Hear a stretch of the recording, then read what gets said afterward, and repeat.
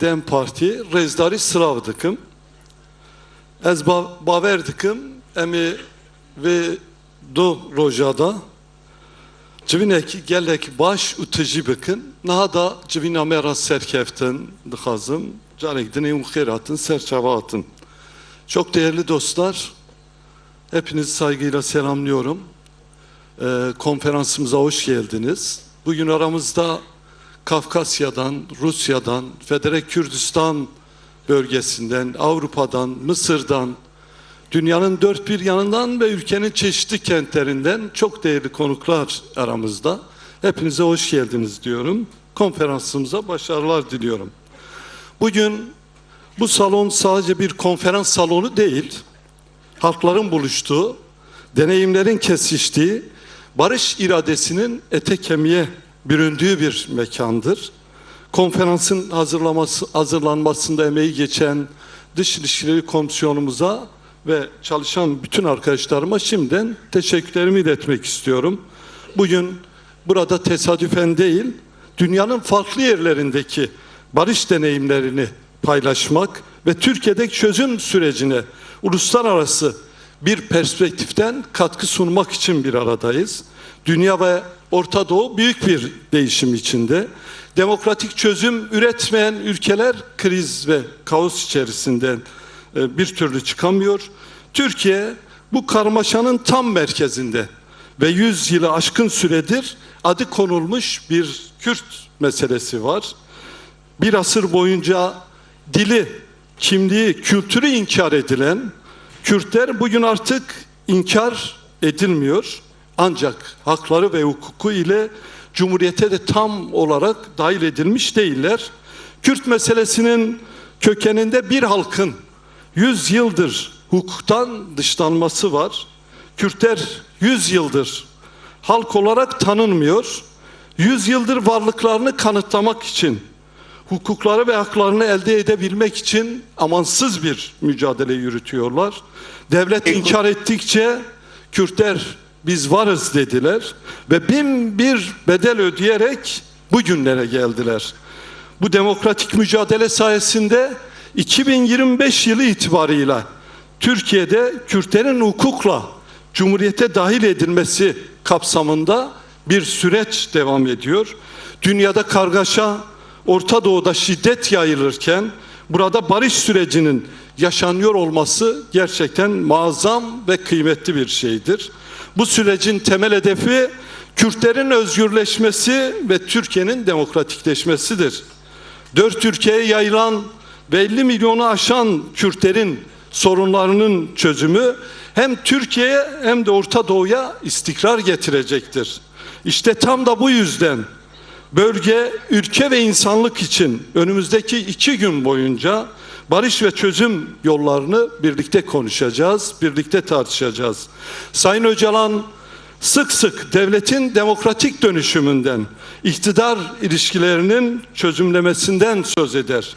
İkili ilişkilerden başlayarak iktidar zayıflamadıkça hakiki demokrasinin mümkün olmadığını belirtir. Kapitalist modernitenin kuşattığı bu dönemde tabandan örgütlenme, yerel demokrasinin güçlendirilmesi hayati önemdedir. Sinn Féin, Bask, Katalan ve Güney Afrikalı dostlarımızın deneyimleri, çözümsüz görünen sorunların siyasi irade ve toplumsal kararlılıkla nasıl çözüldüğünün en iyi örnekleridir. Tarih bilir ki dün terörist denilenler bugün Nobel'li barış mimarlarına dönüşebilmektedir. Çatışma bugüne kadar gerçeği kararttı. Öcalan'ın gerçekliği de hep karartıldı. Oysa 1993'ten beri barışı ve bunun muhatabını arıyor Sayın Öcalan. Bugün en karşıtları bile onun kurucu bir muhatap olduğunu kabul ettiler. Sayın Abdullah Öcalan'ın demokratik çözüm paradigması Türkiye'nin 2. yüzyılı için köklü bir değişim projesidir. Tıpkı denize ulaşan bir nehrin ana kolu gibi bu sürecin merkezindedir Sayın Öcalan. Öcalan hem düşünür hem eylem insanıdır. Sadece bir tarafın temsilcisi değil, çatışmanın mantığını aşan, düşmanlığı dostluğa, intikamı adalet arayışına çeviren bir aktördür. Çeyrek asırdır tecritte rağmen fikir üretmeye, savaşın dilini barışın diline çevirmeye devam ediyor. Ve bugün açılan barış kapısının en önemli anahtarlarından birisi Sayın Öcalan'ın elindedir. Öcalan'ın çözüm arayışı 3 ayak üzerinde yükseliyor. Demokratik toplum, barış ve demokratik entegrasyon. Barış yalnızca silahların susması değil, hakkın ve hukukun yeniden düzenlendiği, tüm hakların anayasal güvenceye kavuştuğu şiddetsiz ve demokratik bir Türkiye'dir. Bu anlamda özenle belirtmek isterim ki devlet yetkilileri ve meclis komisyonunun Sayın Öcalan'la görüşmesi siyasetin üzerindeki korkuyu ve kamburu azalttı. Diyalog kapısı açılınca gökyüzünün çökmediği, umudun güçlendiğini hep birlikte gördük. Halkın, siyasetçilerin, yazar ve akademisyenlerin de meclis komisyonu gibi Sayın Öcalan'la doğrudan görüşmesi gerekir. Çünkü o sürecin mimarıdır. Onsuz kalıcı bir barışın en önemli temeli eksik kalır. Değerli dostlar, sözlerime son verirken çözüm modelimizi de kısaca paylaşarak sözlerimi bitirmek istiyorum. Orta Doğu'da ulus devlet krizi derinleşiyor. Türkiye tercih edeceği demokratik dönüşümle bu krizi aşabilir. Bizce yeni siyasal model demokratik ulus ve onun biçimi olan demokratik cumhuriyettir.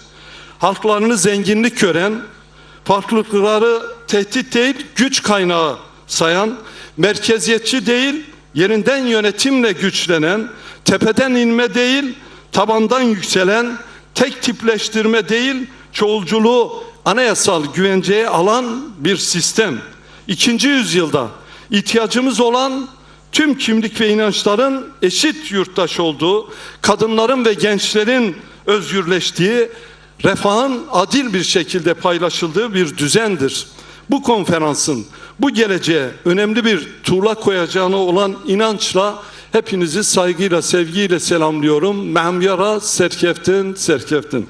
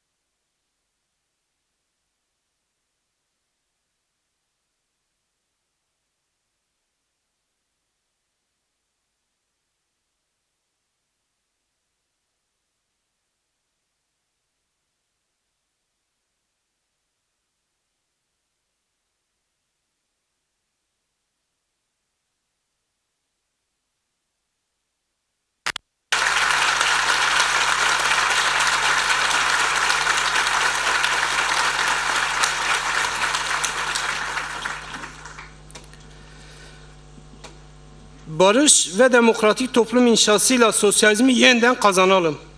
Saygıdeğer düşünürler, değerli yoldaşlar, kıymetli delegeler ve sosyalizmin hala mümkün olacağına inanan tüm insanlar. İmralı Adası'nda 25 yılını tamamlayan tecrit koşulları altında Türkiye'de Kürt sorunu üzerinden bir barış ve demokratik toplum arayışıyla devletle yeniden görüşmelerin başladığı bir süreçte sizlere sesleniyorum. Sizlerle bugün burada sosyalizmin yeniden inşası yolunda Uluslararası Barış ve Demokratik Toplum Konferansı'nda konuşmak kıymetli ve anlamlıdır. Kürtler olarak 52 yıllık PKK mücadelesiyle varlık ve onur savaşını tamamladık ve artık demokratik cumhuriyetin ve demokratik toplumun yeniden inşa edileceği bir döneme girdik. PKK, Kürt halkının ulusal varlığını güvenceye kavuşturarak tarihsel misyonunu doldurmuş, aynı zamanda ulus devlet sosyalizminin tıkanıklığını da açığa çıkarmıştır. 20. yüzyıl sosyalizmi negatif devrim hamlesi olarak ortaya çıktı ama yerine yenisini koyamadı. 90'lara gelindiğinde çoğu kesimin sosyalizmden kaçtığı bir dönemde sosyalizmde ısrar, insan olmakta ısrardır diyerek tüm yaşamımı bu umudu yeniden kurmaya adadım. Büyük bedellere rağmen yürütülen mücadele bugün teorik ve pratik eleştirilerle yoğrulmuş bir mirasa dönüşmüştür. Bu mirası doğru sahiplenmek, sosyalizmi bir anı olmaktan çıkarıp halkın nabzında canlı bir toplumsal güç haline getirmeyi gerektirir. Tarihteki sosyalist gelenek hem barış hem de demokratik toplumu inşa etmeye dönük bir miras olarak ele alınmalıdır. Ve bunun yolu da internasyonal görevleri teorik ve pratikte yerine getirmekten geçer. Ütopik sosyalistler ve Marksistler 19. yüzyıldan beri kapitalist hegemonik sistemi kapsamlı biçimde eleştirmiş olsalar da sonuç alıcı bir çizgi geliştiremediler. Bugünkü kapitalizm ise artık bir kriz değil, insan türünü tehdit eden bir hastalık düzeyine ulaşmıştır. Ulus devlet formundaki şiddet tekeli bu çöküşte belirleyicidir. Kapitalizm sadece ekonomik gerekçelerle açıklanamayacağı gibi sosyalist akımların başarısızlığını da yalnızca kapitalist baskıyla izah edemeyiz. Gerilemede tarihsel ve güncel hatalar da belirleyicidir. Marksizme dönük eleştirilerim doğru anlaşılmalıdır. Marx'ı suçlamıyorum. Onun döneminde tarih bugünkü gibi aydınlatılmış değildi. Ekolojik krizi yoktu ve kapitalizm yükseliş dönemindeydi. Ve tüm bunlara rağmen Marx kendi görüşlerini sürekli sorgulayabilen, özgüveni yüksek bir ideologtur. Kadın özgürlüğünü görüyor ama bunu yüzeysel okuduğu ve derinliğine kavrayamadığı için ekonomik sömürü aşılırsa bunun da kendiliğinden aşılacağına inanıyordu. Toplumsal tarihi sadece sınıfla izah etmeye çalışmasının devlet ve ulus devleti yeterince çözememesinin bedeli ağır sonuçlar doğurmuştur. Tüm bu eleştirileri yaparken Marx'ın emeğine büyük saygı duyduğumu, niyetinden kuşku duymadığımı ve Marksizmi Marx'tan ayrı gördüğümü de eklemek isterim. Biz bazı temel konularda Marksizm ve reel sosyalizm eleştirisi yaparken bir sosyalist olarak hissettiğimiz şey öz eleştiridir. Sistem karşıtı güçlerin tarihsel materyalizmi insan toplumunun gerçekliğine uygun biçimde yeniden ele alması gerekir. Kapitalizmin 16. yüzyılda gökten inmediğini, köklerinin aşağı Mezopotamya'daki 10-12 bin yıllık uygarlık evrimine uzandığını bilmek önemlidir. Göbekli Tepe ve Karahan Tepe gibi merkezler bu tarihsel başlangıcı aydınlatmaktadır. Bu nedenle mevcut uygarlık sistemini kastik toplumsal katil sistemi olarak tanımlamayı daha doğru buluyorum. Arkeolojik ve antropolojik bulgular erkek avcı kaslarının geliştirdikleri öldürme teknikleriyle kadın merkezli klan topluluklarını bastırıp köleleştirdiğini göstermektedir. Bu insanlık tarihindeki en köklü yarılmadır. Aynı zamanda uygarlığın tüm sonraki gelişimini belirleyen büyük bir karşı devrimdir. Geçmiş tarihsel perspektiften yola çıkarak kapitalizmi çözümlemek hayli ufuk açıcı olacaktır. Bu sistemin sadece toplum içi çelişkileri körüklemekle kalmadığı, gezegeni tümden yok edecek kimyasal nükleer silah sistemleri geliştirerek, iklimi kirleterek, yeraltı yerüstü zenginliklerini talan etmek için doğayı da tümden tahrip ederek insan türünün sonunu getirmektedir. Bu gerçekliğe bağlı kalarak yeni bir kapitalist çözümlemeyi insanlığa sunmak enternasyonalin de temel görevleri arasında olmaktadır. Sınıftan önce bir öz savunma oluşumu olarak komün perspektifiyle ezilenlerin tarihine bakmak gerekiyor. Bunun için ilkel kabileleri komün başlangıcı olarak görüp günümüzdeki proletarya denilen sınıfa veya tüm ezilenlere kadar uzanan bir tarih perspektifine ihtiyaç var. Buna dayanarak diyoruz ki tarih sınıf mücadelesinden ibaret değil. Bunu da içermekle birlikte aşağı yukarı 30 bin yıl öncesine dayanan komünal gelişmeyle anti-komünal gelişme arasındaki bir ilişki ve çatışma süreci olarak tarihi okumak daha doğrudur. Konferansımızın sunduğum teorik çözümlemeye dayanarak yeni bir siyasi yaklaşım ve örgütlenme anlayışına katkı sunacak önemli tartışmalar yürüteceğine inanıyorum. Bu süreçte temel yöntem diyalektik materyalizmdir. Ancak klasik diyalektiğin bazı aşırılıklarının da aşılması gerekir. Çelişkileri birbirini yok eden uçlar şeklinde değil, birbirini besleyen toplumsal olgular olarak görmek zorundayız. Çünkü komün olmadan devlet, burjuvazi olmadan proletarya olmaz. Dolayısıyla çelişkiyi yok edici bir mantıkla değil, dönüştürücü bir tarihsel perspektifle ele almak gerekir. Bilimsel gelişmeler de göstermektedir ki diyalektik yöntem mutlaklaştırılmadığı sürece toplumsal çözümlemelerde hala etkili bir araçtır. Bu çerçevede komün devlet ve sınıf devlet diyalektiğinin güncellenmesi zorunludur. 20. yüzyıl reel sosyalizmin başarısızlığı da bu tarihsel diyalektiğin doğru okunamamasından kaynaklanmıştır. Devletçi sosyalizm devleti ele geçirirken sonunda devlete yenilmiştir. Ulusların kaderini tayin hakkını ulus devlete bağlayarak da burjuva politikalarının sınırlarına sıkışmıştır. Proleter ulus devlet kavramı da devletçi zihniyetin yeniden üretiminden başka bir sonuç yaratmamıştır. Bu hakikati doğru okuyarak şunu ifade ettim. Ulus devlet sosyalizmi başarısızlığa, demokratik toplum sosyalizmi ise zafere götürür. Bugün demokratik toplum sosyalizmi temelinde demokratik kurtuluşa yürüme zamanıdır. Bu yolda devlet yerine demokratik cumhuriyet, demokratik ulus perspektifiyle kadın özgürlükçü, ekolojik, demokratik toplum paradigmasıyla yeniden inşayı başaracağımıza inanarak yol almaktayım. Bu bilinç hareketimizi ideolojik ve politik yenilenmeye, örgütsel dinamizme ve haklaşmaya kavuşturarak 10. yüzyılın ihtiyaçlarına yanıt verebilecek sosyalist bir programa ulaştırmıştır. Demokratik sosyalizmin devletle ilişkisi de çözüm ve barış sürecinde yeniden şekillenmektedir. Devletle ilişkimi bir demokratikleşme ilişkisi olarak tanımlıyorum. Demokratik cumhuriyet anlayışı devletin toplum üstünde tanrısal bir güç değil, toplumla yaptığı demokratik sözleşme çerçevesinde işleyen bir yapı olmasını gerektirir.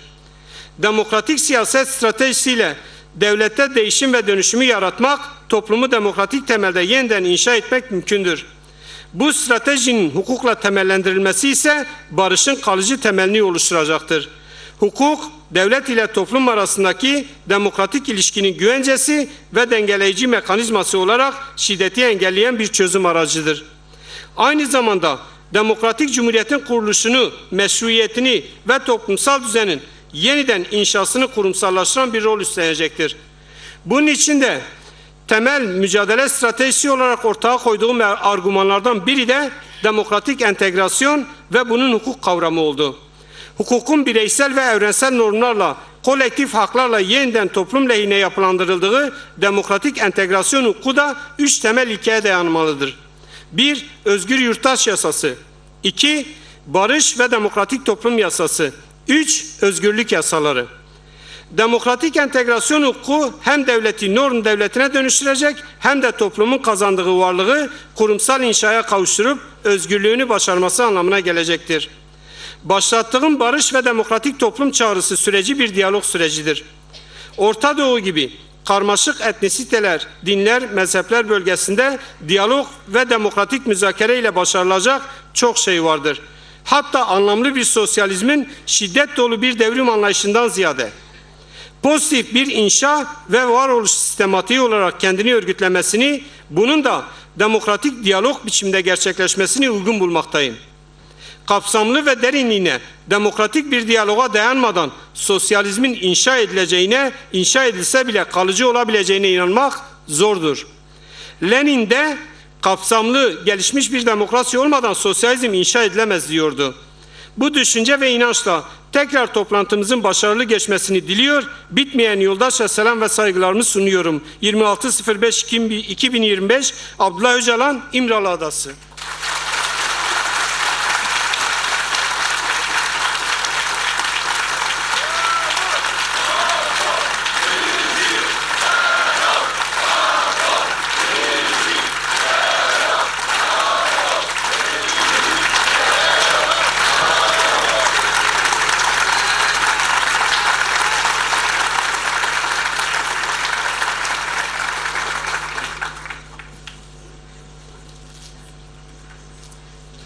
Sevgili arkadaşlar, şimdi de herkesin aslında günlerdir konuştuğu ve heyecanla beklediği konuğumuzu sizlerle buluşturmanın zamanı. Sevgili İlham Ahmet'e Zoom üzerinden bağlanması için konuş sözü ona bırakıyorum.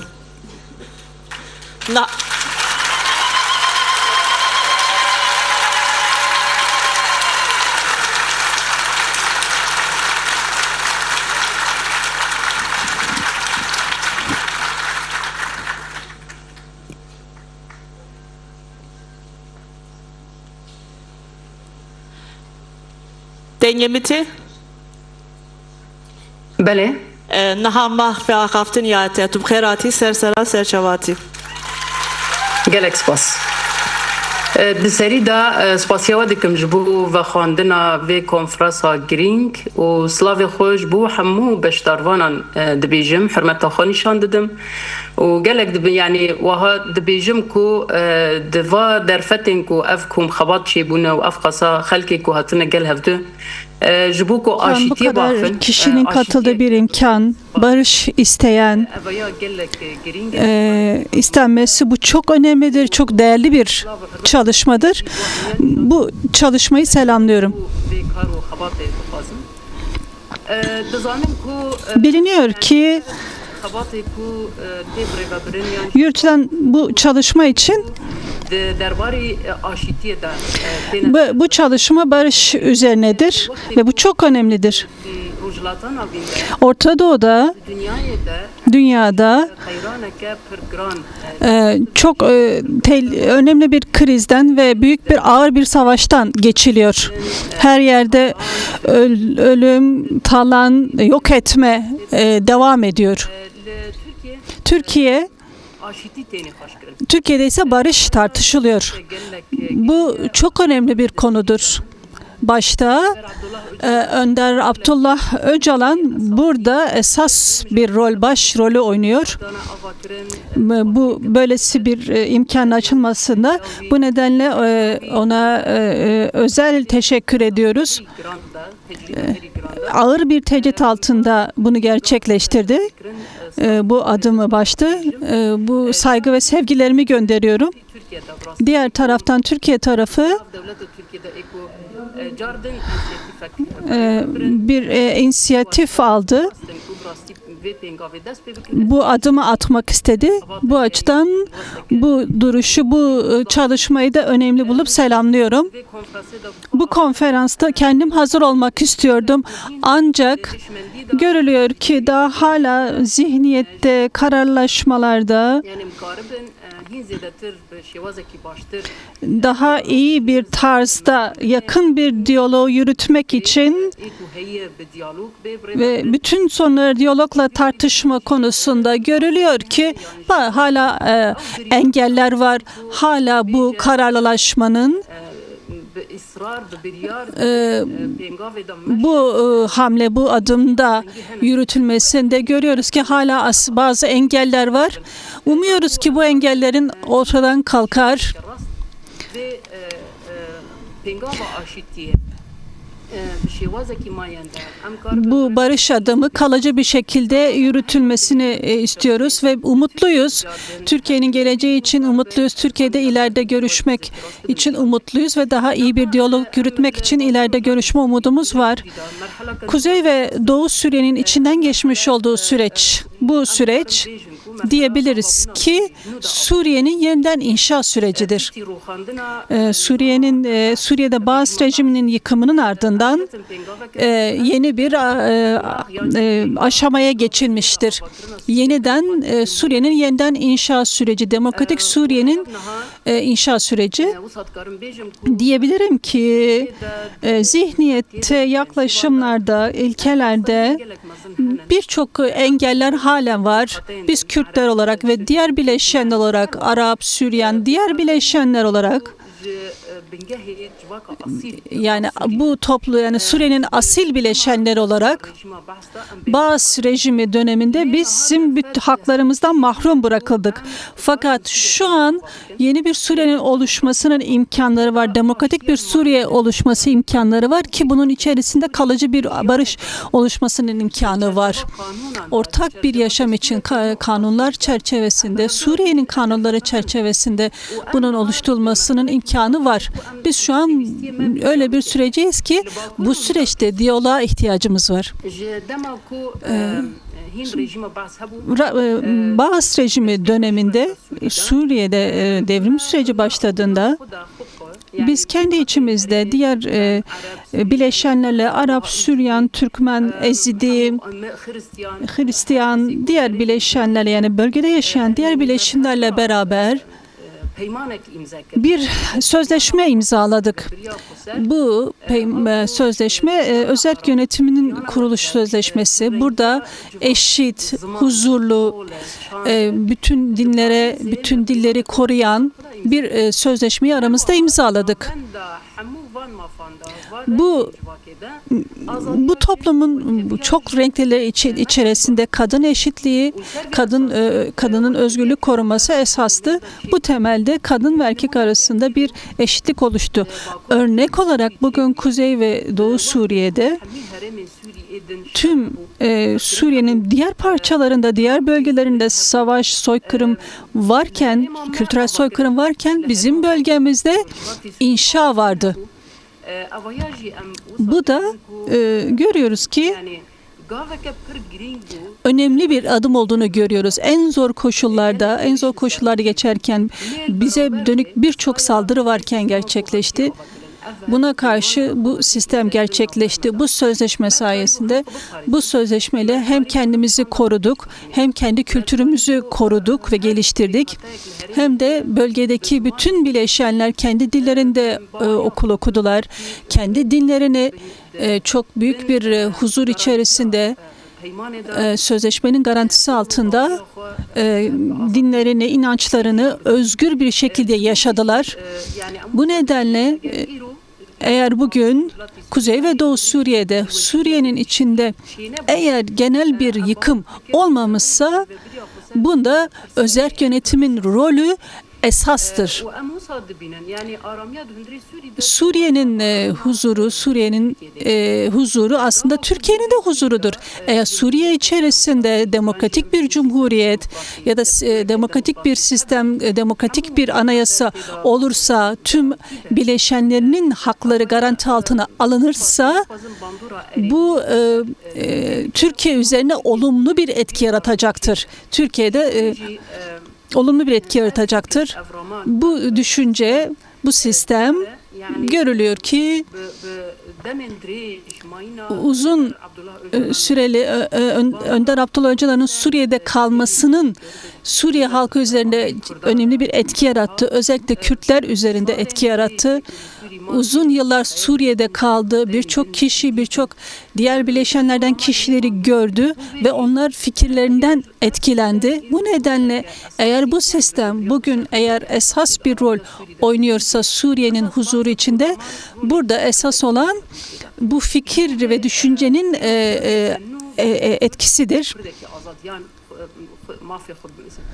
Eğer Suriye'de Kürtler olmadan, diğer bileşenler olmadan Suriye'de demokratik bir cumhuriyet olması, demokratik olması mümkün değildir. Bu nedenle bu tartışmayı çok önemli görüyorum. Biz görüyoruz ki daha fazla inanç, iradeyle bu tartışmaların yürütülmesi gerekiyor. Türkiye'de başlayan bu hamle direkt olarak bizi de etkilemiştir. Savaş durdu. Türkiye ile bir diyalog süreci, Suriye Kürtler olarak Bakur ve Doğu Suriye'de yaşayan Kürtler olarak bir diyalog içerisinde olmak istiyoruz. Hangi sorun varsa diyalog yoluyla çözümlenmesini istiyoruz. Aramızdaki sınırların açılmasını istiyoruz, tartışmak istiyoruz. Bunlar çok önemli adımlardır. Bu Türkiye'deki barış adımlarının Suriye üzerindeki Kuzey ve Doğu Suriye'deki olumlu etkisidir ve direkt etkilemiştir. Bu nedenle çok uyanık şekilde sorumluluk ruhuyla yaklaşıyoruz ve Suriye'de ve Türkiye'de Kürt sorununun çözümlenmesi, demokratikleşmenin amacına ulaşmasını istiyoruz. Çok büyük fedakarlıklar yapıldı. Uzun yıllardır kan döküldü. Kürt anneleri, Türk anneleri ağladılar. Görüyoruz ki artık artık hala savaş istiyoruz. bu seslerin azalması gerekiyor. Türkiye kamuoyu bu rolü oynayabilir. Türkiye hükümeti, Türkiye basını bu rolü oynayabilir. Bu rol oynayarak barış için daha fazla destek verilerek tansiyon düşürülmesi sağlanabilir. Biz biliyoruz ki Türkiye'deki bu durum Suriye'yi de etkiliyor. Türkiye hükümetinin diyalog ve Suriye hükümetiyle bir ilişkisi var. Bizimle de açık bir kanalları var. Görüyoruz ki bu konuda dikkatli bir yaklaşım var.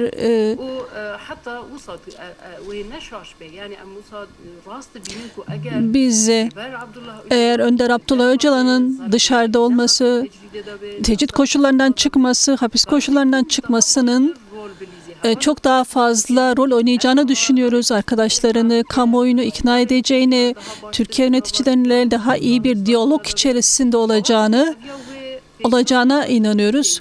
İnanıyoruz ki bu barış süreci, çözüm sürecinin daha hızlı bir şekilde olacağını, bu şekilde daha iyi olacağını düşünüyoruz. Bu nedenle tutukluluk koşullarında, baskı altında adım atmanın çok objektif olacağını düşünmüyoruz.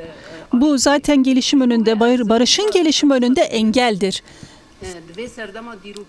Bu tarihi süreçte bölge yeniden düzenlenirken, Orta Doğu yeniden düzenlenirken Türkiye'nin, Suriye'nin bu dizaynda çok önemli bir rolü var.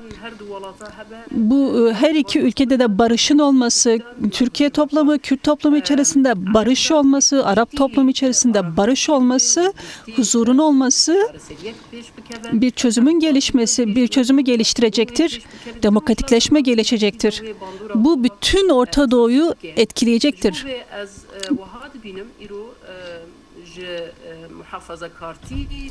Muhafazakar ve tutucu yaklaşımlardan çok açılım yapmak gerekiyor.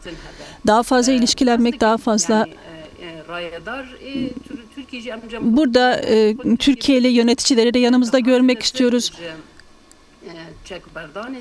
Silah bırakmadan çok barışı tartışmak istiyoruz. Biz ülkelerin parçalanmasından yana değiliz. Ne Suriye ne de başka bir ülkenin parçalanmasından yana değiliz. Bu tür parçalanmalar yeni savaşların önünü açıyorlar. Bu yüzden de biz barışın taraftarıyız. Bizim için ortak yaşam esastır. Komünal yaşam, toplumun tüm bileşenlerin, Kürt, Arap, Türkmen, tüm bileşenlerin birlikte ortak yaşamına inanıyoruz. Buna yürekten inanıyoruz. Biz bu konuda ısrarlıyız ve bunu geliştireceğiz. Bu temelde tüm barış sevdalılarının, barış isteklilerinin bu adımın gelişmesi için çok daha fazla barış için sesini yükseltmesi, Türkiye olsun ya da Türkiye dışında olsun, diğer ülkelerde olsun, diğer devletlerde, kurumlarda herkesin bugün eğer barıştan bahsediliyorsa bu konuda barışın sahiplenilmesi gerekiyor. Bu nedenle Amerikan Başkanı'na da şunu söylemek istiyorum. Eğer her sözünde barıştan bahsediyorsa Suriye için, Türkiye için kalıcı bir barış ancak bu temelde üzerine durularak olur. Suriye'de yeni bir anayasanın yazılmasıyla olur. Bu konuda kalıcı bir barış konusunda seslerin yükselmesi, dayanışmalarının, desteklerinin demokratik bir Suriye'nin için yükseltmesi gerektiğini düşünüyoruz. Bu süreç herkesin kendi sorumluluğunu üzerine alıp bu tarihi süreçte rolünü oynaması gerekiyor ki bir daha anneler anlamasın, kan dökülmesin. Tekrar bu fırsat elden kaçmasın. Bu nedenle bu bütün dayanışmamız, katılımımız bu barış atılımına daha yüksek katılımla, daha sorumlu katılımla olmalıdır. Bu temelde bütün katılımcıları, emeklerini, tüm hazırlık yapanların emeklerini selamlıyorum. Bu temelde tüm konferansa başarılar diliyorum.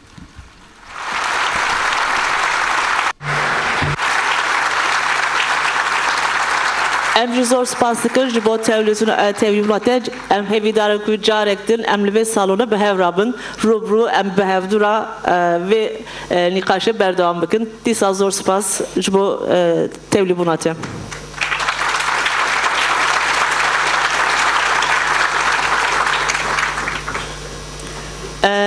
Değerli arkadaşlar, ya biraz zaman iki önemli konuşmamız daha olacak ve ondan sonra bir ara verip panellerle devam edeceğiz. Ez nihaji ji bo axaftina Amina Zikri li peyama Mesut Barzani ve bêxwendin ez davetê li ser dikê dikim.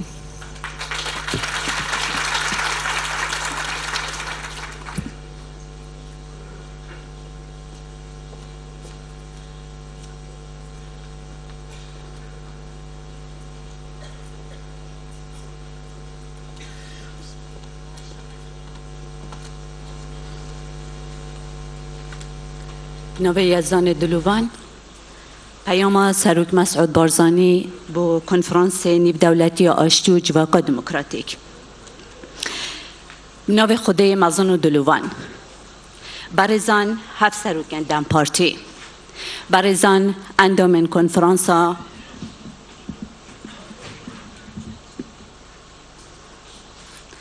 برزان اندامن کنفرانس نیب دولتی آشتی و جواقع دموکراتیک آماده بوین برز روزا بخیر صلاة گرم هوا همیا بیدن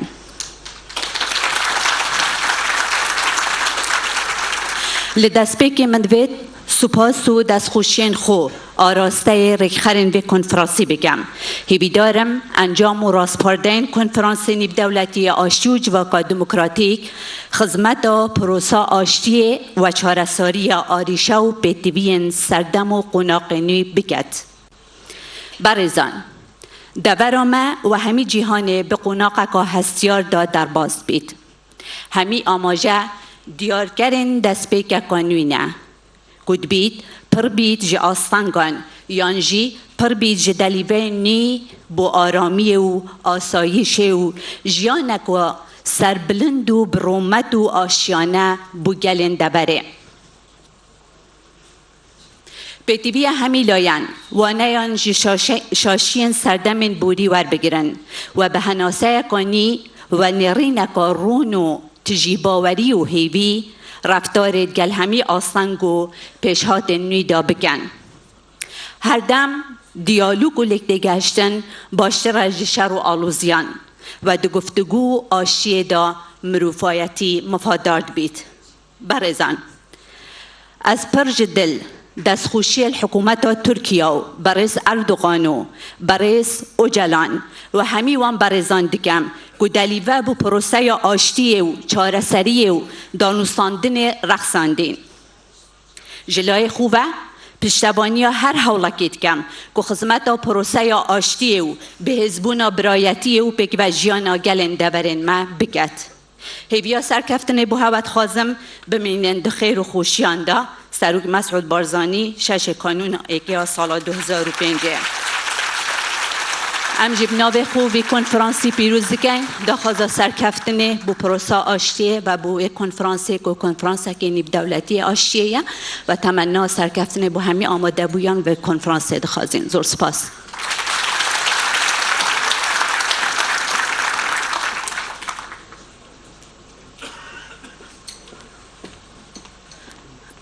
ام هاجی مافیا خفتن دیدن بیوانی که میدین جبو پیاما بافل طلبانی و کوبا طلبانی به بخوندن دارا خیلانی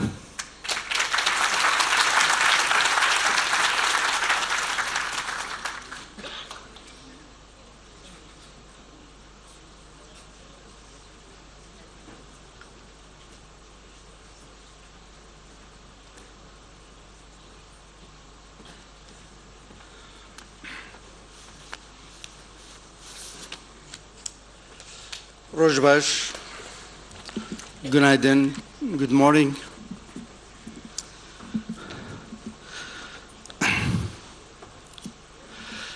My sincere thanks to the organizers of this forum and at this timely and important conference on the impact of peace and democratic development in our societies.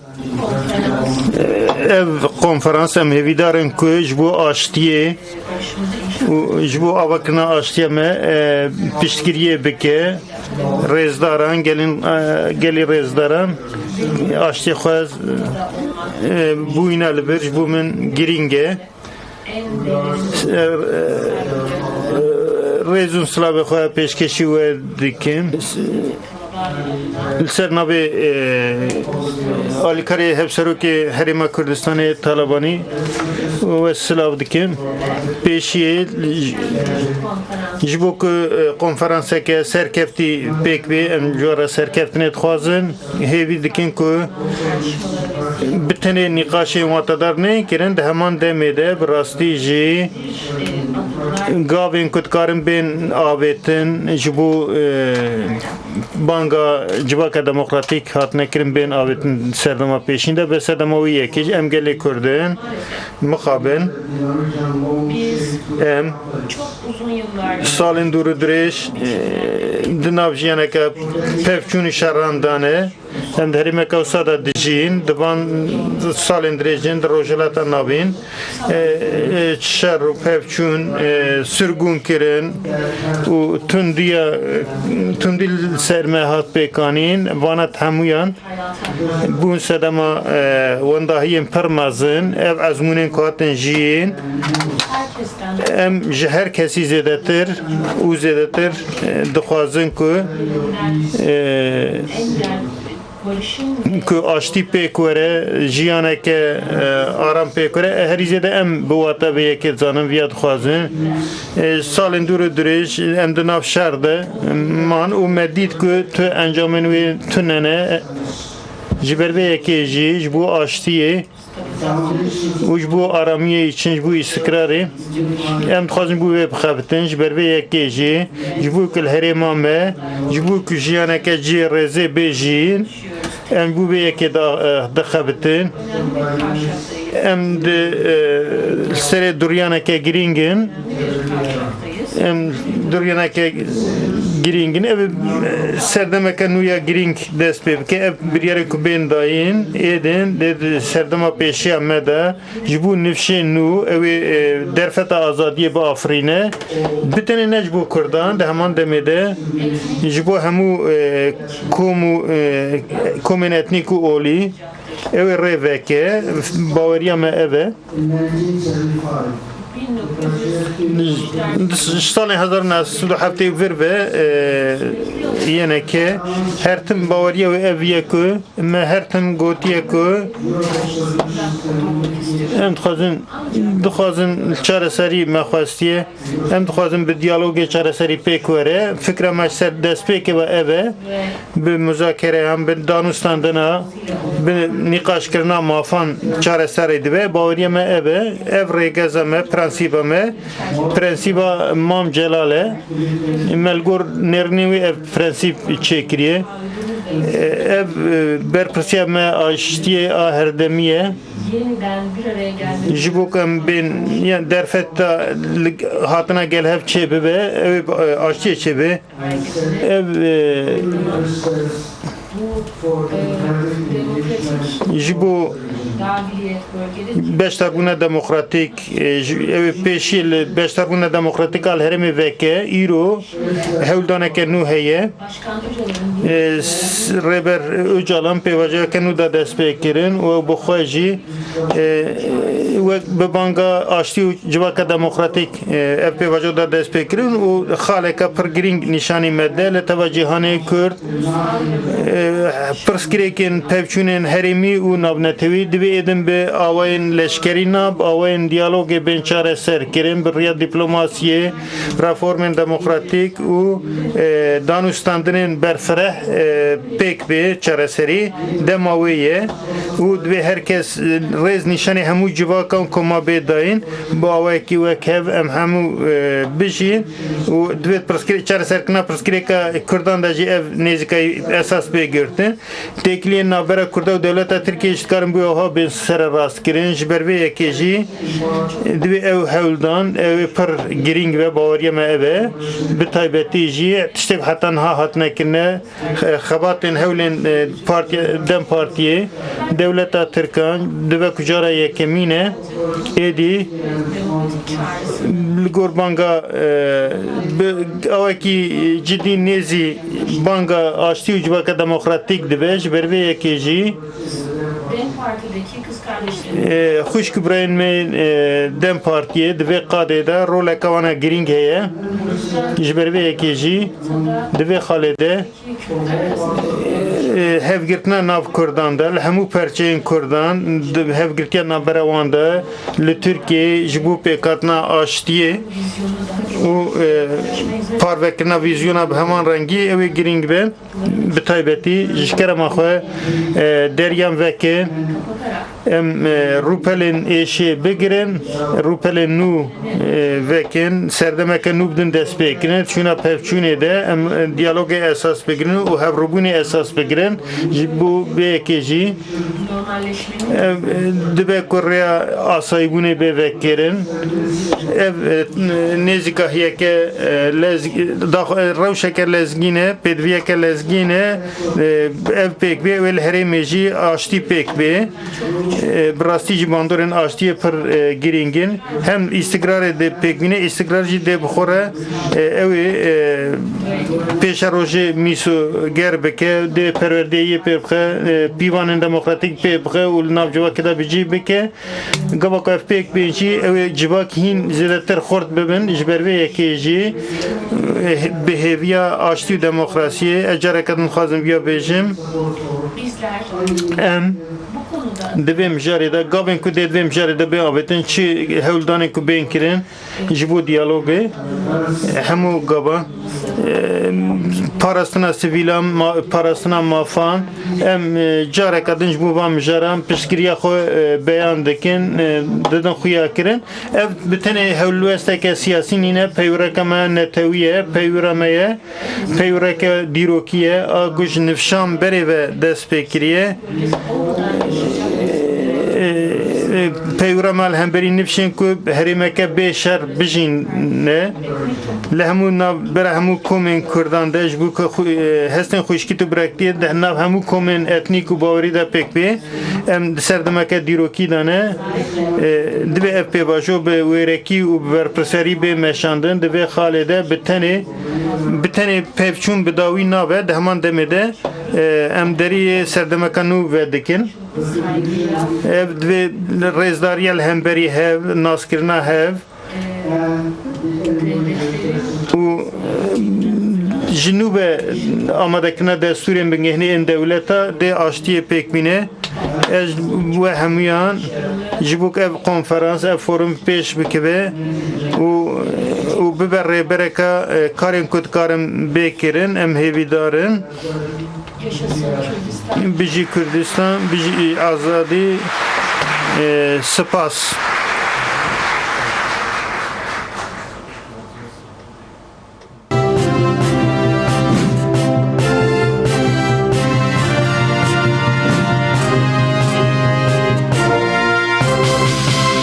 Misli yer tuttu. Sesini ve görüşlerini de duyduk. Onu engelleyemediniz. Hem de kendi bulmuş olduğunuz teknoloji sayesinde oldu bu. Zoom'la. Aynı durum biraz önce yaşadık.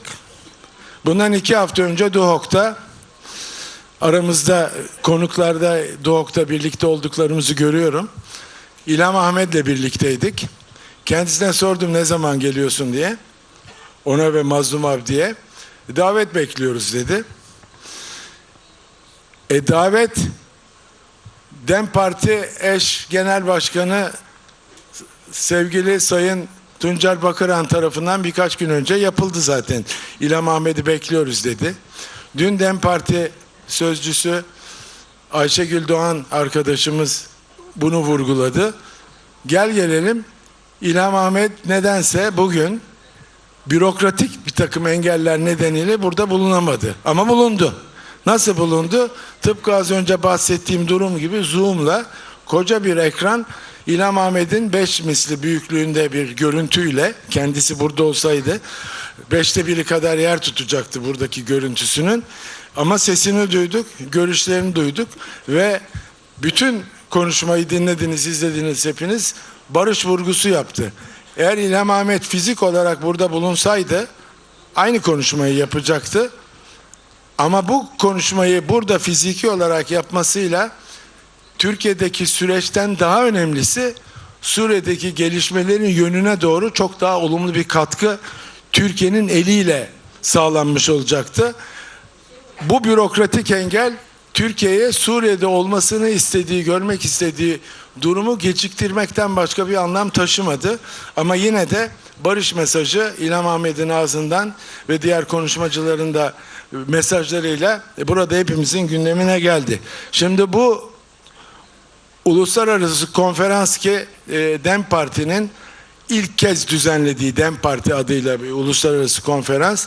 Başta bu konferansa büyük emek harcamış olan eş genel başkan yardımcısı Ebru Günay ve emeği geçen bütün arkadaşlara teşekkürü bir vefa borcu olarak biliyorum ve buradan söylemiş olayım.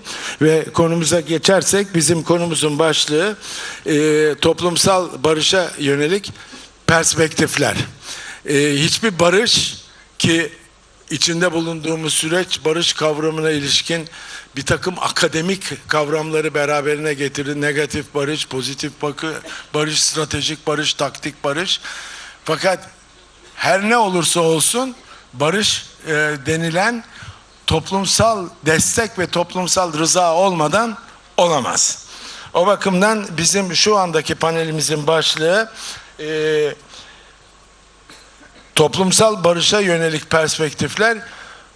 Abdullah Öcalan'ın 27 Şubat çağrısının başlığı olan barış ve demokratik toplum çağrısının içini doldurma girişimleri bakımından da özel bir değer taşıyor.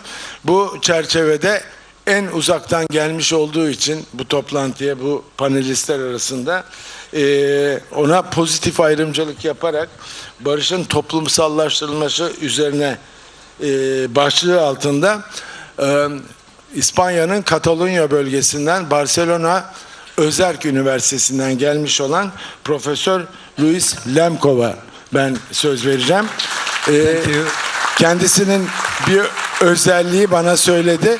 Oturarak konuşamazmış. Onun için hareketli konuşacak herhalde ayakta. Evet. Onun için kendisini sahneye davet ediyorum. Buyurun. Thank you. Thank you. Thank you very much. Bon dia, salutations desde Catalunya. Good morning or good afternoon. من جي كاتالونيا وجي برشلونة جبو من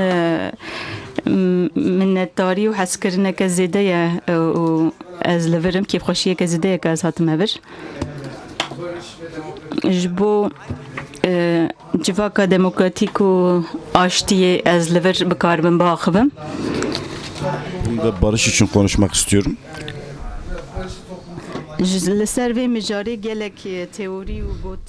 Bu konu üzerine çok fazla teori ve söz var.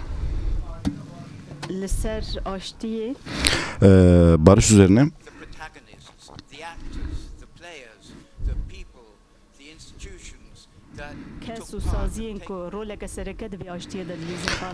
Ben bu barış sürecinde başlıca aktör olanlar üzerinde aslında konuşmak istiyorum. Ben bunu söylediğim zaman da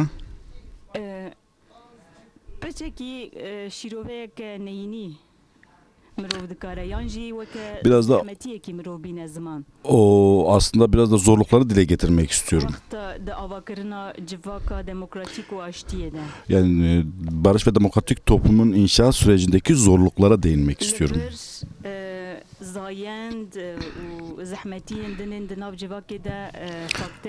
Burada tabii toplum içerisindeki sorunlar da önemli bir faktör.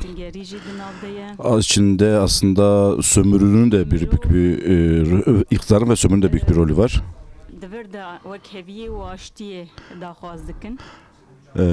İnsanlar burada barış ve bu ortamda barış ve demokrasi aslında talep ediyorlar.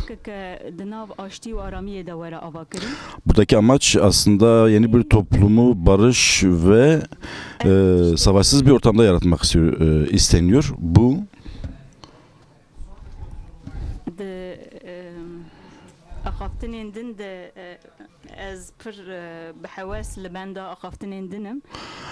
Ben de aslında büyük bir hevesle bir sonraki konuşmaları bekliyorum. Özellikle kendi ülkelerindeki barış durumunu anlatmalarını bekliyorum. Özellikle İrlanda'da, Bask ülkesinde diğer süreçleri de dinlemek istiyorum.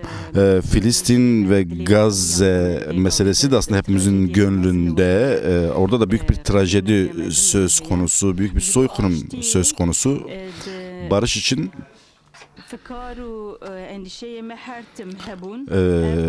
barış için sürekli endişelerimiz vardır. Aslında bu yüzyıllarca devam eden bir süreçtir. Aslında 2500 yıl öncesine dönmek istiyorum. O dönemi biraz açmak istiyorum. Barış nereden geliyor aslında? Bu söylemin kökenine biraz bakmak gerekiyor. Bir tiyatro oyundan bahsetmek istiyorum. Aristoteles tarafından yazılan bir oyundan bahsediyorum.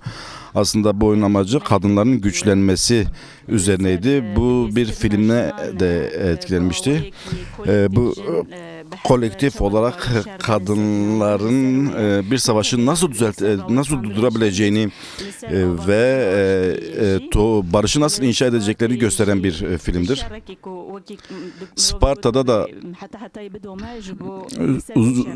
Sparta'da süren uzun bir savaş üzerine yapılan savaşlar için yapılmış bir tiyatroydu. Bu tiyatronun tekstinde kadınların rolünü, kadınların nerede durması gerektiğini üzerinde duran bir oyundu. Tabii burada özellikle erkeklerin ikiyüzlülüğü burada deşifre ediliyor. Tabii kadın olmadan aslında İslam barış üzerine düşünemez. Kadının varlığı aslında çok önemli bir husustur barış inşa süreçlerinde.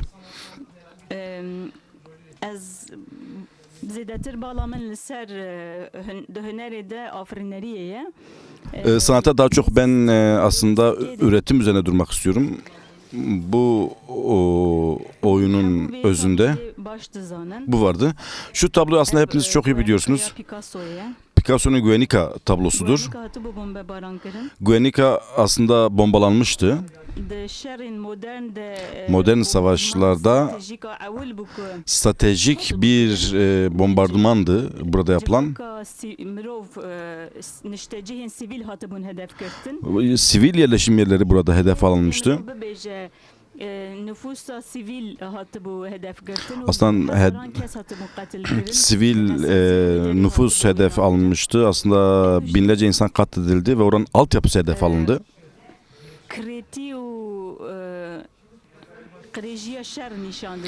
Bu tabloda işte bu savaşın kirini aslında bu savaşın kirli yüzünü gösteriyor. Şu anda Picasso'nun başka bir tablosunu ekrana getiriyorum. Bu da barış çağrısıdır. İnsanlar bir çember içerisinde el ele tutuşup ve barış şarkısı söylüyorlar. Bu aslında yüzlerce yıldır barış için bir sembol olarak aslında kullanılıyor. Barış aktivistleri, sanatçıları, barış için mücadele eden herkes buradaki bu dansı Katalan dansıdır aslında aynı zamanda diktatörlüğe karşı diktatörlüğe karşı muhaliflerin dayanışmasını gösteren bir tablodur. Ben de bir akademisyenim ve barış üzerine araştırmalar yapıyorum.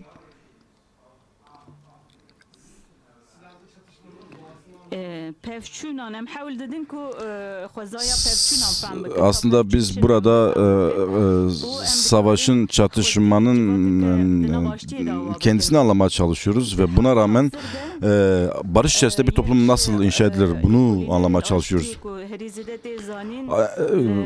Hali hazırda barış üzerine araştırma yapılabilen en önemli enstitü Stockholm Enstitüsü'dür. Ben Barcelona Özerk Üniversitesi'ndeki 25.000 öğrencisi var. aslında temel araştırmaları yapan önemli bir üniversite. Burada barış kültürü üzerine bir okul açtık. Amacımız da tam olarak, aslında konuşmam da tam olarak bunun üzerinedir. Aslında barış toplumunu inşa etmek için neler yapabiliriz, nasıl yapabiliriz üzerine biz tartışıyoruz. Bunun da araştırmalarımızla, müdahalelerle, perspektiflerle yapmaya çalışıyoruz. Aslında bu derinleştirmek istemiyorum. Barış merkezinde, Barış Üniversitesi'nde neler yaptığımızı az çok siz de biliyorsunuz. İnsanlığın özelliklerini, sanatını, diyalogları dahi kurabilmek için yol ve yöntemleri açığa çıkartmaya çalışıyoruz. Tartışmalarda barış için aslında en önemli aygıtlardan biridir. Bunu geliştirmek istiyoruz. Başka. Biz bunu aslında okullarda, okul müfredatlarında temel ders olarak yapmaya çalışıyoruz. Ve bunu çocuklara öğretmek istiyoruz. Çocukluktan itibaren barış nedir, nasıl inşa edilir onlara öğretmek istiyoruz. STK'larda, bileşenlerde, profesyonel danışmanlardan, profesyonel çalışanlardan bahsediyoruz. Onlar da bu görüşmelere katıldılar. Özellikle Latin Amerika'da barışın inşası ve çatışmaların sona ermesi çalışmalara katıldılar. Tabii bazı pratik çalışmalarımız da var.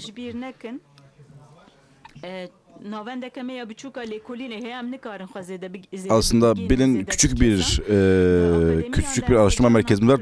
Birçok yere de kendimize ulaşamıyoruz. Akademilerde bazen kendimizi böyle çok yüksek yerlerde görüyoruz. Aslında hep yani kimse şöyle bir makro işler yapamıyoruz. Daha geniş toplumlara ulaşamıyoruz.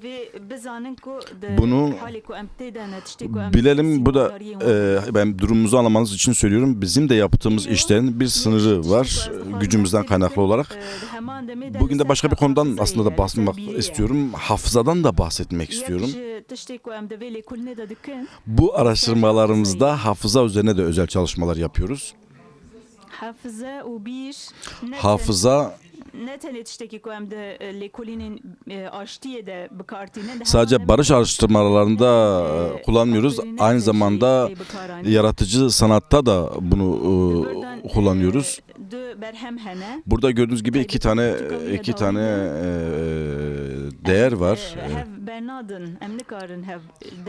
Birbirimizden vazgeçemeyiz kitabı aslında hafıza üzerine yazılmış bir çalışma. Kore'de diktatörlüğe karşı halkın başına neler geldiğini aslında anlatan bir kitap. Doğal olarak barış inşa ederken bunları hafızalarımızda tutmak, bunları unutmamamız gerekiyor. İnsanlar güçlü olabilmeli ki kritik şeylerden bahsedebilmeli, insan haklarından bahsetmeli ve yaşananları açıkça dile getirebilmeli. Bunun için yürekli olmalı. En zor olan konuya gelmek istiyorum. Aslında bu konuda da Yahudilerden bahsetmek istiyorum. Yahudilerin yaşadıklarından bahsetmek. Holocaust'lardaki Yahudilerin yaşadıkları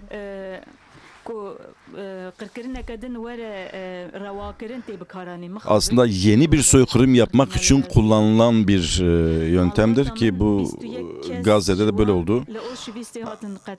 Ailemden 21 kişisi Auschwitz'te, halalarım, dedelerim, nenelerim, amcalarım hepsi Auschwitz'te katledildi. Ama bu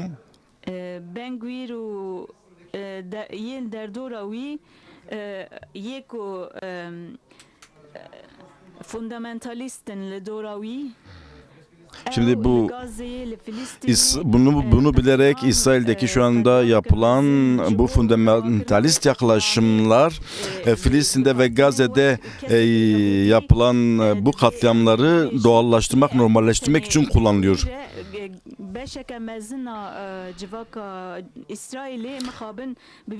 Aslında maalesef şu anda İsrail halkının büyük bir bölümü de bu şekilde düşünüyor.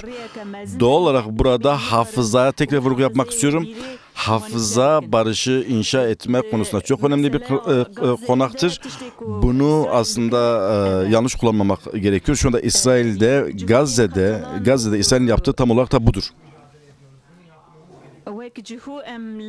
Biz Katalan'daki Yahudiler olarak bu soykırıma karşı mücadele ediyoruz. Sloganımız hiçbir yerde soykırım yapılmamalıdır. Zamanımın kalıp kalmadığını bilmiyorum. Şu anda devam etmek istiyorum.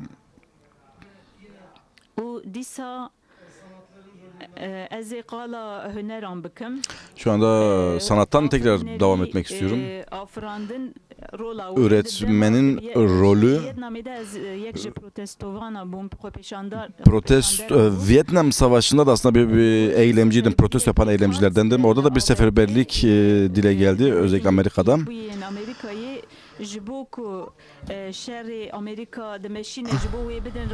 Amerika'da sürdürdüğü bu Vietnam Savaşı'nı durdurmak için seferberlik ilan edilmişti.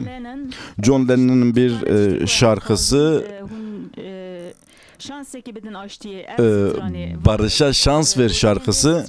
Bu şarkının sözleri çok önemliydi. 1968 yıllarından bahsediyoruz. Bu şarkı kulaklarımızda bir sembol oldu. Barış ve dayanışma hareketleri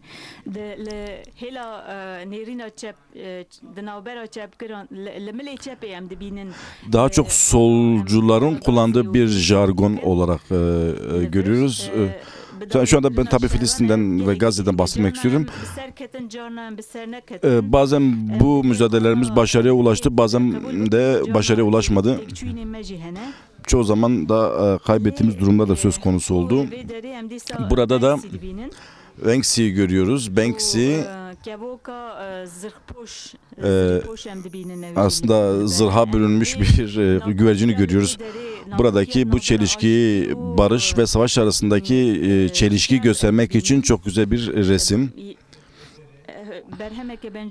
Şimdi Benjamin Britten'in de bir eserini görüyoruz. Savaş üzerine yapılan bir beste. Almanya'da çok önemli bir rol de oynadı tabii bu Almanya'daki mücadele açısından. Coventry'nin katedralinin açılışı İngiltere'deydi. O da Liechtenstein'in bir resmiydi.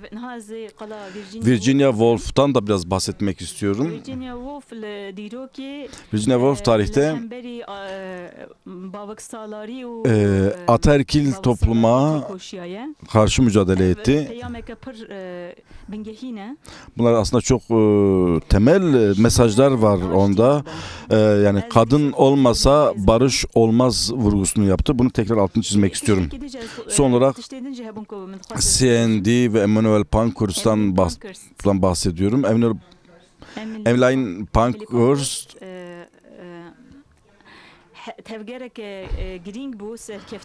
çok önemli bir harekete öncülük etti ve başarıya ulaştı. 100 yıl önce kadın hareketleri yeni tanıma başlanırken Emmeline Pankhurst bunun tanınması için çok önemli mücadeleler etti ve kadınların oy kullanma hakkı üzerine büyük mücadele etti.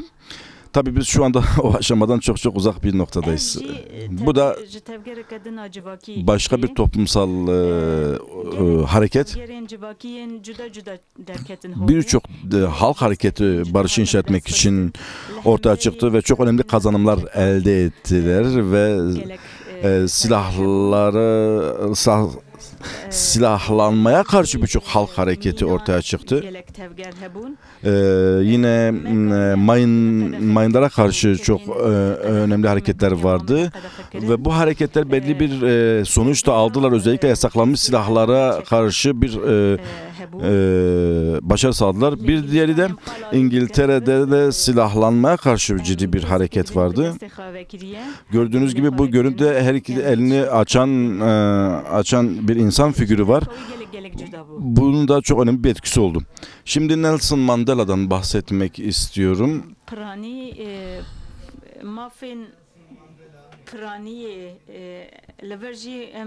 Nelson Mandela dibinin.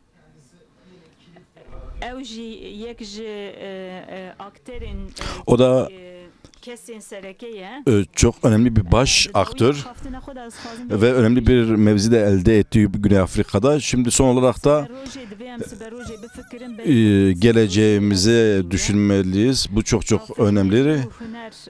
Sanat ve üretim, müzikten, heykelden, resimden, sinemadan, bunlar çok çok önemli alanlar.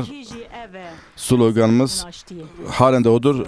Barış'a bir şans verin. Bunda temsilcilerinden en önemli temsilcilerin biri de değerli Abdullah Öcalan'dır. İtiraf edeyim ki bu tür toplantılarda bu kadar renkli ve ilginç bir konuşma pek rastlanır bir cinsten değildi. Dinlerken Profesör Louis Lemkov'un öğrencilerinin çok şanslı olduğunu düşündüm ben.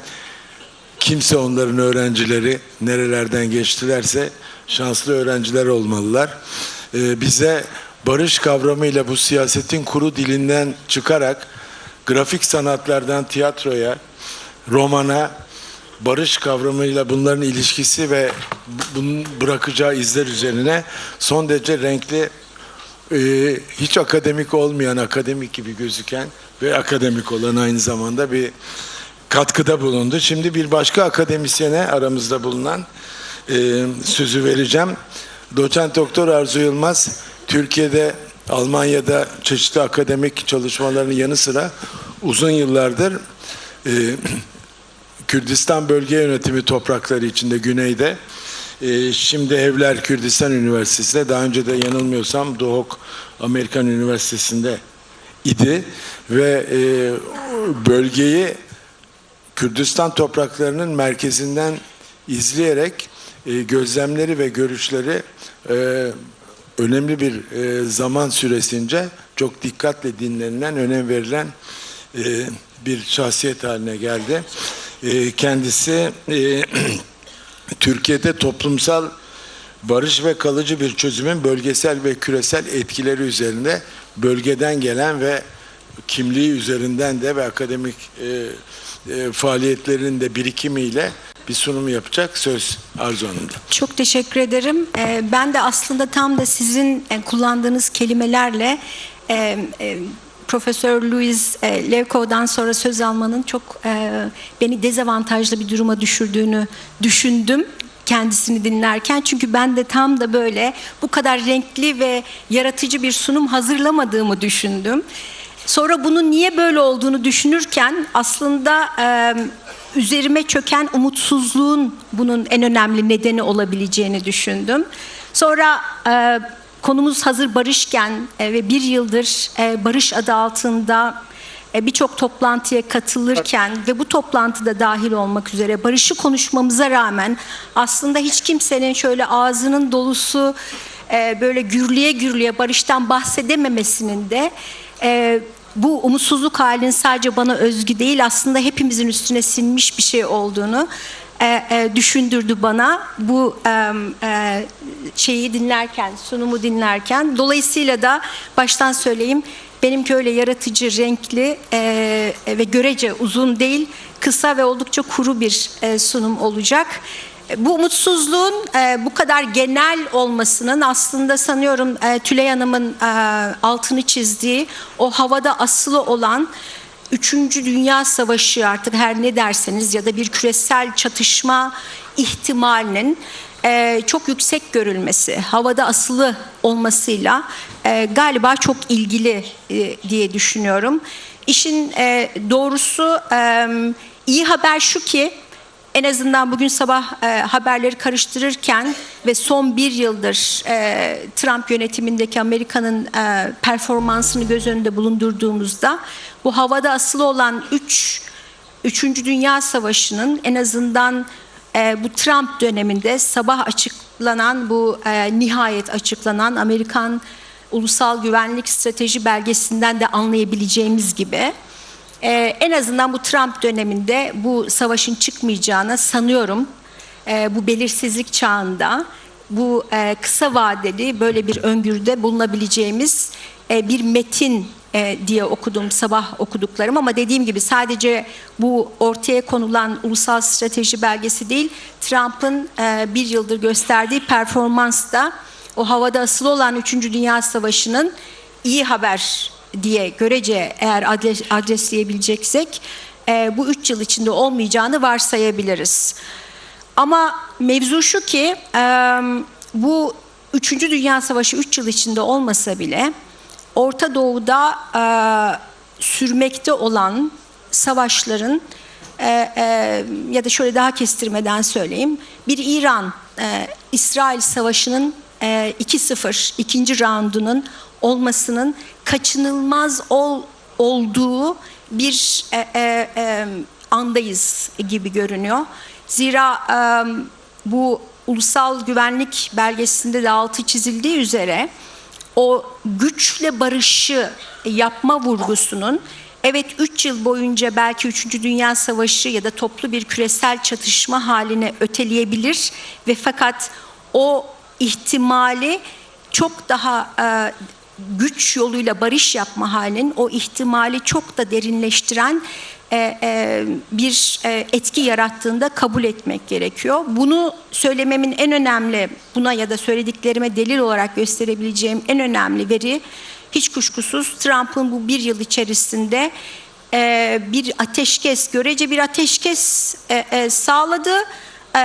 Ama bu barış, adını barış koyduğu ve aslında pratikte ateşkesten öteye gidemeyen, hatta şöyle söyleyeyim, çoğu ateşkesin bile sağlanamadığı barış projelerine baktığımız zaman bu güç yoluyla barışın sınırlarının ne olduğunu görebiliyoruz ve bu bir dondurma halini, çatışmayı bir ölçüde sağlasa bile aslında çatışmanın taraflarını çok daha çatışma ihtimalini ya da çatışma konularını çok daha derinleştiren, tarafların birbirlerine karşı tavırlarını ya da beklentilerini çok daha çatışmacı bir seviyeye çeken bir geçtiğimiz bir yıllık bir süreç bize önümüzdeki dönemde bu barışın, dondurulan barışın bir kez çözüldüğünde çatışmanın çok daha derin olabileceğini gösteriyor.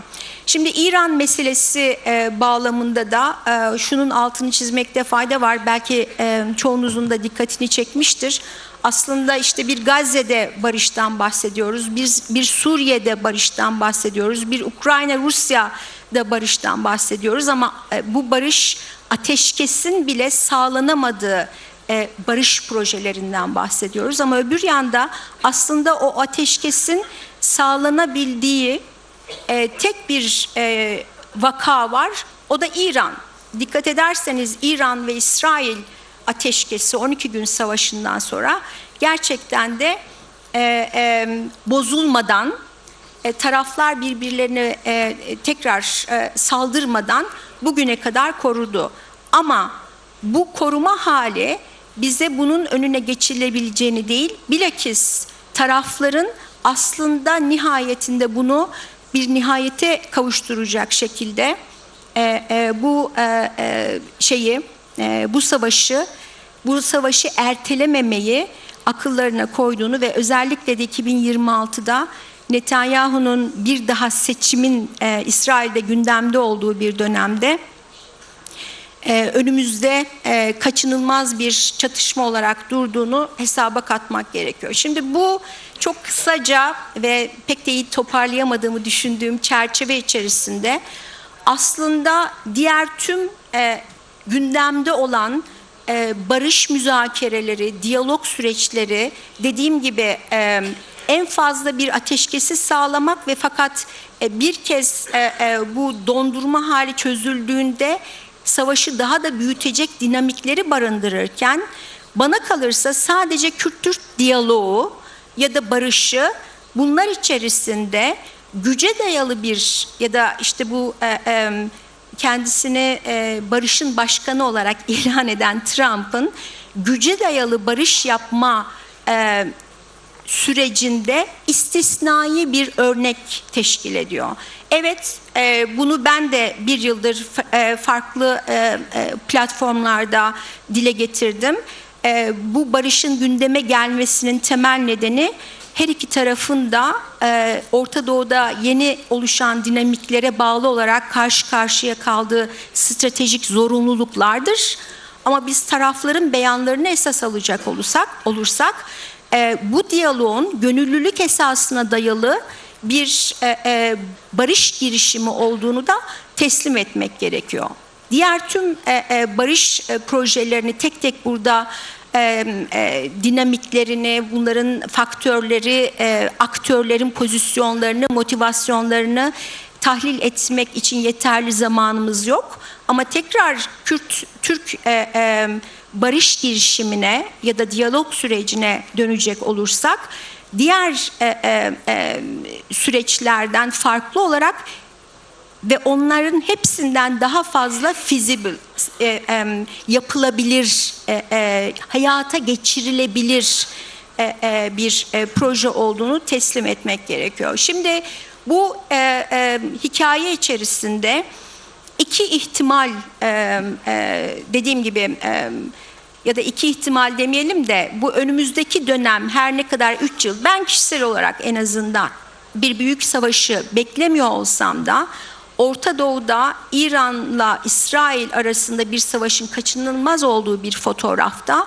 bu süreç taraflara ne kazandırabilir? Buna baktığımız zaman sadece savaş durumunda, yani asıl söylemek istediğim şu, bu şeyin yapılabilirliğinin, Türk-Kürt barışının yapılabilirliğinin en önemli nedenlerinden biri gönüllülükse, diğeri de her iki tarafın da kazan kazan bir sonuca varmasına imkan veren bir süreç olması. Tekrar ediyorum, diğer barış, gündemdeki barış süreçlerinden farklı olarak.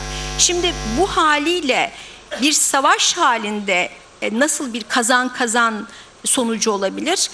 Türkiye açısından olası bir savaşı eşiğinin ötesinde tutma imkanı verirken, Kürtlere de bir iki ateş arasında kalmama ve kazanımlarını koruma imkanı verebilir. Bunun ötesinde çok fazla uzatmadan ve bir savaş olsa da bir savaşsız, umarım geçiş süreciyle nihayete varacak olsa da hali hazırdaki dinamikler ve işte sıklıkla bugünlerde tartışma konusu olan ulus devletin bekası mevzusu bize gösterdiği ya da en azından benim okumamdan anladığım bir başka kaçınılmaz olan şeyse, günün sonunda ulus devletin işte tombarak istediği için değil, işte Amerika Türkiye'yi şey yapmak istediği için olduğunu düşünmüyorum, ama sonuç itibariyle ulus devlet denen şey, eğer temelde bir kapitalist ekonomi modeli üzerine inşa edilen ve ona dayalı olarak yaşayan bir şeyse, bu modelin artık sürdürülebilirliğinin mümkün olmadığı bu durumda, ulus devletin zaten neoliberal politikalarla çoktan altının oyulduğu bu dönemde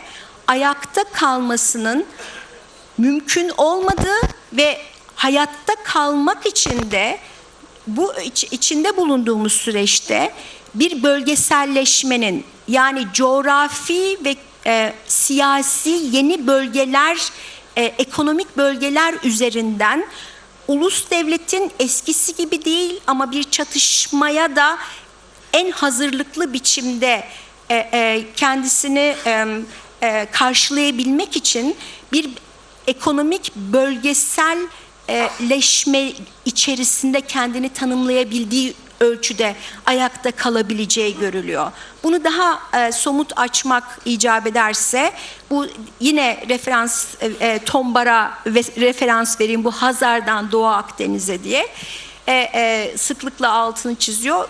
Öyle görünüyor ki Orta Doğu dediğimiz şey de işte bu yeni oluşan enerji koridorları ve yeni güç savaşı çerçevesinde Çin, Rusya ve Batı bu arada Batı Yarımküre'den ya da Amerikas'tan bahsederek bunu söylüyorum.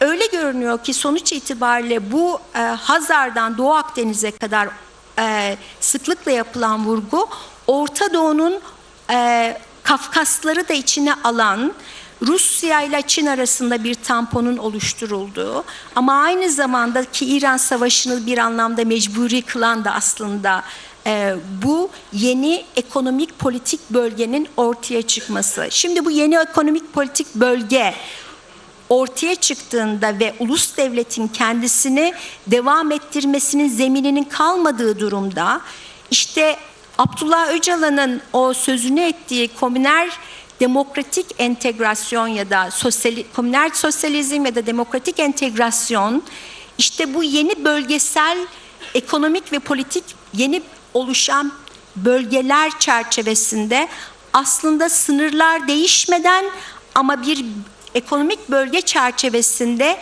birlikte barış içinde yaşamanın da bir formülü olarak önemli bir girdi, önemli bir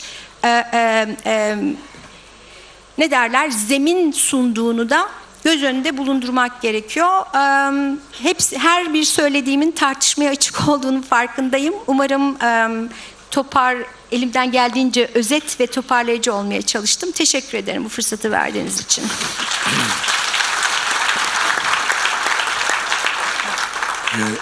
Arzu Yılmaz öyle bir sunum yaptı ki birkaç başlık altında birer sempozyum yapılabilir. Hepsine ilişkin olarak yani birkaç başlıklı birkaç sempozyumluk materyali özetleme başarısı gösterdiği için altına özellikle çizmek gerekiyor. Onun bölge çerçevesinde sunduğu durumu şimdi içeri doğru taşırsak başlık Cihangir İslam'ın bir arada yaşam ama nasıl sorusunun cevabını o irdeleyecek. İlk konuşmacımız Louis Lemkov'un sunumu ne kadar renkliyse Cihangir İslam'ın kişiliği de o kadar renkli.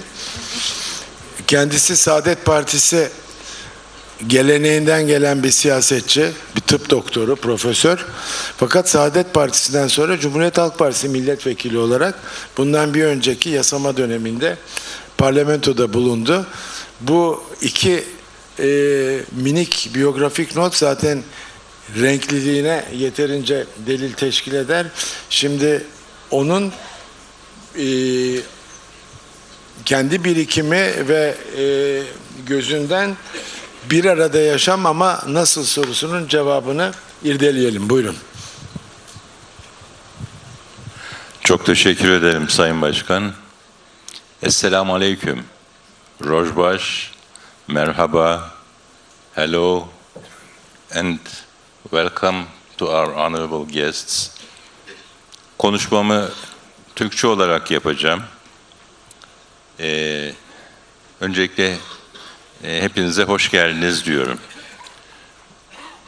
Sırrı Süreyya Önder'i rahmetle anarak başlamak istiyorum konuşmama. Ve bu çözüm meselesinde emeği geçen herkese teşekkür ederek başlamak istiyorum. Sayın Çandar'ın henüz iltifat mı yoksa bir iğneleme mi olduğunu tam bir şey yapamadım. Espri yapıyorum hocam ya, şey yapmayın. İdrak edemediğim, şu anda kafamda o dönüyor, bir yerlerde o çalışıyor. Ama gerçekten samimi olduğunu biliyorum çünkü bunun dışında da bizim belli karşılaşmalarımız oldu. Gerek yurt içinde gerek yurt dışında. Biz kendisini seviyoruz, onun da bizi sevdiğini düşünüyoruz. Çok güzel bir çözüm projesi var yine gündemde. Yarım kalan ilk çözüm sürecinde de biz bu tip şeylere daima balıklama atlamışızdır. Yani hesapsız, kitapsız, önemli olan toplumsal barışın ön plana çıkartılması, yaşama geçirilmesi. Ama bir eksiği, ben bir KHK'lı olarak bir eksiği baştan hatırlatayım. Biz KHK'lılar ne olacağız bu çözüm sonucunda? Yani sizin bugün hayata geçirdiğinizi biz 10 yıl, 20 yıl, 30 yıl önce söyledik diye mi? başımız belaya girdi ve kişisel olarak beni harcamanızı kabul edebilirim ama gerçekten ülkede bunun acısını çeken çok büyük kitleler var. Bunu mutlaka özellikle Sayın DEM Parti heyetinden ben istirham ediyorum. Sayın Cumhuriyet Halk Partisi ve diğer parti Yeni Yol Hareketi'ne hepsine sürekli söylüyoruz ama bu göz ardı edilmeden hukuki bir çözüm. Tek istediğimiz bu.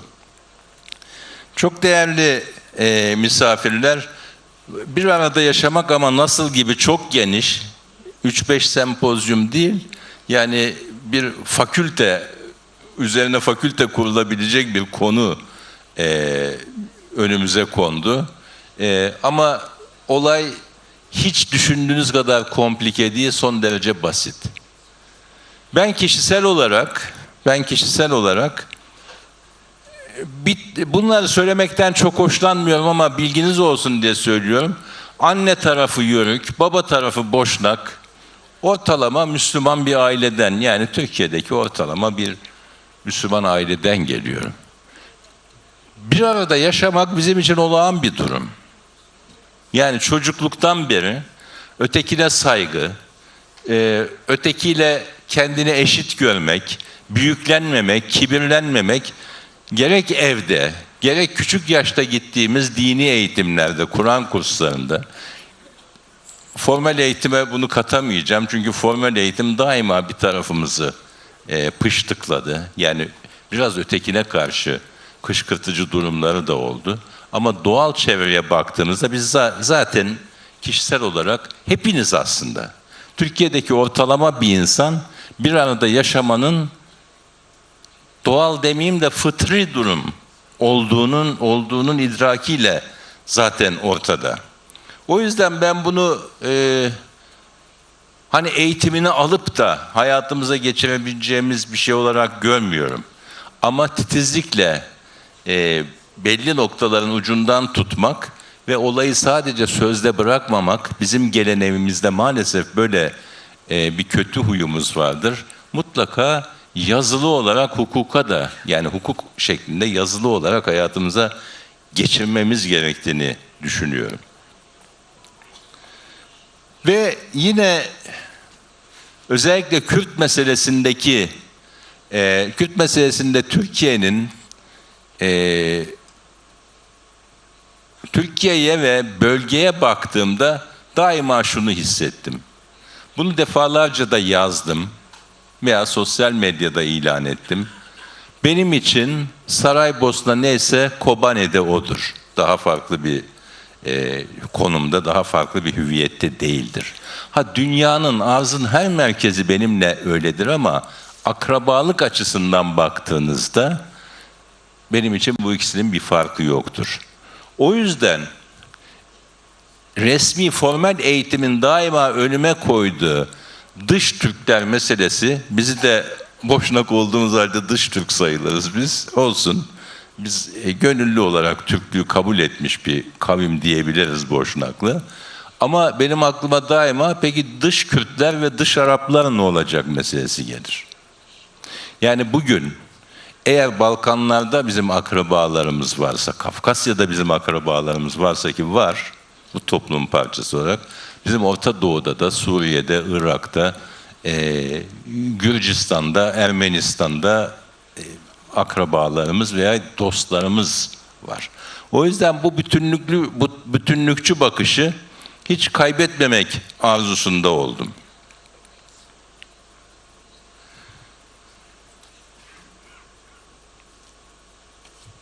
Saate bakıyorum. Çok fazla ihlal etmek istemiyorum. Evet, biraz vaktimiz var herhalde. Bir başka meseleye dokunmak istiyorum. Bu Cumhuriyet'in 102. yılını idrak ettik. Ben 100. yılda aslında birçok yazardan, kuruluştan bir muhasebe kitabı beklerdim. Yani biz 100 yılda ne yaptık? Sayın Hocam ulus devlet meselesine çok güzel bir şekilde değindi. Evet, ulus devlet yani imparatorluk bakiyesi üzerine o günün şartları içerisinde belki zorunlu olarak bir ulus devlet inşa ettik ama bunun sonucu nedir? Yani ben tıp doktoruyum neticede. Ameliyatı yaptın mı? Yaptım. Peki hasta nasıl? Diz protezi taktım. Skolyoz ameliyatı yaptım. 10 yıl sonra hasta nasıl? 20 yıl sonra da hasta nasıl? Hasta yaşlılık dönemini iyi geçirebiliyor mu? Daha çok eser beklerdim. Ben henüz sadece Bilgi Üniversitesi'nin bu konudaki bir derleme çalışmasına, çeşitli makalelerden oluşan bir çalışmasına rastladım. Ama bunu büyük bir eksiklik olarak görüyorum. Yani bu muhasebeyi yapmadan bizim rahatlıkla yolumuza devam etmemiz pek mümkün değil. Önümüzde şöyle bir alan görüyorum. Bunu lütfen bir emperyal heves olarak görmeyin. Ama işte 3. Dünya Savaşı'nın dile getirildiği bu dönemde Türk ve Kürt zaten tarihsel olan ittifakının perçinlenmesinin, emperyal anlamda söylemiyorum, barışçı bir rejim inşa etmek ve bunu dünyaya bir örnek olarak sunmak adına çok şeyler yapabileceğine inanıyorum. Bu potansiyel bizde var mı? Evet, var. Yani genelde bizim toplumumuzun temel değerlerinin çatışmaya değil de bir arada yaşamaya yönelik olduğunu vurgulamıştım. Böyle, en azından ben böyle görmek istiyorum veya ben kendi yakın çevremde böyle gördüm. Ama tarihsel olarak baktığımda da önüme getirilen Batı demokrasisinin gelişimi, demokrasi tarihi saygıyla karşılıyorum. Gayet iyi, belli bir noktadan alıp gayet iyi bir noktaya gelmiştir. İşte beylikler ulus olmuştur. Ulus devletler demokrasiye geçmiştir. İşte burjuva demokrasi derim vesaire. Ama kendi tarihime baktığımda da benim hafızamın veya toplumsal hafızanın bana taşıdığı şeylerin, değerlerin özellikle Medine vesikasına kadar götürülebileceğini düşünüyorum. Ve Medine Sözleşmesi'ni, Sayın Ali Bulaç buradaydı ama gitmek zorunda kaldı. Medine Sözleşmesi'nin hem sizlerin hem bizlerin ve bütün bu havalinin bilinçaltında bir arada yaşamak konusunda önemli bir köşe taşı, önemli bir değer olduğunu düşünüyorum. O yüzden bunu da üzerine eklediğimde bir arada yaşamanın benim için yeni bir durum, eğitimini almam gereken bir durum değil de insan fıtratına uygun olan insan fıtratına en uygun olan yaşama biçimi olduğunu düşünüyorum. Sayın hocamın açtığı gibi kendilerine katılıyorum. Ulus devlet bizim için bize kattıkları ve katamadıklarıyla ciddi bir muhasebesinin yapılmasını ve onun kazanımlarının kaybedilmeden kapsayarak bu kazanımların aşılmasını ve bunun yine bölgesel anlamda sadece Türkler ve Kürtler arasında değil, Araplar, Ermeniler, Gürcüler, Balkanlar, elbette Farslar, elbette Kafkasya. Yani bölgesel anlamda bir arada yaşamayı formüle eden bir rejim üzerinde kafa yormamız ve bunu yaparken de Batı demokrasisine pek yaslanmamamız. Yani oradan çok şeyde ummamamız. Bakın, bunu silip atmıyorum. Küçümsemiyorum da Batı demokrasi tarihini. Ama Bosna hadisesine 90'lı yıllarda bakınız, bugün Gazze'ye tutumlarına bakınız, Batı demokrasisinin sadece Avrupalı için geliştirilen bir proje olduğunu ben görüyorum en azından. Sizleri de görmeye davet ediyorum. Ama bizim üreteceğimiz, bizim birlikte projelendireceğimiz bir rejimin sadece bizler için değil, bütün insanlığa bir çözüm olacak rejim olmasını temenni ediyorum. Hepinize saygılarımı sunuyorum. Sağ olun efendim.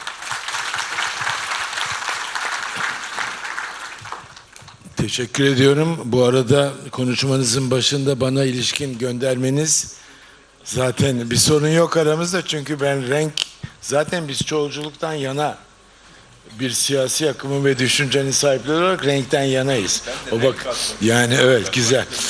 Şimdi bu geldiğimiz bugün itibariyle süreç açısından olsun, zaman dilimi açısından olsun, bütün bu gelişmeler tabii yaklaşık 13, en azından bilinen haliyle 13 aylık bir arka plana sahip ve bunun en önemli kilometre taşlarından biri, hatırlarsınız, Devlet Bahçeli'nin, Milliyetçi Hareket Partisi Genel Başkanı Devlet Bahçeli'nin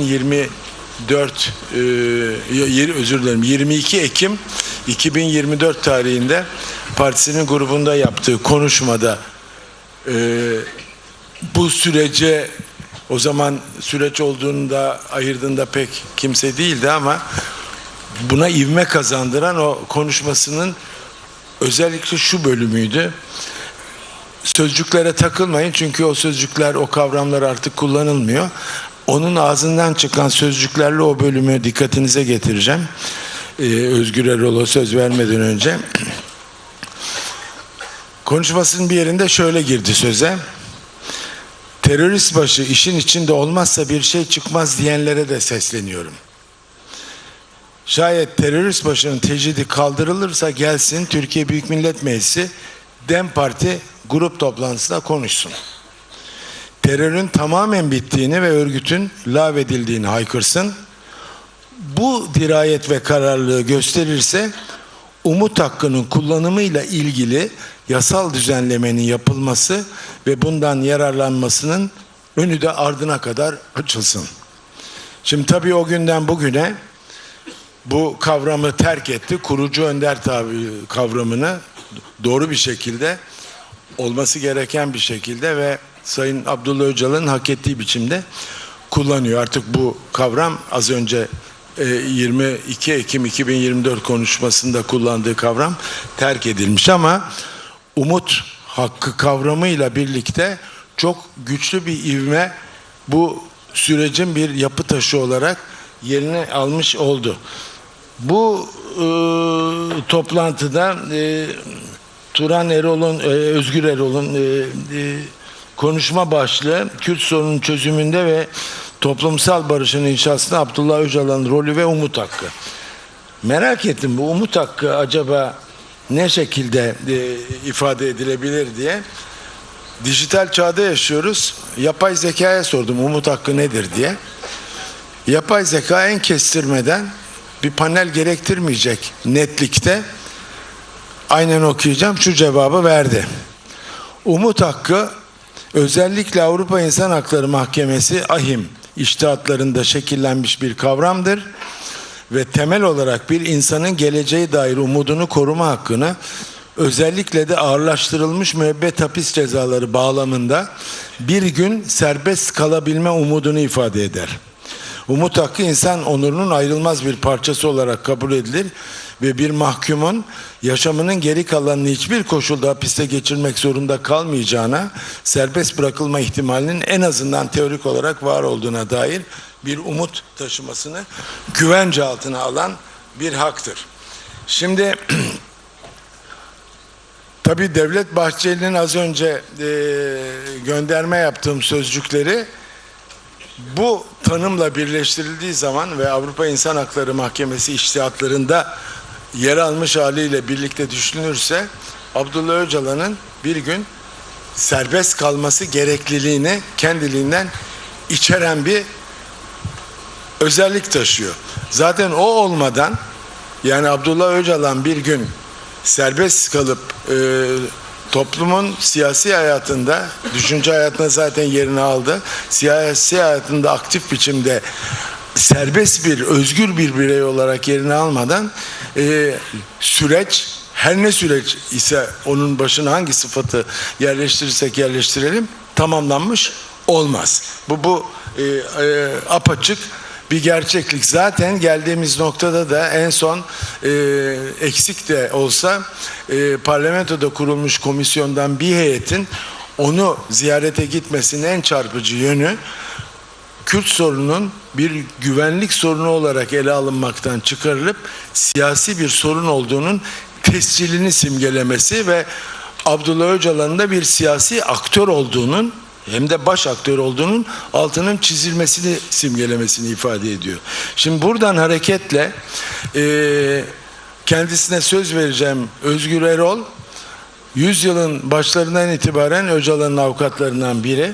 Aynı zamanda da çokça medya tabiriyle İmralı heyetinin bir üyesi ve yanılmıyorsam son bir sene içinde bu az önceki sözcüklerle Bahçeli'nin yaptığı açıklamadan sonra İmralı'ya yapılmış 8 heyet ziyaretinin hemen tümünde yer almış ve aynı zamanda da en sonu galiba 3 gün önceydi. Yanılmıyorsam 3 Kasım tarihindeydi. Bir kez daha Sayın Abdullah Öcalan'ı yüz yüze görmüş ve şu salonda en fazla herhalde 10'la bir araya gelmiş kişilerin en azından yakın tarih itibariyle başında geliyor ve aynı zamanda hem de hukukçu ve dolayısıyla Kürt sorununun çözümünde ve toplumsal barışın inşasında Abdullah Öcalan'ın rolü ve umut hakkı başlığı altında konuşmaya en ehil kişi o. Gerçi bana daha önce umut hakkı konusunda çok az şey söyleyeceğini söyledi ama ben galiba onun hakkını çaldım. Yeterince umut hakkını söyledim. Konuşmayı şimdi ona bırakalım. Kendisini dinleyelim. Buyurun Sayın Erol. Xunxiratın, Sersara, Serçevahatın herkese merhabalar, hoş geldiniz.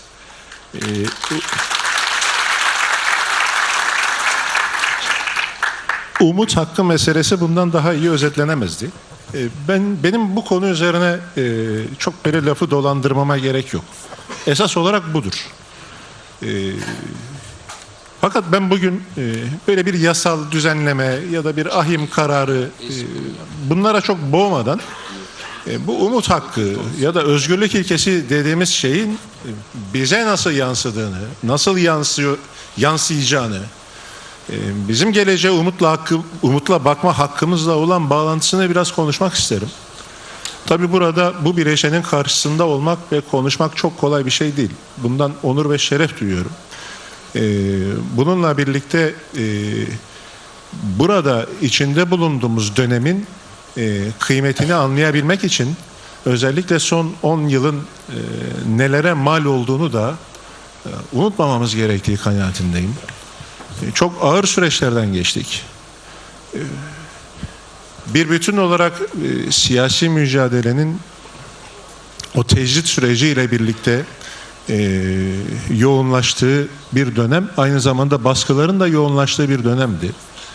Ve özellikle tecrite karşı mücadele, tecrite karşı ses verme sürecinde başta barış annelerimiz, kıymetli analarımız, o süreci cezaevlerinde geçiren, ölüm oruçlarıyla, açlık grevleriyle geçiren tutsak arkadaşlarımız, siyasetçi arkadaşlarımız, basın emekçilerimiz, Demokratik Kitle Örgütü'nden arkadaşlarımız, dost ve yoldaşlarımız, hepsine şükranlarımı sunmak isterim. Çünkü şöyle bir durum var.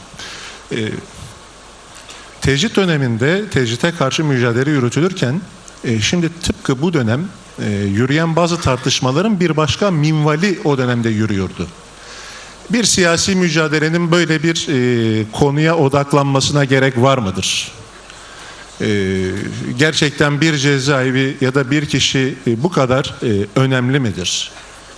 Bugün de hani çok genelleştirmiyorum ama Kürt meselesinde çözüme evet, barışa evet ama oraya gitmeye gerek var mıdır? Ya da onu yapmaya gerek var mıdır? Tipi tartışmaların biraz onun devamı olduğunu düşünüyorum. O yüzden bunu önemsiyorum. Şimdi tecrit döneminde ısrarla şunu söyledik, dedi ki İmralı tecridi Kürt meselesinde siyasi ve hukuki seçeneğin ortadan kaldırılmasıdır. 10 yıl boyunca döne döne bunu anlattık. Geldiğimiz nokta 10 yıllık süreç bunun doğruluğunu ya da yanlışlığını ortaya çıkarmadı mı? Ne zaman ki İmralı'da işte bizzat bahsettiğiniz 22 Ekim açıklaması tecrit kalkıyorsa diye başlayan o cümleyle birlikte işte siyasi ve hukuki seçeneği tartışabileceğimiz bir zemine geldik. Bunun tabii ki Sayın Öcalan'ın hem Kürtler nezdinde hem Türkiye nezdinde hem bölgesel olarak hem politik düzlemde kapladığı yerle geliştirdiği tezlerle ve kendini yerleştirdiği alanla bir bağlantısı var. Kürtlerle ilgili boyutunu hani çok ifade etmeye bence gerek yok.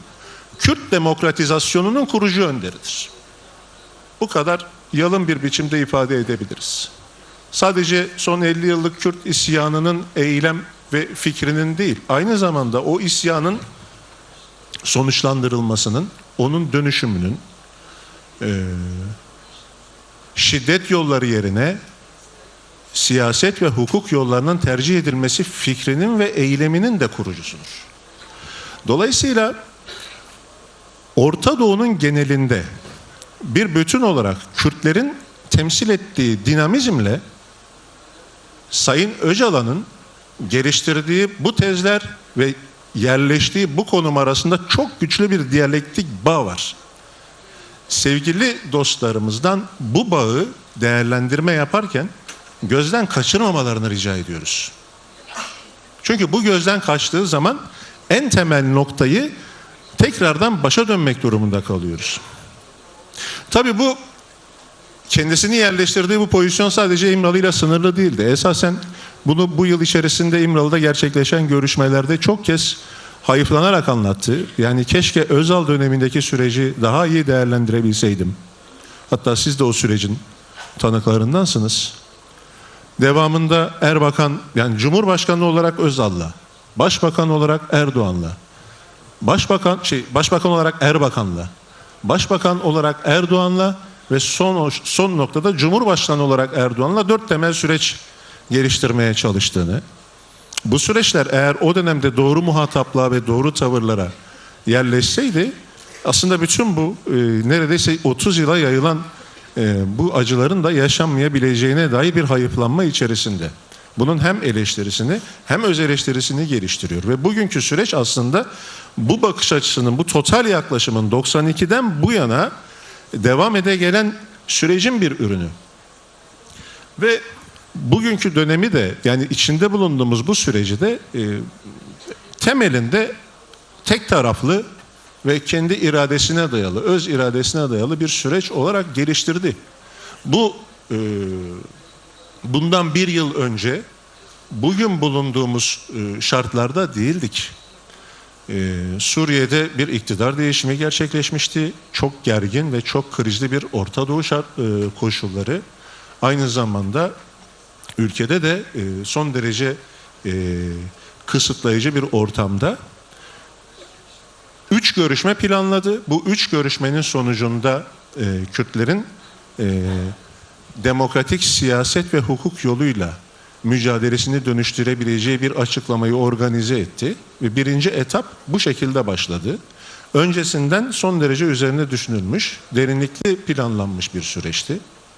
Devam eden süreçte örgütün kongresini yaparak buna yanıt vermesi, daha sonrasında işte o Temmuz ayındaydı değil mi silah bırakma, evet, Süleymaniye'deki tören bir kez daha o dönemde sergiledikleri misafirperverlik için PDK ve YNK'li misafirlerimize de teşekkürlerimizi sunalım. Şimdi geldiğimiz noktada ve işte geri çekilme kararı. Şimdi geldiğimiz noktada mesela son görüşmede bunu daha da derinleştiriyor. Sadece fiilen bir silah bırakma değil, hem fiilen hem zihnen şiddetten arınmaktan bahseder bir duruma geldi. Şiddetsizlik ilkesini sadece kaba anlamda bir şiddetten arınma değil, genel olarak demokrasi dışı her türlü müdahaleye karşıt olma biçiminde değerlendiren bir noktaya geldi. Yani bu dönüşüm noktasında oldukça net. Fakat bununla birlikte meselenin uluslararası boyutunu, meselenin bölgesel boyutunu, meselenin ülkedeki bir arada yaşama boyutunu gayet iyi bir çerçeveyle dinledik. Fakat bununla birlikte bir de meselenin Kürtler boyutu var. Şimdi bu birliktelik ve bu bir arada yaşamada Kürtlerin meselesi ne olacak? Sayın Gürkan Çakıroğlu burada mı bilmiyorum. Ama eğer buradaysa onun son dönem yazılarından oldukça ilham aldığımızı söyleyelim. 1919-23 arasında Kürtlerin yerleştirildiği söylem, yani bu ülkenin kurucu babalarının Kürtleri Türklerle beraber zikreden, lafz eden, yazıta geçiren, söyleme geçiren tarzıyla 25'ten sonra ortaya çıkan inkar rejimi arasındaki derin bağlantıyı bence güzel anlatıyor. Zaten dikkat edilirse yine onun tespit ettiği bir husus 1925'ten önce Kürt isyanı yoktu diyor. O Koçgiri, başlangıçtaki Koçgiri'yi biraz ayrı tutmamız gerekir. 1925'ten sonra başlar Kürt isyanları. Şimdi bu tarih esasen Kürtlerin Cumhuriyet'te norm dışına çıktıkları, norm dışına çıkarıldıkları tarihtir. Bugün Sayın Öcalan Kürt olgusu ve isyanının hukuk yoluyla Cumhuriyet'e dahil edilmesini istiyor. Ve temel çabası esasen bunun üzerinedir. Burada ikisini ayrı ayrı vurgulamak durumundayım. İsyan zaten yasa dışıdır. İsyan zaten hukuk dışıdır ve hukuka dahil edilmesi gereken bir sorundur. İçinde bulunduğumuz geçiş sürecinin temel uğraşı da ve temel yönelimi de budur. Fakat bir de hukuk dışında tutulan bir Kürtlük var. 1925'ten sonra şöyle bir gerçeklik ortaya çıktı. Kürt dediğiniz zaman doğrudan isyanla özdeşleşen bir durum. Ben bunu böyle tek taraflı suçlayıcı bir yerden de kurmuyorum. Yaşanan bütün acılarla birlikte bunun nerelerden ve hangi sebeplerden ortaya çıkmış olduğunu tartışmaya vesaireye de açığız. Fakat böyle bir kurgu ortaya çıktı. Bu kurgu devam ede gelen zamanda Kürtlüğü sürekli bir tehlikelilik unsuru halinde tutmaya başladı. Kürtler olağan normun içine dahil olamadılar. Fakat her zaman kolektif bir cezalandırmanın nesnesiydiler. Şimdi bunu doğru yerleştirmezsek bu süreçte Kürtlerin yasallık içerisine alınmasının bu ülkeye ne katacağını doğru anlayamayız. Çünkü şöyle bir algı var. Kürtlere yasal hakları, hukuku tanınırsa sanki ekmeğimizi bölüşeceğiz, suyumuzu ayıracağız gibi. Öyle bir durum yok. Bundan bahsetmiyoruz. Kürtlerin yasallık dışında tutulması Türkiye'de her dönem belirli güçlerin o yasa dışılık üzerinden kendilerini her türlü kısıtlamadan azade tutmalarına yol açtı. Ve her dönem bu yasa dışılık alanı ülkenin batısına da sirayet etti. İstiklal Mahkemesi Şark'ta kurulduysa isyanın yeri orası. İkinci İstiklal Mahkemesi de Ankara'da kuruldu. Ankara'da isyan mı vardı? Kayyum eğer orada atandıysa ikinci kayyum burada da atandı. Bir uygulama orada başladıysa buraya da yansıdı. Yani sözün özü meselenin Kürt'le vesaireyle ilgisi yok. Sözün özü bu ülkede herhangi bir hukuk sisteminin kurulma ihtimali ortadan kalktı. Kürt'ün yasa dışılıkta tutulması yüzünden. Yani norm dışı güçler diye tabir edilen mesele de biraz buydu. Bir örnekle anlatmak isterim. Şimdi meclisteki komisyon var örneğin. Bu süreç komisyonu. Bizzat Kürt mesele, işte bu Kürt meselesi ve çatışma sorununun çözümü için kurulmuştu. Bir tane bizim bir annemiz 70 yaşında, bilmiyorum yaşından, hani abartmış olmayayım. Bir tane annemiz gitti orada 3 kelime Kürtçe konuşmaya çalıştı değil mi? İzin vermediler. Şimdi oradaki şeyi doğru anlamamız lazım. Orada ona izin vermeyen komisyon başkanı bir hafta sonra Diyarbakır'da örneğin Kürtçe bir şiir okudu. Kürtçe bir paylaşım yaptı. Demek ki Kürtçe'ye karşı değil. Yani Kürtçe'ye kategorik bir karşıtlık, Kürtlüğe kategorik bir karşıtlık yok. Peki neden izin vermedi? Cevap basit. Çünkü yasal değil. Yasal değil. Kürtlük bu ülkede yasal değil. Şimdi siz Kürtlüğün yasallık sorununu, bunu Sayın Öcalan da bizzat görüşmede böyle anlattı. Bu örnek üzerinden anlattı. Şimdi siz Kürtlüğün bu yasallık sorununu çözmeden ne Kürtçeyi, ne Kürt kültürünü, ne Kürt yaşam alanını, ne Kürt'ün diğer haklarını, bunların hiçbirini konuşmaya başlamak, hani ne derler, basamak basamak atlayarak ya da bir boşluk, ortaya büyük bir boşluk bırakarak yola çıkmak anlamına gelir. Bu gerçekliğin hakkını teslim etmek zorundayız. Böyle olduğu için örneğin bir kentte, yani Kürtlüğün yasa dışılık alanında tutulması nedeniyle bir kentte bir mülki amir sayısız kez 10 yıl içerisinde 3 ayda bir peş peşe toplantı ve gösteri yürüyüşü yasak kararı alabiliyor. Bütün toplantı ve gösteri yürüyüşlerini yasaklayabiliyor. Niye? O hakkı var. O gücü var. O tehlikelilik unsuru üzerinde onu yapacak gücü var. Ya da bir cezaevindeki bir müdür ya da bir savcı o cezaevindeki bir tutuklunun tahliyesini 3'er ay hiçbir kendini kısıt altında hissetmeden erteleyebiliyor. Kürtlüğün yasa dışılıkta tutulmasından kastı Sayın Öcalan'ın esas olarak budur. Bu burada durduğu müddetçe Kürt her zaman isyan etsin, onlar da her zaman ülkeyi kurtarsın isterler. Kendimizi bu denklemden ve bu diyalektikten çıkarmak durumundayız. Bu ülkeyi de bu döngüden çıkarmak durumundayız. Bu isyan edecek, o da her seferinde ülkeyi kurtaracak. Şimdi umut ilkesi, umut hakkı dediğimiz şey de esasen bununla bağlantılı. Yani tıpkı sizin başta verdiğiniz örnek gibi, içinde bulunduğumuz duruma verdiğiniz örnek gibi.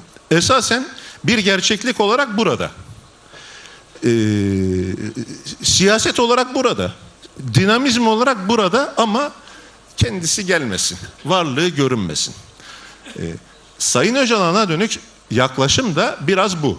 Bütün gücünden, çözümleyiciliğinden, karar verme iradesinden faydalanalım, değerlendirelim, üzerine konuşalım.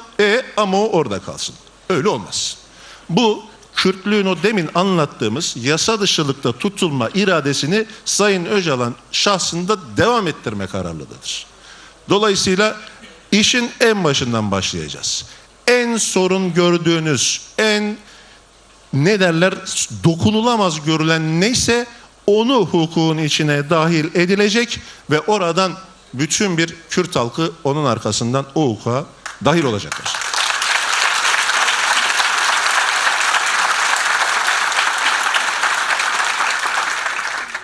Süren bir iki dakika daha olur.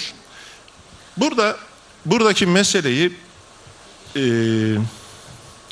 şu yasayla olsun bu yasayla olsuna indirgemeye bence gerek yok. İçinde bulunduğumuz sürecin ortaya çıkarttığı fırsatlar herhangi bir ahim kararının uygulanmasından çok daha geniş bir fırsat zemini ortaya çıkarıyor. İşte bu örneğin geçiş sürecinde yapılabilecek yasal düzenlemeler hiç umut hakkı düzenlemelerine hacet kalmaksızın da pek çok olanağı ortaya çıkarabilir. Bu arada umut hakkı düzenlemesi sadece Sayın Öcalan değil, aynı zamanda birkaç yüz mahpusu daha etkileyen bir düzenlemedir. Yani onu insan hakları hukuku bağlamında olması gereken bir yere koyuyoruz. O ayrı bir şey. Fakat onun haricinde bir örnek vermek isterim. Mandela ile Güney Afrika hükümeti arasında görüşmeler başladığında, yani yaklaşık 80'lerin başından itibaren görüşmeler başlıyor. Bayağı bir sürüyor, 5-6 yıl. Sonra 87'de artık bu görüşmelere bir boyut kazandırmaya karar verdiğinde hükümet istihbarat başkanını Neil Barnard'ı göndermeye karar veriyor. Neil Barnard cezaevine giderken cezaevi müdürünü arıyor. Diyor ki şimdi diyor Mandela bundan sonraki görüşmelerimizde artık bizimle aynı düzeyde eşit olmalı. Dolayısıyla biz bundan sonraki görüşmelerimizi hapishane binasında yapamayız diyor. Onu diyor oradan al, kendi evine götür. Cezaevi müdürü alıyor, evine misafir ediyor Mandela'yı ve Barnard gidip evde görüşüyor. Bunun tabii etik ve aynı zamanda stratejik bir yönü var. Eğer sorunun çözümünde hem bölgesel olarak hem ülkesel olarak bu gücü ve bu iradeyi değerlendirme kararlılığı devam ediyorsa, ki bence ediyor, o zaman mevcut şartların en azından ilk aşamada özgür çalışma, erişme, iletişim kurma yönüne doğru hızlıca evrilmesi önemlidir. Bu önemli bir gerekliliktir. Bu onun arkadaşlarıyla, yakınlarıyla, Sadece bunlarla da değil, basınla, aydınlarla, onunla görüşmek, ona ulaşmak isteyen kişilerle erişim kurabilmesi. Ben meseleye şöyle bakıyorum. Onun kazandığı ya da kazanacağı görünürlük bu noktada Kürdün ve Kürt sorununun çözümündeki iradeyi yansıtacak. Herhangi bir ihtiyaçtan, onun duyduğu herhangi bir ihtiyaçtan kaynaklı değildir bu. Bizim Kürt sorununu çözmekte duyduğumuz ihtiyaç ve karşı tarafta görmek istediğimiz irade ile ilgilidir. Ve elbette sürecin devam eden aşamalarında kuşkusuz özgürlüğü bizim açımızdan beklenen, özlenen ve her daim de savunulacak olandır. Teşekkür ederim.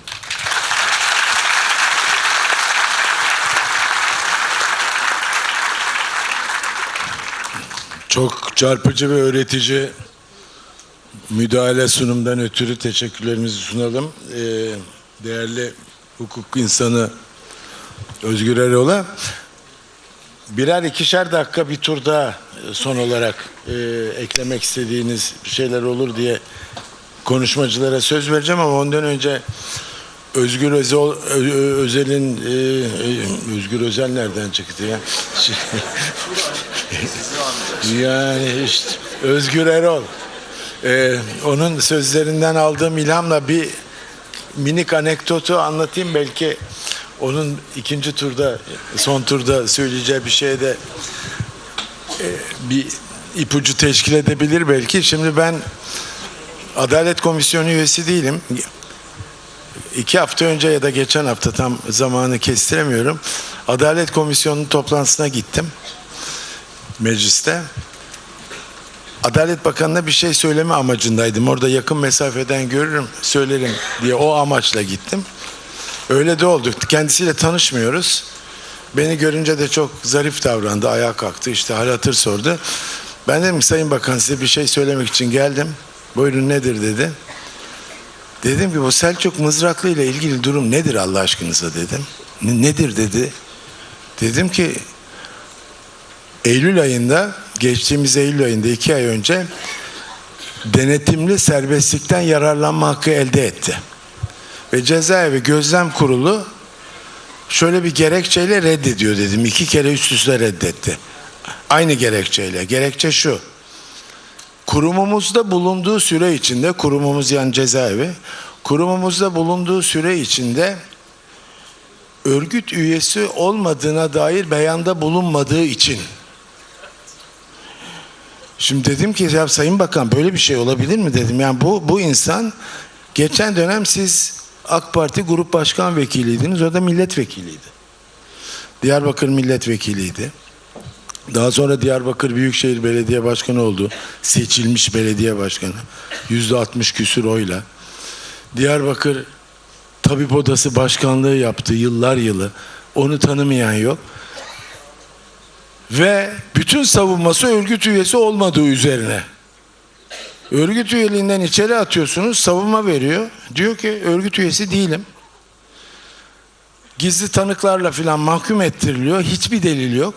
Ve örgüt üyesi olmadığını her savunmasına beyan etmiş bir kişiye kurumumuzda bulunduğu süre içinde örgüt üyesi olmadığına dair beyanda bulunmadığı için diye.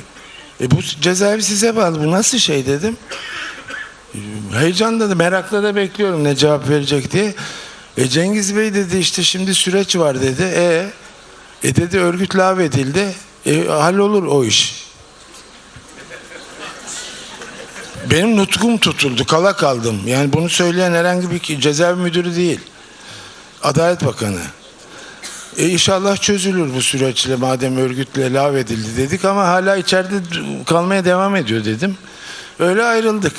Şimdi burada umut hakkı üzerinden giderek o özgürlüğün kazanılması komşuda pişer bize de düşer hesabı acaba bütün bu gibi hükümlülere ve tutuklulara uygulanabilecek mi? Böyle bir soruya bu cevabı veren bir Adalet Bakanlığı'nın bulunduğu bilgisi üzerinden ikinci tur için ben Özgür Erol'a bu soruyu sormuş olayım ve deminki sırayla tekrar birer ikişer dakika eklemek istedikleri bir şey olursa diye söz vermeye başlayayım. Bu son turumuz olacak. Dediğim gibi 1 dakika 2 dakika toplam. Söz Sayın Profesör Luis Lemkov'da. Buyurun. Yes, I wanted to mention the image of the enemy, an immensely powerful instrument of war and conflict, and the demonization of enemies.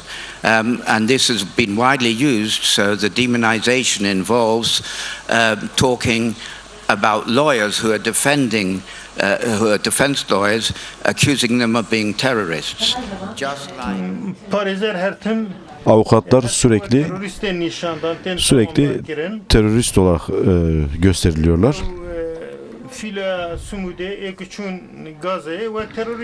Mesela o Simut Filosu'nda Gazze'ye gidenler de terörist olarak gösterdiler. Bu da bir sorun. Bu İslam müzakereleri diyaloglara ait bir konu değildir. Biz bu konular üzerinde konuşurken sürekli düşman sürekli insan dışı bir varlıkmış gibi gösterilmeye çalışıyor. Aslında bu da bir strateji. Bu stratejiyle aslında düşman olgusunu sürekli canlı tutmak istiyorlar. Bununla da baş etmemiz gerekiyor. Başka konuda da girmek istiyorum. Siyasal olarak da başka bir şey eklemek istiyorum. Özellikle hafıza.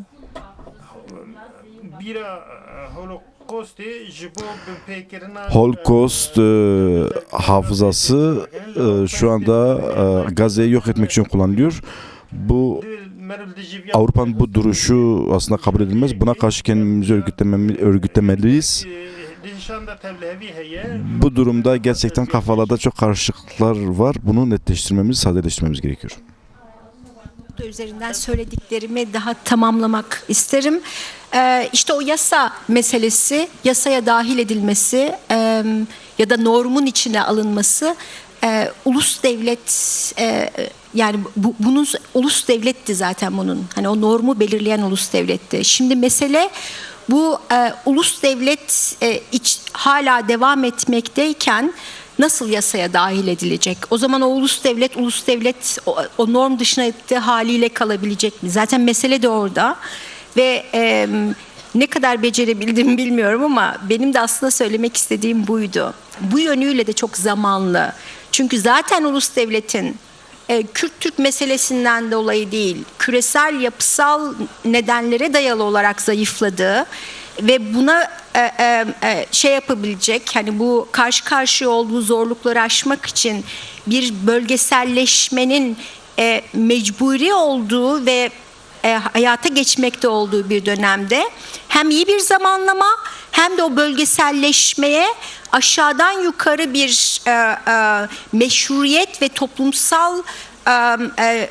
toplumsal meşruiyet ve destek sağlamak için de sadece iyi bir zamanlamayla değil ama aynı zamanda önermeleriyle bunun nasıl biçimleneceğine dair de önemli bir girdi sunduğunu söylemeye çalıştım. Tekrar teşekkür ediyorum bütün katılımcılara ve organizasyonu yapanlara.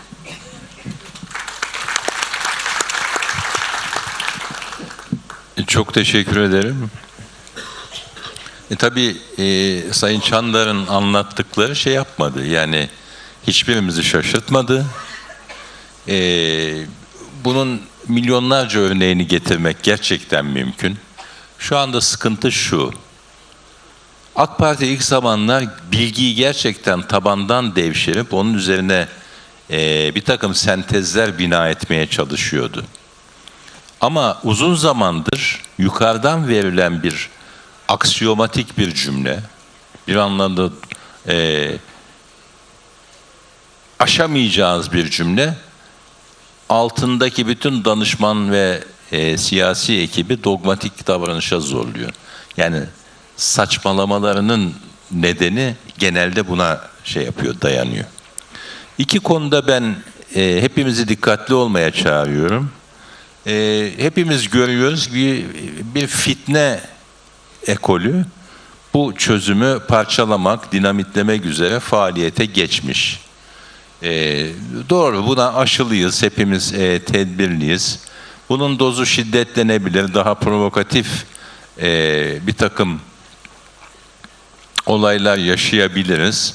Ama istikamet üzere olduğumuz zaman ben bir sorun çıkacağını düşünmüyorum. Özellikle bu konuda herkesi dikkatli olmaya davet ediyorum.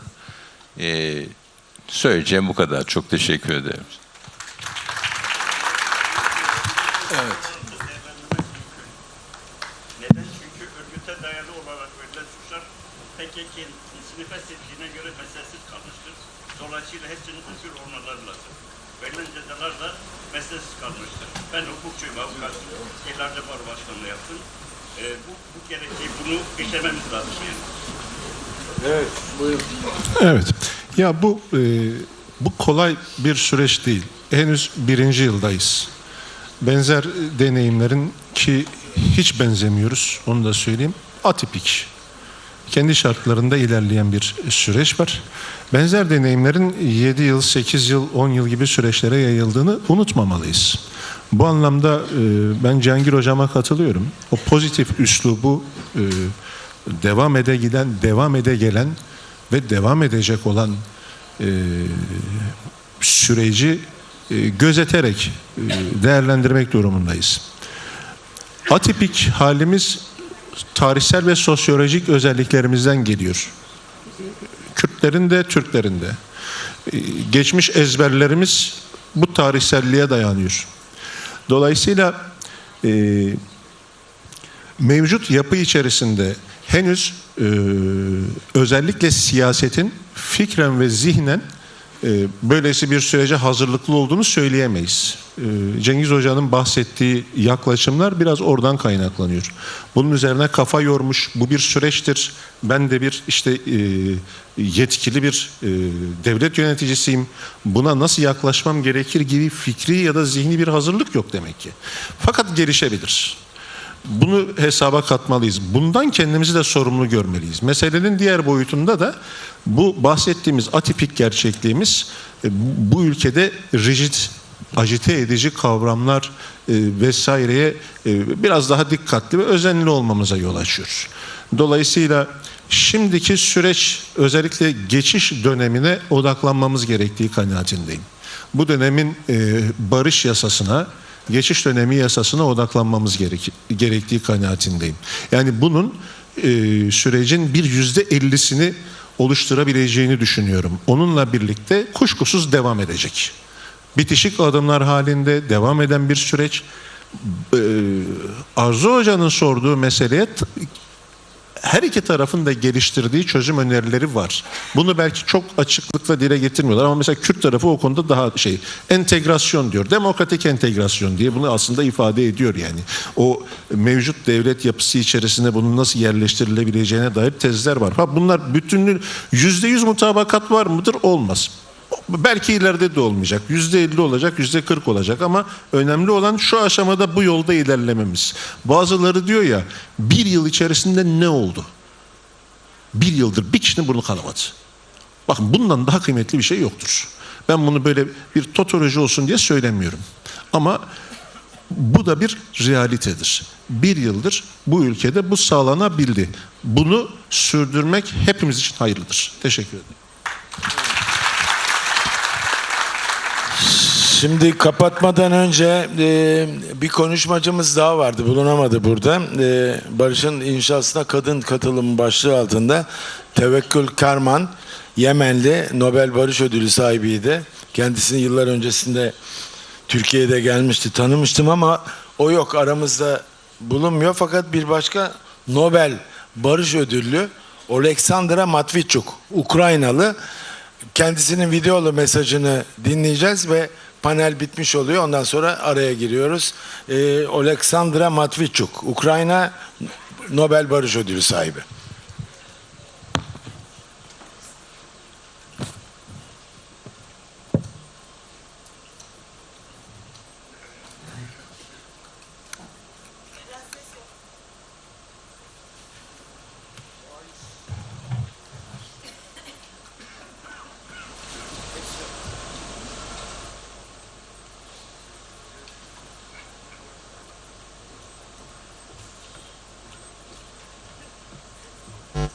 We are returning people their names, because people are not numbers.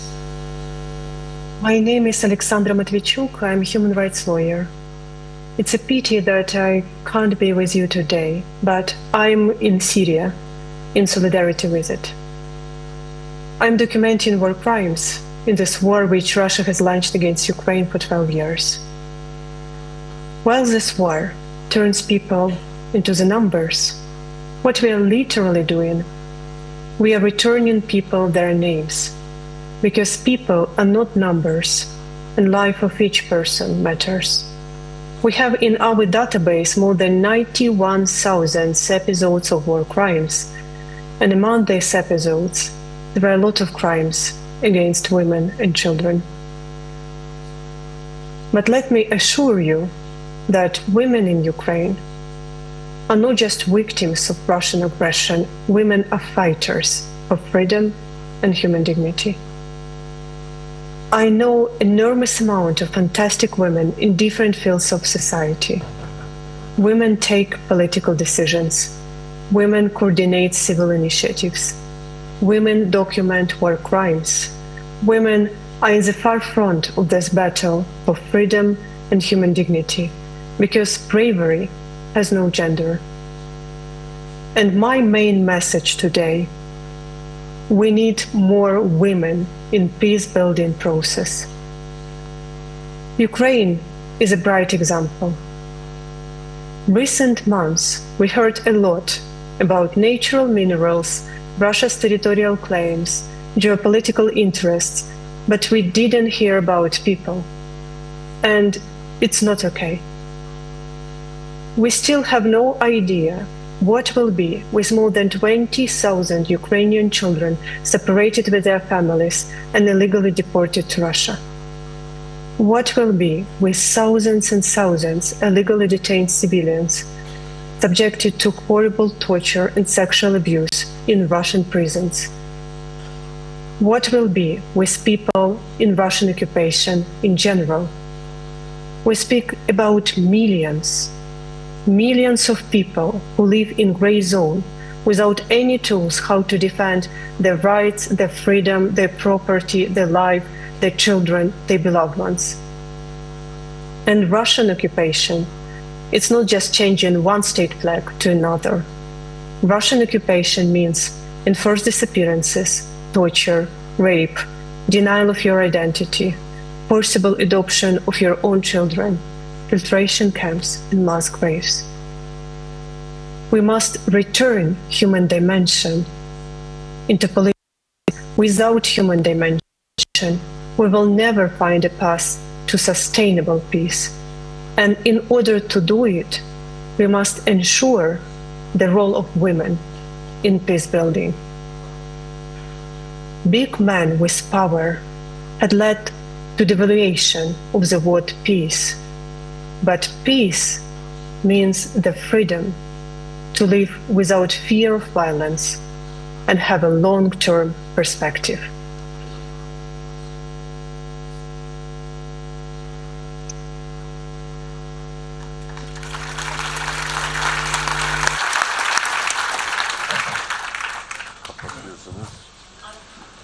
Aradayız.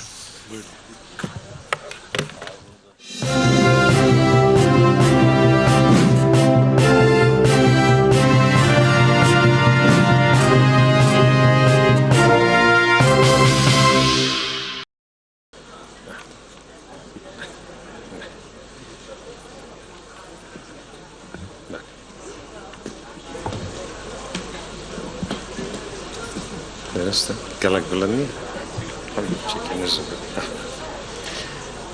آماده کارین کنفرانسین این رزدار میوانو بجدارین هجا دم باش گلک سپاسیاوه دکم جبو و خواندن من بوه کنفرانسه دیتن آمل حریما کردستان جبو آشتیه دیتن کنه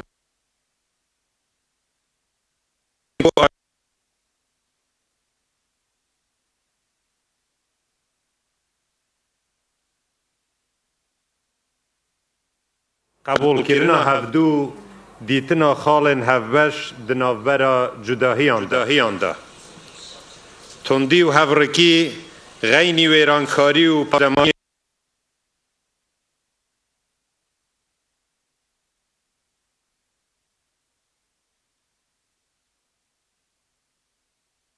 سیاسی جبو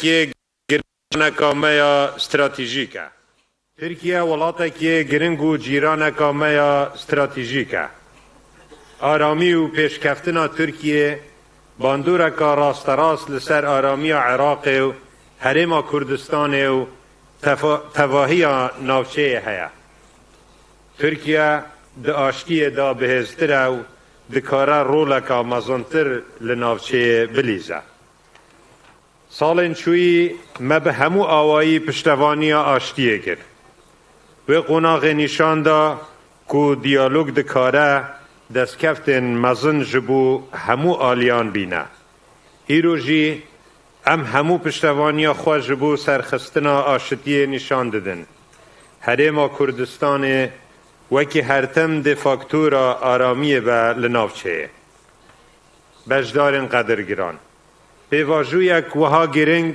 ده قناغه که وها هستیار دا دبک و راستی آستنگیان وره لیبله دوی او آستنگی نبن صدما ساربونا ج آشتیه سرکفتنا آشتیه بین فرهی دخوازه چه قازدم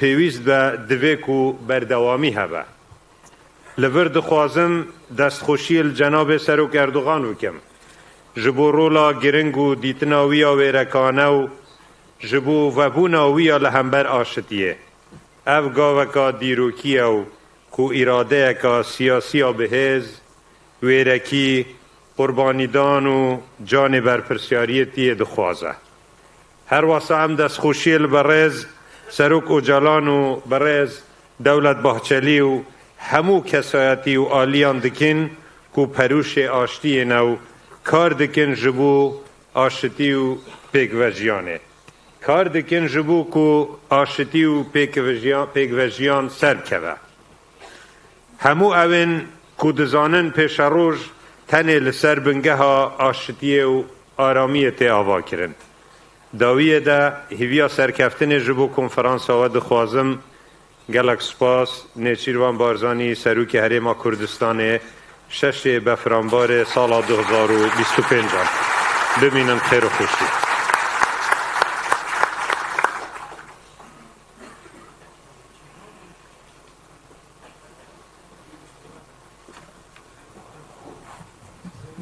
Sözü artık moderasyona bırakıyoruz.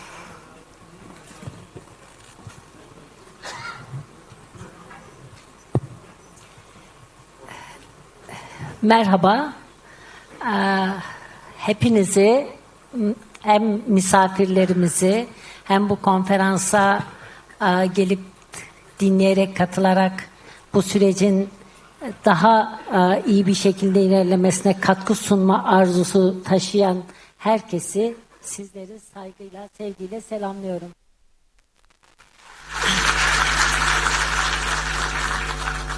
Bu oturumda aslında yıllardan beridir barış çalışmalarında yaptığımız bir çalışmayı bir kez daha tekrarlayacağız. Dünya deneyimlerine bakacağız.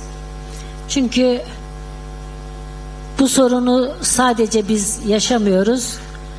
Dünyanın başka yerlerinde, başka coğrafyalarında, başka halklarda benzer çatışmalı süreçler yaşamışlar ve diyalogla müzakere yöntemini kullanarak sorunu çözmeyi başarmışlar. Ve biz onların deneyimlerine bakarak kendi deneyimimizi inşa etmek, oradan da öğrenebileceklerimizi öğrenmek istiyoruz. Bugün Güney Afrika'dan, Katalanya'dan, Bask'tan, İrlanda'dan konuklarımız burada. Nobel Barış Ödüllü konuğumuz da video konferans yoluyla katılacak. Bir de uzun yıllar siyasi tutsak olarak Mücadele eden, şimdi demokratik siyasete katılan ve mücadelesini bu şekilde sürdürmeye çalışan azim arkadaşımız var. Ben konuklarımızı tek tek şimdi uzun uzun anlatmayacağım çünkü zamanı tasarruflu kullanmamız lazım. Her birine konuşma sırası geldiğinde kendilerine bu konuda yaptıkları çalışmalar konusunda sizleri de bilgilendireceğim. Dünya deneyimlerine baktığımızda gördüğümüz şeylerden birisi şu ki aslında bütün dünyanın barışa ihtiyacı olduğu için bu deneyimler artık insanlık tarihinin önemli bir külliyatı haline geliyorlar. Biz bugün İrlanda barışını, Bask barışını, Güney Afrika apartheid rejiminden sonra kurulan barışı konuşuyoruz. Hepimizin arzusu ve dileği o ki Kürt barışını da dünyadaki halklarla buluşturacağımız bir deneyimi biz inşa edelim. Bugün burada sizlerle bu arzumu paylaşmak istedim. Uzun bir yol. Şimdi deneyimleri gördüğümüzde de göreceğiz ki kolay olmuyor. Uzun bir yol. Burada önemli olan kararlı olmak ve yola devam etme konusunda ısrarcı olmak. Bize en çok söyledikleri şey bu. Bizim biraz acelemiz var biliyorum. Çok uzun yıllar, yaklaşık 50 yıllık bir çatışma dönemi var. Ondan öncesinde de 100 yıllık çözülememiş bir Kürt sorunu, çeşitli isyanlar ve bastırma hareketleri var. O nedenle biraz acelemiz var biz. Sürecin biraz hızlı ilerlemesini istiyoruz. Bir diğer acele konumuz şu, Türkiye'nin çok ciddi derecede birikmiş demokrasi sorunları var. Kürt barışının içerisine aynı zamanda demokratik inşayı da koymak istiyoruz. Onun için aslında barışı toplumsallaştırmanın hem imkanları çok, çünkü herkes barış içerisinde demokratik bir yaşam istiyor, hem de kimi zorlukları var.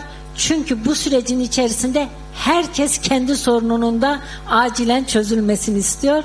Şimdi bugün buradan değerli konuklarımızdan bu çözüm süreçlerinde kendi deneyimlerini dinleyeceğiz ve eminim ki biz de kendi yolumuzu çizip Kürt barışını inşa ettiğimizde bunu dünya halklarıyla barış paylaşmaktan büyük bir gurur duyacağız. Ben küçük bir iki de teknik bilgi vermek istiyorum. Sabahki oturumlar ve ara nedeniyle epeyce zamanımız sarktı. Konuklarımızdan süre konusunda hassas olacaklarına inanıyorum.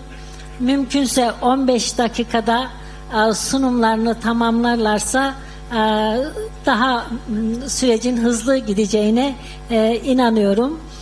Ayrıca isterlerse oturdukları yerden, isterlerse kürsüden de sunumlarını yapacaklarını buradan bir kez daha hatırlatmak istiyorum. İlk sözü Güney Afrika deneyiminden, oradaki bizim de aslında Kürtler olarak, Türkiye'de barışı arayan insanlar olarak en çok baktığımız bir yerden, Güney Afrika'dan bir konumuz var. Muhammed Baha. Kendisine hoş geldiniz diyorum. Bizim bugün sabahki oturumda en son konuşmayı yapan arkadaşımızın sorduğu sorulara cevap bulabileceğimiz bir konuğumuz burada. Çünkü barışın hukukunu nasıl inşa edeceğiz? Bu konuda son derece deneyimli bir barış mücadelecisi, hukukçu. Kendisi apartheid rejiminden sonra kurulan yeni anayasa sürecine önemli katkıları olan, doğrudan o müzakere sürecinin içerisinde aktif müzakereci olarak yer alan bir kişi. Sonrasında parlamenter olarak apartheid rejiminden sonra kurulan parlamentoda senatör olarak yer alıp orada da kamu hukukunun inşa edilmesi konusunda çerçeve metinleri oluşturan, yol gösteren önemli deneyimleri ve birikimleri olan bir konuğumuz. Bizlerle bu deneyimlerini paylaşacak. Kendisine şimdiden sunumu için teşekkür ediyorum. Hepimiz bu sorunun cevabını arıyoruz. Barışın hukukunu nasıl inşa edeceğiz?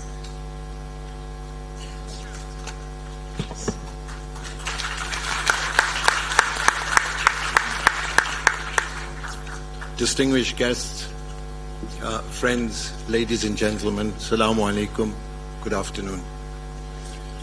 I'd like to take the liberty of just having a little indulgence by thanking on this platform a very close comrade of ours, Aylan.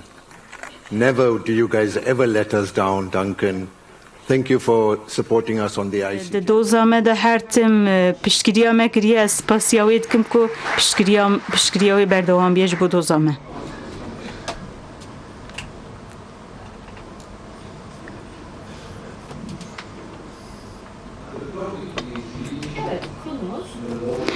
Belê mijara me di hukuka aştiyê de pêşengtî. Öncülük. Hukuka aştiyê Barış hukuku öncülük istiyor. Bu iki kavram ayrı kavramlar değildir. Biz bunu çok büyük emekler vererek öğrendik. Bu sadece akademisyenlik değildir, aynı zamanda yeni bir anayasanın kurulmasıdır. Bunun üzerinde yani biz çok zorlu yollardan çalışarak bunu öğrendik. Uzun yıllar bunun üzerinde çalıştık ve bu konuda tecrübemiz var ve bu konudaki tecrübelerimizi sizinle paylaşmak istiyoruz. Burada öncülük neden önemlidir? Bunun üzerinde durmak istiyoruz. Nasıl bir öncülük, nasıl bir yönetim, bu konu hakkında konuşacağım.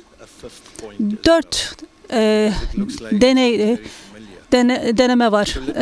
Özgür Erol konuşmasında bazı başlıklar gerçekten ortaktır. Yani bizim deneyimlerimizle sizin deneyimlerimizin ortak yönleri var.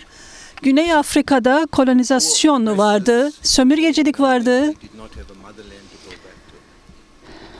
Bu kolonizasyonun kırıldığı son ülkeydi. Mozambik'te, Cezayir'de demokrasi geldiğinde sömürgeciler kendi ülkelerine dönüp sanki hiçbir şey olmamış gibi yaklaştılar. Şunu söylemek istiyorum. Yeni bir strateji koymak zorunda kaldık. Bizim stratejimiz şu şekildeydi. Düşmanımızla birlikte yaşamak zorundaydık ve birlikte ortak bir vatan haline getirmeliydik. Barış hukuku olarak adlandırılan aslında bir inşadır, bir yapı inşasıdır. Burada cesaretli olunmalı ve bu yeniden apartheid'de şöyle bir şey vardı. Kimliğimiz, etnik kimliğimiz devlet kimliği altında yerleştirilmişti. Aslında bu şeytani bir akıldı. Etnik kimliği adı altında kopartılmıştık ve bu şekilde bizi yönetiyorlardı. Bizim buna karşı yaklaşım içerisinde olduk. Yani sadece bunu biz düşünmedik. Ulus devlete karşı etnik kimlikte kurulmuş ulus devlete karşı bu yolla her yöre ulaşıyordu. Bu rejimin yıkılması gerekiyordu fakat söylemi kolaydı fakat gerçekleştirilmesi zordu. Güney Afrika'da herkes barış ve demokrasiye inanıyordu ama aslında bu yanlıştı çünkü böyle bir şey yoktu. Yıllarca nasıl öğrenmişse, geleneğinde nasıl öğrenmişse bunu yaşıyordu.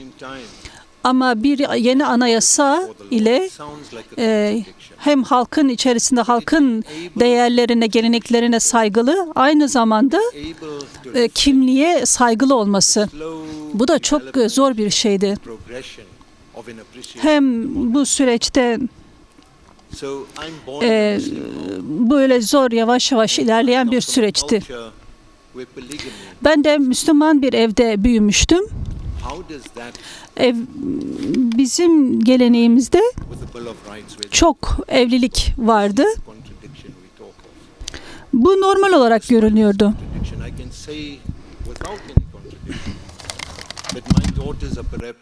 as Muslims the safest anywhere else in the world, including Muslim countries. Dahil olmak üzere kendilerini en güvenli hissettikleri ülkede yaşıyorlar. To go to the constitution. You will face.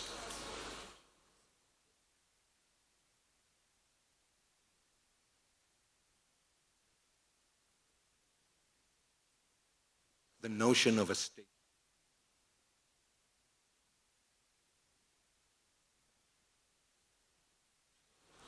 So while there was expression of your own cultural identity, you can't ignore it. It must be done in the context of a primary national identity,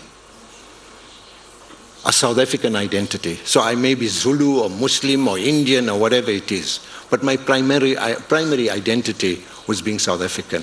And that was the task that was needed. The second thing, if I were to reflect back, is we must never underestimate the distribution of resources. I remember being in the middle of South Sudan when it became the newest country in the world. They forgot about one thing, a mechanism to distribute the resources, because exclusion also meant economic exclusion. Kaynakların dağıtılmasında büyük bir yanlışlık vardı. Bu nedenle çok büyük bir ekonomik sorunla yüz yüze kalındı.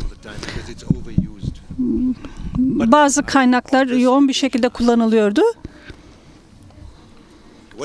Sürekli Nelson Mandela'nın ismini vermek istemiyorum ama bu çerçevede söylemek istiyorum ki şöyle diyordu. Kendinizi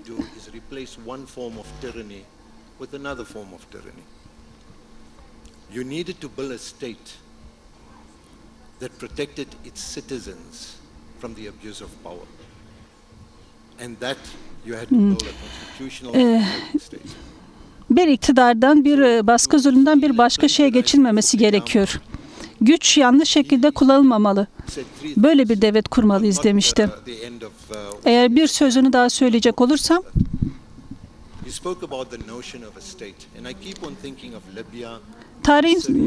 şunu söylemek istiyorum. Tarihten bahsetmişti. Suriye ve İran buradan aklıma geliyor. Güçlü insanlar bunu eğer indirdiğinde artık birbirlerine boğuşmaya başladılar, kavga etmeye başladılar.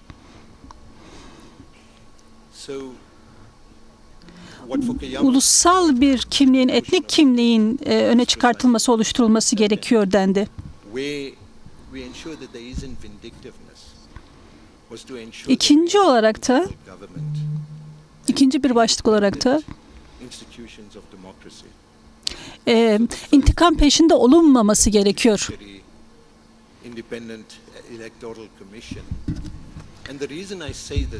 Bu şekilde yönetilmeli.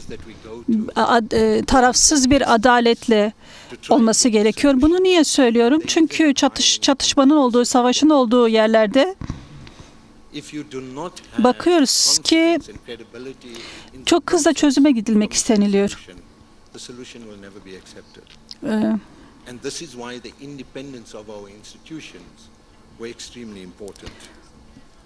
Bu sürecin güvenliği eğer kesinleştirilmezse kurumsallaşma sürecinde çözüm olmayabilir.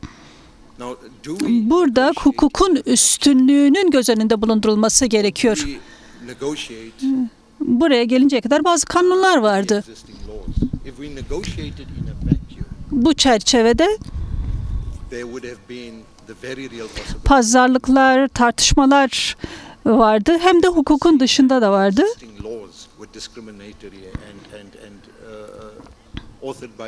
Eğer bunlardan hiçbiri olmasaydı bir anarşi ortaya çıkardı. Eğer varılan kanunlardan bahsedecek olursak bunlar ayrımcılık yapıyordu. Bize zulüm edenler bu kanunları yapmışlardı. Fakat diyalog sürecinde bu ayrımcı kanunlardan kurtulması için çalışıldı. Dünyayı değiştiremezdik. Çünkü bu hukuki sürecin bu zemini değiştirmesini sağlayamadık. Now, Bunu yapabilmeliydik. the one thing, let me share the three lessons. I'm going to run short of time. And then the one after I saw Mr. Errol Bu discuss süreçte hukuk konuşması gerekiyordu. So the first thing we learned was try and understand your enemy. Bizim ilk öğrendiğimiz şeylerden bir tanesi de düşmanımızı tanımaktır, anlamaktır. Ben gençken öğrendiğim ilk şey bana zulmedenin kendisi de İngilizlerin elinde bir soykırım kurbanıdır. Bir katliam kurbanıydı İngilizlerin elinde. Öyle bir şey yaratılmıştı ki şimdi de bunu bize uyguluyordu.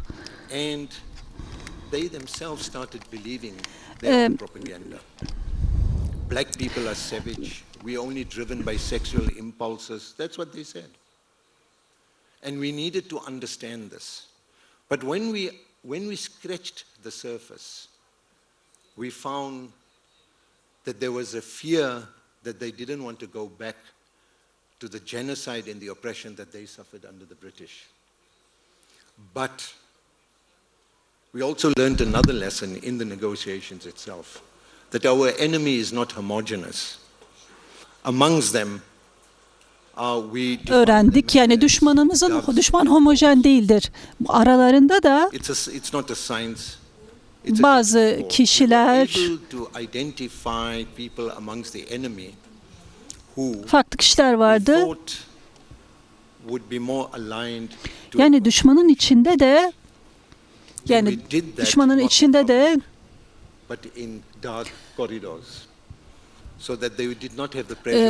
anayasa devletine yakın olanlar da vardı. Yani bu kişiler kendi kanunlarına göre, kendi anayasalarına göre bir arayış içinde değillerdi. Birbirimize düşmandık. Kimseye bir şey söylemeden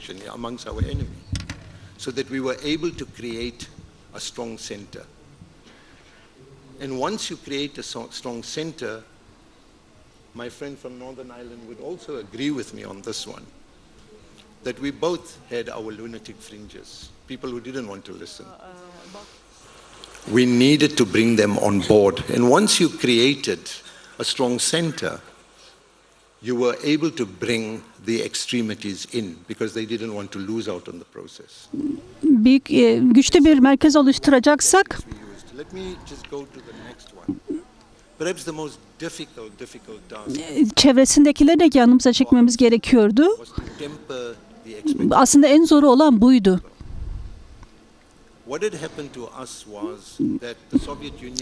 Kendi halkımızın beklentileri vardı. Bunların yerine getirilmesi gerekiyordu ve bu çok zordu. Özgürlüğümüz tek kutuplu bir dünyada yerine gelmişti ve Washington'a da göre oluyordu.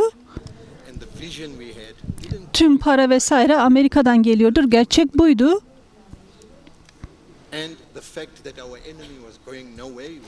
Yani romantize edilmiş hali gerçeklikle alakalı değildi.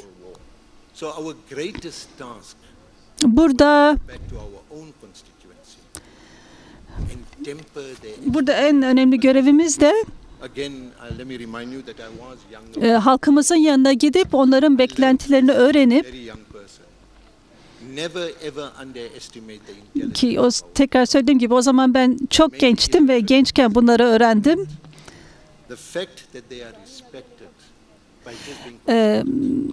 Halkınızı küçük görmeyin. Belki okuma yazma bilmiyordur ama hiçbir zaman onların fikirlerini küçük görmeyin. Onlara danışırsanız danışırsanız çözümün devamlılığı olur.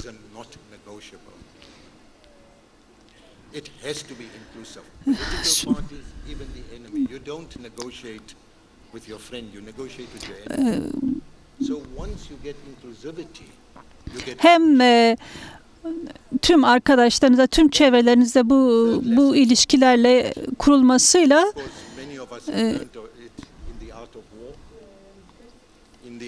bu da üçüncü bir ders olarak öğrendim ve bu şekilde size söylüyorum.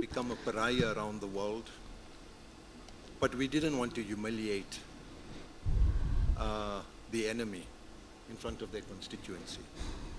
We needed to give them a higher order. Biz düşmanımızı küçük görmek, küçük göstermek istemiyorduk. Kendi taraftarlarını da küçük göstermek istemiyorduk. Onlara diyorduk, siz de bizim gibi düşünmüyor musunuz? Yani bunu soruyorduk. Böyle bir dil kullanıyorduk. Eğer kanunlarda buna göre yaklaşırsanız, bu dille konuşursanız affedemez misiniz? Bu dille onunla konuşuyorduk. Ama aynı zamanda geleceği de düşünüyorduk. O son oturumda bir not almıştım. Özgür Farkeler'le konuştuğumda yaptığımız tartışmada önemli bir tartışma yaptık. Bazı şeyler var ki müzakere edilemez. Örneğin apartheid sistemi üzerine müzakere edilemez. Bu kabul edilemez. Bana göre Nelson Mandela'nın mücadelesi ve Rebel Öcalan'ın mücadelesinde paralellik vardır her iki mücadele arasında.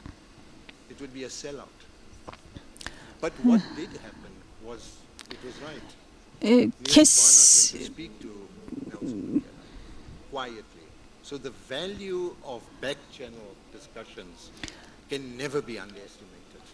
And it's usually the security forces.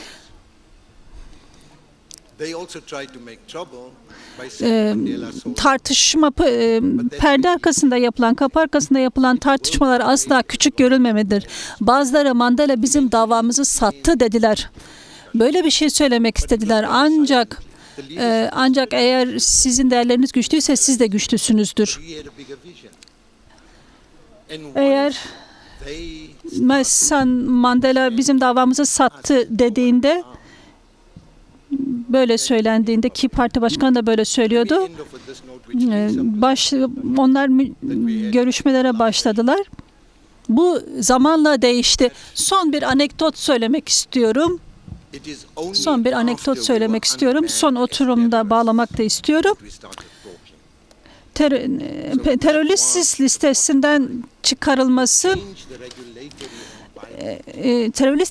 çıkarıldıktan sonra konuşmaya başladık. Bu anayasal düzenlemelerin yapılması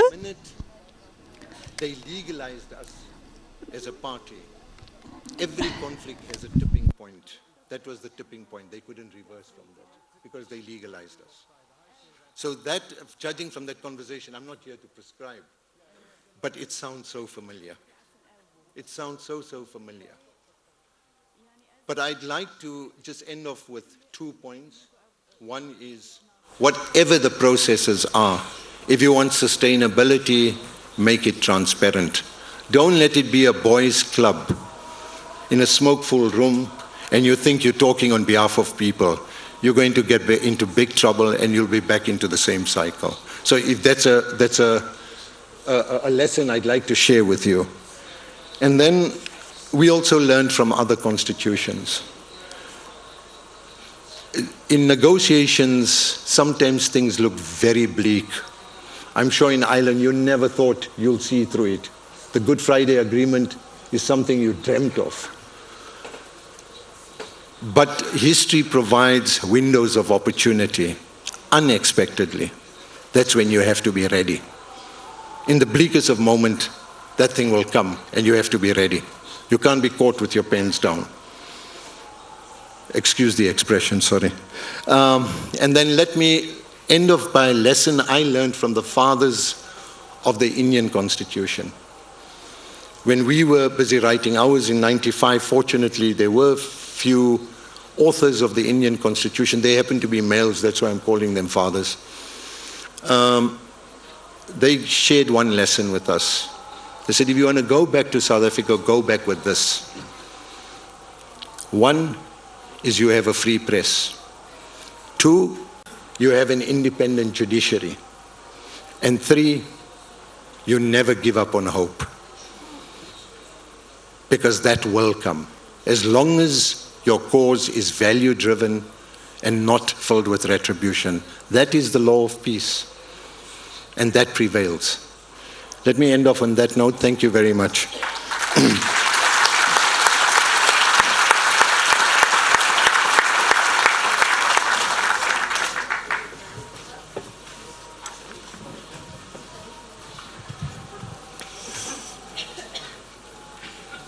Konuğumuza değerli sunumu için teşekkür ediyoruz.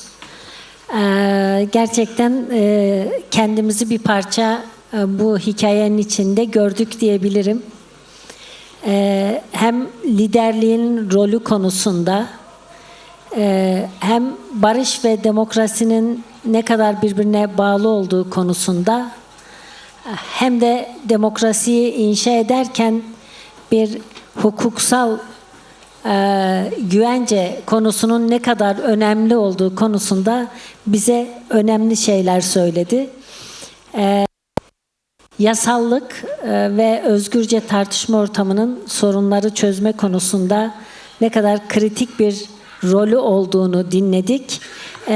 Biz de öncelikle işte Kürt barışı dediğimiz bu süreçte şu günlerce çokça tartıştığımız şey bütün Kürtlerin legalleşmesi, hukuk içerisine alınması ve açıkça konuşmanın, siyasi tartışmanın kapılarının sonuna kadar açılması meselesi. Yasallığa öncelikle buradan başlamanın önemli olduğunu görüyoruz.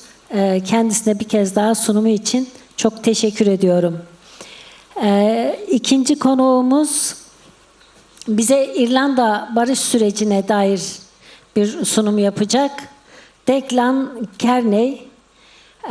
Kendisi şu anda Sinn Féin'in ulusal başkanı.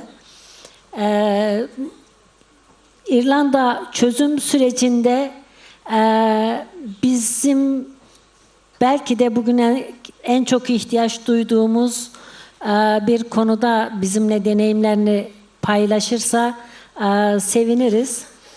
O da bölünmüş ve çatışma halindeki bir toplumda barışın inşasına insanları inandırmak ve bu kadar bölünmüş, karşıtlaşmış, çatışma haline gelmiş toplumların her iki tarafına birden hitap edebilmenin sihirli formülleri var kendisinde diye düşünüyorum. Çünkü o çözüm sürecinde hem Katalanlarla hem Protestanlarla diyalog kurabilen, bunların bir araya gelmesine vesile olan çalışmalarıyla biliyoruz kendisini. Bizim de bugünlerde buna çok ihtiyacımız var. Barışın toplumsallaşması konusunda yoğun bir emek veriyoruz. Fakat Türkiye'de çeşitli pay hatları olan kutuplaşmanın, karşıtlaşmanın çok derin yaşandığı, hele ki Kürtlerin tehlike olarak kodlandığı, isyancı ve tehlike olarak kodlandığı kocaman bir yüzyıl arkada dururken barışmanın kolay olmadığını biliyoruz. Bize bu konuda toplumsal barışı, yani barışın farklı taraflarını aynı hedefe, yani barış hedefine yaklaştırmanın formülleri konusunda deneyimlerini bizimle paylaşacak. Kendisini konuşmasını yapmak üzere sözü kendisine veriyorum.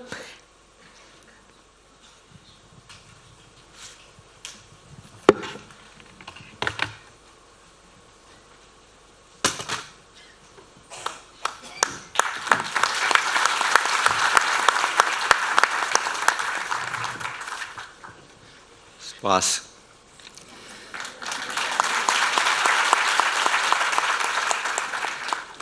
Marhaba. Friends and comrades, from those of us who have struggled in Ireland, I bring greetings to you all with special tribute to your İrlanda'dan hepinize selamlar getirdim. Özellikle and their families. to your prisoners and their families, and to all of Şehitlerinize, within your struggle here. kayıplarınızın ve tutsakların yakınlarına selam getirdim. Mücadeleniz için With all of those within your struggle who have shown leadership to create this moment, and in particular mücadelenizdeki öncü and the role of Abdullah Öcalan. bu süreci başlattığı için onun öncülüğüne ve Abdullah Öcalan'ın öncülüğüne selamlarımı, saygılarımı getirdim. The founders of Irish republicanism in the late 18th century, they were called the United Irishmen and Women. 18. yüzyılın sonunda İrlanda'da Cumhuriyet'in kurucuları İrlanda Birliği için Were the genesis then of bu görüşlerini Fransız ve Amerikan devrimden aldılar. from which I come. Burada eşitlik ve özgürlük üzerine İrlanda Cumhuriyeti'ni inşa ettiler. Socialist and Bazen non-sectarian within the context of achieving an Irish national democracy. seküler, sosyalist hareketler Irish republicanism is about changing British amaçları policy in buydu. Ireland and addressing the division which it has created between the Amerika'nın, İngiltere'nin politikalarını ortadan kaldırabilmek için national reconciliation.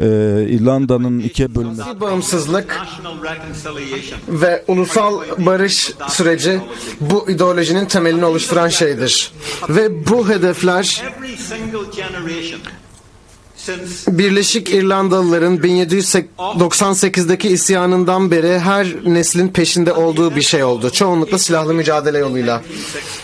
Ve 1916 Paskalya haftasında yeni uzun sürecek bir siyasi mücadelenin katalisti yani tetikleyicisi yaşandı. İrlanda bağımsızlığı ve ulusal demokrasisi için. Ve bugünümüze kadar da devam etti. 1916 ayaklanmasının siyasi vizyonu İrlanda Cumhuriyeti'nin ilanında da zaten görülmüştü ve burada İrlanda toplumunun temel değişimini de görüyoruz.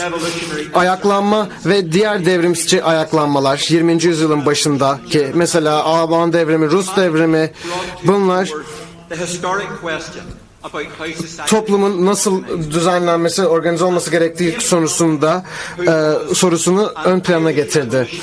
James Connolly İrlandalı bir devrimciydi. 1916 ayaklanmasının diğer liderleriyle beraber idam edildi.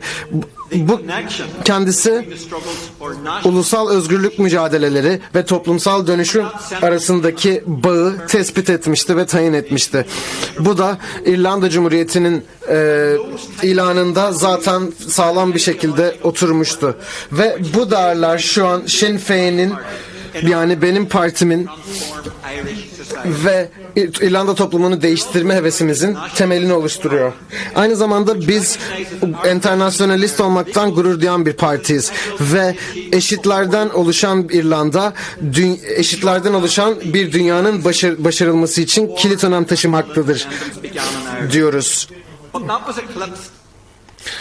İrlanda için bağımsızlık mücadelesi başlamıştı ancak 1921 yılında İngiltere'nin İrlanda'yı bölüştürmesi ve sonrasında yaptığı karşıt devrimle bu sekteye uğradı. İrlanda'nın 32 bölgesinin 6'sı Kuzey İrlanda olacak şekilde ayrıldı ve tamamen İngiliz himayesi altında yönetildiler. Kısıtlı güçleri olan yerel bir parlamentosu vardı ve bu devletlerin daha büyük olanı yani 26 bölgeden oluşan bu devlet şu an Özgür İrlanda Devleti olarak ilk bilinen şu anda İrlanda Cumhuriyeti olarak bilinen devleti oldu.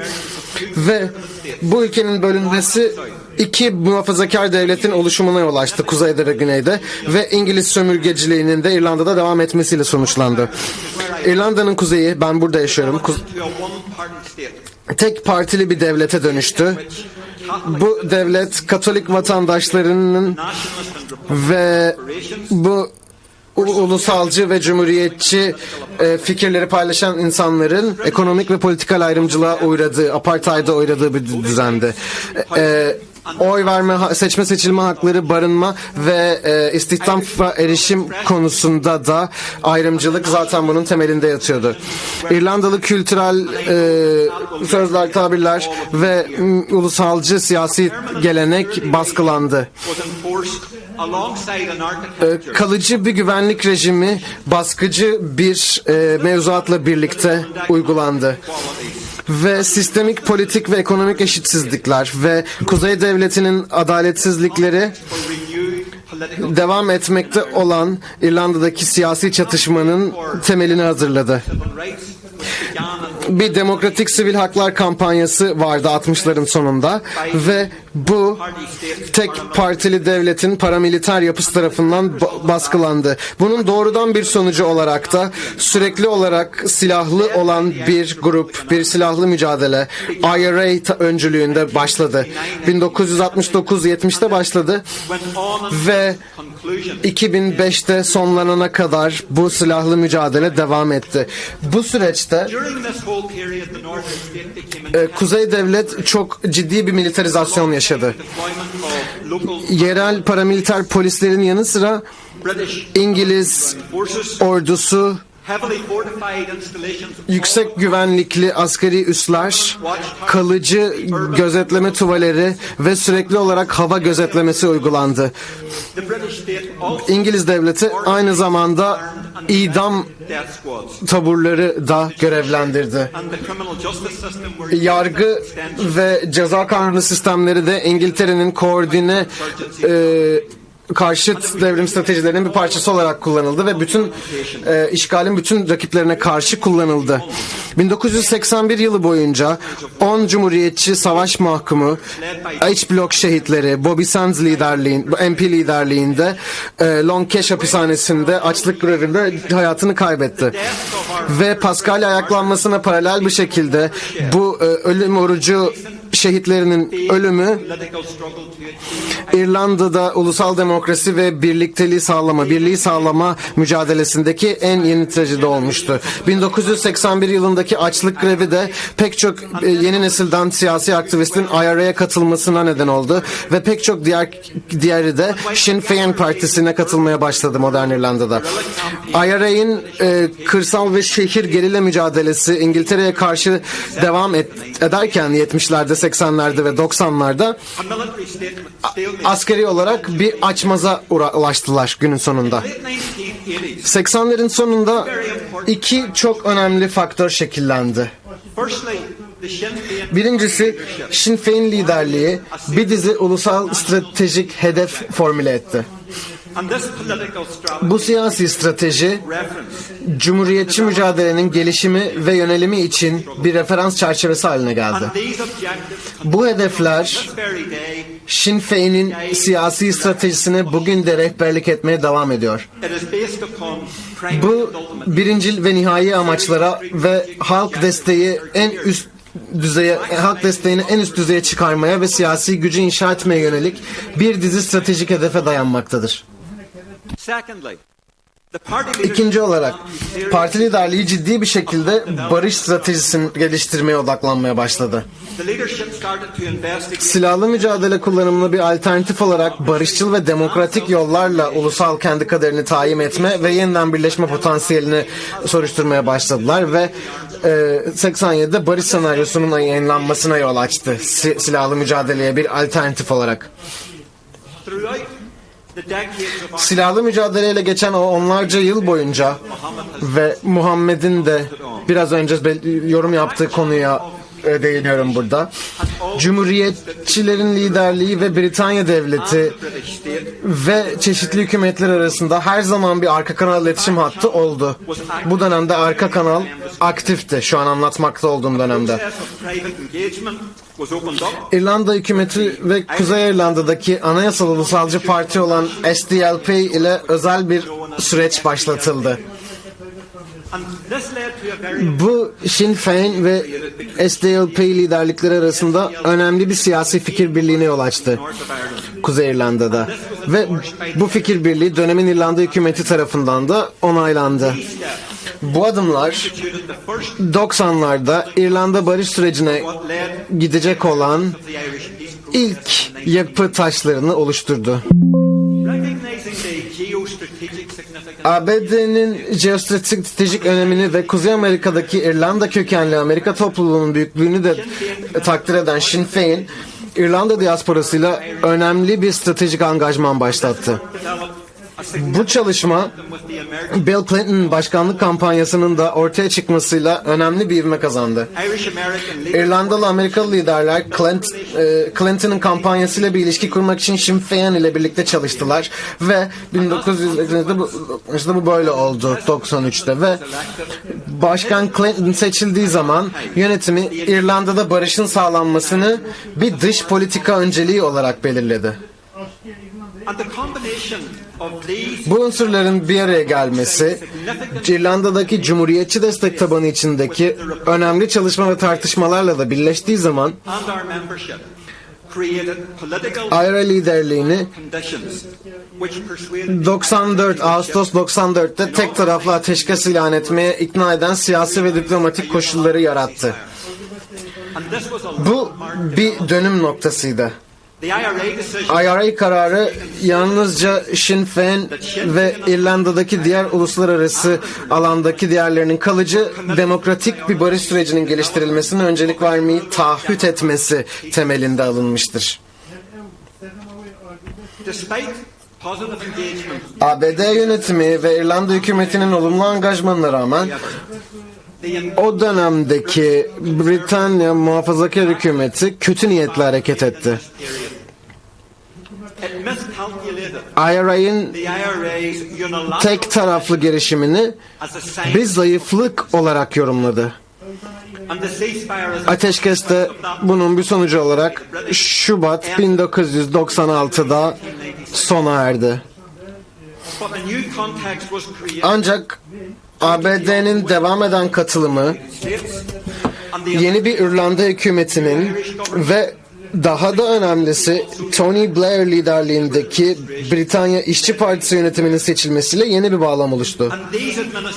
Bu yönetimler IRA'yı Temmuz 1997'de yeni bir tek taraflı ateşkes ilan etmeye teşvik etti.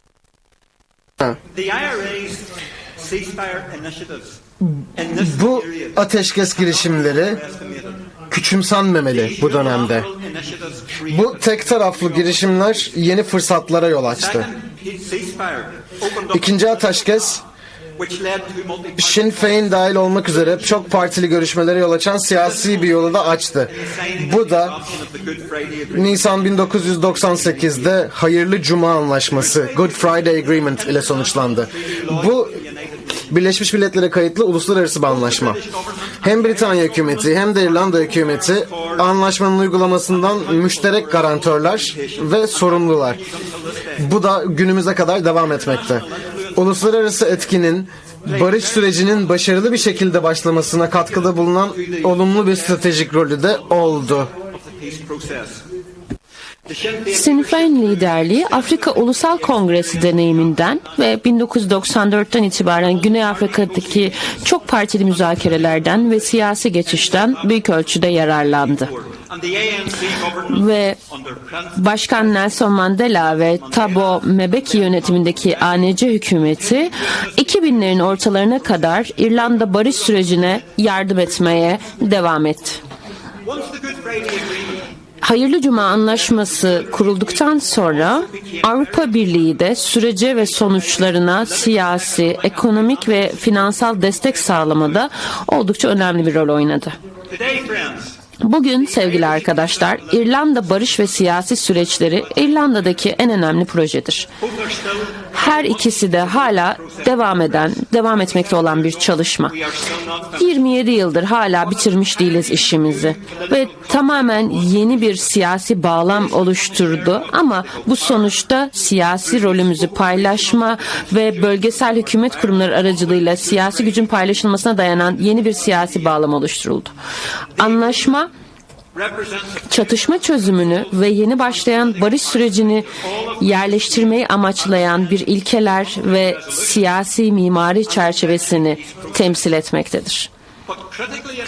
Ve buradaki en önemli şeylerden bir tanesi de İrlanda'daki siyasi çatışmanın nedenlerini ve sonuçlarını çözmek için demokratik bir yol oluşturulması.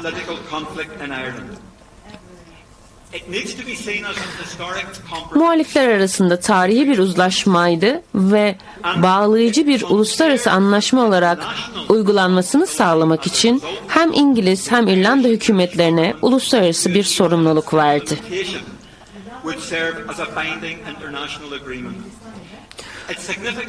Ve anlaşmanın önemi aynı zamanda şu, statükonun bir seçenek olmadığını ve geleceği şekillendirmenin demokratik uzlaşma ve anlaşma yoluyla değişimin yönetimine bağlı olacağını kabul etmesiydi. İngiliz parlamentosunun ulusal İrlanda üzerindeki toprak birleşmesi üzerindeki egemenliği kaldırıldı ve gelecekte bu Kuzey ve Güney İrlanda birlik referandumlarında belirlenecek ve her iki eyalette de birlik yanlısı çoğunluk gerektirecekti. Dolayısıyla Kuzey'in durumu anayasal bir süreç olarak bu referandumlarda belirlenecek ve iki tarafın da çoğunluğunu gerektirecek. Hiçbir şey aynı kalamazdı ya da kalamayacak.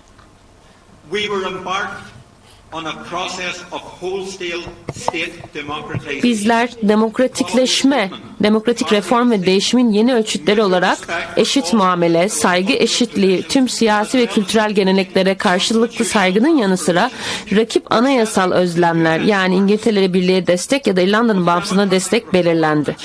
Anlaşma eşitliği ve insan haklarını hukukta sağlamlaştırmıştır. Bunun sonucunda ayrı insan hakları ve eşitlik komisyonları da kuruldu. Bir tutsakları serbest bırakma programı başlatıldı ve 1999'da başlatıldı ve 2002 yılına kadar hem kuzeyde hem güneydeki siyasi tutsaklar serbest bırakıldı. Politik reform ihtiyacı bağımsız bir komisyonun kurulması yoluyla ele alındı. Ve daha da önemlisi 2002 yılında devletin paramiliter polis gücü tasfiye edildi ve yeni bir polis teşkilatı kuruldu. Sinn Féin ceza adaleti sisteminin hem polisliği hem de işleyişiyle ilgili olarak artan reform ve demokratik hesap verilebilirlik için müzakerelere devam etti. Ve birkaç yıl sonra parti nihayet 2007 yılında bir başka önemli stratejik girişimle özel bir ulusal konferansta hem polislik hem de ceza adaleti yapılarıyla eleştirel bir şekilde ilgilenmeyi kabul etti. Bununla birlikte 23 yıl sonra bile, kuzeydeki politik reformdan 23 yıl sonra bile bu zorlu bir alan olmaya devam ediyor. Daha da önemlisi, Hayırlı Cuma Anlaşması'nın kurumsal mimarisi, Güney eyaletinden hükümet bakanlarını ve kuzeyde yeni kurulan güç paylaşımı yöneticilerini bir araya getiren bir Kuzey-Güney Bakanlar Konseyi'nin kurulmasını da içeriyordu. Buna paralel olarak tüm İrlanda organları diğerlerinin yanı sıra turizm, ticaret ve su yolları ile ilgili tüm adanın kamu politikasının alanlarını koordine etmek için birlikte kuruldu. 1996'daki ateşkes döneminde silah ve mühimmat konusunu ele almak için Uluslararası Bağımsız Hizmetten Çıkarma Komisyonu kuruldu. Ancak silah sorununun çözümü ve Britanya'nın devletin Britanya askerileştirilmesinden arındırılması uzun bir süre aldı. Ve süreç aynı zamanda İran'ın silahlarını kullanımdan kaldırmasını da içeriyordu. 2001'den itibaren genişletilmiş bir süreçti bu. Bu da güvenin yerleşmesine yardımcı olmak için güven artırıcı önlemleri ve atanmış silah müfettişlerinin kullanımını içeriyordu.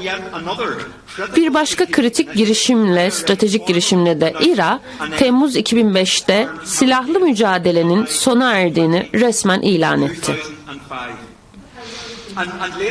Daha sonra Eylül 2005'te bağımsız komisyon İran'ın tüm silah cephaneliğini kullanım dışı bıraktığını bildirdi. Sevgili arkadaşlar, tüm bunlar İrlanda barış sürecinin başlaması ve Hayırlı Cuma Anlaşması'nın kabul edilmesi tek bir olay veya zaman içinde bir an olmadığının altını çiziyor. Devam eden müzakereler ve gelişen siyasi olaylar tarafından yönlendirilen bir süreklilikti ve öyle de olmaya devam ediyor. Söylediklerimi kapatırken şunu söyleyeyim. Başından beri bu güçlerin paylaşılması konusunda olumsuz şeyler de yaşandı. Ve bu temel politik değişimler bir yandan da ciddi sorunlar yarattı ama tabii ki bir pozitif momentum da yaratıyor ve negatif direniş de değişebiliyor. Çünkü bu kuzeydeki demokratik ve toplumsal dönüşümü yavaşlatmak ve engellemek de oldu bu olumsuz direnişin etkisi. Pek çok durumda politik birliktelik aynı zamanda diğer anlaşmalar kapsamındaki tüm yükümlülüklerin yerine getirilmesini de zorlaştırdı. Bu nedenle bunun merkezinde hem İngiliz hükümetinin kirli savaşının İrlanda'da aynı zamanda tabii ki büyük bir etki yarattı Britanya'daki politikada. Bugüne kadar devam ediyor. Olumsuz kötü yönetimi nedeniyle kuzeyi siyasi bir durgunluğa indirgemiştir. Halen ilerleme istemiyorlar. Halen kalıcı bir barış istemiyorlar. Bu yüzden herhangi bir bu geçmişi daha demokratik bir şekilde ele almak için her süreci engellemeye çalışıyorlar. Ve aynı zamanda mirası da engellemeye, bu mirasın anlaşılmasını engellemeye çalışıyorlar. Hayırlı Cuma Anlaşması'nın 27 yıl üzerinden geçmesine rağmen hala tamamen uygulanmış olmadığının altını çizelim. Bu yüzden Kuzey İrlanda hükümetinin aslında halen durgunluğa itilmiş bir devlet olduğunu söylememiz gerekiyor. Dolayısıyla İrlanda'daki barış süreci bir çözülmemiş bir siyasi anlaşmadır aynı zamanda. Çünkü taraflar arasındaki zorluklar sürekli çalışılıyor ve sürekli yenileniyor. Bu yüzden bir sonuca gelirken şunu söyleyeyim. Hayırlı Cuma Anlaşması gerçekten çok büyük bir şekilde kabul edilen bir anlaşma. Ama Hayırlı Cuma Anlaşması'nın bu siyasal mücadelenin başka başarılı anlaşmalarla da devam edilmesi gerekiyor. Sinn Féin mücadelenin kalıcı bir aracı olarak ele alıyor. Dolayısıyla bu konular geri dönülemez bir şekilde tartışılmalı ve uluslararası bir temelde açıklığa kavuşturulmalı. İrlanda deneyiminden elde edilen kritik derslerden bir tanesi de şu. En önemli müzakere her zaman kendi değerlerimizle yapılmalı. Dolayısıyla şu anda partimiz kuzeydeki en büyük parti ve şu anda birlikte kuzeyde güç paylaşımını ve en büyük kuzeyde güç paylaşan bir partiyiz. Güneyde en büyük muhalif partiyiz. Bugün halen şunu söylememiz gerekiyor. Bizler 27 yıldan beri yani Hayırlı Cuma Anlaşması'ndan 27 yıl sonra şimdi İrlanda barış sürecinin hem ulusal birleşme hem de uzlaşma sağlayan bir sonraki aşamanın başlatmanın zamanı geldiğini iddia ediyoruz. Sonuç olarak İrlanda deneyiminden kritik dersleri kendinize de uyarlamanızı düşünüyoruz. Bunlar da aktarılabilir diye düşünüyoruz. Müzakere süreçleri tamamen kapsayıcı olmalıdır. Tüm konular tartışma için görüşme masasına açıkça konulmalıdır. Her iki tarafta iyi niyetle katılmalıdır. Kahramanlar arasında güven oluşturmak için birlikte güven inşa etmek esastır. Tüm kararlar ve anlaşmalar yerine getirilmeli. Bunlara saygı duyulmalı ve bunlar uygulanmalıdır. Açıkça tanımlanmış hedeflerin esas olması gerekir. Tutarlı ve düzgün bir şekilde yönetilen genel bir strateji, taktiksel esnekliği, siyasal girişimlerin kullanımını ve ne zaman taviz vermenin uygun olacağını da yönetmelidir. Ulusal hareket içindeki birlik ve bütünlük her şeyden önemlidir. Sivil toplum ve tabanın katılımı harekete geçirilmeli ve demokratik değişim için her sürece dahil edilmelidir. atalet ve durağanlığı önlemek için siyasi momentum gereklidir. Ve Muhammed de zaten daha önce söylemişti. Muhalefet tek bütüncül, bize yapılan muhalefetin tek bir muhalefet olduğunu, yekpare bir muhalefet olduğunu düşünmemeliyiz. En ilerici değişimi arayanlar hedefleri ilerletmek için en büyük riski almaya hazır olmalıdır. Ve son olarak sevgili arkadaşlar, yoldaşlar, Sinn Féin Türkiye hükümetiyle olumlu ilişki kurma çabalarında ve yeni bir barışçıl siyasi fırsat, umut ve demokrasi ufku yaratma çabasında Kürt halkının temsilcilerine dayanışmamızı genişlettiğini ifade etmek istiyoruz. Ve ben de Türkiye hükümetine şunu söylemek istiyorum. Bu fırsatı, Kürt halkının temsilcilerinin sunduğu bu fırsatı kucaklaması gerekiyor. Ve bu sabah da yorumlarda söylendi.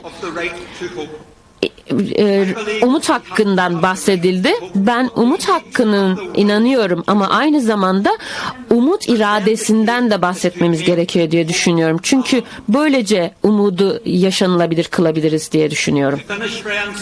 Kapatırken sevgili arkadaşlar şunu söylemek istiyorum. Barış, demokrasi ve özgürlük. Kürdistan halklarına, Kürt halkına barış, özgürlük ve demokrasi, Abdullah Öcalan'a özgürlük.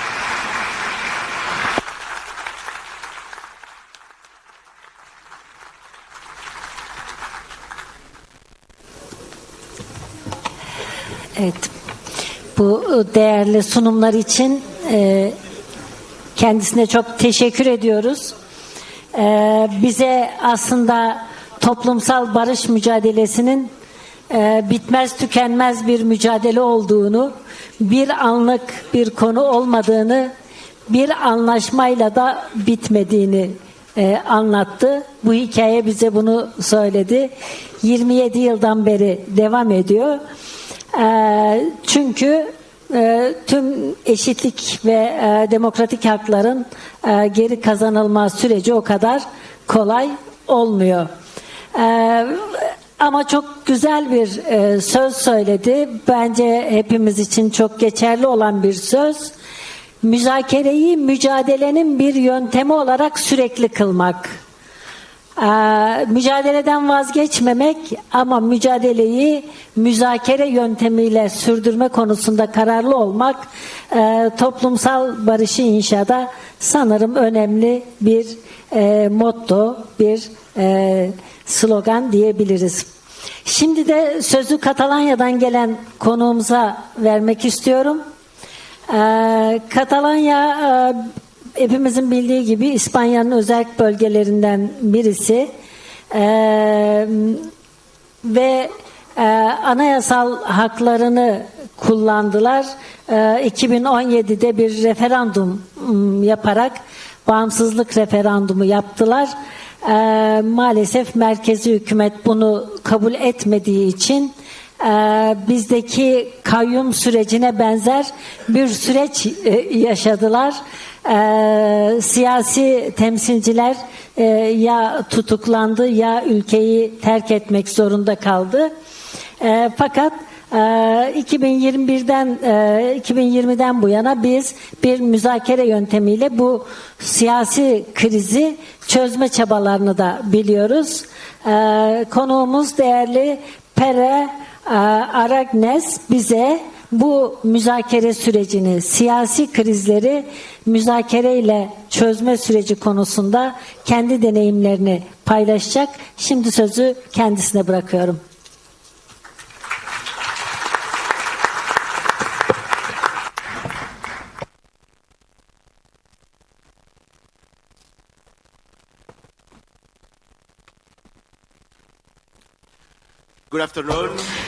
Herkese tünaydın, saygıdeğer misafirler, sevgili meslektaşlar, sevgili eş başkanlarımız, değerli katılımcılar, sevgili misafirler, arkadaşlar. Öncelikle hepinize beni davet ettiğiniz için teşekkür ediyorum. Katalonya hükümetinin eski başkanlarından biri olarak bu uluslararası konferansa davet edildiğim için çok mutluyum. Burada size Katalonya deneyiminin, Katalonya hükümetinin deneyimini ve Katalonya mücadelesinin İspanyol hükümetiyle müzakeredeki deneyiminden bahsedeceğim. Öncelikle müzakere sürecine girmeden önce tabii sizlere şunu ifade etmek istiyorum. Katalonya'nın eski başkanı olarak, aslında tüm Katalonya halkı olarak, ülkemizin bağımsızlığını destekleyenler olarak biz de Kürt halkını barış mücadelesinde, adalet mücadelesinde, özgürlük mücadelesinde ve eşitlik mücadelesinde desteklediğimizi söylemek istiyoruz. Katalonya ve Kürdistan olarak iki ayrı ulus olarak aslında aynı durumdayız. Bizler baskı altındaki uluslarız ve özgürlük yolunda savaşan uluslarız. Egemenliğimizi elde etmeye çalışan uluslarız. Sizinle birlikteyiz. Mücadelenizde sizinle birlikteyiz. Mücadeleniz bizim de mücadelemiz. Şimdi önce detaylara girmeden önce şunun altını çizmek istiyorum. Şu gerçeğin altını çizmeliyim. Katalonya bugün çok önemli ilerlemeler elde etti bu müzakere ve diyalog sayesinde son yıllarda ve aşama aşama aslında yaşadı bunu. Bazen de çok yavaş oldu. Bazen çok kuvvetli direnişle karşılaştı. Ancak siyasi cesaret ve demokratik metotların, yöntemlerin kapıları açabileceğini gösterdi. Aslında tamamen kapalı gibi görünen kapıları açabileceğini gösterdi. Dolayısıyla aslında siyasi çatışmayı çözmek için İspanya'nın Başbakanı Pedro Sánchez bile şöyle söyledi kamusal olarak. Biz müzakereler sürecinde Katalonya'yı tanıdığını ve çatışmanın demokrasi olmadan çözümsüz kalacağını söyledi ve bunun demokratik araçlarla çözülmesi gerektiğini söyledi. Yani Katalonya halkının kendi geleceklerini oylaması ve kararlarını alabilmesinin önemli olduğunu ifade ediyoruz. Dolayısıyla Katalonya hükümeti ve İspanyol hükümeti arasındaki müzakerelerle ilgili öncelikle onun kökeniyle ilgili konuşalım. Katalonya'daki çatışmanın kökeninden bahsedelim. Katalonya çok uzun bir tarihe sahip, özgürlük mücadelesi deneyimine, kimlik, dil ve özgürlük mücadelesi veren bir halk ve uzun yıllarda İspanyol devletinin diktatörlüğü altında yaşadık ve Franco diktatörlüğü döneminde İspanya'da Katalonya halkı olarak yaşadık ve geçen yüzyılda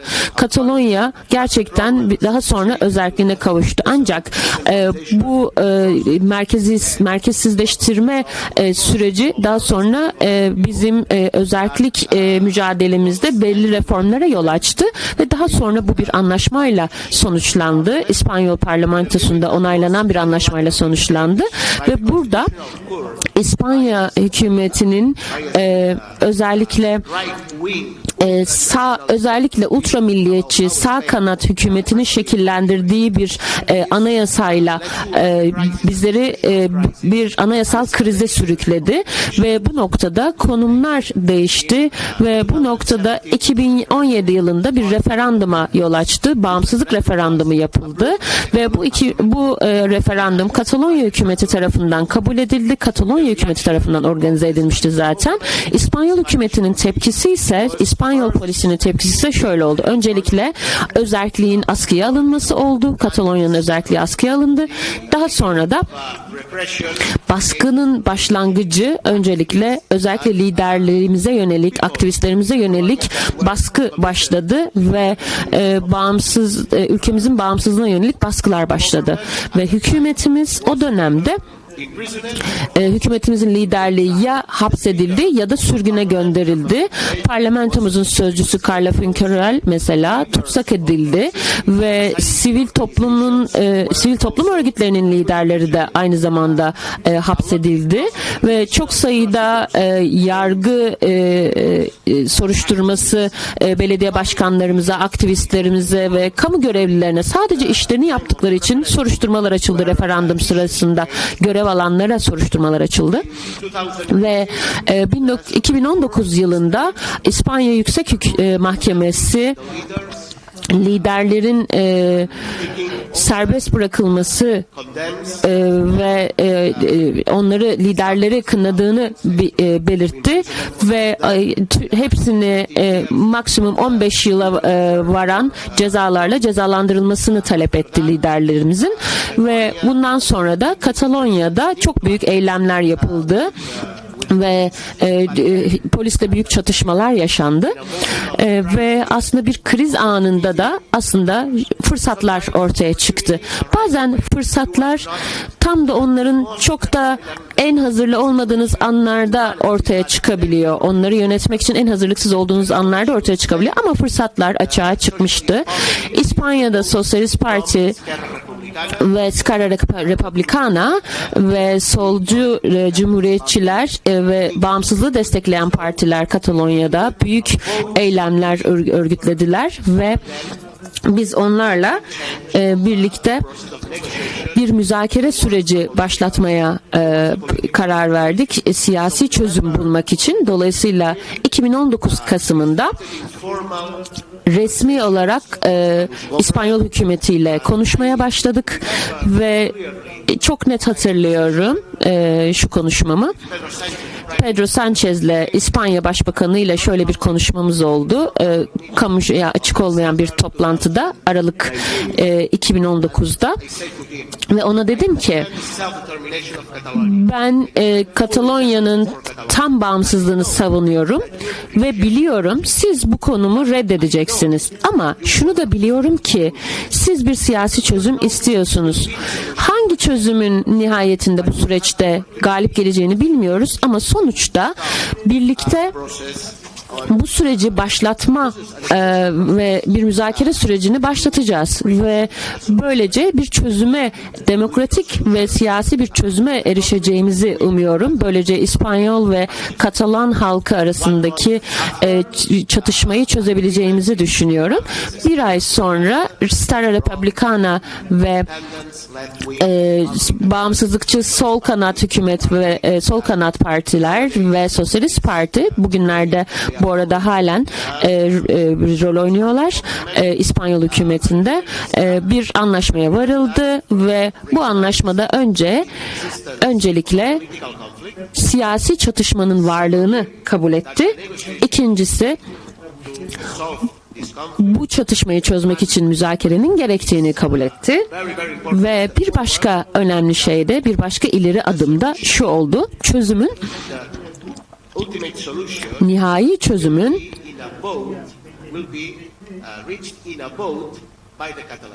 Katalan halkıyla birlikte karar verildi. Ve bu noktada iki taraf da kendini rahat hissetmeli müzakerede. Bu çok önemli.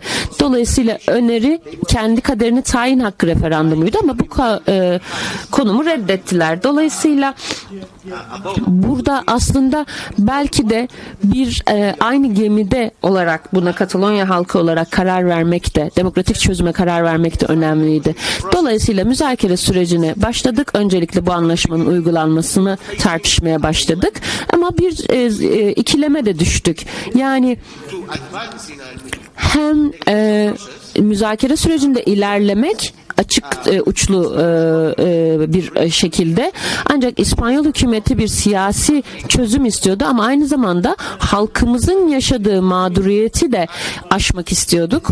Bu fırsatı değerlendirmek istiyorduk halkımızın yaşadığı acıları sonlandırmak için ve aynı zamanda da şundan da kaçınmamız gerekiyordu. Yani İspanyol hükümetinin sadece kendi hedeflerine erişmek için bu süreci siyasi çözümü unutturmak için kullanmasına karşı da mücadele etmek zorundaydık. Bunu unutmamalıydık ve bugün halen bu konum oldukça zor, bu konumu sürdürmek. Bu ikilemi nasıl çözeceğiz? Alternatiflere bakmamız gerekiyor. Şu anda tabii ki yeni bir İspanyol hükümetini tartışıyoruz. Ya yeni seçimler yapılması alternatifi ya da hem halk cephesi, sağ kanat ve aşırı sağcı ultra milliyetçi parti ile beraber yeni bir hükümetin kurulması tartışması yapıldı. Ancak bu müzakere sürecini nasıl devam ediyoruz?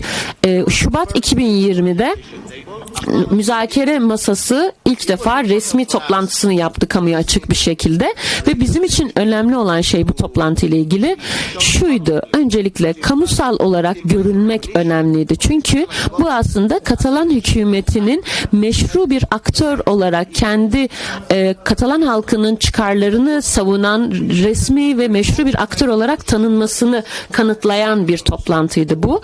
Bizim bakımızdan bu açıdan önemliydi. Masada oturmak, Katalan hükümeti olarak oturmak, yani Katalan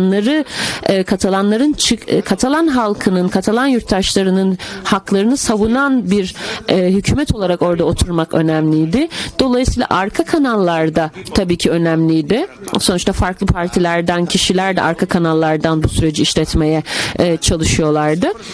Ama bu ilk toplantı gerçekten aslında ilk defa Katalonya hükümetinin resmi olarak İspanya Başbakanına bir kamuya açık toplantıda bir kendi kaderini tayin hakkı referandumu istediği ilk toplantıydı. Siyasi tutsakların serbest bırakılmasını istediği, Katalonya halkının aktivistlerine ve bağımsızlıkçılara yönelik baskıların son bulması taleplerini ilettiği bir masaydı. Halen onunla ilgili çalışmaya devam ediyorduk, ancak daha sonra bir çıkmaza girdik pandemi nedeniyle. Pandemi önemli bir engeldi tabii ki ve Katalonya'da sonra seçimler yapıldı ve Katalonya liderliğinin tarafı değişti. Ben de başkan olarak seçildim bu seçimlerden sonra ve benim bu müzakere sürecine bağlılığım kesindi ve bu yüzden şöyle düşünüyorum.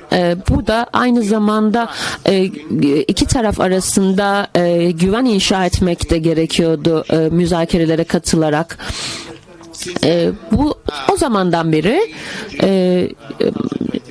2021 Mayıs'ı Haziran'ında müzakereye devam etmeye başladık. Müzakere süreci devam etti bu tarihten sonra da ve bazı anlaşmalara vardık. Öncelikle siyasi tutsakların serbest bırakılması ve İspanya Ceza Kanunu'nun değişmesi ve İspanya hükümetiyle net bir şekilde İspanya parlamentosunun belli bazı suçları suç olmaktan çıkarmasını tartıştık. Yani aslında biz sürekli olarak bazı yoldaşlarımız belli suçlamalarla karşı karşıya kalıyorlar. Bu yüzden 2019'da onlara yönelik suçlamaların düşürülmesi talebini ilettik. İspanyol hukukuna göre ayrılıkçılık suçunu işlemenin de kaldırılmasını istedik ve böylece hiç kimsenin siyasi bağımsızlık arayan, anayasal değişiklik isteyen kimsenin bununla suçlanmamasını istedik. Ve diğer anlaşmalarda bazı koruma önlemleriydi. Katalan dilinin korunmasına yönelik kanunlar ve aynı zamanda bunların da iki taraf arasında güven inşa etmek için önemli olduğunu söyledik. Katalan dilinin artık İspanya parlamentosunda konuşulmasını talep ettik ve bu aynı zamanda çok dilli, çok uluslu bir özellik olarak İspanya devletinin bu konuda ileri bir adım atması gerektiğini söyledik ve Katalan dili şu anda Avrupa Birliği'nin resmi bir dili olması da aynı zamanda Avrupa kurumlarında tartışılıyor. İspanya hükümetinin önerisi olarak da bunun Avrupa Birliği'ne sunulması gerektiğini söyledik ve bu da önemli adımlardan bir tanesiydi ve nihayetinde bu da kabul edildi ve 2024'te bir de af kanunu çıkartılmasını tartıştık. Böylece tamamen baskının sona ermesinin bir yolu olarak bu kanunun kabul edilmesini istedik. Şu anda bu af kanununu tamamen uygulandığını söyleyemeyiz.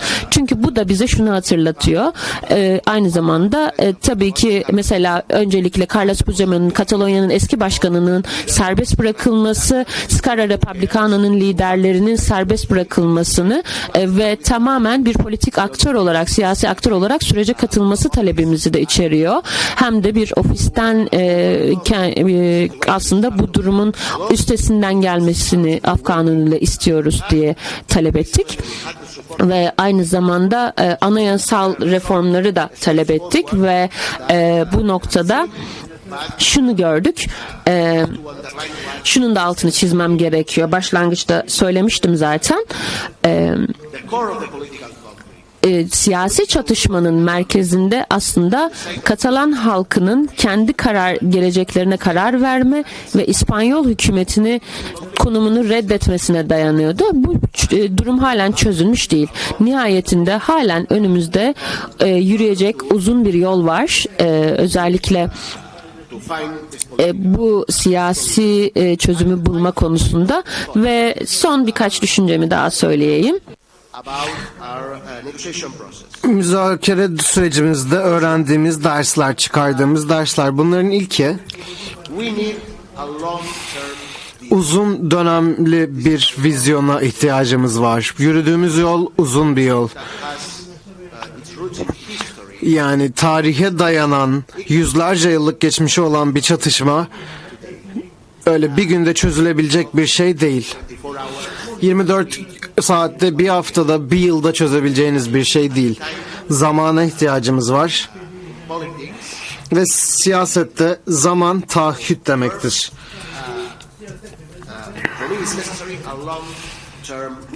Benim için uzun dönem vizyonuna sahip olmak gerekli. 2. Sürecimiz doğrusal olmayan bir süreçti. Lineer olmayan bir süreçti. Hani 2 adım ileri, 3 adım geri attığımız, pek çok boykot yaşadığımız bir süreçti. Bu boykotların bazıları İspanyol müesseseler ve iktidarının yaptığı şeylerdi. Mesela bu müzakere sürecine katılan hükümet yetkililerinin bizi gözetlediğini öğrendik. İstihbarat Ajansı'nın bizleri gözetlediğini öğrendik, İspanyol istihbaratının. Ama yani şaşırmadık. Bunu öğrendik ve şimdi de eski istihbarat müsteşarı şu an hüküm giyiyor Barcelona'da bir mahkemede. Yani şu an yargılanıyor Barcelona'da. Yani bu doğrusal olmayan bir süreç demeye çalıştığım şey. Bazen pozisyonunuzu kaybettiğinizi hissedebilirsiniz, ancak burada stratejinizi korumak önemli. 3. olarak doğru kelimeleri bulmanın önemi. Anlatı, narratif çok önemli. Yani müzakere sürecine giren hiç kimse kaybedenmiş gibi gözükmek istemez bu müzakerede. Ve bu mesela bizim örneğimizde bu asimetrik pozisyondaydık. En kötü pozisyondaydık. Partimiz için de geçerliydi. Ama bu aynı zamanda daha görünürde güçlü pozisyona sahip olan, yani İspanyol devleti için de böyleydi. İspanya devleti için. Yani anlatınız hedef olarak karşı tarafı küçük düşürmeyi seçtiyse, o zaman bu müzakerede yol kat edemezsiniz. İmkansızdır. Günün sonunda biz de bazı kelimeler seçip bulup bunlarla kazanımlarımızı tabir etmenin, tasvir etmenin bir yolunu bulduk. Mesela ceza kanununun bir reformuna girmek istediğimizde ve İspanya ceza kanununu değiştirmek istediğimizde İspanya hükümeti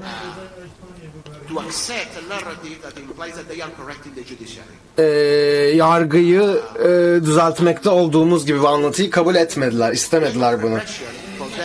Onlar için bu baskının sonu oldukça zordu. Yani yargısızlaştırma gibi bir kavram bulduk. Yani siyasi çatışmayı yargıdan çıkarıp meclise ve siyasi tartışmaya açmak. Ve önceden dediğim gibi bağımsızlık referandumumuzu savunduk ve bunun herhangi bir oyla sonuçlanması gerektiğini biliyorlardı. Ancak yine de mesela bu sözleşmede,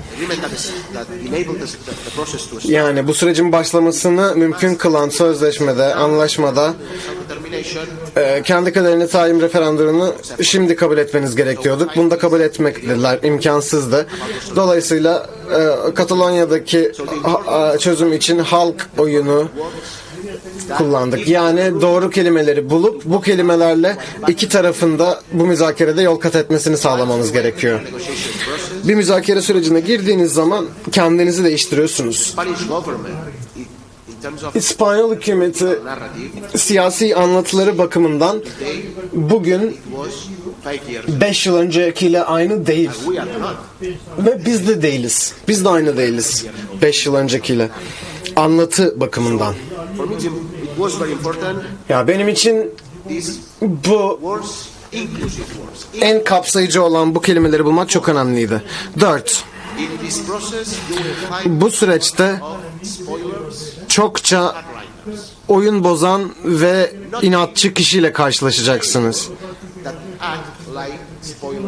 Yani oyun bozan ve inatçılarla karşılaşacaksınız. Çünkü bir hareketteki her insan inatçı olarak gözükebilir bir anda. Bu da gözüküyor. Böyle görülebiliyorlarsa müzakereye onların da dahil edilmesi gerekiyor. Dolayısıyla bu tür davranışlardan kaçınmak için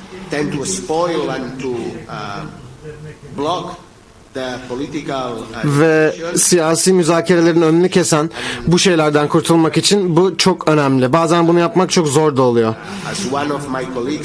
Meslektaşlarımın birinin de söylediği gibi en önemli müzakere halkınızla yaptığınızdır.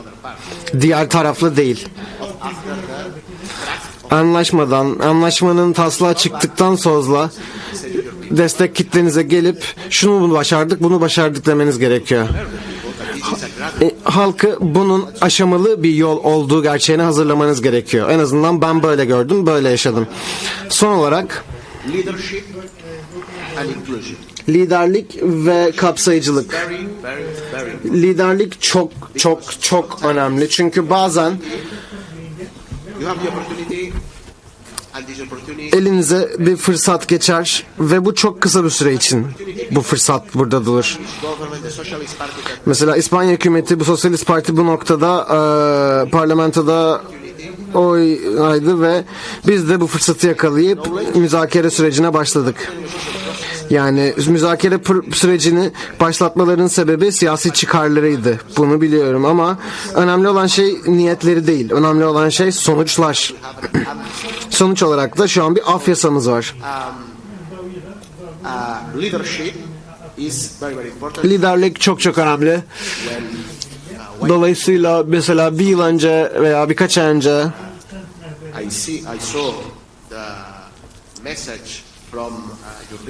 lideriniz Helen'den gelen mesajı gördüm. Bu bir liderlik işaretidir. Liderliği bir işarettir. Halkınızın tarihini acıdan barışa götürmek çok ciddi liderlik ister. Risklidir tabii ki. Ancak liderlik gerektirir ve bu sadece çok güçlü liderliklerle başarılabilir. Ve kapsayıcılıkla elbette. Günün sonunda bu açıklamakta olduğumuz kapsayıcı siyasi süreçten elde ettiğimiz şey insanların hayatının, toplumumuzun iyileştirilmesiydi. Daha eşit bir Katalonya, daha özgür bir Katalonya, birleşik ve barışçıl bir İrlanda vesaire ve özgür, demokratik ve tanınan bir Kürdistan. Nihai amacımız budur. Bunun içinde çalışmaya, çabalamaya devam etmeliyiz. Çok teşekkür ediyorum. Katalonya'dan Kürdistan'a bütün desteğimizi beyan etmek istiyoruz. Çok teşekkürler. Değerli konuşmacıya çok teşekkür ediyorum. Bizim ana dilde eğitimi bile müzakere nasıl edeceğimizi tartıştığımız bir yerde ayrılmayı ve bağımsızlığı müzakere etmenin nasıl bir şey olduğunu burada dinlemiş olduk. Demek ki aslında siyaset içerisinde kalarak, demokratik siyasi mücadele içerisinde kalarak her şeyi konuşmak mümkün. Bizim de bunu başarmamız lazım. Türkiye'de ve bölgede, bütün Orta Doğu'da eksik olan şey bu. Evet, farklı şeyler istiyoruz. Ama bu isteklerimizi kavga etmeden müzakere edebiliriz. buna ayrılmak bile dahil son derece öğretici bir sunumdu. Çok teşekkür ediyorum kendisine. Şimdi de Bask'tan, yine İspanya'dan bir konuğumuz var. Bask Parlamento üyesi Igor Zulaka. Kendisi bize Bask deneyimini anlatacak. Bizim için Katalanya ve Bask meselesi şu nedenle kıymetli. Türkiye'de çokça biz Kürt sorununun siyasal çözümünü konuştuğumuzda bunun üniter bir devlete zarar getireceğini düşünerek reddediyorlar. Oysa uluslararası literatürde İspanya üniter bir devlet, fakat sanırım 18 ayrı bölgesi var. Bölgesel parlamentoları var, yönetimleri var, dil hakları var ve hala da ekonomik ve siyasal haklarını genişletmek için, kültürel haklarının alanını genişletmek için siyasi müzakereye ve mücadeleye devam ediyorlar. Ben sözü daha fazla uzatmadan değerli konuğumuz Igor'a konuşması için mikrofonu bırakıyorum.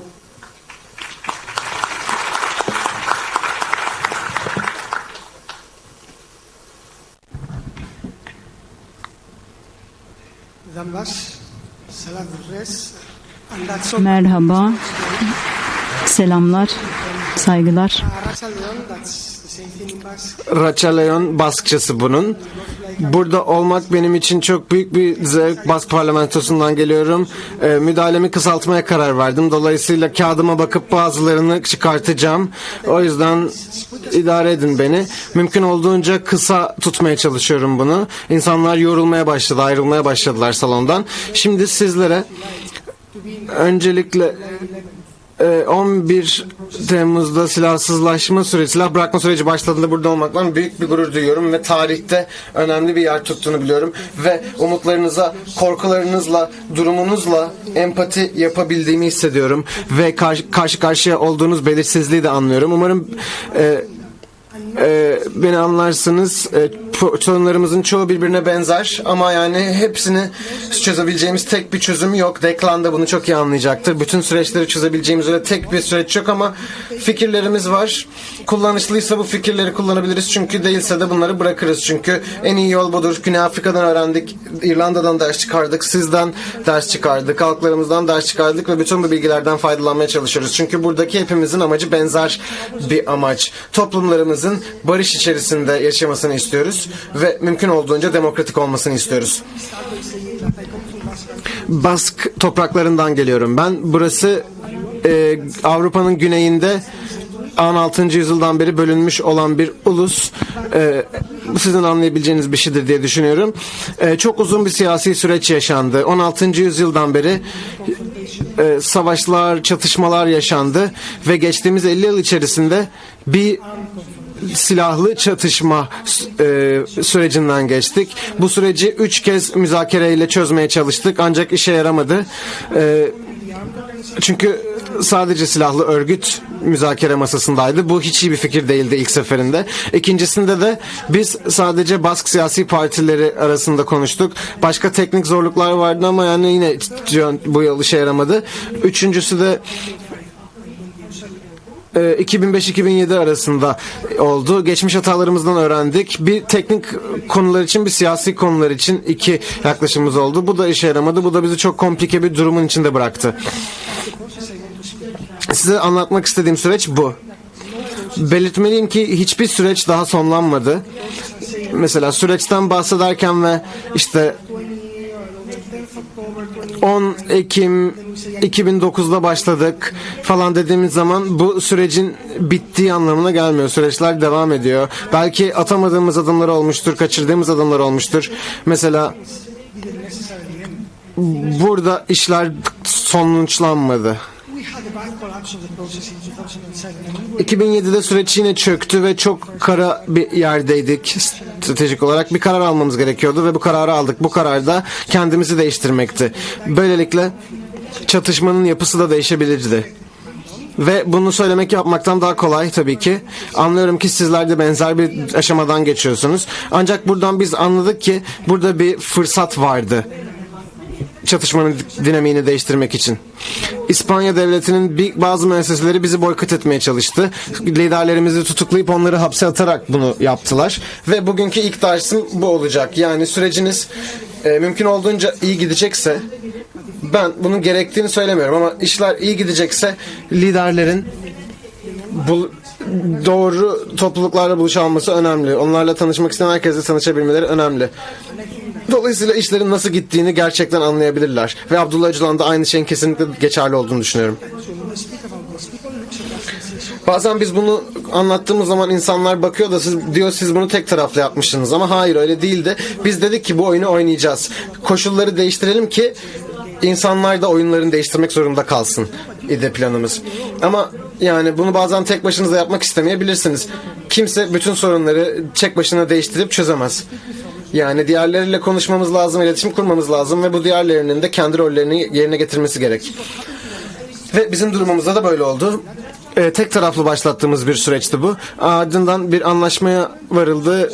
Çift taraflı bir anlaşma değildi. Yani birisi İspanya hükümetiyle bir müzakere yürüttü. Sonra biziyle müzakere yürüttü ve bir uzlaşmaya vardık. Ve Ayetler adında bir barış konferansı yaptık. Bu barış konferansı da 4 sonuçla sonlandı. Eğer bu silahlı mücadeleyi sonsuza kadar durdurmak istiyorsak Fransa ve İspanya hükümetlerinin silahlı örgütlerle konuşması gerektiğini söyledi ve çatışmanın mağdurlarının ve mahkumların sorunlarının çözülmesi gerektiğini söyledik. Ülkemizin geleceği için bunu yapmamız gerekiyordu. Bunu 14 yıldır yapmaktayız. Geriye de bazı adımlar attık, daha önce de söylediğim gibi. Bazı da ileriye yönde adımlar attık ama bu noktaya gelmemiz 14 yılımızı aldı. Bunu tekrarlayayım. Sonuç kısmına tekrar geri geleceğim. Bazen bir stratejinizde karar verirken sabır bunun en önemli kısmı olabiliyor. Çünkü önceki konuşmacıların söylediği gibi bu her zaman mümkün olmayabiliyor. Bir sürpriz de var, şaşırtıcı bir şey de var. Hükümette bir değişim vardı ve biz de belki bir sonraki hükümetin seçebileceği 3 yıl olduğunu düşündük. Birisi anlaşmaya katılıp bunlara saygı duymak, ötekisi beklemek ve sonra taahhüt etmek. Üçüncüsü de bu anlaşmalara hiç saygı duymamaktı. Bizi şaşırttılar çünkü bunların ikisini de yapmadılar. Yaptılar yani ne yaptılar? Durumu daha da karmaşık hale getirdiler. Mapuslara baskı uyguladılar, ailelerine ve akrabalarına baskı uyguladılar. Siyasi mapusları rehine olarak kullanmaya çalıştılar ve böylelikle mesaj vermeye çalıştılar. Bizim kararımız da bu değildi. Bu önemli bir şey. Yani hukuki değişikliklere ihtiyacımız var. Bu hukuki değişiklikleri desteklememiz ve onlar için çabalamamız gerekiyor. Çünkü buna kesinlikle ihtiyacımız var. Mesela mapusların durumuna gelince özellikle bunun bitmesine ihtiyacımız var. Sizin örneğinizde de bunun doğru olduğunu, geçerli olduğunu biliyorum. Mesela siyasi bir karar yapıyorlar, buna uyuyorlar ve ileri adım atacak bir yola hala ihtiyaç duyuyorlar siyasi taraflar. Dolayısıyla dediğim gibi biz şaşırmıştık. İspanya ve Fransız hükümetleri Poligon'a geliyor ve İBA silahsızlaşma sürecini engellediler. Bu da yalnızca bizim topluluğumuzla müzakere etmiş olmamızdan kaynaklı mümkündü. Silahsızlaşma ihtiyacının olduğu anlaşıldı. Ve bir grup gönüllü geldi ve dediler ki tamamdır biz de silah bırakmasını desteklemek istiyoruz dediler. Sonra tutuklandılar. Ve bu 6 kişi tutuklandıktan sonra 200 STK yani sivil toplumumuzdan 248 öne çıkan insan çıktı ve dedi ki bu silahlı örgütü bir tane silahsız örgüt haline getirmek istiyoruz dediler ve bunu yaptılar ve halkımızın desteğiyle onları sürece dahil ederek bunu yaptı ve halkımız bütün sürece sahipti. Çünkü bazen bu süreçler iki farklı grupta yapılıyor. Birisi daha çok uluslararası camia, çünkü devlet istediğiniz gibi yanıtlar vermiyor. Sonra uluslararası camia ile konuştuk ve onlardan güzel yanıtlar aldık. Tamam, süper, iyi durumdasınız. Senin dediklerin için bunu yapmak için. Ama ikna etmeniz gereken insanlar yanınızdaki insanlar. Declan da bunu dedi zaten. En önemli müzakereler muhtemelen kendi camianızla yaptıklarınızdır ve bunlar her zaman olur. Çünkü pek çok işbirliği olması gerekiyor yolumuza devam ederken. Çünkü önümüzdeki sıradaki adımlar düşünmediğimiz şeyler. Ben Bask Bağımsızlık Yanlısı Sol'un bir üyesiyim ve partimin İspanyol bütçesi tarafından destekleneceğini hiç düşünmezdim. Mesela bizim desteklediğimiz şey değildi bu ama bunun bir parçası, paketin parçası. Dolayısıyla bizim için, topluluğumuz, camiamız için çok önemli bir adımdı bu. Ancak ekonomik stratejinize karar verdikten sonra ve bunun uygulanması için gereken sabrınız olduktan sonra bu olacak ve odadaki her biriniz de bu kararların bir parçası olmak yerinde olacaksınız ve anlıyorum ki liderleriniz geleceğe yönelik çalışmalarına devam ediyor. ETA dağıldı. İspanyol devletiyle formal müzakereler yaptıktan sonra dağıldılar ve tekrar halka döndüler. Dediler ki işte 2018 böyleydi, 2017 böyleydi. O zamandan beri işler çok değişti. Cristiano Langares açıkladı konuşmasında. Bir fırsat penceresi vardı ve bu camialarda bu durumdan oldukça etkileniyorlar. Biz de bu oyunun bir parçasıyız. Devleti destekliyoruz ve kendi topluluklarımızda da işleri değiştirmeye çalışıyoruz. Barış için kanıtımız var. Yani 3 küçük şirket olmaktan bir büyük bir koalisyona dönüştük ve her birimizi kapsayan bir siyasi parti kurmak istiyoruz. Bu da Bask ülkesindeki ilk siyasi kuvvet. En yüksek sayıdaki üye sahibiz. Bask Sosyalist Partisi Bask parlamentosunda ve onları da destekliyoruz dışarıdan. Bütün bunları yapıyoruz. Durum evrimleşmekte, yani istediğimiz kadar hızlı değil ama maalesef hızlı olamıyoruz ve adım adım bunu yapmamız gerekiyor. Çok çalıştık geçtiğimiz aylar içerisinde ve İET'de bahsettiğimiz bütün bu şeyler süreçte oldukça politik tartışmalar yürüttük Bask siyasi partileriyle. Ülkemizin durumunun ne olması gerektiğine ilgili. Bilmiyoruz işe yarayacak mı, yaramayacak mı? Biliyorum geleceği öngörme kapasitemiz yok. Ama bu tartışmaları açmamız ve insanlarla bunları konuşmamız gerekiyor. Bask topraklarına mahpuslar daha yakına getirilebiliyor ve bu oldu çünkü bu insanlar kusura bakmayın şimdi biraz hızlı olacağım demiştim ama olmadım. Şimdi diyeceğim ki bu sorunların ele alınması gerekiyor ancak bir sorunun kendi kendine ortadan yok olması gibi bir ihtimal yok. Gidip yüzleşmeniz gerekiyor ve diğerleri de şöyle düşünebilir ki dikkat etmezlerse problemler ortadan kalkacak ama böyle olmuyor. Durumları çözmemiz gerekiyor. Sanırım İrlanda'da da durum aynıydı. Güney Afrika'da da durum aynıydı. Yani kaçan insanlar varsa, ilgilenmeyen insanlar varsa bu durumların ele alınması gerekiyor ve bazen Sayın Mustafa bundan bahsediyordu bu sabah ve bu çözümlere, 5 çözümlere ihtiyacımız var. Yani bazı kelimeler yasaksa başka kelimeler bulalım, yasayı değiştirelim, işleri kolaylaştıralım bir şeylerin büyüyebilmesi için. Çünkü bu daha önce dinlediğim bir şey. Barış mazlumları her yerde var ve çok güçlüler. Onlara oyun bozan diyebiliriz. Bir şeyleri öyle görmeyen şeyler. Çok güçlüler ve çok inatçılar. Evet. Bazı diğerleri buna katılmak istemeyebilir ve belki bu başlarsa devam etmeyeceklerini düşünüyorlar. Ama süreç insanlar ölmeye başlarsa bu noktada bazı şeyler herkes için daha iyi olması için düşünülebilir. Bu noktada bu problemleri çözmek için uğraşanlara gerekli özen And it's important that the solution to political problems, be it in the Basque Country or the Kurdish country, and the democratization of state structures, be them in Spain or in Turkey, develop within a legal framework to ensure that they are healthier, because that's what we are looking for. That's what Mohammed was saying, and it's important that they are healthier, faster, and they are more successful, that they include people, so that we are able to bring that people into the process, that they learn from other shortcomings, from your own shortcomings in previous processes. Let me say this, because negotiations may end formally at some point, but the process goes on. And this is the most important lesson I think we've learned. that the process will continue, and therefore that if we have strategic patience, things may go better or worse, but we will have a clear idea on where we are heading. And that we must be ready, because we don't know when opportunities will arise. And those opportunities must be exploited when they appear, not after a process of thinking about the opportunity. And therefore, there needs to be a cohesion in your movement, which I believe there is.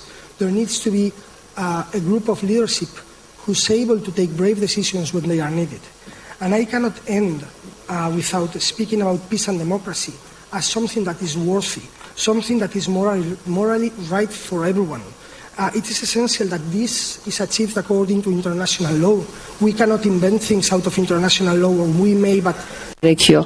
Dolayısıyla uluslararası hukuka dayalı bir şekilde buna bakmamız gerekiyor ve bu noktada şuna da bakmamız gerekiyor. Bu meseleye uluslararası liderliğin de birbirlerinin deneyimlerinden öğrendiğini unutmadan yaklaşmak gerekiyor ve şunu da hatırlamamız gerekiyor.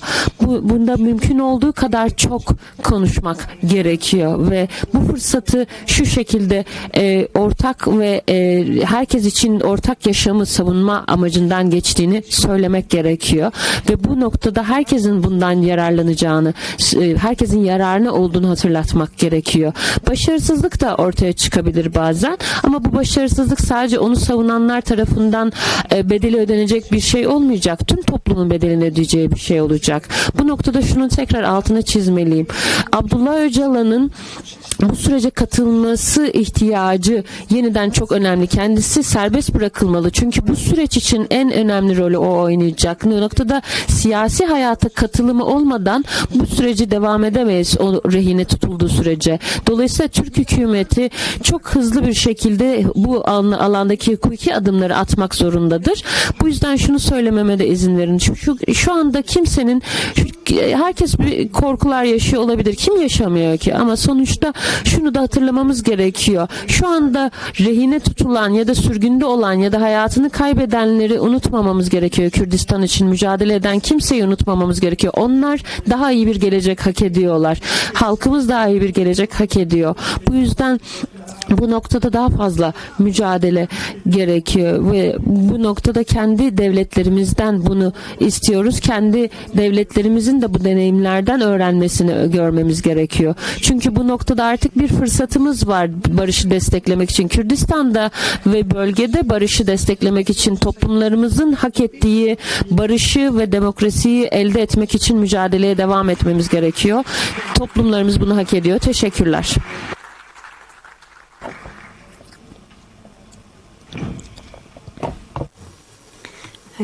Değerli konuşmacıya konuşmaları için çok teşekkür ediyorum. Gerçekte bize bugün konuklarımızın dördü de bu sürecin uzun, zorlu ama sabırla kesintiye uğramadan devam ettirilmesi için kararlı olma konusunda deneyimlerini aktardılar. Teşekkür ediyoruz kendisine. Şimdi de sözü uzun yıllar cezaevinde siyasi tutsak olarak kalan, şimdi aramızda demokratik mücadeleye katılan Azime Işık arkadaşımıza bırakıyorum.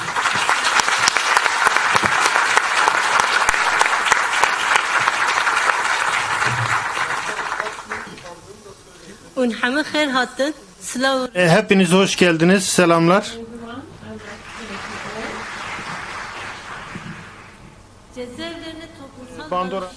Kapsatmak, cezaevleri rejimini değiştirmek aslında sürecin hepsini kapsayan bir başlık. Barış olduğunda aslında cezaevi ya da hapishane diye bir olgu olmaz. Çünkü toplumsal barışın olduğu yerde hapishaneye ihtiyaç olmaz. Biraz ne zaman ki baskıcı rejimler ortaya çıkmışsa hapishane gerçekliği en fazla orada hakim kılar ve bu rejim kendini sürdürür. Ben 26 yıl hapis yattım. 26 yıl sonra beraat ettim. Delil yetersizliğinden beraat ettim. 2019'da ahim kararı, delil yok. Dolayısıyla yeniden yargılayın temelinde bir karar sununca yeniden yargılanmam gerçekleşti. O yargılamada 2 celse mahkeme görüp tekrar aynı cezayı verip yargılamayı kapattılar. Daha sonra Anayasa Mahkemesi bu dönem Mayıs ayında ahim kararı gerçekleştirilmemiş, yerine getirilmemiş, yeniden yargılansın dediği için beraat ettim. Şimdi gerçek şu ki bu dosyanın içeriği başından itibaren aynıydı. Yani ben 99'da tutuklandığım süreçte de delil yoktu. Dosya aynıydı. Bugün de aynıdır. Yani ortaya yeni bir dosyada herhangi bir değişiklik olmadı ama neden 26 yıl sonra beraat ettim? Çünkü bu yıl bir süreç vardı, sürece denk geldi ve mahkeme heyeti siyasi yargılar ve siyasi bakış açısıyla değil, dosyayı hukuki esaslara göre inceleyerek karar verdi. Muhtemelen bu bir yıl önce gelmiş olsaydı bu karar, ben yine şu an hapishanede olacaktım, tahliye olmayacaktım ya da beraat etmeyecektim.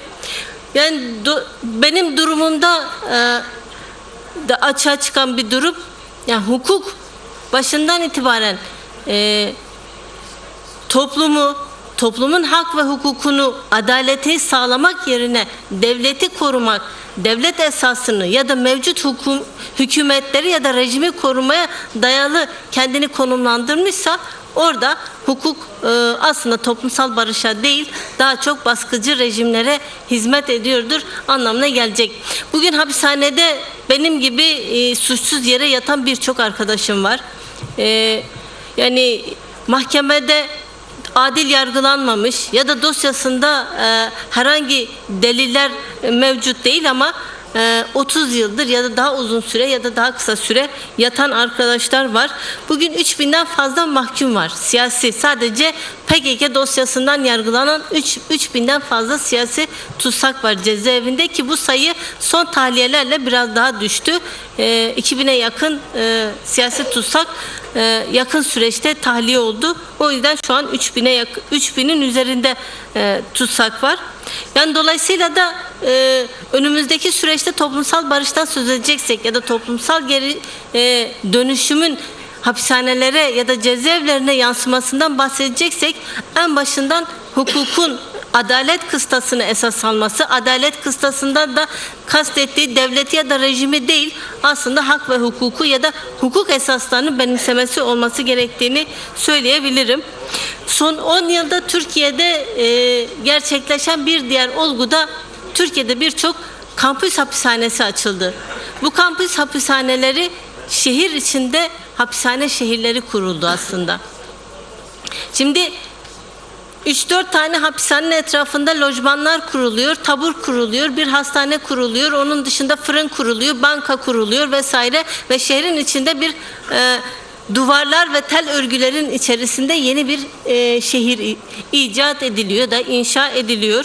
Burada toplumun aslında hakim olduğu, demokrasinin hakim olduğu hiçbir toplum herhalde yani bu hapishane nasıl bir şehir ya da şehrin içerisinde hapishane şehri olur mu diye sorgulamadan geçemez. Ama bunun mevcut son 10 yılda gerçekleşen şiddet, baskıcı rejim ya da antidemokratik uygulamalarla baktığımızda tam tersi bugün mevcut rejim bu hapishaneleri ya da kampüs hapishaneleri ya da şehir hapishanelerini aslında bir sanat eseri yani icra, hizmet olarak sunuyor ve bunu da sorgulayan hiç kimse ortaya çıkmıyor. Aslında bu uygulama neyin kanıtıdır? Geçmişte toplama kampları vardı ya da ötekileştiren toplumların hapsedildiği, sürüldüğü gettolar vardı. Bugün Türkiye'de gettolar yok ya da toplama kampı yok ama şehir hapishaneleri var ve şehir hapishaneleri de aslında aynı işlevi görüyor. Yani benim mesela tutuklandığım dönemlerde de işkence vardı. Önceki süreçlerde de vardı. Yani şiddetin baskının olduğu her dönemde işkence olmuştur. Ancak hapishane koşullarının dönemin toplumsal yapısına, dönemin siyasi yapısına göre koşulları farklılaşabiliyor. Son 10 yılda aşırı derecede tecrit uygulanmaya başladı. Tecrit gittikçe ağır şekilde ilerlemeye başladı. Mesela önceki süreçlerde toplu koğuşlarda kalabiliyorduk. O toplu koğuşların içerisinde belli aktiviteler vardı. Tutsakların birlikte gerçekleştirdikleri.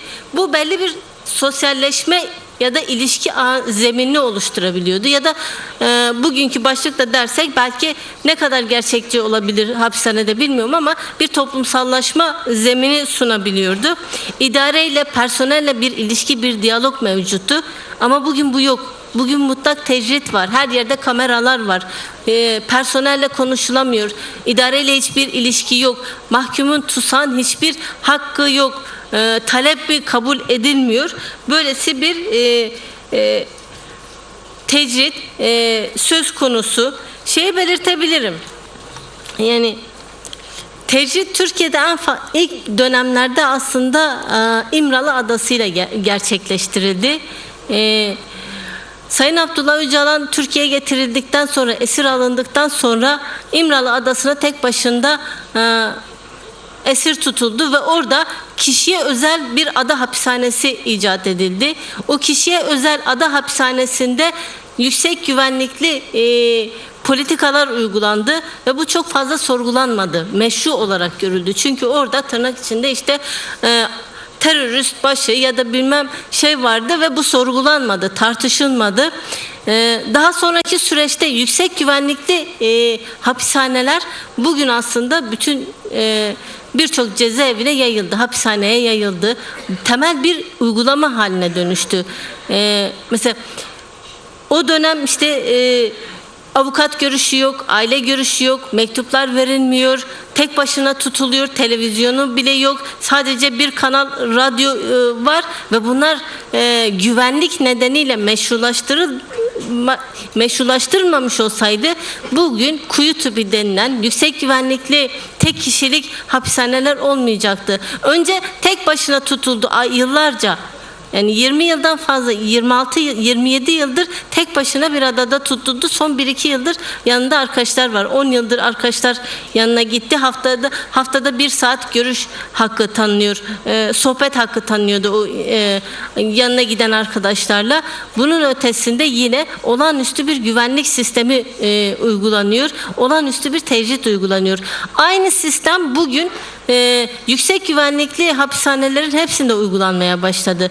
Aynı sistem bugün Türkiye'nin genelinde başladı. İlk önce aslında Kürtlere uygulanan tecrit bugün demokratik bütün yapılara, sosyalistlere, CHP'ye, herkese yayılır hale geldi. Yani bugün tecrit başından beri aslında sorgulanmadan ya da o demokratik bir uygulamadır ya da uygulama değildir.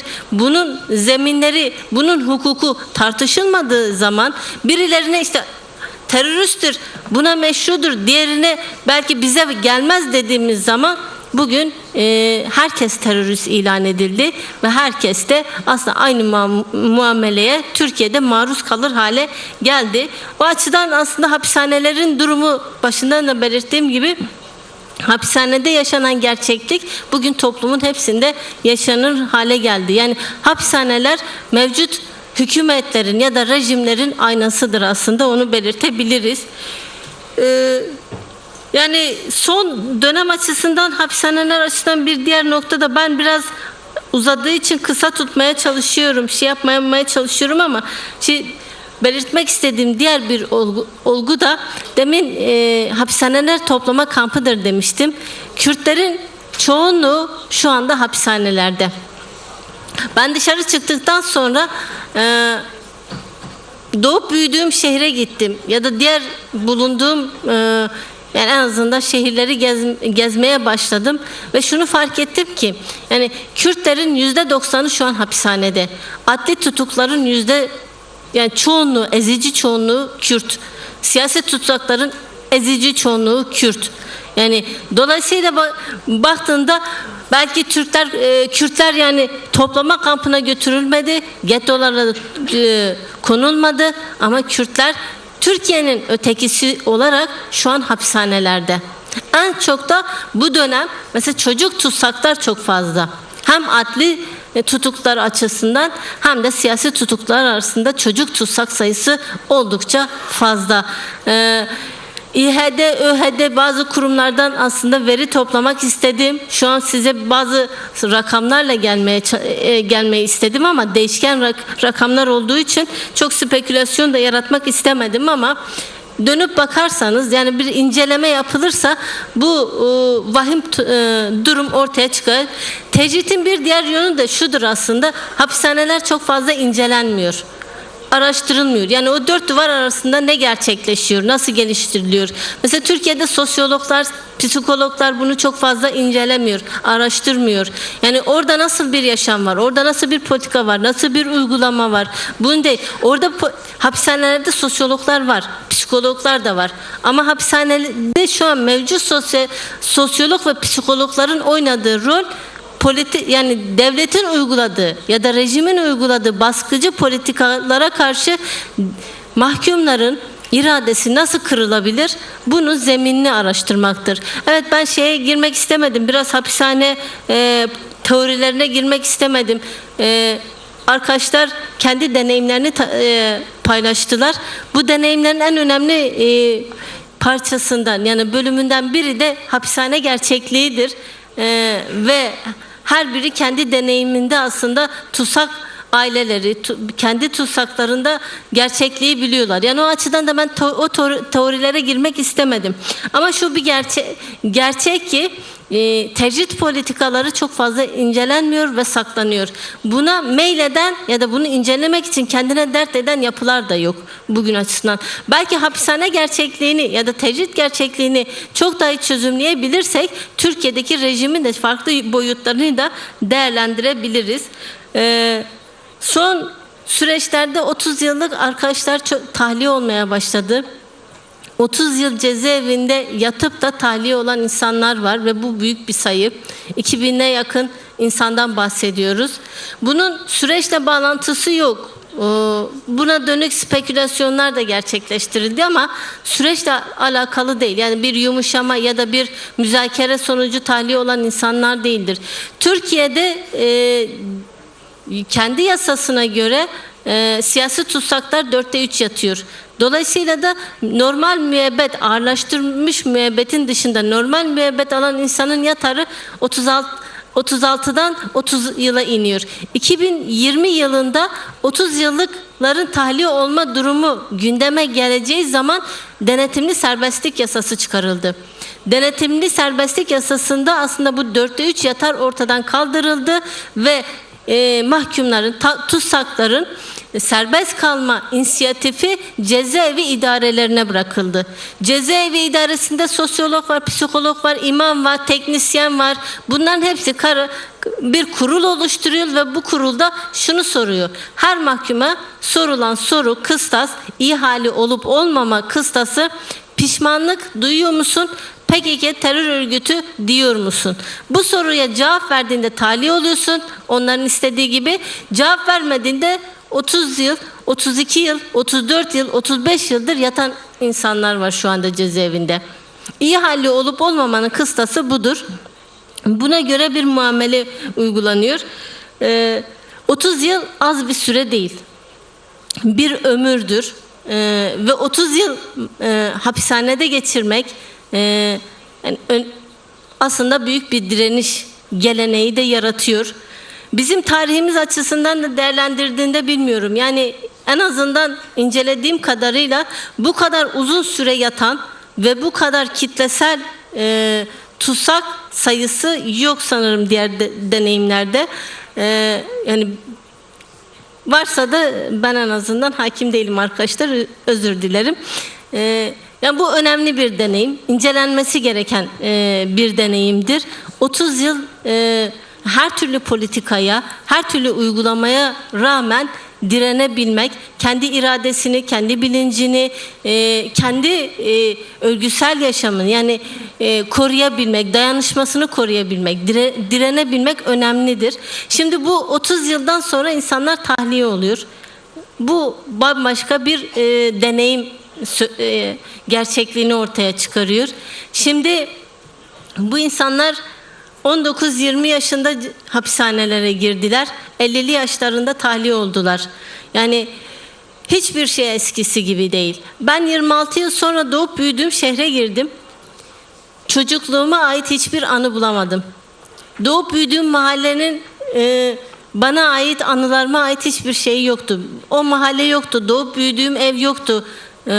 hiçbir şey yoktu. Ya kendime ait bir anı bulamadım. Çoğu arkadaş bunu yaşamıştır. Ya da çok az anı bulmuştur. Bu önemlidir. İnsan psikolojisi açısından önemlidir. Geriye dönüşte yeniden başlayabilmek için önemlidir. Yine de duygusuna sarılıyoruz. Duygusuna tutunarak aslında o aidiyet duygusunu geliştirmeye çalışıyoruz. Yine mesela 30 yıl boyunca çocuğu, eşi, kardeşi tutsak olan aileler açısından da zorlu bir deneyim yaşanıyor. Bence bunun da ne kadar iyi anlaşılıyor bilemiyorum. Mesela incelenmesi gereken bir deneyimdir. 30 yıl boyunca o aileler de aslında bir şekilde tutsaklık yaşadılar. Çocukları, ailesi ya da ailesinden mahkum olan her kimse sürgün olduysa o aile onunla birlikte sürgün olmuştur. Her hafta, her ay hapishane kapısında görüşe gitmiştir. İşkence görmüş de o aile onunla birlikte işkence görmüştür. Dışarıda olması fark etmiyor. O ailede de bir şekilde tutsaklığı yaşamıştır. Şimdi evet, hasret bitti. O insan geri döndü ama bu sefer de o ayrılıktan sonra nasıl birlikte yaşanılır, bunu zorlanmasını yaşıyor. Hem aileler yaşıyor hem tutsaklar yaşıyor. Yani ayrılık bitti. Mesela 30 yıllık siyasi tutsakların yarısı aslında yardım yataklıktan alındı ya da örgüte yardım yataklık ettiği için 30 yıl aldı. Buna milis dediler, buna sempatizan ya da literatürde farklı şey yapabiliriz ama bu insanların çoğu geride küçücük çocuklarını bırakmışlardı. Şimdi o çocuklar büyüdü. Onların kendi çocukları var. Yani çocuğunu bıraktı, küçücük çocuğunu bıraktı. Şimdi torunuyla tanışmaya çalışıyor. Geride eşini bıraktı. 30 yıl sonra geri dönüp o eşiyle yeniden birlikte yaşamayı öğreniyor. Geride anne ve babasını bıraktı. O anne ve babayla yeniden yaşamayı öğreniyor. Yani bu önemli bir deneyimdir. Ve bunun toplum nezdinde anlaşılması, bunun toplum nezdinde belki de bir yere konulması beklenirken şu anda bu insanların çoğu toplumsal sorunları çözme sorumluluğunu üstlendiler. Mesela bu sürecin en önemli özelliklerinden bir tanesi budur. 30 yıllık insanlar 30 yıl yattıktan sonra çıkıp intikam peşinde de koşmadı. Bir barış süreci var. Bu barış sürecinin katkı sunmaya, bu barış sürecinin yeniden inşası için bir şeyler yapmak için en azından sorumluluk duygusuyla hareket etmeye başladılar. Sorunları çözmeye ya da bir şekilde katkı sunmaya çalışıyorlar. Bu önemli bir dönem, bu önemli bir yaklaşımdır. Bunun hakeza şöyle bir gerçekliği de var. Mesela 30 yıl yatan insanlar içeride uzun süredir kendilerini eğittiler. Edebiyatta, sanatta, kültürde, politikada birçok konuda aslında belli bir bilinç, belli bir eğitim gördüler, kendilerini geliştirdiler. Yani belli bir nitelikle de çıkıyorlar.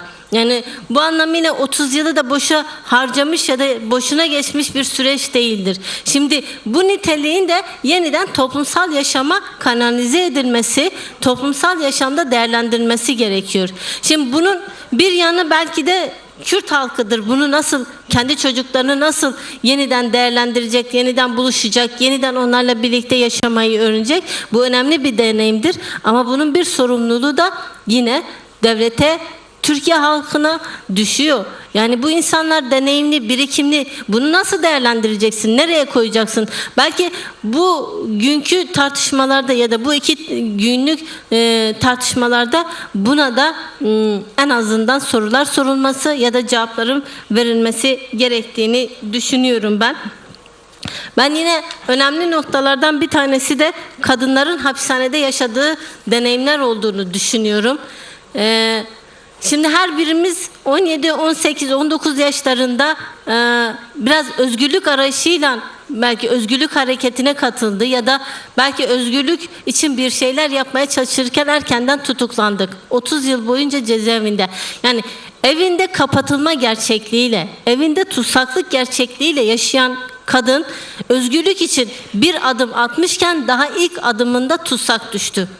Ve hapishanede kapatılma ortamında kendi iradesini güçlendirmeyi, kendini özgürleştirmeyi, kendini geliştirmeyi öğrendi.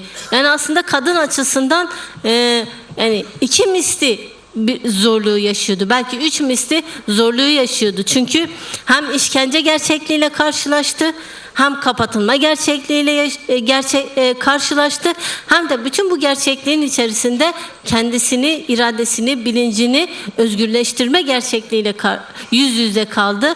Bunun direnişini, bunun mücadelesini de verdi. Bu açıdan da hapishanedeki kadınlar, ki sayıları az değildi, yarı yarıya, belki yani oldukça kitlesel bir sayıdan bahsediyoruz. Önemli bir deneyim yaşandı. Ben bu da incelenmesi gereken, mesela feminist tarih açısından da, dünya kadın tarihi açısından da incelenmesi gereken bir deneyim olduğunu ben düşünüyorum. Biraz uzatmamaya çalışıyorum ama ben kısaca şunu söylemek istiyorum. Yani bizler hapishanelerde yaşayan insanlar olarak bu süreçte yüzleşmemiz aslında yeniden inşayla da, yani kendimizi ne kadar oluşturursak toplumsal inşayı da o kadar gerçekleştireceğiz. Kendimizle yüzleştiğimiz, yani yeniden buluşma, yeniden başlama temelli yaptığımız bütün yüzleşmeler aslında toplumu yeniden inşa mücadelesi de olacak. Yani bizler açısından da bu önemli bir süreçtir. Ben bir diğer noktada şunu belirtmek istiyorum. Yani önümüzdeki süreç açısından tecridin gerçekten incelenmesi gerekiyor. Hapishane kampüslerinin, özellikle de yüksek güvenlikli hapishanelerin bir an önce kapatılmasına dönük en azından politikaların gelişmesi gerekiyor. Tek kişilik hücrelerde güneşten bile mahrum, doğadan kopuk, yaşamdan kopuk, yıllarca insanları yaşamaya mahkum etmek çok ağır bir işkencedir. Fiziki işkenceden daha ağır bir işkencedir. Yavaş yavaş ölüme terk etmektir. Yüksek güvenlikli cezaevlerinin havalandırmasının üstünden bile sensörler vardır. Oradan uçan kuşlar bile sensörlere takılıp ölüyorlar ve havalandırmanın yani sabah uyandığınızda birçok kuş ölüsüyle karşılaşıyorsunuz. Bu gerçeklik bile insan psikolojisi açısından önemli veriler sunuyor. Yani bunun nasıl bir işkence olduğunu göstergesi diye düşünüyorum. O açıdan F tipi hapishaneler, yüksek güvenlikli hapishaneler, ağır tecrit uygulanan hapishanelerin derhal kapatılması gerekiyor. Siyaset tutsaklar, bütün siyaset tutsakların serbest bırakılması gerektiğini düşünüyorum. Toplumsal barış açısından özgürlük yasalarının çıkarılması gerektiğini düşünüyorum. En azından bu geçiş süreci açısından bunu belirtebiliyorum. Yine ben bütün hapishaneler açısından şeyi belirtebilirim. Demin belirttim. Kürtler hapishanelerde ezici bir çoğunluk. Ve hapishanelerde demokrat, sosyalist, muhalif her kesimden insan var. Her birinin yaşadığı farklı işkenceler, baskılar, zulüm var. Bu ayrı, bunu kıyaslamıyorum. Ama şunu belirtmek istiyorum. Kürtlere yönelik bir düşman hukuku var söz konusu. Bu sürekleşen, belki diğerleri için dönem dönem uygulanırken Kürtlere dönük süreklileşen bir düşman hukuku var. Kürdün öldürülmesi meşrudur. Kürde işkence meşrudur. Buna benzer bu süreklileşen bir politikadır. Bunun kaldırılması gerekiyor. Kürde dönük düşman hukukunun kaldırılması, Kürde yeniden birlikte yaşama yasalarının, özgürlük yasalarının geliştirilmesi gerekiyor.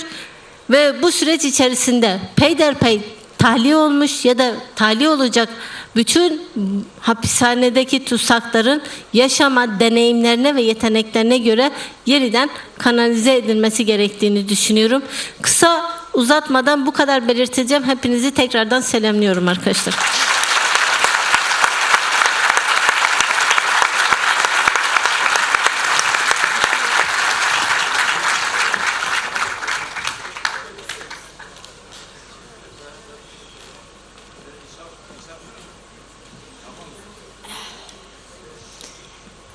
Sevgili Azime arkadaşımıza bu değerli sunum için teşekkür ediyoruz.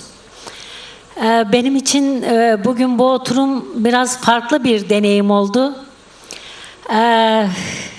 İrlanda'dan gelen konuğumuz Bobby Sanders'ın 81'de cezaevinde direnişte, açlık grevinde yaşamını yitirdiğini anlattığında, o yıllarda ben de Diyarbakır cezaevindeydim. Ve Diyarbakır cezaevinde de biliyoruz ki hem Dörtlerin işkenceleri protesto için bedenlerini ateşe verdiği bir direniş yaşandı. Yine Kemal Pir'in öncülüğünde açlık grevi direnişleri oldu ve yaşamını yitirenler oldu. Sonra Katalanya'dan gelen arkadaşımız siyasi tutsaklardan bahsederken yine bir özdeşlik kurdum. Çünkü 2016'da ben de belediye başkanıyken tutuklandım ve 7,5 yıl cezaevinde kaldım. Geçen yıl tahliye oldum. Azime arkadaşımız konuşurken bu son tutukluluk dönemimde 30 yıllık arkadaşlarla birlikte kaldım. Gerçekten 90'lı yılların Kürtler açısından ne kadar büyük acıların ve hukuksuzlukların yaşandığı yıllar olduğunu biliyoruz. O zaman devlet güvenlik mahkemeleri vardı ve tamamen siyasi kararlar veriyorlardı. Benim beraber tutuklu kaldığım 30 yıllık arkadaşlar bir ilk celsede müebbet cezası alıp hiçbir şekilde avukat yüzü görmeden, savunma yapma imkanı bulmadan müebbet cezası alan arkadaşlar vardı. Sona Mengütay bunlardan birisiydi. Laleş Çeliker böyle. Avrupa İnsan Hakları Mahkemesi 2 kez haksız yargılamadan davasını bozduğu halde yerel mahkeme kararda ısrar etti. Yani bugün buradaki bu sunum benim için de kişisel olarak başka bir tünelden geçirdi beni 80'den 2024'e kadar. Yine Azime arkadaşımızın söylediği şey şu çok önemli. Bugün cezaevlerindeki siyasi tutsakların durumunu konuşuyoruz. Ama adli tutsakların da çok zor koşullarda, çok insanlık dışı koşullarda olduğunu biliyoruz. Ve sanırım bizi en iyi Güney Afrika'dan gelen arkadaşımız anlayacaktır. Öteki olan Kürtler suçlulaştırıldılar. Yani bir suçlulaştırılma denen bir şey var. Siyahilerin başına gelen, ötekilerin başına gelen bir şey ve büyük toplumsal problemler nedeniyle suçlulaştırılan ve çok kolay suçlu adledilen, doğru düzgün sorgulanmadan hırsız olarak kabul edilen, uyuşturucu ile suçlanan ya da başka adli suçlarla suçlanan insanlar biliyoruz. Biz bu ülkede hepimiz nüfus kimliğine bakıldığında doğum yeri eğer Kürdistan'da bir ilse kontrol noktasından kolay geçilemediğini biliyoruz. O nedenle doğrudur, cezaevlerindeki adli tutukların da çok büyük bir kısmı Kürtlerdir. Çünkü Kürtler aynı zamanda suçlulaştırılan, suçlu görülen, kolay suçlanan, kendisini kolay kolay savunma imkanına kavuşamayan bir toplum. Kürt sorununun bir de böyle bir boyut var. O nedenle gerçekten bizim artık Kürt sorununu hem siyasal boyutuyla hem de toplumsal sorunlarımızı çözebilmek için mutlaka bir barışa ihtiyacımız var. Ben sözü daha fazla uzatmak istemiyorum. Bu kısaca toparlamayı şu nedenle yaptım. Hapishaneler Kürt sorununun bir parçasıdır ve mutlaka bu çözüm sürecinde hapishanelerin boşalmasına yönelik de bir politik çözüm açığa çıkarmamız gerekiyor. Daha da ötesi, ben de son neredeyse 7-8 aydır bütün barolarla, hak örgütleriyle konuşuyorum ama toplam şöyle bir sayı bulamıyoruz. Kürt olup da terörle mücadele kanunundan ne kadar insan yargılandı? Bu sayının 2 milyona kadar vardığını söyleyenler var. Çünkü cezaevindeki çocuğuna para yatırdığı için bile yargılanan var. Sen teröre destek sundun diye. Nevroz'a katıldığı için yargılanan var. Bir siyasi partinin ilçe örgütünde görev aldığı için bile yargılanan var. O nedenle bizim bir yepyeni sayfa açmaya ve bütün bu suçlulaştırmadan, hukuksuz siyasi yargılamalardan kurtulmaya, Kürtlerin legalleşmeye, meşrulaşmaya ihtiyacı var. Bütün bunları temin edecek yasal ve siyasal çözümleri bulmamız gerekiyor. Sözü daha fazla uzatmayacağım. Çünkü zaten süremiz epeyce uzadı. Şimdi de bir video konferansımız var. Nobel Barış Ödül sahibi Judy Williams bize militarizmden arındırma ve çatışmaların etkisinin ortadan kaldırılması konusunda bir sunum yapacak. Kendisi geçen Temmuz ayında 24 Temmuz 2025'te Sayın Öcalan'ın yaptığı barış ve demokratik toplum çağrısını destekleyen 88 Nobel ödüllü aydından birisidir. Şimdi kendisini dinliyoruz. Hi Judy. Hi Judy. Floor is yours. Okay, thank you. Oh, hang on, I just lost my Judy, söz senin. Tamamdır. Teşekkür ederim. Notlarımı kaybettim. Bir saniye. İlk olarak herkese bu konferansa verdikleri emekler için teşekkür ederek başlamak istiyorum. Keşke orada olabilseydim, burada bir ekrandan sizlere konuşmaktansa. Ama annem yere düştü, 95 yaşında, bir kemiği kırıldı, benim de ona bakmam gerekiyor. Maalesef böyle oldu. Anneme bakmam gerekiyor. Ben burada Nobel almış bütün disiplinlerden herkesi temsil ediyorum. Türkiye Cumhurbaşkanlığı'na 2 mektup yolladık ve bunun yanı sıra bu durumlara, Abdullah Öcalan'a dikkat ediyor olması gereken, onun tecrisine dikkat ediyor olması gereken uluslararası örgütlere de mektuplar yolladık. 2024 yazında 69 Nobel ödülü sahibi bu iletişimsiz tutukluluk, alıkoyma rejiminin sona erdirilmesi için bir çağrı yaptılar. Bu illegal zaten ve tabii ki avukatları, ailesi, dostları ve meslektaşları çok fazla şey görmedik o zaman. Ama bundan birkaç ay sonra bu ilk mektup Demokratik Parti üyesi ona ziyaret gerçekleştirebildi İmralı Adası'ndaki hapishanede Ekim 24'te. Ben bu hapishaneyi düşündüğümde ve onun gördüğü müdahaleyi, muameleyi düşündüğümde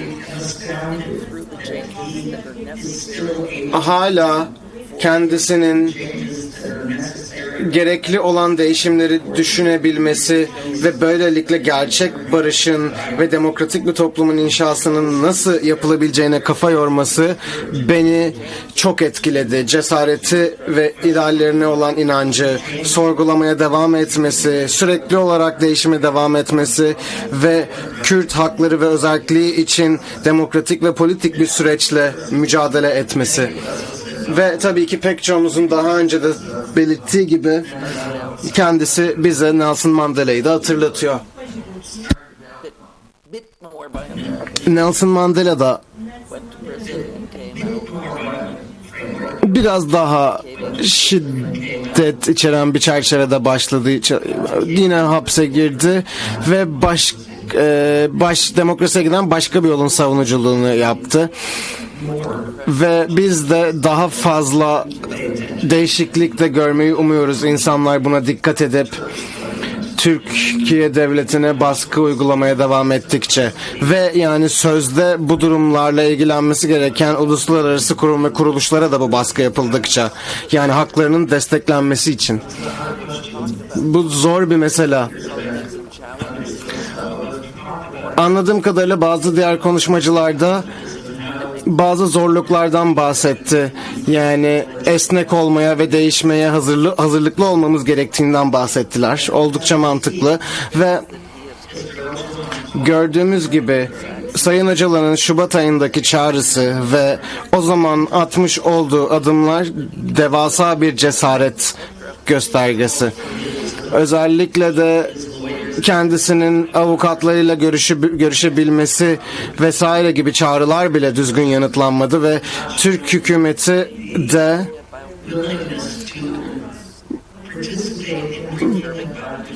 gerçek değişim yaratma konusunda isteksiz davranmaya devam ediyor. Bu rahatsız edici diyebiliriz.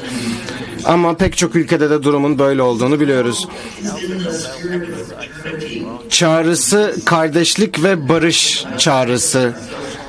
Alfred Abel'in de çok güçlü bir şekilde vurgusunu yaptı bu unsurların. Geçtiğimiz 30 yıl içerisinde Sayın Öcalan barış için çabaladı ve pek çok örnekte barışa olan bağlılığını zorlu koşullarına rağmen ve mapus olmasına rağmen ve müzakere masasının öteki tarafındakilerin isteksizliğine rağmen bunu sürdürdü. Nobel ödülü sahipleri olarak biz bu girişimi tanıyor ve destekliyoruz.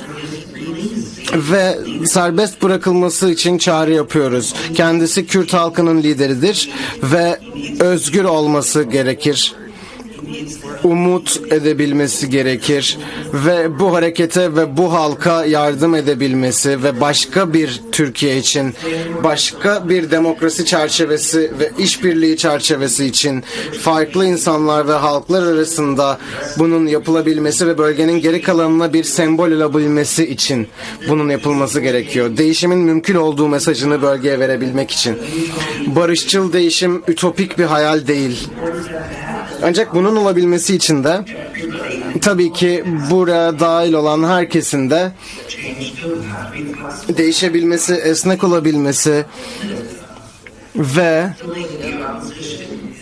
muhalefeti öldürmenin bir çözüm olmadığını anlaması gerekiyor. Birlikte çabalayarak herkesin ihtiyaçlarının karşılandığından emin olmak barışa giden gerçek yoldur. Burada bazılarımız barış kelimesini duymaktan çok bıkmış olabiliriz. Çünkü sürekli olarak bunun ardından savaş görüyoruz. Ve şu an hepimizin bildiği gibi dünya çok huzursuz edici bir durumda. Ve Amerikan başkanının da benim ülkemi de istikrarsız bir yola sokmaya çabaladığını es geçmemek gerekiyor. Amerikan liderliği de yani yıllardır böyle yapıyordu. Ve bu sebeplerle üzerine parmak bastığım bu nedenlerle 2025 yazında bir mektup daha gönderildi. Bu mektup 88 Nobel ödülü sahibi tarafından imzalanmıştı tüm disiplinlerden. Ve hem Türkiye Cumhurbaşkanlığı'na hem de bu bahsettiğim uluslararası kurum ve kuruluşlara gönderildi. Ve bu barış görüşmeleri, barış müzakereleri devam ederken biz de barış Nobel ödülü sahipleri olarak diğer pek çok insan gibi Kürt halkının lideri ve temsilcisi olarak Sayın Öcalan'ın özgür olması gerektiğini belirttik. Bu sürece, başlattığı bu sürece tam olarak katılabilmek için özgür olması ve avukatlarıyla, partisiyle ve diğer partilerle de açık bir şekilde iletişime geçebilmesi gerekiyor. Bunu belirttik. Aynı zamanda Avrupa kurumlarını da özellikle Avrupa Bakanlar Komitesi ve Avrupa Konseyi'ni bu vakaya, bu davaya dikkat etmeleri konusunda çağırdık ve özellikle umut hakkı konusunda. Yani diğer aktörlerin, süreçteki diğer aktörler iyi niyet göstermediği zaman barış getirmek ve durumu değiştirmek çok kolay olmuyor. Şu an sayımız çok fazla olmasa da 88 Nobel ödülü sahibi olarak biz bu süreci destekliyoruz. Ve Kürt meselesinin barışçıl demokratik bir çözümünü destekliyoruz. Daha önce de dediğim gibi inanıyoruz ki barış ve yani Türkiye halkları arasında barış ve birlikte yaşama ihtiyacı var. Ve bu sürecin başarısının uzun süreli barışa ve demokratikleşmeye yol açacağını ve bunun da bütün bölgeye ilham vereceğini ve uluslararası camiaya da ilham vereceğini düşünüyoruz. Bu karanlık ve huzursuz edici zamanlarda müzakereli, katılımcı bir barışı Türkiye'ye getirmek, toplumların çatışmaları, diyalog ve demokratik siyasetle çözme becerisini dünyaya gösterecektir. Silah ve savaşın tek seçeneğimiz olmadığını gösterecektir.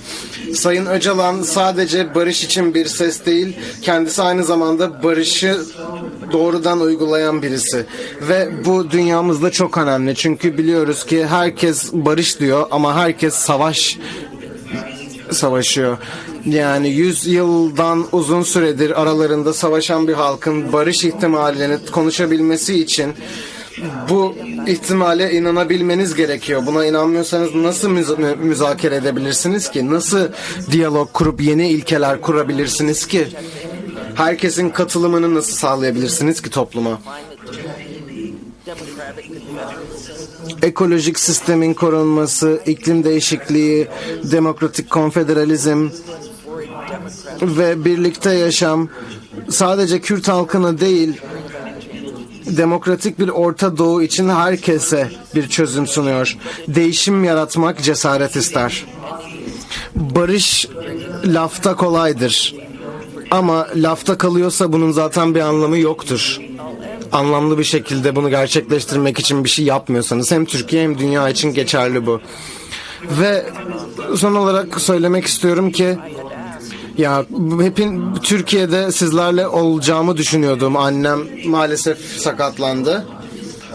Sayın Öcalan'a ziyaret gerçekleştirip fikirlerini tartışmak gibi bir isteğim vardı ve umuyorum ki bir gün bu yine de mümkün olacak. Umuyorum ki kendisi özgür olduğunda halkına, ülkeye ve bölgeye önderlik ederken, barışa giden yolda onlara önderlik ederek dünyaya konuşarak, diyalogla barışı getirmek ve silahları bırakmanın mümkün olduğunu gösterirken bunu yapabilmemin mümkün olacağını umuyorum. Teşekkür ederim.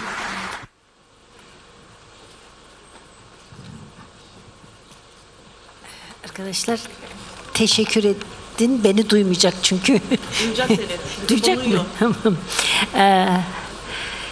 Judy'ye bu önemli sunumu için çok çok teşekkür ediyoruz. Hepimize güç verdi. Daha çok mücadele etmek ve barışı kazanma konusunda, umutlu olma konusunda hepimize güç verdiğini söylemek istiyorum. Teşekkür ediyorum konuşması için. Evet, anneniz için de hepimiz geçmiş olsun dileklerimizi iletiyoruz. En kısa zamanda sağlığına kavuşmasını istiyoruz. Dear Judy, thank you for your presentation, and we would like to express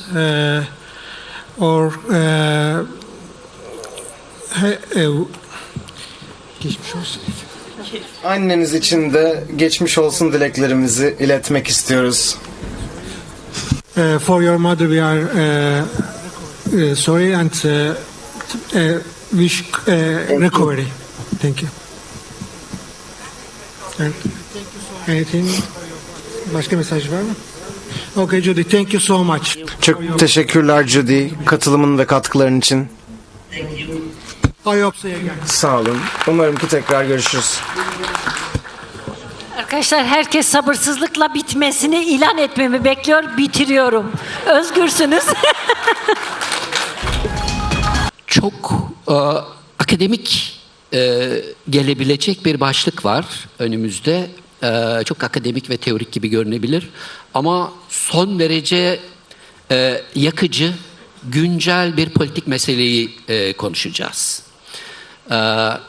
Fakat öncelikle şunu söylemek istiyorum. Sayın Başkanım, bu konferansın temel amacı olan demokratik ve adil bir barış özlemini ve talebini paylaştığımı belirtmek istiyorum. Umarım Türkiye bu fırsatı yapıcı ve yaratıcı bir biçimde kullanır. Türkiye biliyorsunuz nadir rast geldiği tarihsel fırsatlardan birisiyle karşı karşıya. Çok fazla karşılaştırabileceğimiz tarihsel örnekler yok. 2013 ayrı bir evre tabii. Belki 1960-70'ler örnek verilebilir. 1960-70'lerde toplum dünyanın değiştirilebileceğine inanıyordu. Heyecanla değiştirilebileceğine inanıyordu. Düş kuruyordu. Hayal kuruyordu. Kendi hayatını kendi eline alabileceğini, karar ve iradeyi kendi eline alabileceğine inanıyordu. Bunun için belli toplumsal hareketler içerisinde kendisini örgütledi. Fakat maalesef yeni bir anayasallık iddiası, yeni bir adalet, yeni bir ulusal kimlik ve yeni bir yurttaşlık iddiasında, önerisinde bulunamadan yenildi. Bugün geldiğimiz noktada aynı toplumsal heyecanı bulamıyor olabiliriz. Fakat çok önemli bir şey var bugün geldiğimiz aşamada. Kürt Ulusal Hareketi yerellikleri oldukça güçlü bir biçimde tutma becerisi gösterdi. Çeşitli yerellikleri örgütleme, dayanıklı bir biçimde, sürdürülebilir bir biçimde örgütleme becerisi gösterdi. Kürt medyası var artık. Kürt parlamenterizmi var artık. Kürt idareciliği var artık. Kürt yönetselciliği var. Kürt avukatlığı var bakın. Çok nadir rastlanan, çok uzun süredir Kürt avukatlığı üzerine çalışıyorum. Çok nadir, mukayesesi de çok az olan, dünyada mukayesesi de çok az olan bir Kürt avukatlığı var. Ya bugüne kadar araştırdığım 9 Kürt avukat öldürüldü. 9 Kürt avukat. Bütün bunları toparlayan önemli bir şey var. Bu kavramı bence öğrenelim, yaygınlaştıralım. Artık bir Kürt anayasacılığı var. Bir Kürt anayasacılığı var Orta Doğu'da. Ve bu Kürt anayasacılığı artık kendi anayasallığını, kendi kurumsallığını yavaş yavaş talep etmeye başladı. Geldiğimiz aşamada bu mesele son derece politik bir mesele. Son derece güncel bir mesele ve buna uygun bir biçimde tartışmak gerekiyor. Bundan 2 yıl önce tartışsaydık Sayın Başkanım, büyük ihtimalle son derece teorik, akademik kalacaktı. Yani Can Boden'den Habermas'a uzanan bir egemenliğin nasıl inşa edileceğine dair, egemenliğin egemenden alınıp anayasal ilkelere, yurttaşlık ilkelerine, hukuk ilkelerine taşınabileceğine dair, taşınıp taşınmayacağına dair liberter anlayışları tartışacaktık. Veya egemenliği çok da karmaşık güç ilişkilerini barındıran Machiavellian bir yaklaşımı tartışacaktık. Ama bugün geldiğimiz noktada artık çok farklı bir siyasal topluluk tartışması, siyasal topluluk inşası tartışması, anayasallık tartışması, adalet tartışması, kimlik tartışması, çok farklı politik önerileri içeren bir tartışmaya dönüşecek. Aslında bir tür yeni 19. yüzyılda olduğumuz kanaatindeyim ben. Bunu siz Lozan öncesi olarak anlayın veya post Lozan olarak anlayın. Yeni dönem olarak. Yani bir tür şunu söylemeye çalışıyorum sevgili arkadaşlar, değerli dostlar. Bugün siyasal teorilerle dünyayı yeniden inşa etme talebinde olan, önerisinde olan siyasal teorilerle kurucu siyasal güçlerin üst üste geçtiği Orta Doğu'nun yeniden inşası iddiasını içeren bir farklı dönemin içerisindeyiz. Ama bir farklılık var. 19. yüzyıldan farklı bir şey var. Artık modernitenin kriziyle birlikte tartışmak zorundayız. Artık modern sonrası toplumların yarattığı yeni hareketlerle, yeni güçlerle birlikte tartışmak zorundayız. Ve artık bir şey daha, 19. yüzyılın bizzat kendisini, 19. kurucu yüzyılın bizzat kendisini, 19. yüzyıl biliyorsunuz 1789'dan Katolik bir şey. Zamansal olarak 1789'dan Fransız devriminden 2. Büyük Savaş'ın sonuna kadar uzanan bir süreçtir. son derece kurucu bir dönemde, o kurucu dönemin kendisini eleştirmek, kendisini de bu tartışmanın anayasallık, yeni anayasallık tartışmasının, yeni adalet tartışmasının, yeni yurttaşlık, ulusal kimlik tartışmasının içine yerleştirmek gerekiyor. Ve bir şey daha. Artık Orta Doğu Kürt istisnasıyla birlikte de tartışılması gerek. Orta Doğu'da bir Kürt istisnası var. Bunu da dinlendirmek gerekiyor. Aynen Kürt anayasacılığı gibi. Bunu son derece, ya zamanımız olursa ileride bunu da açmak isterim ama sanırım 20 dakikamız var değil mi başkanım? Evet. Biraz torpil de isterim Kürt'ten gelmenin şey olarak. Şimdi 19. yüzyıl sonundan itibaren üretilen bütün o kurucu güç, kurucu düzen, kurulu düzen tartışmalarına artık Kürt istisnası dahil olmuş durumda.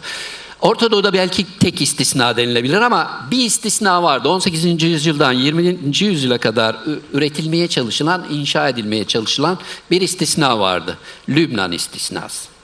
Ona yeni Fenikecilik dediler. Yeni Fenikecilik akımı. Fenike, geleneksel Fenike'nin doğuda bir batı inşasına dönük. Doğuda modern yaşam biçimlerinin, laikliğin, sekülerleşmenin bir batılı tarzda yeniden inşasına dair bir yeni Fenikecilik akımı vardı. Lübnan üzerinden, fakat çok başarılı olamadı. Son derece sınırlı kaldı. Kendi güçlerini yaratamadı, sahiplenici güçlerini yaratamadı, taşıyıcı güçlerini yaratamadı.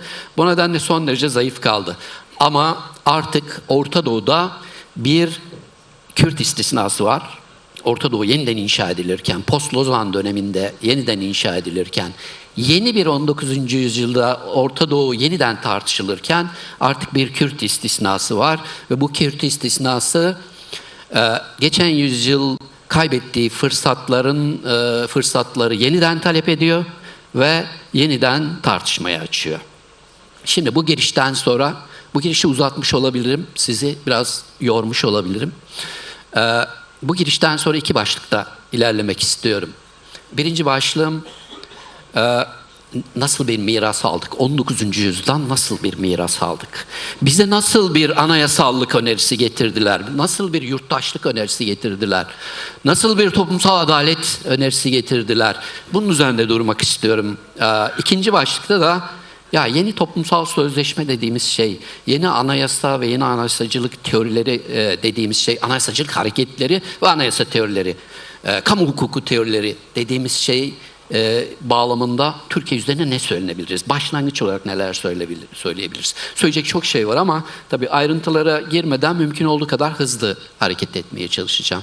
Şimdi Orta Doğu'da modernliğin vaat ettiği anayasallık ve yurttaşlık meselesi bildiğimiz Avrupa birinci milliyetçilik kuşağından çok farklı ortaya çıktı. Şimdi modernitenin yarattığı 4 farklı eşitsizlik vardı. Bunu genel olarak biliyoruz zaten. Bu 4 farklı eşitsizlik, sınıfsal eşitsizlik, etnik kültürel eşitsizlik, cinsiyet eşitsizliği ve yaş eşitsizliği. Bu yaş eşitsizliği çok göz önüne alınan bir şey değil ama bir de 4 farklı eşitsizlik vardı ve bunların hepsinin hikayelerini Güney Afrika'da gördük, İrlanda'da gördük, Bask Katalan meselesinde gördük, etnik kültürel hiyerarşinin nasıl sonuçlandığını, bütün o aslında modernitenin önerdiği anayasallığın nasıl eşitsizlikler barındırdığını, bunlara karşı nasıl mücadele edildiğini, dün sevgili dostlarımız, misafirlerimiz Güney Afrika'dan, İrlanda'dan, Bask Katalan hepsini dinledim. Çok önemli açıklamalar yaptılar. Fakat Orta Doğu'ya geldiğimizde biraz hikaye değişiyor. Orada bir tarih var. Batı'da bir tarih var ama Orta Doğu maalesef son 100 yıl içerisinde donmuş bir tarihsel süreci yaşadı. Ve kendine ait de barış kategorileri üretti. Ben Orta Doğu'daki barış kategorilerinin biraz farklı olduğu kanaatindeyim. Hızlıca geçeceğim. Bence Orta Doğu'da 3 tane barış modeli var. İran barışı, Kasımlo hikayesini hepimiz biliyoruz. Kasımlo'nun barış için çağrılıp katledilmesini. İran barışı böyle bir şeydir.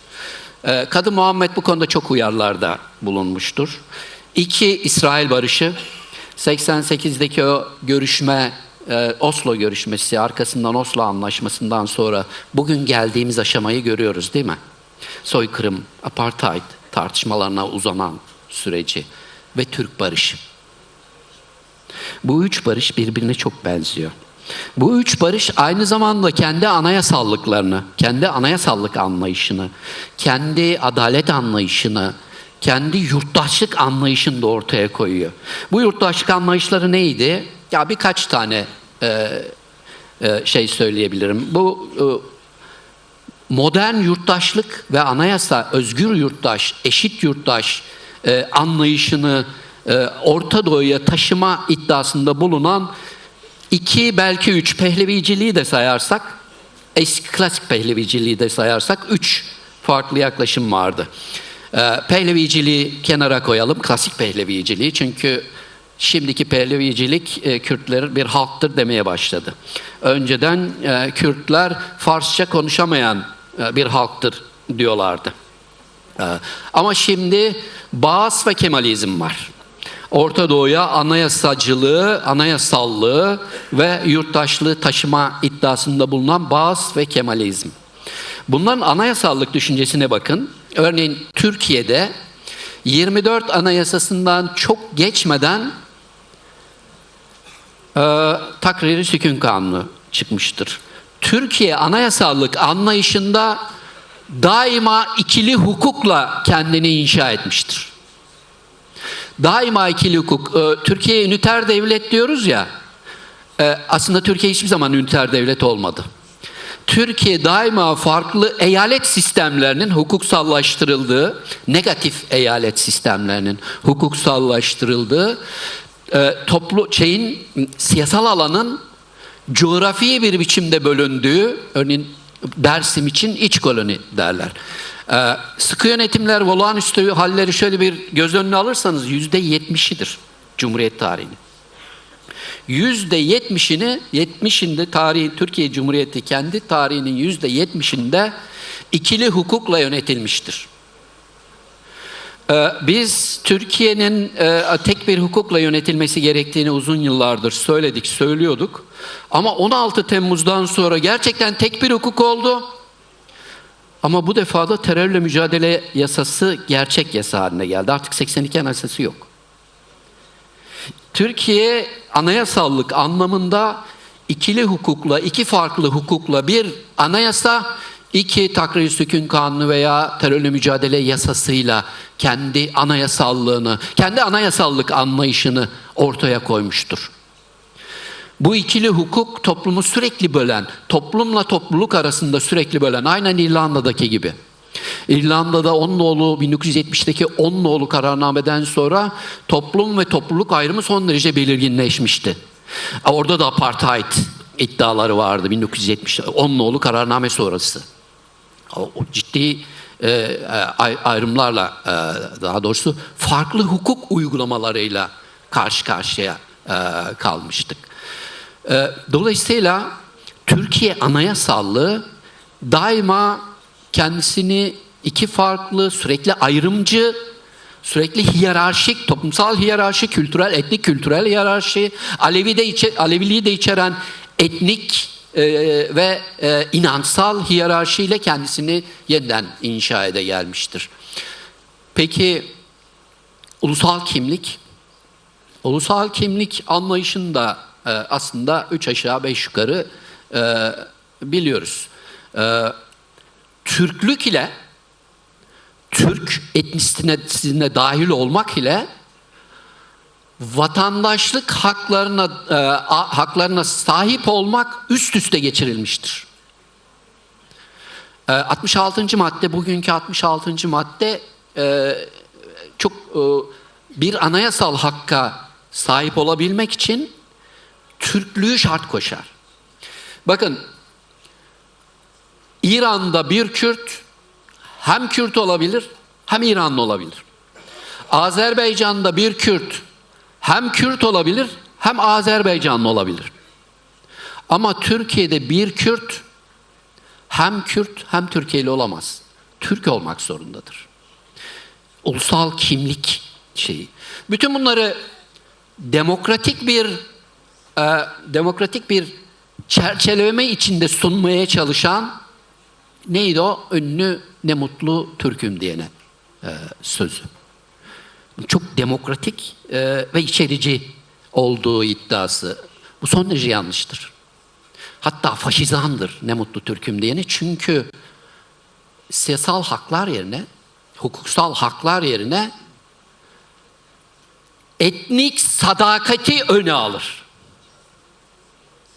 Ahlaki bağlılığı öne alır. Sadakat ve ahlaki bağlılığı hukuksal, siyasal haklarımızın önüne koyarsanız bu demokratik olmaktan çıkartır.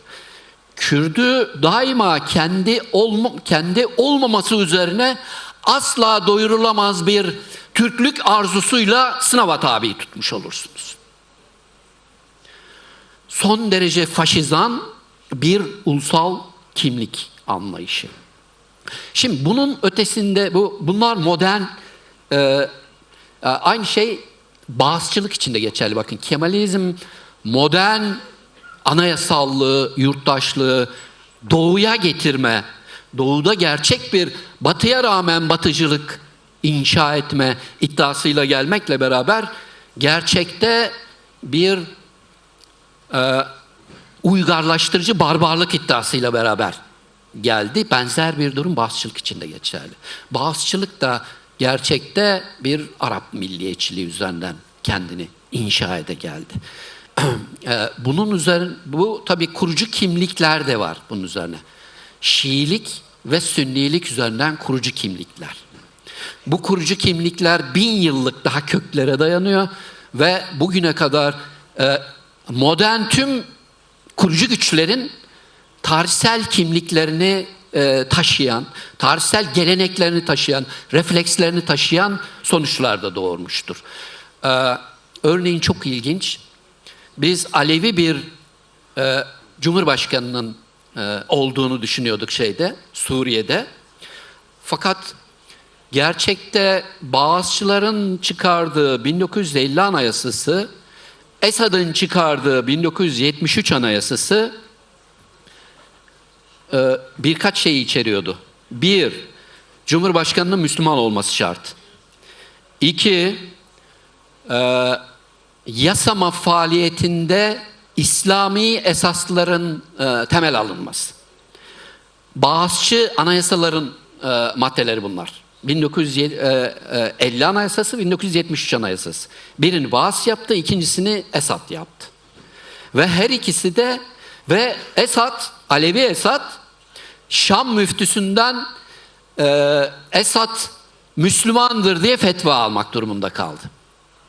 Bu Sünni ve Şii politik geleneklerin o modern anayasallık, toplumsal adalet anlayışlarının içerisine nasıl yerleştirildiğiyle alakalı bir başka mesele bu.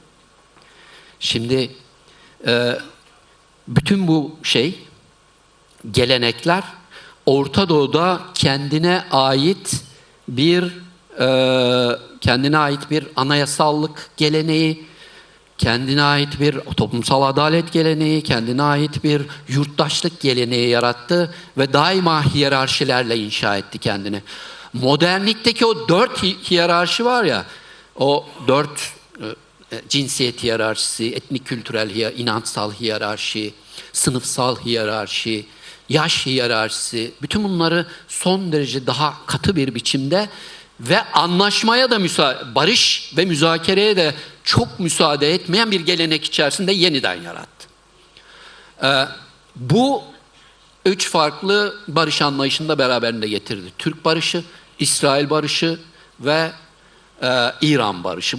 Bu 3 şey bizim daima temkinli bir iyimserlik içerisinde bulunmamızı gerektiriyor. Önümüzdeki tarihsel fırsatlara sarılmak, o fırsatları güncel bir müzakerenin temeli haline getirmek ve ama temkinliği de daima elde tutmayı gerektiriyor. Bu gelenek sadece modernliğin yüzeysel, zayıf bir yorumu değil.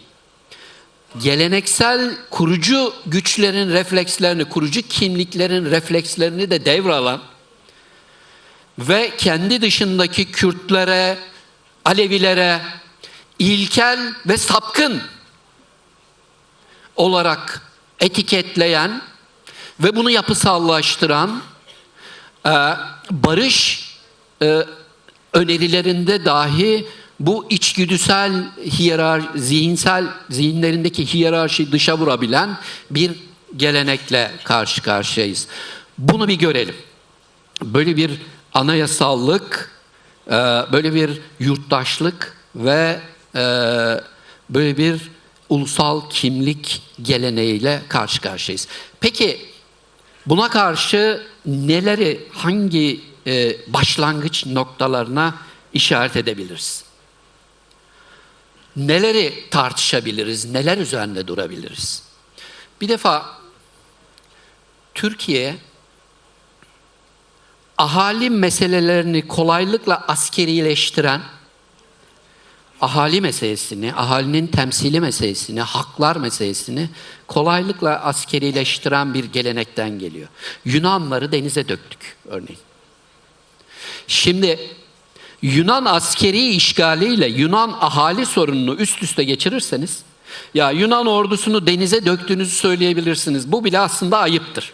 Ama milliyetçi bir dilin içinden kullanırsanız, yani hadi söyle de denmez ama ona uygun diyebilirsiniz milliyetçi bir dilin içinden ve hemen komşusuna da saygı duymayan ve geleneksel nefretleri hala taşıma iddiasında bulunan bir milliyetçi dil olur. Ama Yunanları denize döktük dediğiniz andan itibaren sizin aslında etnik bir nefretle Rum, Yunan ve Ermeni meselesini, Yunan ve Ermeni ahalisi meselesini, onların anayasallığı meselesini, onların yurttaşlığı meselesini askerileştirdiniz demektir. Bu şu demek: Türkiye'yi kendisinden daha küçük bir zihne mahkum etmek, Türkiye'yi kendisinden daha küçük bir anayasallık aklına emanet etmek, Türkiye'yi kendisinden daha küçük, daha fakir bir yurttaşlık anlayışına emanet etmek demek. Türkiye, Türkçülüğün inşa ettiğinden, Türkçülüğün tasvir ettiğinden çok daha zengin, çok daha büyük, çok daha renkli bir politik coğrafyanın adıdır. Bununla barışmayan, buna uygun bir anayasallık aklı, buna uygun bir yurttaşlık aklı geliştirmediğiniz andan itibaren o büyük gövdeyi, o büyük zenginliği küçücük bir beyne emanet etmiş olursunuz. Şimdi buna karşı belli topluluklar kaygısını, orta sınıflarda çok yaygın, bir tür Lübnanlaşma kaygısı. Yani Kürtlerin yurttaşlığının kabul edilmesi, farklı etnik, kültürel, Alevilerin, Kürtlerin etnik farklılıkların, toplulukların anayasallık içerisinde tanınması, yurttaşlık içinde tanınması, eşit yurttaşlığın sadece anayasal tanınması değil, fiili toplumsal kullanımının da önünün açılması karşısında bir tür iç savaş korkusu ileri sürüyorlar. Bir tür Lübnanlaşma korkusu ileri sürüyorlar. Bakın Türkiye zaten şiddetle ayakta durabilen bir Lübnan'dır. Ancak şiddetle ayakta durabilen bir Lübnan'dayız. Eğer Türkiye bu bütünlüğünü, kendi siyasi coğrafyasının toplulukları içerisinde bir arada tutabiliyorsa, bu şekilde, bu anayasallık anlayışıyla, bu yurttaşlık anlayışıyla elinde tutabiliyorsa, bu ancak şiddetle mümkündür. 38 Dersim soykırımı, uzun uzun incelediğim bir soykırımdır bu. Ya küresel lanetler içinde maalesef anılmıyor. 13.806 kişinin, bu resmi rakam, 13.806 kişinin öldürüldüğü, Arkasında bakın Maraş katliamı kitabını yazdık biz. Derleyicilerden bir tanesiydim. Maraş katliamında 700'e yakın insan öldürüldü. Etnik, hemen tamamlıyorum Sayın Başkanım, uyarınızı da görüyorum. Türkiye şiddetin boyutu bakımından, gücü, dağılımı, yayılımı bakımından bir tür Lübnan'dır ve gerçek anlamda bir anayasal yurttaşlığın devreye sokulabilmesi için Türkiye'nin kendisiyle barışması, kendisine uygun, kendi siyasi gövdesine, kendi toplumsal gövdesine uygun bir anayasallık anlayışının artık başlatılması gerekiyor diye düşünüyorum. Şimdi burada bitireyim. Anlaşılacak çok şey var ama uyarınızla kapatıyorum. Çok teşekkür ederim.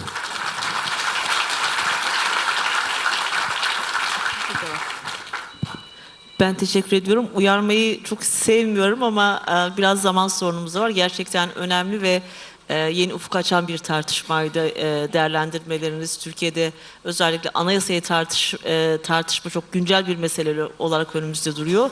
Bu farklı perspektif bence üzerine daha çok tartışacağımız bir konu. Tekrardan geldiğiniz için teşekkürler.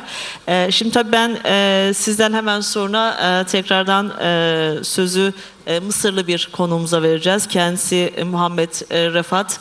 Ta Mısırlardan geldiler. Hoş geldiniz diyoruz kendisine. Modern ve çağdaş tarih profesörü ve Damanhor Üniversitesi'nde kendisi yer alıyor. Tabii Sayın Refat'ın şöyle bir farklılığı var belki kamuoyundan bildiğimiz bir tarihçi. Özellikle Sayın Öcalan'ın görüşlerini Mısır'da akademide tartıştıran ve bunu kendi akademi dünyasında sorularıyla ele alan önemli ve Kürt hareketinin ideolojik politik perspektifini yakından takip eden bir hocamız. Kendisi de biraz demokratik bir ulus inşa etmede tarihsel deneyimlerin önemini bize anlatacak kendi bulunduğu yerden. Tekrardan hoş geldiniz diyoruz ve sözü kendisine bırakıyoruz. Ehlen ve sehlen. Okay.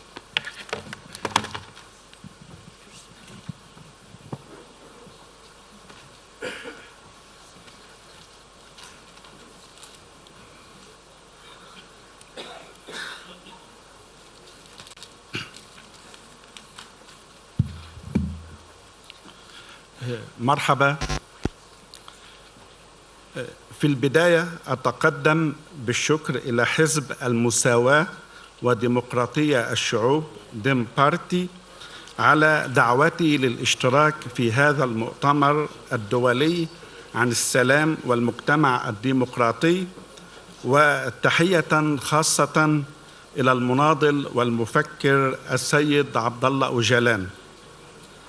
خلال عامين دراسيين خصصت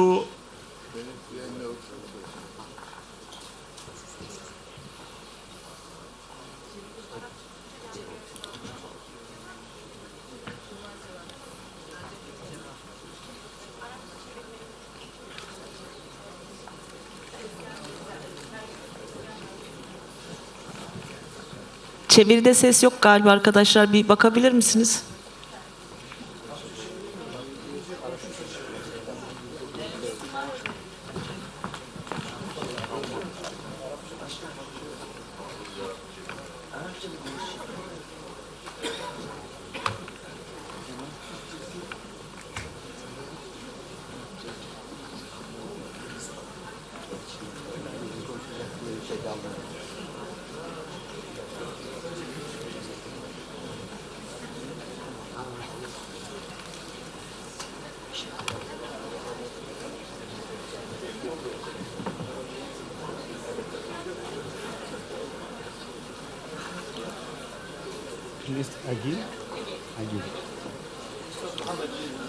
من الأول.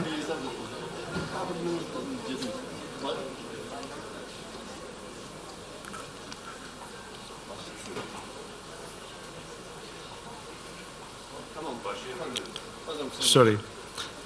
في البداية أتقدم بالشكر إلى حزب المساواة وديمقراطية الشعوب ديم بارتي على دعوتي للاشتراك في هذا المؤتمر الدولي عن السلام والمجتمع الديمقراطي وتحية خاصة إلى المناضل والمفكر السيد Misyoner ve savaşçı ve düşünür Abdullah Öcalan'a özel selamlarımı iletiyorum.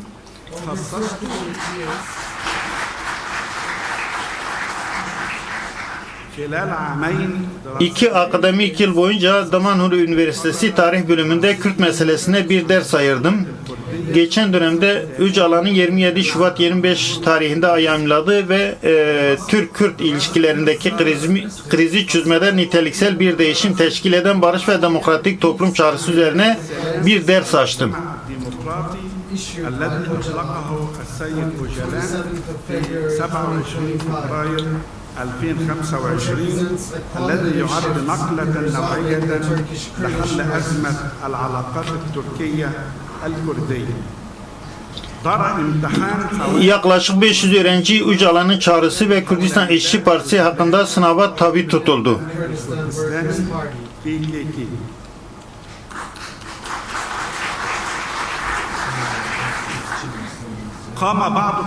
Bazı öğrenciler 2 yıl üst üste bir Öcalan simülasyonu gerçekleştirdi. Şu anda Öcalan'ın Kürt meselesindeki rolü üzerine benim danışmanlığımda bir yüksek lisans tezi hazırlanıyor.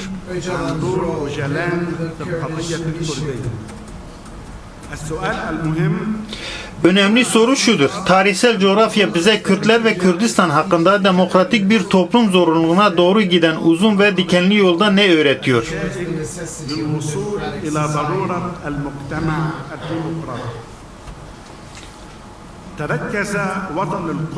Kürtlerin Atayurdu, Zagros, Agri ve Toros dağlarının oluşturduğu üçgenin etrafında yoğunlaşmıştır.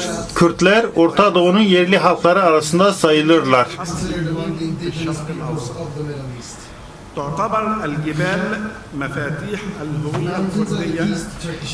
Kürt kimliği ve coğrafya. Dağlar Kürt kimliğinin anahtarlarıdır. Kürtlere inisiyatif alma iradesi ve cesaret ruhu aşılamıştır.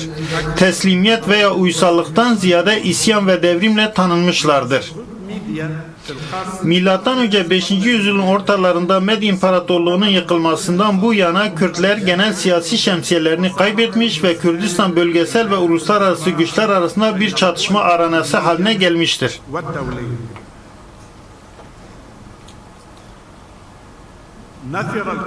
Kürtler dağlar, göçebelik, çobanlık ve aşiret yapısı üçlüsünün etkisiyle merkeziyetçi yönetimin altına girmekten kaçınmışlardır. Mutlakiyeti reddetmişler ve otoriter tiranlara karşı ayaklanmışlardır.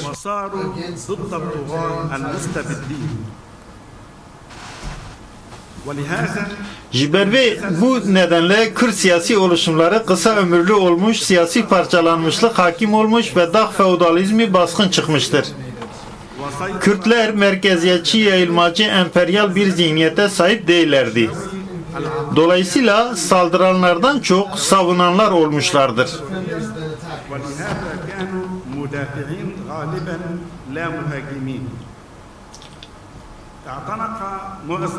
Kürtlerin çoğu geleceklerini etkileyen Sünni Şafii mezhebini benimsemiştir.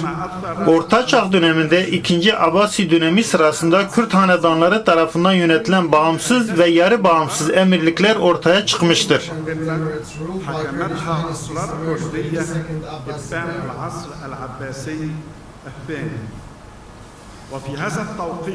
Bu dönemde Türkler Anadolu'ya girmiş ve ortak çıkarlara dayanarak Kürtlerle gönüllü olarak ittifak kurmuş. 1071'de Malazgirt'te Bizans'ı yenmiştir. Kürtler mevcut sistem içinde öz yönetimlerini sürdürmüşlerdir.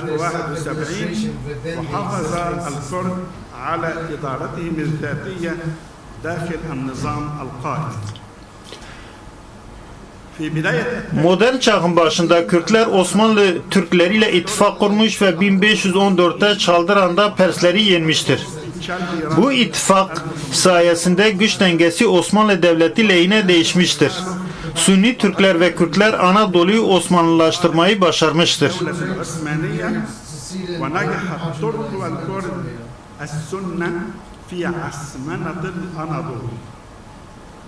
على امتداد 3 قرون 300 yıl boyunca Kürtler Sultan 1. Selim ile Kürt Prensi İdris-i Bitlisi arasındaki anlaşmaya göre Osmanlı şemsiyesi altında kendi işlerini yönetmiştir. سلطان سليم الأول والأمير الكردي إدريس بتليسي. في ذلك الوقت Bu dönemde Pers ve Osmanlı devletleri Amasya 1555 ve Zuhab 1639 antlaşmaları aracılığıyla sınırlarını belirlemiştir. أماسيا 1555 وزهاب 1639 وفقا لمعاهدة زهاب Zuhab Antlaşması'na göre Kürdistan, Tahran ve İstanbul arasında bölündü. Zaros Dağları'nın batısındaki daha büyük kısım 24 emirlik Osmanlı etkisi altına girerken Zagros'un doğusundaki daha küçük kısım 6 emirlik Pers kontrolü altına girmiştir. الدائرة العثمانية ووقع الجزء الأصغر شرق جبال زاغروس 6 إمارات تحت السيطرة الفارسية. منذ هذا التاريخ Bu noktadan itibaren Tahran ve İstanbul Kürdistan'ın birleşmesini engelleme ve doğuya da Batı Kürdistan'daki herhangi bir kurtuluş hareketine karşı mücadele etme konusunda anlaştılar. الشرقية أو الغربية. حتى الربع الأول من القرن التاسع عشر 19. yüzyılın ilk çeyreğine kadar Batı Kürdistan dolaylı Osmanlı yönetimi altında kalmış ve bir dereceye kadar öz yönetimden yararlanmıştır. قام القرد Kürtler Osmanlı İmparatorluğu'nun doğu sınırlarını koruyarak Şii Perslere ve Hristiyan Ruslara karşı Sünni Müslüman bir insan bariyeri oluşturdu. Kürtler İslam için savaştıklarına inanıyorlardı. Ancak gerçekte Sünni İslam ve Osmanlı halefeliği bayrağı altında yayılmacı politikalar izleyen Türkleri yüceltmek için savaştılar. ولكنهم في الواقع حاربوا من أجل إعلاء الأتراك الذين انتهجوا سياسة توسعية ورفعوا راية الإسلام السني والخلافة العثمانية. عندما كان الكرد يسورون Kürtler ne zaman ayaklansa İstanbul onları isyan, ayrılıkçılık ve Pers ve Rus düşmanlarla işbirliği yapmakla suçladı.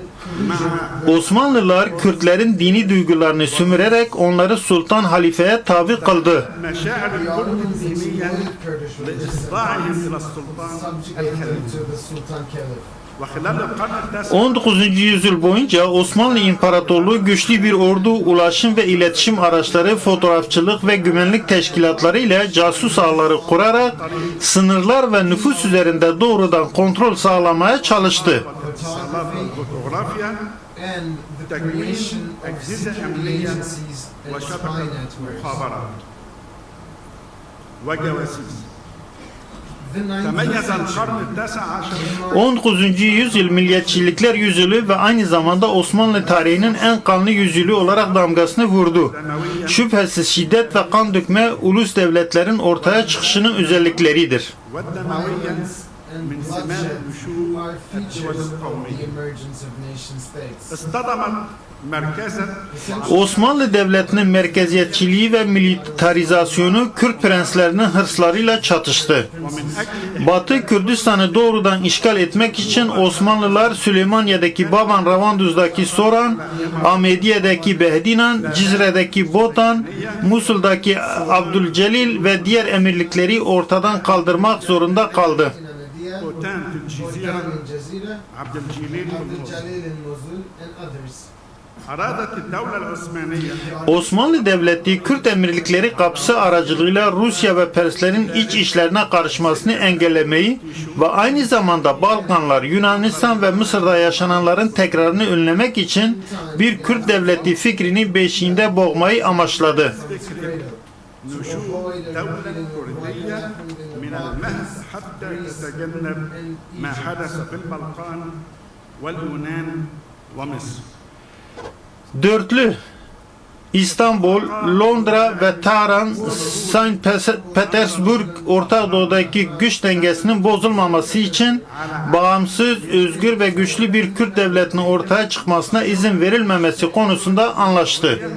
حتى لا يحتل ميزان القوى في الشرق الأوسط. Bölgesel ve uluslararası destekle وبدعم إقليم Osmanlı İmparatorluğu devlet terörü, silahlı şiddet, siyasallaşmış dini fetvalar kullanarak ve insanlığa karşı suçlar ile etnik temizlik yaparak Kürt özelliğini sona erdirmeyi başardı. الفتاوى الدينية المسيسة وارتكبت جرائم ضد الإنسانية وتطهيرها. وبدعم لندن Londra ve St. Petersburg'un desteğiyle İstanbul 2. Erzurum Antlaşması 1847 aracılığıyla Batı Kürdistan'daki doğrudan işgalini onayladı ve 24 Kürt emirliğini doğrudan Osmanlı yönetimin altındaki 4 vilayete Hakkari, Kürdistan, Musul ve Bağdat dönüştürdü. إلى 4 ولايات تحت الحكم العثماني وهي حكاري، كردستان، موصل، بغداد. لم يستسلم الكرد إلى الاحتلال العثماني. Kürtler Osmanlı işgaline boyun eğmediler. Kürdistan'ı özgürleştirmek için Ezzedin Şiir ve Aybedullah Nehri liderliğinde isyan ettiler.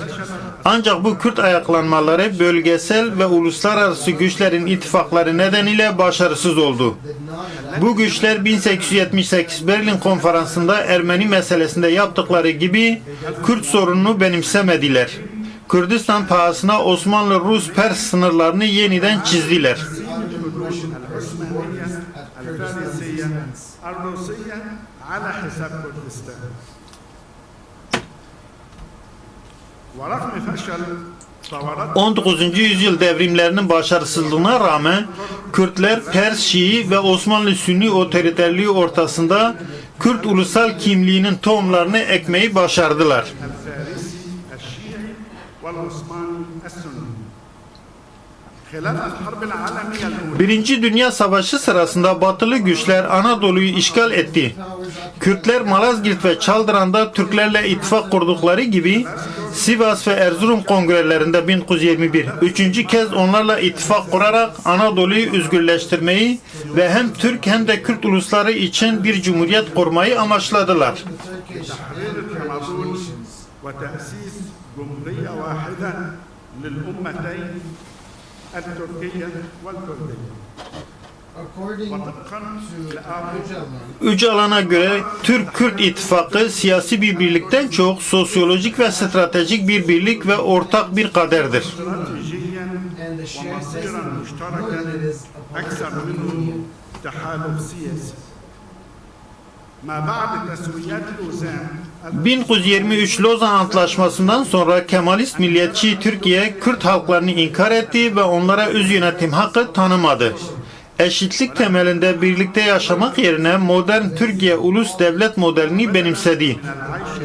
Bu model homojenlik, merkeziyetçilik ve tek tipçilik yarattı ve derinleştirdi. القومية التي خلقت وعمقت الأحادية المركزية التجانسية. لهذا Böylece Türk-Kürt ilişkileri 20. yüzyıl boyunca olumsuz etkilendi çünkü monolitik ulus devlet modeli inkar, dışlama, parçalanma ve soykırım uygulamaları öğretti.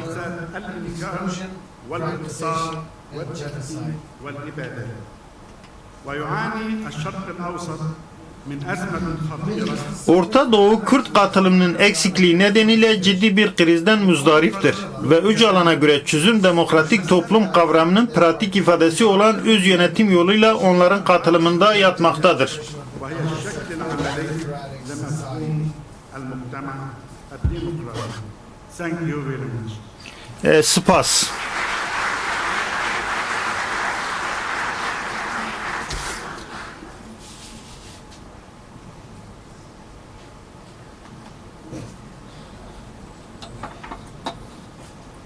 Biz de kendisine çok teşekkür Hem ediyoruz. spas yok, Diyoruz tekrardan. Şimdi de hepimizin aslında yakından tanıdığı, bildiği önemli bir siyasetçi, akademisyen aramızda. Sevgili Norman Peach burada. Yerel demokrasinin merkezileşmeye karşı güçlendirilmesi ve hegemonik ilişkilere direniş konusunda bize deneyimlerini paylaşacak. Ben ayrıca böyle uzun uzun kendisini tanıtma ihtiyacı duymuyorum. Zaten salondaki herkesin kendisini tanıdığını düşünüyorum. Sevgili Norman, söz sende.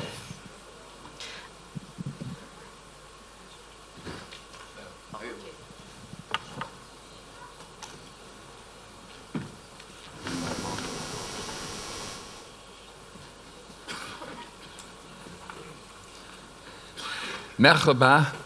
I greet Merhaba. Tüm değerli dostlarımı ve meslektaşlarımı selamlamak istiyorum. Ve ilk olarak Dem Parti'ye beni buraya davet ettikleri ve bu önemli internasyonel konferansta konuşma şansı tanıdıkları için çok teşekkür ediyorum. Profesör olduğum için ders vermeye, konuşmaya alışığım ama öğrendim ki zamanımız biraz kısa, dolayısıyla bütün önemli noktaları özetlemeye çalışacağım. 96'da Abdullah Öcalan'ı ziyaret etmem için davet edilmiştim. Suriye'de, Şam'a yakın bir yerde. Tartışmalarımız iki önemli soru etrafında döndü. İlki özgürlük mücadelesinde şiddetin rolü. İkincisi de ayrı bir devlet kurma meselesi. Özellik ve öz yönetim mücadelesini Kürtlerin içinde yaşadığı devlet bağlamında sürdürme ile alakalıydı. Bu sorularda tabii ki zaten demokrasiyi nasıl anladığımızla yakından ilişkiliydi. Öcalan o noktada zaten silahlı mücadeleyi bırakmaya karar vermişti. Çünkü Türkiye ağır silahlı bir NATO üyesiydi. Ayrı bir Kürt devleti kurulması fikrinin terk edilmesini de anlattı. Bu kapitalist demokrasiye karşı bir şüpheciliğe dayanan bir fikirdi. Burjuva demokrasisi hem emperyalistik hem de bireyselci bir karaktere sahip. Hala da öyle. Özgürlük hareketinin amacı mevcut düzenin başına geçmek olmamalı, onun yerine siyasi karar verme gücünü yerel topluluklara, mahallelere, meclislere ve konseylere devretmek olmalı. Yani bu konfederalizm, yerel, tabandan örgütlenen demokratik müesseselerin yatay bir düzlemde bir araya geldiği bir model. Kilit politik kararları eski ulus devlet modelini geride bırakarak veren bir kavram bu. Öcalan'ın demokratik ulus kavramı şöyle der. Homojen bir ulus devlet tarafından kurulmayan, çeşitli kimliklerden oluşan ve ortak demografik kurallar belirleyen bir siyasi birlik demişti. Bunlar ulusal, etnik, dini, yerel gruplar olabilir. Bunlar kendilerini eşit düzeyde örgütleyen ve herhangi tekil bir grubun veya kimliğin devlet normu statüsüne yükseltilmesinin önüne geçildiği bir şeydir. Dolayısıyla bu soru ulus devletlerin yanıtlayabileceği bir soru değildir. Eşitlik ve demokratizasyonla, demokratikleşmeyle yayınlanır. Jean Jaurès harika bir devlet insanı. Kendisinden bir söz paylaşacağım. Kapitalizm içinde bulutların yağmur taşıdığı gibi bir şey taşır. Ancak ve bu söz bundan 100 yıl sonra geçmiş olsa bile hala çok geçerli. Rekabet ve hakimiyet arayışı kapitalist devlete yüzlerce yıldır yön vermiş bir özellik. Çeşitli girişimlere rağmen savaşı uluslararası hukuk ile devletler arasında savaşı durdurmak gibi bir şey mümkün olmadı. Mesela 1907 anlaşması, 1928 Kellogg Paktı veya 1945 Birleşmiş Milletler Tüzüğü de bunun için yeterli değildi. Öcalan çatışmakta olan çıkarları, mesela Birleşmiş Milletler'in 33. maddesinde tanımladığı gibi olduğunu söylemiştir.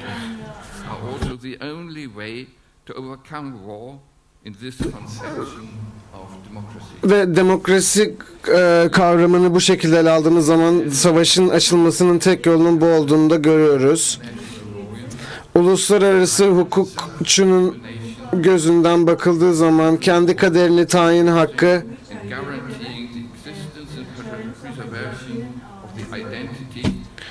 bir halkın kimliğinin, yani Kürtler gibi bir halkın kimliğinin korunması ve sürdürülmesi için kilit önem taşır.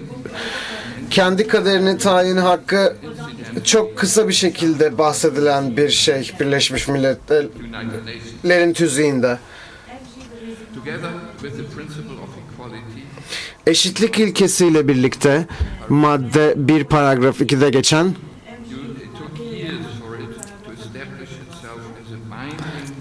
bunun bağlayıcı bir legal kavram olarak oturması yıllar aldı. Çeşitli kararlar sonrasında bu mümkün oldu.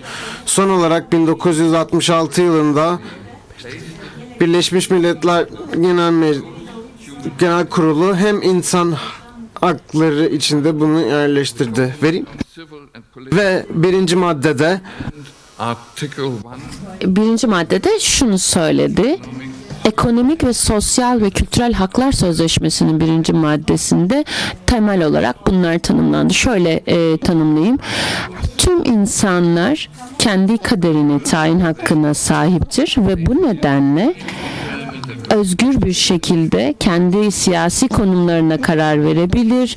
Aynı zamanda ekonomik, sosyal ve kültürel haklarının kalkındırılması için çalışabilir. Kapattım alıntımı ve burada bir başka şey de aslında kendi kaderini tayin hakkının ne kadar geniş bir şeyini hem iç özgürlüğü, toplumu tanımlamak için, iç özgür şekillendirmek için iç özgürlüğe sahip olduğunu hem de bağımsız bir şekilde kendi kaderini tayin hakkına karar verdiğini anlatıyor. Aynı zamanda da baskıdan ve sömürgecilikten azade bir şekilde kendini yeniden şekillendirme hakkına sahip olduğunu anlatıyor. Abdullah Öcalan şu hedefi Kürt devletini, yani Türkiye devletinden ayrı bir Kürt devleti nosyonunu aslında ayrı bir şekilde tartışıyor. 1960'larda özür diliyorum, biraz boğazım kötü. Ve çok iyi bilinen bir alternatif önerdi tabii ki, merkezsizleşme ve aynı zamanda Türkiye'yi demokratikleştirme iddiasını öne sürdü. Ve bu talepler aslında oldukça belki tartışma anlamında tabii ki merkezi bir Türkiye gibi çok merkeziyetçi bir devlet bakımından tartışması zor olabilir. Aslında çok olanaklı da bir model. Dolayısıyla azınlıkların hakları bakımından düşünüldüğünde Türk hükümeti çok net açıklamalar yapıyor aslında. Özellikle azınlıkların tanınmaması üzerine net açıklamalar yapıyor. Özellikle de insan haklarının korunması bakımından buna dair de bir şey söylemiyor. Şöyle bir alıntı yapayım. Şöyle söylüyor. Türk Anayasası'na göre ve ilgili diğer mevzuatlara göre tüm Türk vatandaşları herhangi bir istisna olmaksızın eşit haklara sahiptir, eşit konumlara sahiptir. Bu yüzden herhangi bir başka bir kişi veya grubun, herhangi bir etnik, dini veya dil farklılığına sahip herhangi bir kişinin ayrımcılığa uğraması mümkün değildir diyor. Yani bunun dışında aynı zamanda kişilerin haklarının etnik, dini veya dilsel farklılıkların insan hakları çerçevesinde değerlendirilmesi gerekir. Yani aslında azınlıkların korunmasını özellikle 27 İnsan Hakları Sözleşmesi'nin 27. maddesine göre açıklıyor aslında ve burada aslında kişilerin bu bireysel haklara yapılan referansla insanların haklarının korunmasını, etnik azınlıkların korunmasına indirgiyor. Dolayısıyla etnik, dilsel veya kültürel azınlıkların, örneğin Kürtler gibi aslında korumayı kolektif haklardan talep ediyor ve bu kolektif haklardan aslında bireylerin korunmasının ötesinde olan kolektif haklar. Dolayısıyla bu noktada konumuz şöyle. Sonuna geliyorum. Mevcut statüsüne bakıldığında Türk Ekonomik ve Sosyal Çalışmalar Vakfı'na, TİSEV'in çalışmalarına bakıldığında şöyle diyor. 2008 yılında ve 2010 yılında hükümete bazı önerilerde bulunuyor. Bazı yerel, belediye ve bölgesel öz yönetimlerin aslında nasıl tanımlanması gerektiğini ifade ediyor anayasaya göre. Ve bunu kısaca ifade etmek gerekirse aslında vakıf özellikle merkezsizleşme ihtiyacının altını çiziyor. Sadece bölgeler arasındaki eşitsizlikleri ortadan kaldırmak ve ekonomik yapıyı yeniden şekillendirmek için değil, aynı zamanda bunların da ötesinde demokratikleşme hamlesi olarak da bunu öneriyor. Bunun üzerine aynı zamanda bölgelerin kendini yöneten birimlere sahip olması gerektiğini, illerin yapısının ciddi şekilde değişmesi gerektiğini, yani Cumhuriyet'in başından beri iller şeklinde yönetilen idarenin değişmesi gerektiğini söylüyor ve bölgesel öz yönetim birimlerinin hukuk tarafından dağıtılması gerektiğini düşünüyor. Daha fazla detaya girmeden şunu söyleyeyim. Aslında Abdullah Öcalan'ın fikirlerinin Türkiye'nin demokratikleşmesi bakımından zaten toplumda köklerini bulduğunu söylememiz gerekiyor. Dolayısıyla zaman içerisinde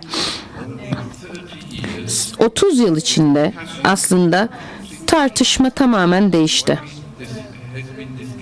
Şu anda aslında 1996'da tartıştığımız şeyler değişti, kapandı o tartışma ve şu anda artık yeni kavramlar tartışılıyoruz ve bu da aslında zamanın değişimine dair bir tartışma ve bu zaman içerisindeki değişiklik aslında zamana uygun bir tartışma. Ve bu noktada diyalogla bu yeni diyalog yeni bir demokratik realiteyi ortaya çıkaracak ve Sayın Abdullah Öcalan'ın serbest bırakılması, kendisinin hapishanedeki İmralı Adası'ndaki tecritinin son bulması sayesinde ancak Kürt halkının bu önemli figürünün haklı konumunu Türk toplumunda elde etmesi için özgür bırakılması gerekiyor ve özellikle dağlardaki, Irak dağlarındaki savaşçıların herhangi bir tehlike olmaksızın demokratikleşmeyle beraber bu ülkeye geri dönmelerinin sağlanması gerekiyor. Bu gerçek bir şans hepimiz için.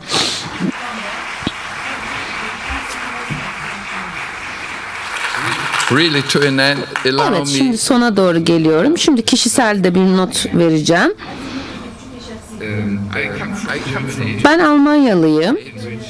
Almanya biliyorsunuz halen PKK Almanya'da terörist örgüt listesinde yer alıyor ve 1993'te Alman hükümeti şuna karar vermişti. PKK'yı hukuk dışına taşımaya karar vermişti ve Kürt toplumu bana sormuştu o zaman, oradaki Kürt toplumu. Bu noktada bu en yüksek idari birimlere bu konuda başvuru yapmamı istemişti. Ben bunun için mahkemede mücadele verdim uluslararası hukuk bağlamında, ancak maalesef başarılı olamadı.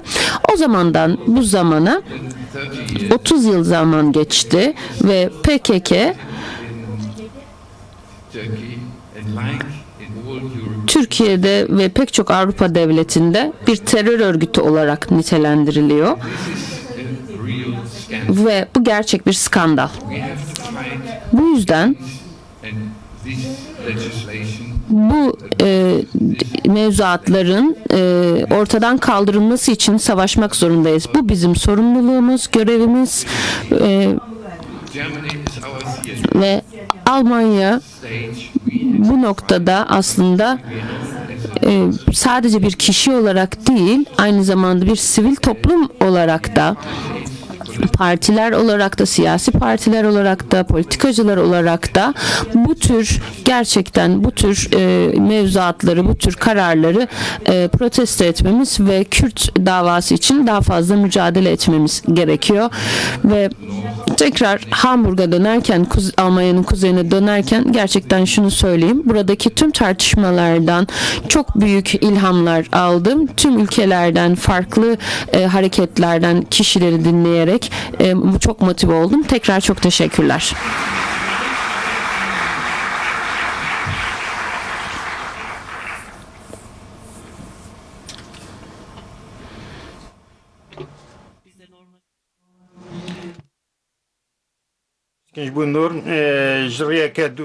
Şimdi tabii bu oturumda bir konuşmacımız daha vardı esasında.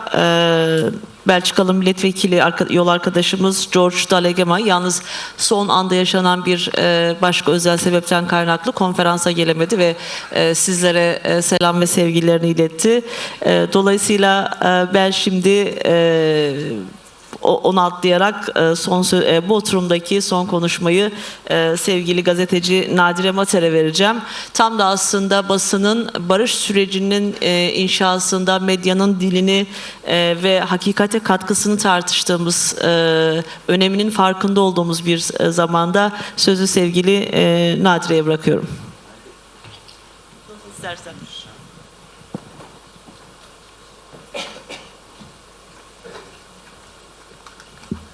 Merhabalar, günaydınlar. Çok heyecanlıyım. Şundan, ben tek gazeteci olaraktan bu 2 günlük oturumda basını, medyayı, siyaset ilişkilerini, dili anlatacağımı bilmiyordum. Ebru bana bu ayrıntıyı vermemişti. Şimdi bu sorumluluğun yükünü nasıl taşıyacağım, neyi ne kadar anlatabileceğim bilemiyorum. Şöyle düşündüm, ben geçmişten bugüne gele gide medya özelinde ve siyasetle ilişkileri de içine katarak hatırlayabildiklerimi sizlere aktaracağım ve elimden geldiğince de, çünkü burada çok genç bir kitle var, özellikle 90'ları sadece okudular, yaşamadılar, bir yanıyla da iyi ki. Onlar için de aydınlatıcı olabileceğini ummak istiyorum. Ben kişisel olaraktan şu anda 40 yıllık, 50 yıllık ya da yılı da çok şey yapamıyorum. Ama 1990'dan başlamak istiyorum. Ocak 1990 Sokak Gazetesi dergisini çıkartıyoruz. Ben de o kadro içindeyim. Ve bu kadro 7 aylık bir dergi oldu bu. O sırada Türkiye'de yazılmayanları yazmaya çalışan ve şimdi bakıldığında da pek çok şeyi hakikaten yazmayı her nasılsa becerebilmiş bir dergi diye düşünüyorum. Ocak 1990'da Kürt ve Türk aydınlarının ortak imzasıyla Doğu'da Savaşa Son diye bir kapak yapmıştık. Bu o gün için çok, biz gazeteciler için çok geç ama siyasiler için erken bir çağrıydı. Bu çağrıyla aslında kimi çevrelerden savaş mı var diye tepkiler alırken, kimi çevrelerden de size mi düştü savaşı durdurmak, siz mi savaşı başlattığınızda bu konulara giriyorsunuz, hadsizler tarzında ciddi olarak azarlanmıştık. Bu 1990'dan aslında 1990 Ocak Şemdinli Erruh baskınlarının üzerinden 6,5 yıl geçmişti gerçekleştiğinde. 6,5 yıl o bakımdan bizim için aslında barış istemek için hiç de erken bir zaman değildi. Ve dergiyi buraya getiremedim. Bir de uzatmak da istemiyorum konuşmamı. Ama dergide yazdığımız taleplerle Abdullah Öcalan'ın 1990'larda yaptığı açıklamalar, televizyonlarda yayınlanan ve Sokak Dergisi'nde de kendisiyle 2 sayı bir söyleşi yayınlamıştık. O taleplerle hayli örtüşüyor. Yani o kadar da elden kaçmış bir şey diye bugün nedense düşünmekte istiyorum. Ve bizim bu yayınımızdan 3 yıl sonra 1993 yılında Özal iktidardaydı ve Türkiye'de ilk ateşkes ilan edildi. Bu ateşkesin de süresi fazla olamadı. Mayıs'ta 33 askerin hayatını kaybetmesiyle ilk ateşkes akamete uğradı ya da yok edildi. Nasıl söyleyeceğimi bilemiyorum. Bu 33 erin öldürülmesi, hayatlarını kaybetmeleriyle ilgili aslında yaşanan şuydu. 33 er tahliye ediliyor, terhis ediliyorlar ve bir otobüse bindiriliyorlar. Hiçbir koruma yok. Ve oradan merkeze gidecekler ve kendi memleketlerine dağılacaklar. O zaman yapılan açıklamada ki tam o sırada Öcalan Baralias'ta, BK'da bir basın toplantısı düzenlemişti. Uluslararası basın ve Türkiye'den her gazeteden gazetecileri davet etmişlerdi. Ben de onlardan bir tanesiydim. Ve o yolda biz giderken 33 erin ölmesiyle birlikte ateşkes bitti. Ve her iki tarafta aslında bu konuyla ilgili soruşturma açtıklarını, yani her iki taraf derken hem PKK hem de Genelkurmay Başkanlığı bu olayın nasıl olduğuyla ilgili açıklamalar, soruşturma açacaklarını bildirdiler. Sonra da ben aslında çok bilmiyorum, unuttum mu ondan da emin değilim. Bunu da böyle paylaşayım. Bir şey daha paylaşacağım şimdi. Tarihten yapraklar gibi olacak biraz buraları. Aslında Şemdinli olayından sonra Özal'ın bir açıklaması var. Ne oldu? Yani Şemdinli ve Erut'ta askeri lojmanlara ve tesislere yapılan saldırıda bir kişi ölmüş, 9 kişi yaralanmıştı. 9'du sanıyorum. Bunun açıklaması şöyle oldu. Birkaç çapulcunun olayı. Yani Türkiye Cumhuriyeti bu olaya böyle baktı. Ya ateşkeslerle bunu birlikte düşünebiliriz ve düşünmemiz gerekiyor. 1994 yılında çok önemli bir film, Spielberg'in bir filmi oynadı İstanbul'da. Bu film Schindler'in Listesi. İçinizde epeyce bunu tanıyanlar olabilir, vardırlar. Biz bu filmi, biz derken bir grup kadından söz ediyorum. O sıra bir grup kadın çeşitli konularda, çok küçük bir grup, itirazlarımızı dile getirmeye çalışıyorduk. Ve bu anlamda Fransa'da, sonra da Avrupa'da yayılan SOS Rasizm örgütünün yaptığı işten, onlardan esinlenerek kendimize bir de ad taktık. Arkadaşıma dokunma. Arkadaşıma dokunma olarak rojetlerimiz vardı. Aynı SOS'in şeyleriyle oradan çalmıştık diyelim. Biz sinemaya gittik. Sinema elimine sepetlere koyuyorduk rozetlerimizi. Orada sinemada arada çıkanlara, hani Schindler'in Listesi filmine gidenlerin bunu anlayabileceği düşüncesiyle bunu yaptık. Ve şimdi ben hatırlayınca şöyle düşünüyorum. Biraz da tuhaf 90'larda.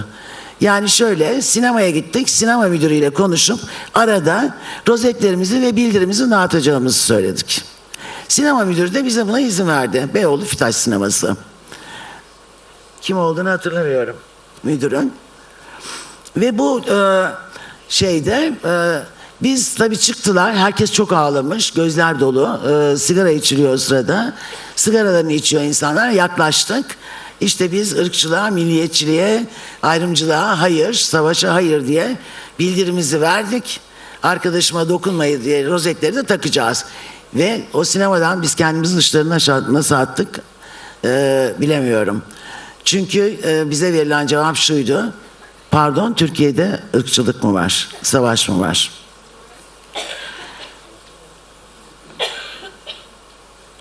Bu dönemde ve örneklerim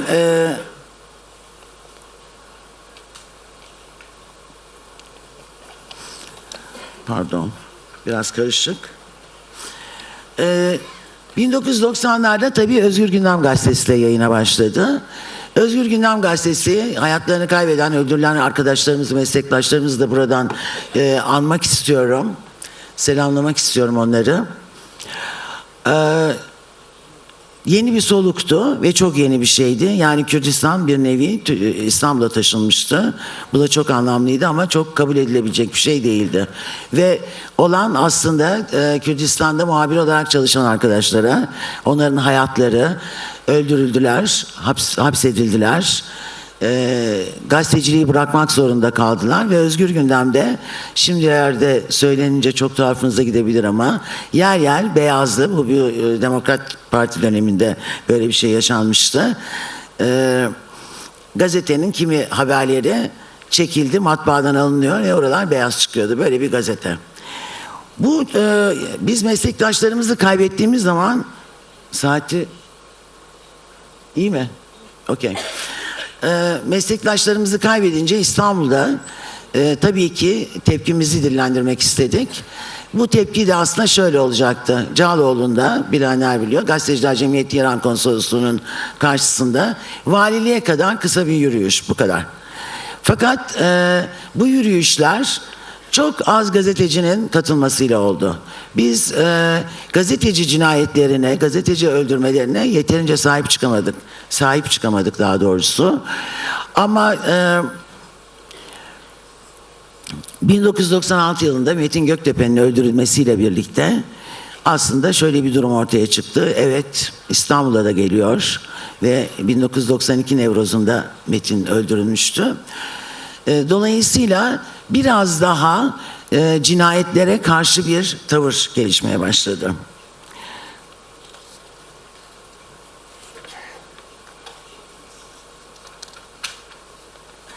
O arada İstanbul basınında, şimdiki basınla da karşılaştırmalı olarak bunları not düşmek istiyorum. İstanbul basınında son derece tamamen nasıl diyeyim, o zaman askeriyenin emrine girmiş bir medya ile karşı karşıyaydık. Fakat buna rağmen bu medyada hiçbir şey yapılamıyor da değildi. Yani gazetecilerin aslında buradan çıkartacağımız bir örnek de şu olabilecek. Gazeteci bulunduğu yerde nasıl konumlanırsa konumlansın medya, kendine yer açabilir, her şeyi söylemenin bir yolu vardır. Tabii dil meselesine geleceğim buradan. Bu arada hayatlarını Kürdistan dağlarında gerillalara, aynı yaşlardaki gerillalara karşı zorunlu askerlikleri nedeniyle savaşan askerler, kaybedenler, oğullarını oralarda kaybeden aileler bir araya gelip örgüt kurmaya kalkıştılar. Tabii onlar da Güneydoğu Şehitleri Derneği kuracaklardı. Bu hem onların kendileri için bir sağaltıcı bir şey olacak. Öte yandan da işte sorunlarını, taleplerini paylaşmak, duyurmak için bir yol alacaktı. Fakat orada devlet pardon dedi. Bunu kuramazsınız. Neden? Çünkü aslında Güneydoğu Şehitleri diye bir şehitlik olamazdı. Güneydoğu'da savaş yoktu. Savaşın olmadığı yerde de şehitler olamazdı. O nedenle şimdi buradan bulmaya çalışacağım isimlerini. Şöyle örgütler kuruldu. Doğu ve Güneydoğu Güvenlik Korucuları Şehit Gazi Aileleri Federasyonu. Terörle Mücadele Vazife Kahramanları Aileleri Yardımlaşma ve Dayanışma Derneği. Türkiye Şehitleri Derneği, Kayseri Şehit Aileleri Derneği falan diye bu böyle devam ediyor. Şimdi burada yani dilin gücü, aslına bakarsanız Kayseri Şehitleri Derneği dendiğinde biz artık o kadar her şeyi iyi anlayabiliyoruz ki, biliyoruz ki Kürdistan'da oğulları ölen aileler, Kayserili aileler bir dernek kurmuşlar. Fakat Güneydoğu Şehitleri Derneği olamıyor bu. Dil sonuçta buradan da anlaşılacağı üzere aslında yanlıdır. Ve biz her şeyi dille kuruyoruz. İktidarı da, medyayı da, haberimizi de. Dolayısıyla dil, yani savaşın olduğu yerde savaşa terörle mücadele edersek o zaman barış talep etmek mümkün olamaz. Savaşanlara ki bugün halen söyleniyor, terörist dediğimiz zaman tabii ki terörle mücadele olur. Bugün gelinen noktada bunu düşündüğümüzde şöyle bir durum var. Devlet Bahçeli kurucu önder diye konuşuyor ama öte yandan isimlerini vermek istemiyorum. Yeniden üretmek istemiyorum hiçbir şey. O yüzden bu kısımlarda örneksiz ilerlemeye çalışacağım. Halen işte bir takım sıfatları ekleyerekten haberler yapılıyor ve bu haberler yapılırken de aslında çözümden yanalar, barıştan yanalarmış gibi oluyor. Bu aslında bugünkü kritik dönem için son derece büyük önem taşıyor.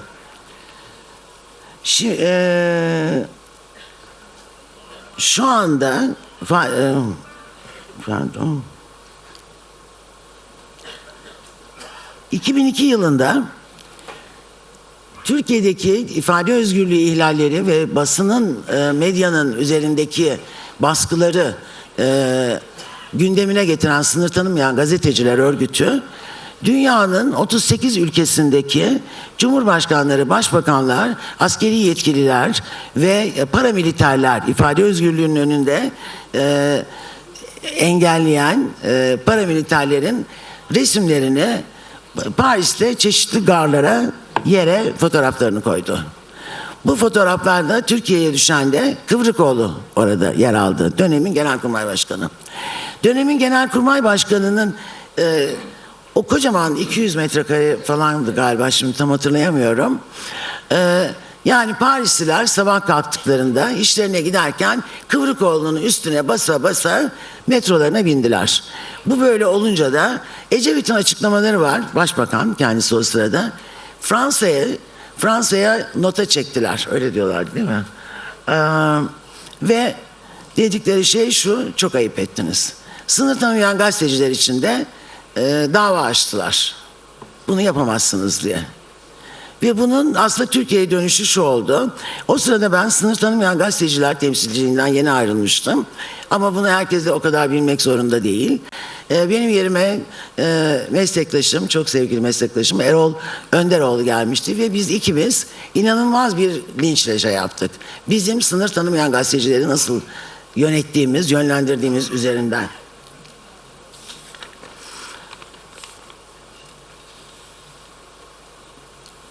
Şimdi bugün bütün bu yaşadıklarımız aslında bugüne de bayağı ışık tutuyor. Ama ne tür farklılıklar var derseniz, öncelikle şunu söyleyeceğim. Aslında o zaman az önce de söylediğim gibi vurgulamak istiyorum bunu. Gazeteciler hakikaten illaki bir şey yapılabileceği görüşüyle mücadele ettiler. Bununla ilgili hapse giren arkadaşlarımız oldu, Kürt olmayanlardan. Fakat bugün gelinen noktada başka türlü bir medya var. Yani holdinglerin medyasından AKP'nin ve iktidarın medyasına geçmiş olduk. Tabii holdinglerin medyası iktidarla iç içeydi. Sermaye, iktidar el eleydiler ama bu artık sermayeden de o kadar mutlu olamama, ondan da ki TÜSİAD Başkanı'na ve yardımcısına, hani onlar da zaten sorgulandılar, dava açıldı haklarında. Böyle bir şey var ve şu andaki medyayı aslında iktidar medyası ve iktidar karşı medya olarak öncelikle ikiye ayırmak gerekiyor. Bu ikiye ayrılışta iktidar medyası kısmı son derece net, giderek de çoğalıyor. DMSF falan da giriyor işin içine. Ve bunun artık oranı %90 falan, bunları hesaplamak bile o kadar kolay değil. Ama bunun karşısındaki medya ile ilgili çok acayip sorunlarımız var. Yani orada çünkü şu anda Yeni Yaşam dergi gazetesiyle Sözcü gazetesi aynı yerde.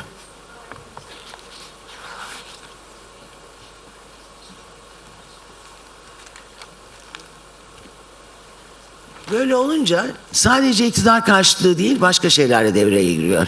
Ne oluyor? Şu anda çözüm tartışılıyor. Süreç tartışılıyor ki bunu da adlandıramıyoruz. Bu da çok önemli bir şey.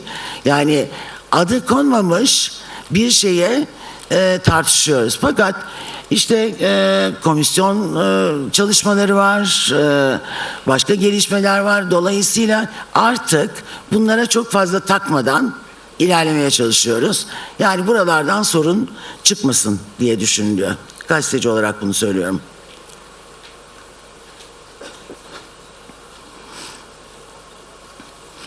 Şimdi geçmişte dediğim gibi gazeteciler var. Bugün gelinen noktada işte bu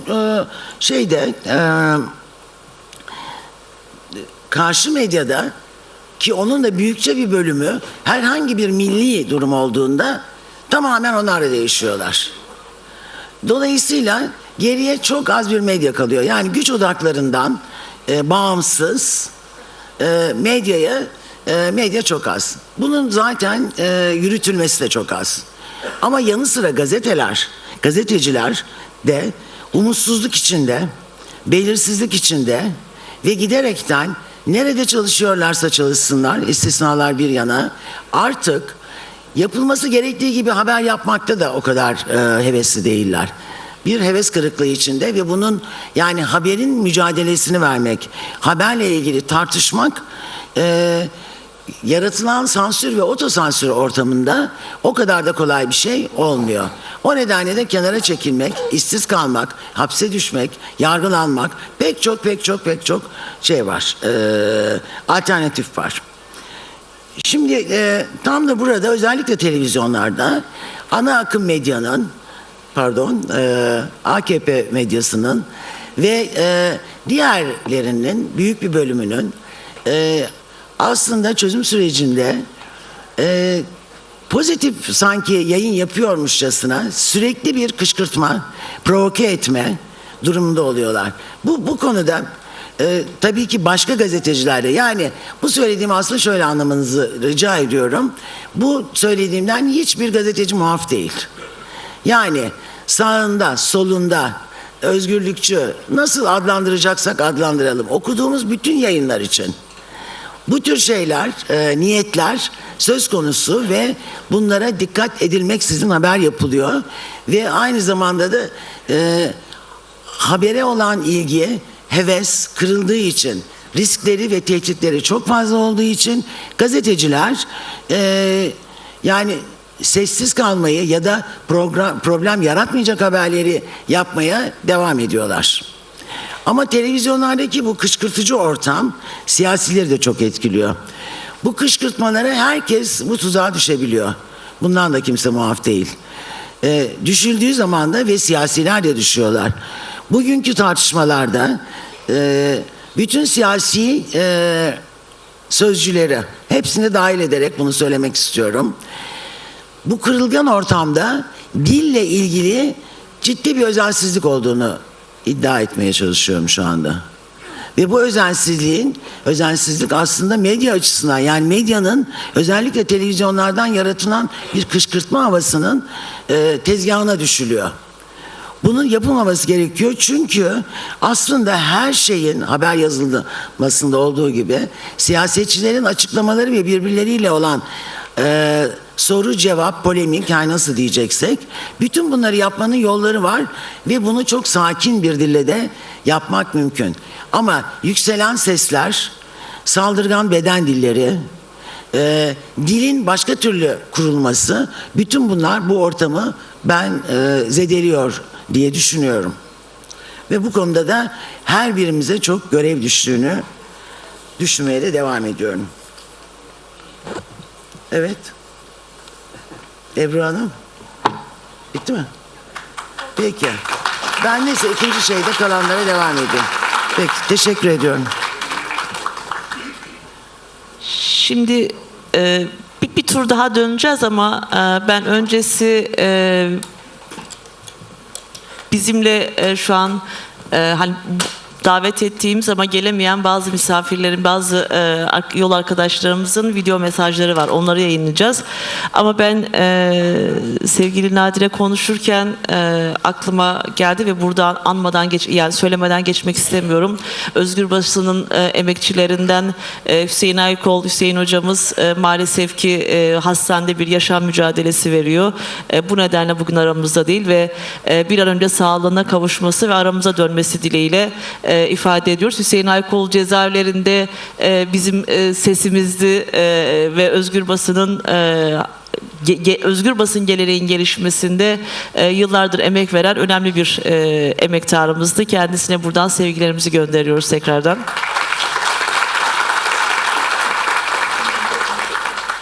Teknik hazırlığımız tamamsa ben şimdi video mesajlarımızı vereceğiz.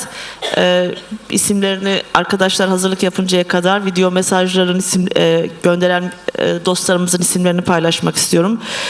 Gyosima Filibek, Avrupa Sosyalistleri Genel Sekreteri, Simon Daibus, İngiltere'den United Sendikası'nın dış ilişkiler sorumlusu, Brando Bonifel, Avrupa Parlamentosu Sosyalist Grup üyesi ve Avustralyalı iki dost milletvekilimizin bu konferansımıza gönderdiği mesajlar var.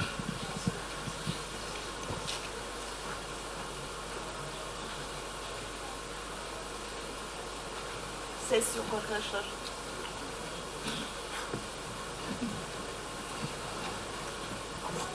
Dear friends of the DEM Party, thank you for convening this important gathering on peace and democracy. Bu barış ve demokrasi üzerindeki bu toplantıyı düzenlediğiniz için çok teşekkürler. Hareketimizin temeli bunlar. Bölgenin ve Türkiye'nin her yerinde toplumlarımız gerginlik, zorluklar ile karşı karşıya ve istekleri duyulmuyor. Ancak defalarca görüyoruz ki güvenlik ve temsiliyet arzusu evrensel. Barış, çatışmanın yokluğundan daha fazlasıdır. Adaletin, diyaloğun ve karşılıklı tanınırlığın olduğu bir yerdir. Demokrasi de bütün bunların çerçevesini sağlar. Belirsizlik zamanlarında kapsayıcı demokratik süreçler daha da hayati önem taşır. Kurumlara güven olduğunda, bir katılım olduğunda ve farklılıklar mesafe değil diyalogla ele alındığı zaman ülkeler daha güçlü hale gelir. Birkaç yıldır demokrasinin dünyanın her yerinde geriye düştüğünü görüyoruz. Bu da zaten büyümekte olan gerilimler ve istikrarsızlıkla yakından ilişkili. Türkiye'de de gördüğümüz gibi. Erdoğan, Selahattin Demirtaş ve Ekrem İmamoğlu gibi muhalefet liderlerini, diğerlerini de baskılıyor. Akademisyenler, sosyal medyadaki insanlar vesaire. Aynı zamanda Trump'ın gücü merkezileştirmesi ve güçler ayrılığını yok etmesini de görüyoruz. Macaristan'da Orban'ın fikir özgürlüğünü baskıladığını görüyoruz. Bu global bir trend. Demokratik yıpranma ve kutuplaşma birbirlerini besleyen şeyler. Yapıcı diyaloğu ve kapsayıcı yönetişimi daha da önemli hale getiriyor bunlar. Her düzeyde sivil toplumdan siyasetçilere, bölgenin her yerinde hepimiz bu trendi geriye çevirmek ve demokrasi ve barışı desteklemek için kilit bir rol oynuyoruz. İnsan hakları için sağlam durmalıyız. Toplumsal cinsiyet eşitliğini elde etmeliyiz ve her toplumu konsantre gücün risklerinden koruyan mekanizmaları korumalıyız. Adalet, insanlık onuru olmadan demokrasi olamaz. Kapsayıcılık, ifade özgürlüğü ve hesap verilebilirlik olmadan da demokrasi olamaz.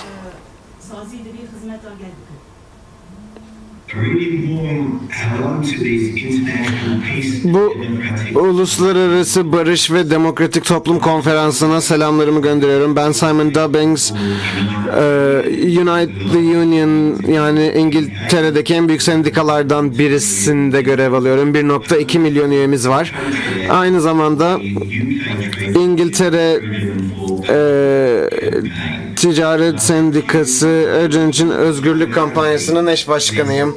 Sizlere bu konferans için İngiltere'nin her yerinden dayanışmamızı iletiyorum. Orada olamadığım için özür diliyorum. Çok talihsiz oldu. Burada olabilmeyi çok isterdim sizlerle ancak maalesef bunu yapmak şu an benim için imkansızdı diğer durumlarım olduğu için.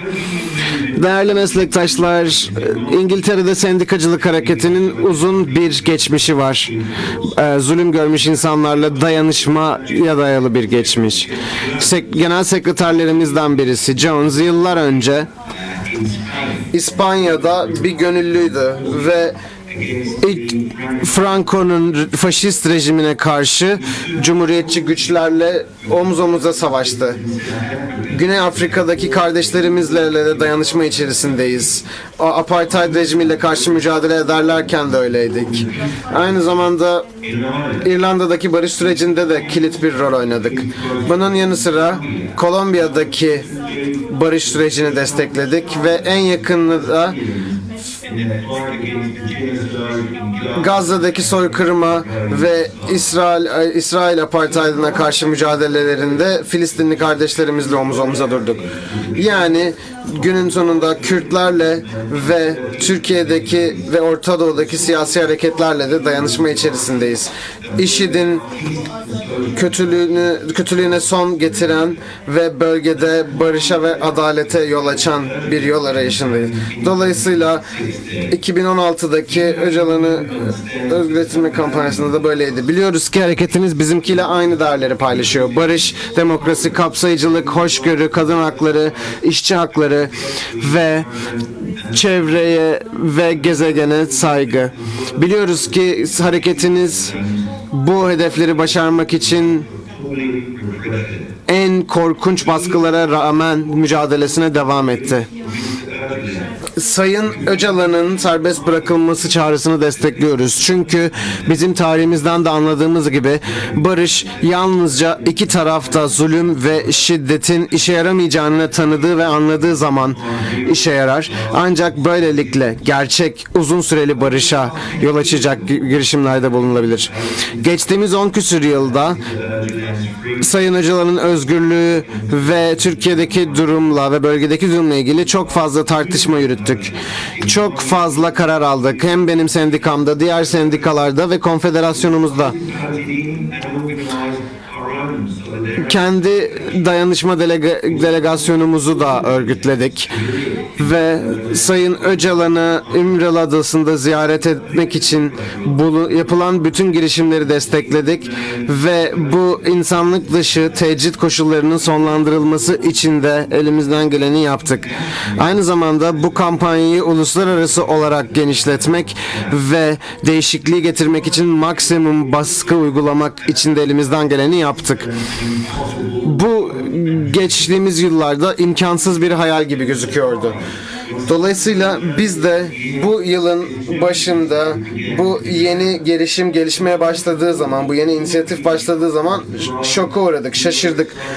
Ama hani şok ve şaşırmadan daha çok mutluyduk ve heyecanlıydık. Bu yeni fazın barış ve bölgede eşitlik için getirebileceği fırsatları düşününce.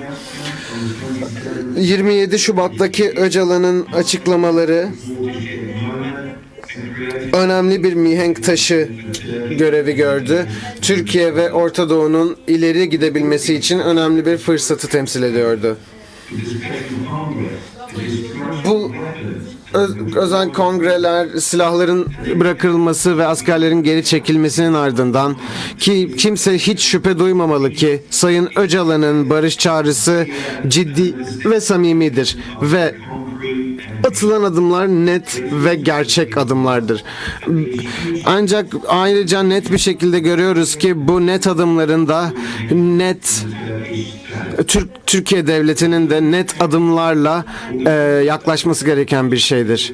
Sayın Öcalan'ın koşulları bir nebze iyileşmiş olsa da kendisi hala herhangi bir ziyaret gerçekleştirebilecek özgürlüğe sahip değil. Hala seyahat etmesi gereken yerlere seyahat etme özgürlüğüne sahip değil.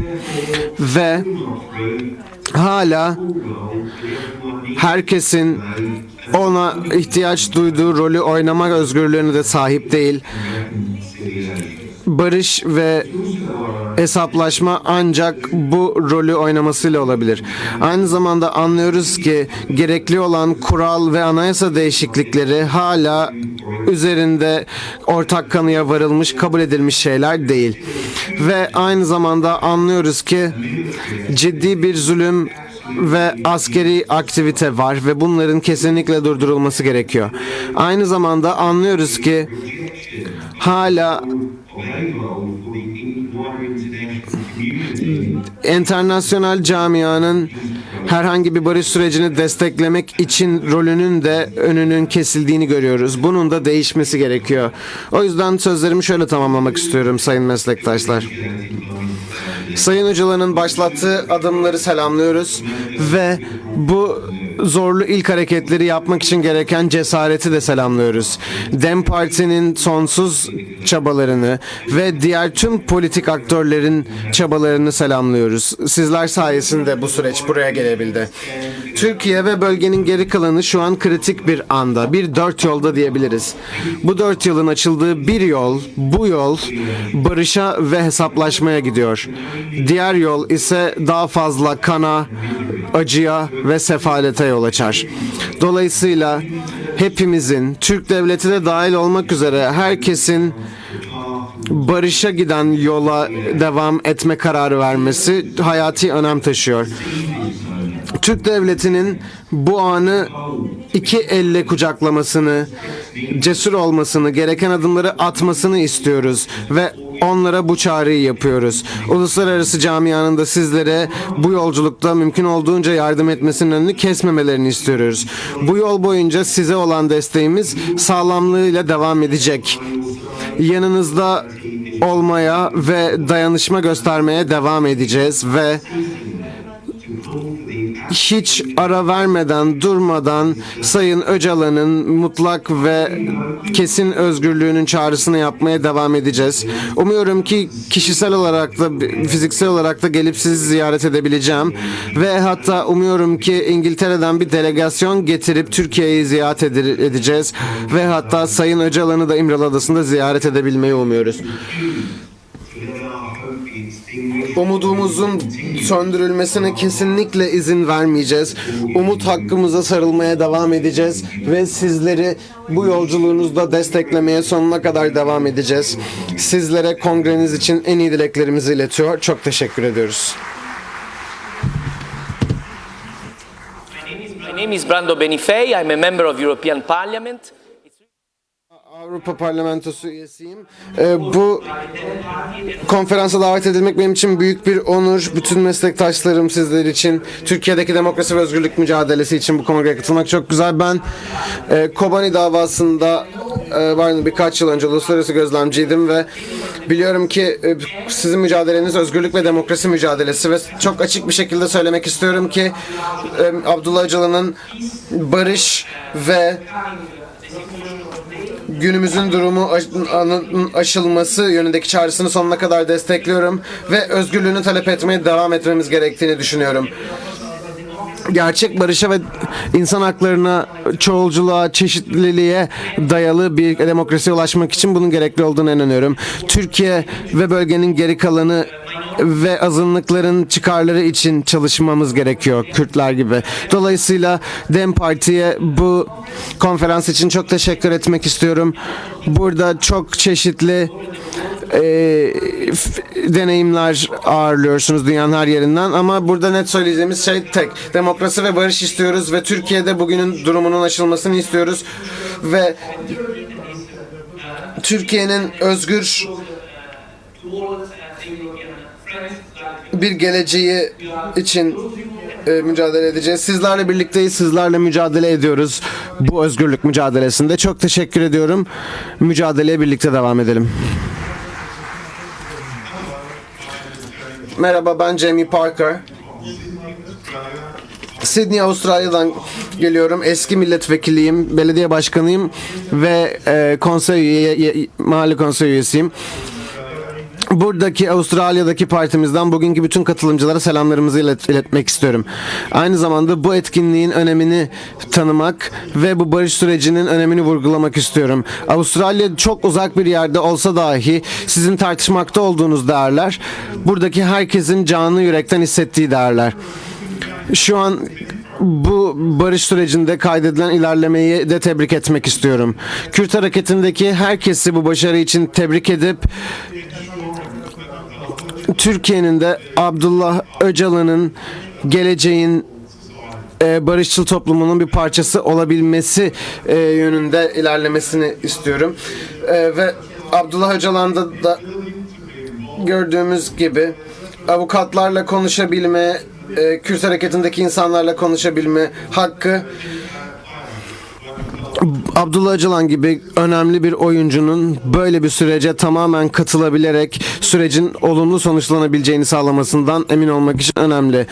Milletvekillerimiz, parlamento üyelerimiz ve belediye başkanlarımız herkes olarak bu barış sürecini çok yakından izliyoruz ve her birinize gelecek için en iyi dileklerimizi iletiyoruz ve dayanışma selamlarımızı paylaşıyoruz. Ben Garigland'dayım, ilk uluslar topraklarındayım, Sydney, Avustralya'da. Ve Dem Parti'nin, yani Eşitlik ve Demokrasi Partisi'nin toplanıp Türkiye'deki bir barış hareketinden böyle konuşuyor olması çok önemli. Eşitlik ilkesi üzerinde bunun yapıldığını görmek çok değerli ve bu barış süreci başarılı olduğu takdirde hem bölgede hem dünyada büyük etkilere yol açacaktır. Yakın zamanda Demokratik Özerk Suriye yönetimini ziyaret ettim ve buradaki temsilcilerle olan konuşmalarımdan biliyorum ki kendileri de Türkiye'deki barış sürecini takip ediyor. Sizin yaptıklarınızı takip ediyor. Bu Türkiye'de barış, otonom bölgedeki, özel bölgedeki barış içinde kritik önem taşıyor. Biliyorum ki Türkiye'de de devam etmekte olan demokrasi mücadeleleri var. Temel özgürlükler için mücadeleler sürüyor. Ben yıllardır Kürt Avustralyalı topluluğuyla beraber çalışıyorum ve bir siyasi mahkum olan Abdullah Öcalan'ın serbest bırakılması için çağrı yapıyorum. Duyulma hakkı, kaderini tayin hakkı Kürt halkı için ve bu barış sürecini uzaktan izliyorum ve Sayın Dem Parti belediye başkanlarının serbest bırakılması ve demokrasinin yeniden tesis edilmesi ve siyasi haklar çağrısını görüyorum ve bu hareketi güçlendiren bir şey. Aynı zamanda toplumun geri kalanına bakıyoruz Türkiye'de ve nerede barışı bulabileceğimize, nerede ortak zemin bulabileceğimize bakıyoruz. Dem Parti temsilcilerinizin ikisini ağırlamaktan mutluluk duydum. Ebru Güney ve Serhat Bey ve Canberra Avustralya'da mecliste ve direkt onlardan barış süreciyle ilgili bir şeyler dinleme şansı edindik. Ne kadar çok böyle bağımız olursa ekolojik, sosyalizme inanan partiler arasında ne kadar çok ilişki kurarsak kolektif eylemliliğin geleceğinde hem ekolojik sürdürülebilirlik hem de toplumsal adalet için daha güçlü bir mücadele verebileceğiz. Umuyorum ki konferansınız sizi güçlendirir. Umuyorum ki barışa giden yolu biraz olsun kolaylaştırır ve partimden sizlere selamlar.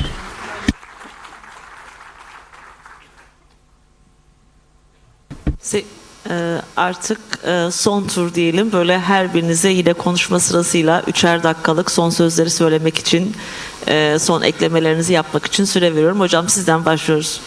Evet, çok teşekkürler. Yaklaşık galiba 2 saattir konuşuyoruz. Dinleyiciler için de bayağı bir yoğun olmuştur, yüklenmiştir. Mümkün olduğu kadar kısa söyleyeceğim. En başta anayasallık açısından tarihsel bir anda olduğumuzu söylemiştim. Gerçekten Suriye üzerinden kurulacak bir Orta Doğu denklemi Türkiye'yi, İran'ı, Irak'ı da etkileyecek, giderek genişleyen bir anayasallık sürecini beraberinde getirdi. Yeni yurttaşlık tartışmalarını beraberinde getirdi. Türkiye açısından bunu çok alıştığımız bir tartışma gibi görebiliriz. Türkiye her 3 günde bir anayasa yapmaya hazırlanır. Bir Türk sporudur anayasa değiştirmek. Çok alıştığımız bir Türk folklorudur. Fakat şu an çok farklı bir anayasallık döneminde bulunuyoruz. Şu an Suriye yeni bir anayasallık, yeni bir yurttaşlık tartışması yürütüyor ve son derece yakıcı bir tartışma. Siyasi güçlerin her an karşılıklı müzakereler içerisinde girdiği bir süreç. Türkiye buna bağlı olarak kendini yeniden inşa etme eğilimi içerisine girdi. Daha doğrusu bu teklifi karşılıklı siyasal güçler birbirlerine yapmaya başladılar. Fakat bu nereye gidecek bilmiyoruz. Fakat Suriye'de olacak bir anayasa ve yurttaşlık tartışmasının Türkiye'de de gerçek karşılığını bulması için elimizden geleni yapmamız gerektiği kanaatindeyim. Bu süreci güçlü biçimde desteklemek gerektiği kanaatindeyim. Şimdi dünyada egemenlik tartışmasında iki ana eğilim var. Bunlardan bir tanesi egemenliği egemene tevdi etmek, egemenin kararlarına emanet etme eğilimi. Diğeri de egemenliği anayasal ilkelere, yurttaşlık ilkelerine, hukuksal ve siyasal haklara emanet etme eğilimi. Türkiye maalesef, Türkiye'nin anayasallık anlayışı toplumu şiddetle terbiye etme geleneği üzerine kurulu. Son 200 yıl içerisindeki büyük katliamların hepsine bakarsanız tümü kendine ait bir anayasallığın işaretleridir. Toplum şiddet nedeniyle kendi anayasallığını sadece şiddet, korku ve tehdit üzerinden inşa etmiştir. Bundan çıkıp gerçek anlamda hakların bizi birleştirebileceği yepyeni bir sürece girmekten başka çaremiz yok. Aksi halde bu şiddet dili sadece Kürtleri ve Alevileri öldürmekle, onları yok etmekle, onlara şiddet uygulamakla bitecek bir şey değil. Türklerin kendi içine de dönen bir şey. Kendi başbakanınıza asarsınız, şiddet dil olmaya başlarsa. Kendi genel başkanınıza, eski genel başkanınızı Ankara'da kurşunlamaya başlarsınız. Bu şiddet dilinden kurtulmanın yolu Kürtleri de, Alevileri de muhatap olarak alıp, gerçek muhatap olarak alıp, sadece soyut anayasallık, soyut hak vaadi değil, özgürlük vaadi değil, gerçek kullanılabilir eşit yurttaşlığı bütün toplumsal ekonomik sonuçlarıyla tamam erdirmek lazım diye düşünüyorum. Çok teşekkürler. Biz teşekkür ediyoruz. Muhammed Refat ekleyecek bir eklemek yapmak istemiyorum. Sevgili Norman, ikinci tur olarak konuşmak, yani ekleyeceğim bir şey varsa diye sözü veriyorum sana.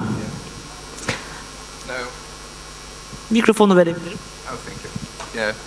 I only have to add what I said at this moment again. Şey var, yine dediğim gibi içinde bulunduğumuz anda yani Almanya gibi ülkelerden gelip size tavsiye vermek bize düşmüyor.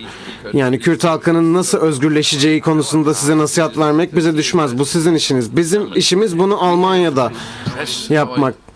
Almanya'da üzerimize düşeni yapmak, hükümetimize baskı uygulayarak onların Türkiye devleti üzerine baskı uygulamasını ve böylelikle Kürt halkının özgürlüğünün desteklenmesi olacaktır.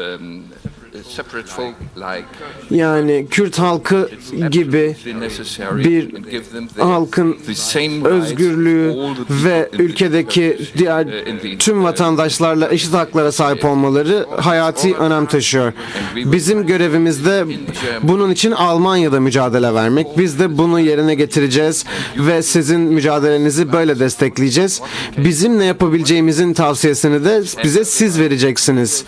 Aksi takdirde biz PKK'nın legalizasyonu için mücadele ediyoruz. Yani verebileceğim mesaj bu.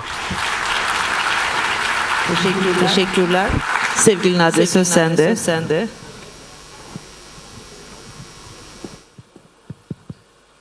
Evet, bir iki bir şey yarım kalan yerleri tamamlamak istiyorum. Peki bu ortamda ne yapılabilir ve ne yapılmalıdır? Bizim Biyanet'te özellikle başını çektiğimiz ve yaygınlaştırmaya çalıştığımız barış gazeteciliği, barış haberciliği perspektifi burada çok önemli bir rehber olarak yer alıyor diye söyleyeceğim. Barış haberciliğinde, yani savaşın özellikle pardon, barış haberciliği sadece savaş haberciliğinin karşıtı olan bir habercilik anlayışı değil. Aslında çoklu çatışma ortamlarının, bu ev içi şiddetten, erkek şiddetinden de başlayarak pek çok haberde gazetecinin önünde rehber olarak duruyor. Savaş durumunda ise, çatışma durumlarında ise gazeteci süreç odaklı, bütün diğer şeylerde olduğu gibi süreç odaklı bakmak durumunda. Sonuç odaklı bakıldığında savaşın da aktarımı 3 kişi öldü, 5 kişi öldü, işte hapse girdi, bomba patladı tarzında gelişiyor. Oysa biz bugün gelinen süreçle ilgili olaraktan konuşacak olursak, sürecin geldiği noktada peki bunca yıldır neler oldu? Aslında sürece yapacak, anlaşılır kılacak, barış talebinin anlaşılırlığını anlatacak bir yerden katılmak gerekiyor. Habercinin görevlerinden bir tanesi bu. Burada yani son 40 yılda neler yaşandığı, ki komisyon, ben bu anlamda anlamlı buluyorum. Büyük ölçüde okudum ve orada anlatılanlar kapsamaya çalıştı. Yaşananların bir bölümünü, bütününü yapmak mümkün değil. Ama barış haberciliği perspektifiyle baktığımız zaman biz özellikle gündelik hayatımızda şeffaflığın, güvenirliğin, işte kandırılmanın ya da inanmamanın tartışıldığı ortamda bunların aslında sorunlar neler, İnsanlar neler düşünüyorlar, şeffaflıktan ne anlıyoruz? Bütün bunların açıklığa kavuşması gerekiyor. Ve bu da gazetecinin görevleri arasında, aynı zamanda da siyasetçilerin tabii ki. Ve barış gazeteciliği dediğim gibi bunda bir rehber olaraktan yer alıyor. Ve kadınlarla ilgili de şunu söylemek istiyorum. İspanya İç Savaşı'nda Marta Gellhorn çok önemli bir kadın gazeteciydi. Uzun yıllarda yaşadığı ve çok önemli eserleri var. Savaş muhabirlerinin çalışmaları hakkında. İspanya İç Savaşı'na gittiğinde o sıra Hemingway ile sevgili durumundalar, daha evlenmemişler. Fakat çok sayıda oradaki gazeteciler şunu yapıyorlar, Marta'yı yalnız bırakıyorlar ve cepheye gidiyorlar. Çünkü cephe savaşlarında gazeteciler, bunun en şeyinde Vietnam Savaşı'nda gördük, gazeteciler işte cepheden gidip askerlerle birlikte izliyorlar. Marta'yı almadıkları için, çünkü sen kadınsın diye almadıkları için, ona düşen ve onun gibi olan gibi kadın gazetecilere düşen şey şu oluyor. Peki cephenin gerisinde neler yaşanıyor?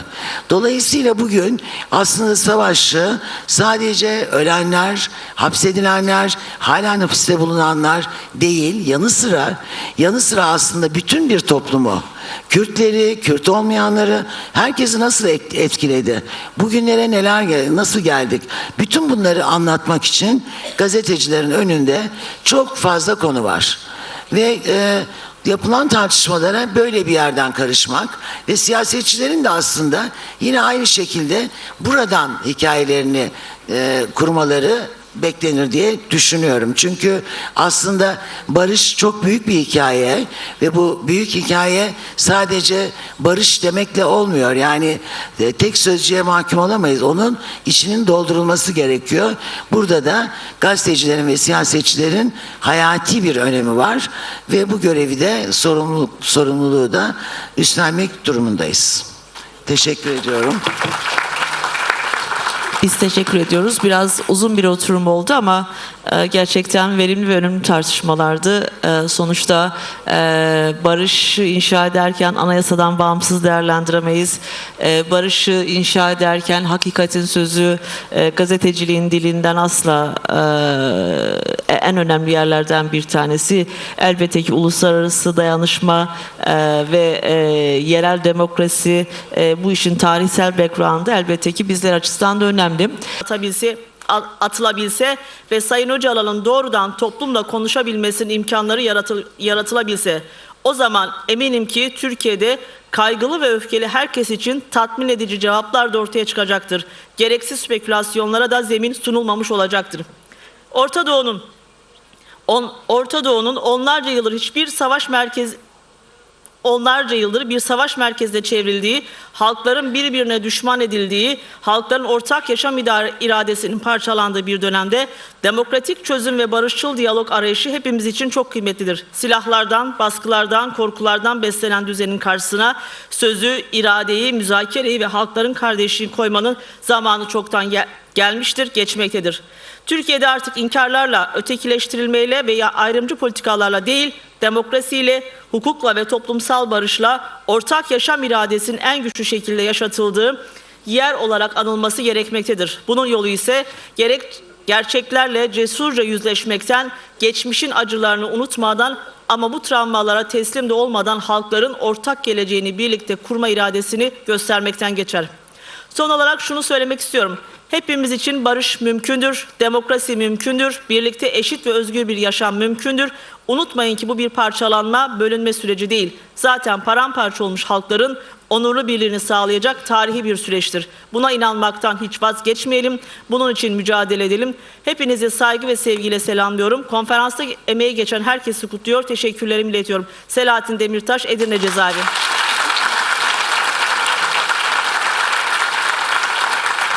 Şimdi sözü sevgili Eren Keskin'e bakıyorum. Moderasyonda söz.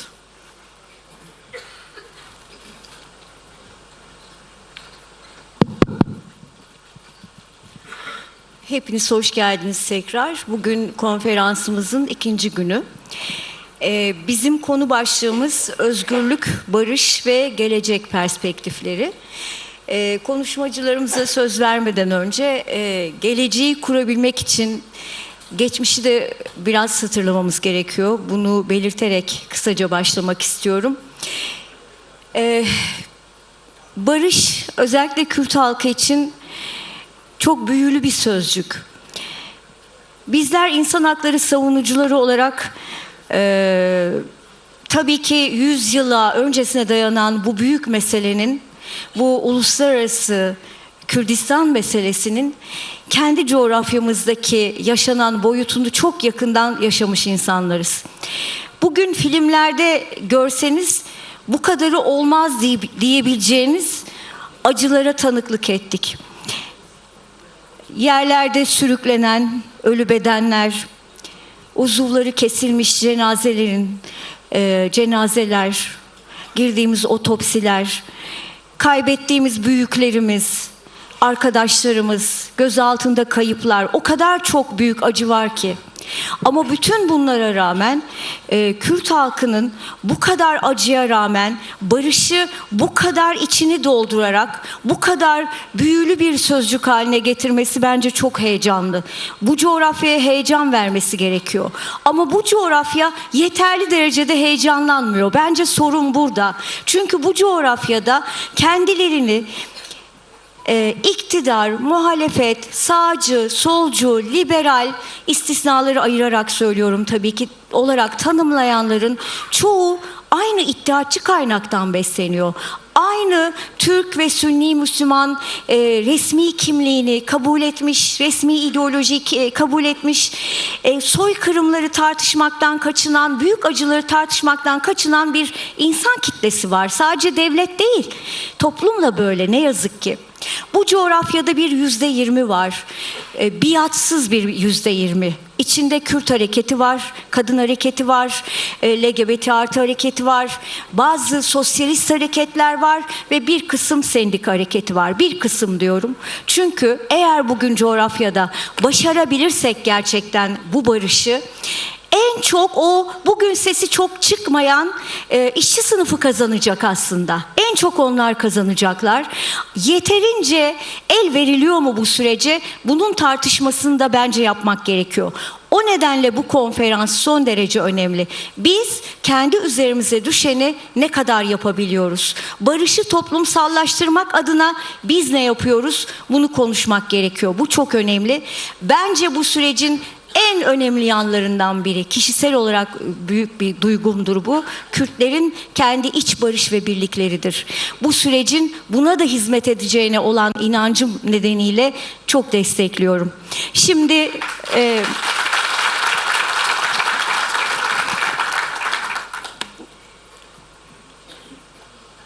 konuşmacılarımıza söz vereceğim. Ne mutlu ki 3 kadın olarak daha fazlayız erkeklerden şu anda.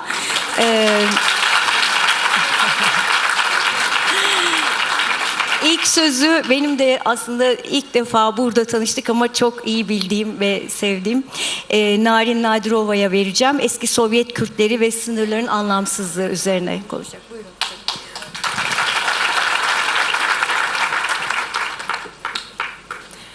Dembaş haval mevanen heja beri her tişti ama da karnacı Böyle bir toplantının hazırlanması çok önemlidir, değerlidir bizim için.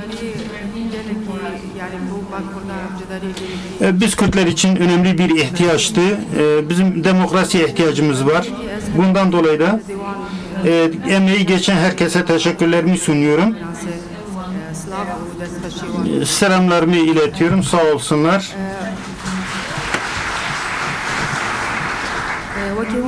Bildiğiniz gibi ben eski Sovyet Kürtlerindenim. Kırgızistan'dan dünyaya gelmişim. Ama Serhat'tan oraya gitmişiz. Atalarımız Serhat'tan dünyaya gelmişler, büyümüşler. 100 yıl önce Şeyh Said hareketi esnasında sınırlar çekilmiş ve biz sınırın öbür tarafında kalmışız.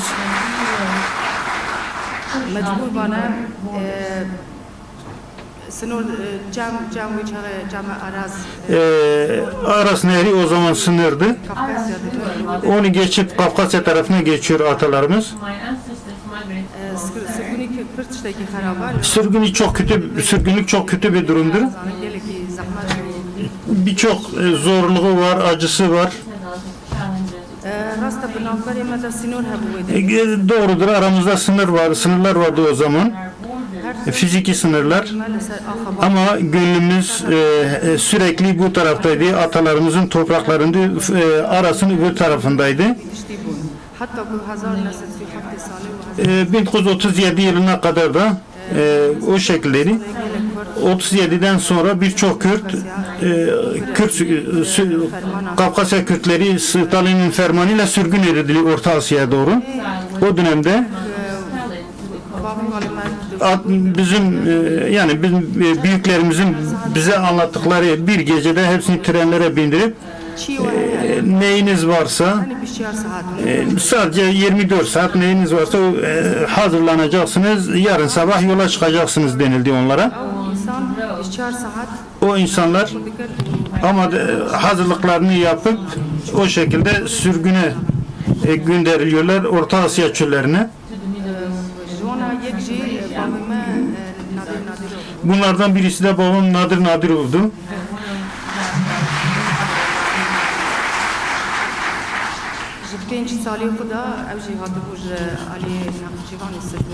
Nahçıvan tarafından 50 yaşında sürgün edilmişti.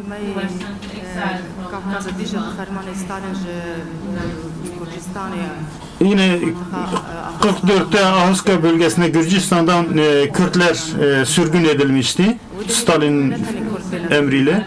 Sadece Kürtler değil o dönemde başka halklar da onlarla birlikte sürgün ediliyor.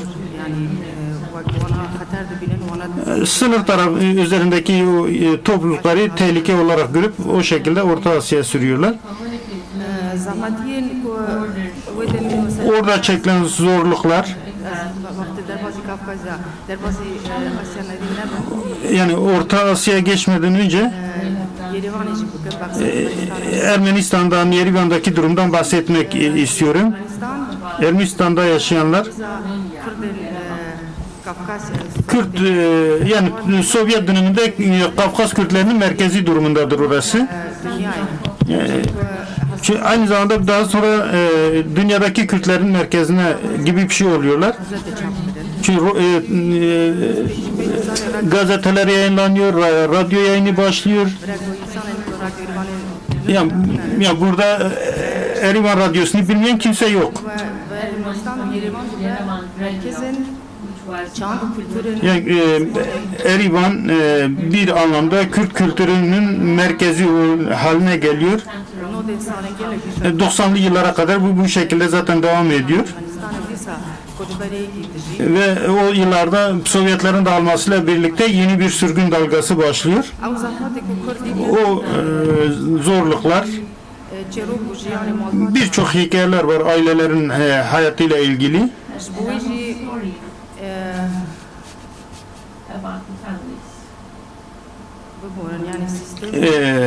Beni bağışlayın. Gerekli bejin ser kurdun az nafkum az bejim çıkıyor aklımda. Okumayacağım, sadece aklımda kalanları söyleyeceğim. Pişti ki am derbazi kurd yani kurdun az Ermenistan'da çekim rastlayıp pişti siz yani ben Ermenistan'da doğmuşum ama 30 yıldır Kazakistan'da yaşıyorum.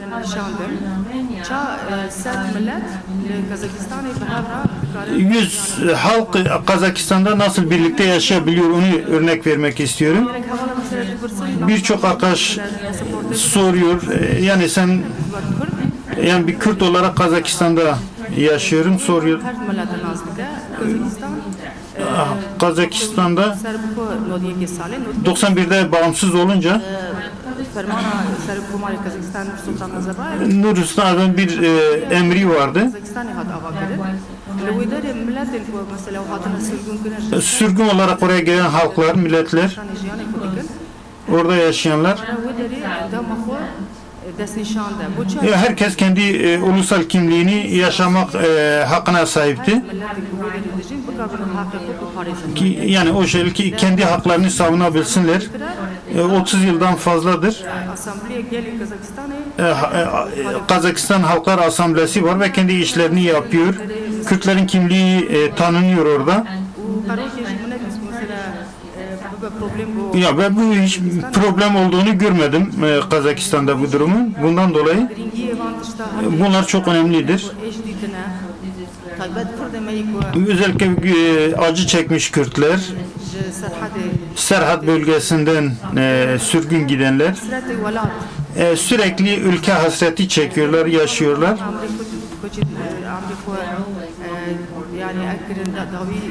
Yani birçok insan o hasretle mezara gitti. Gelemediler, ülkelerine dönemediler, topraklarına. Ya küçük bir şey de söylemek istiyorum bu konferans aracılığıyla. Yani Türkiye'de Ahıska Türklerinin hakları tanınıyor. Onlara kimlik de veriliyor. Ama Kürtler neden o kimliği alamıyor? Bunu sormak istiyorum. Yani ki burada Serhat'tan bu bölgeden sürülmüşler.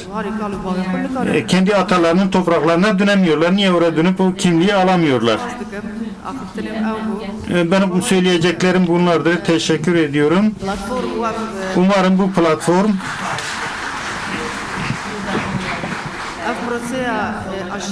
bu demokrasi ve barış sürecinin sonuca ulaşmasını diliyor. Umudumuz büyüktür. Bütün arkadaşlar için başarılar diliyorum bu işi yapanlar. Başarılar ve mutluluklar diliyorum bütün arkadaşlara. Çok teşekkür ediyoruz. Çok sağ ol. Şimdi sözü Marksist sosyolog ve avukat John Holloway'e veriyorum. Buyurun.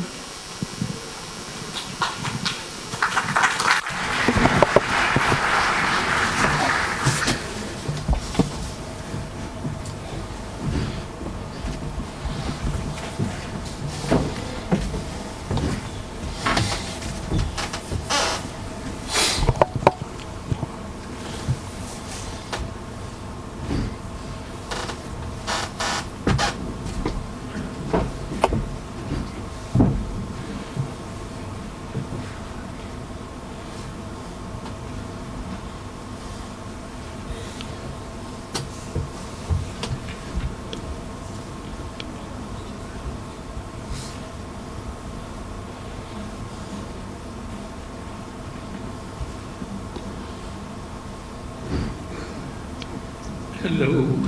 Herkese merhaba.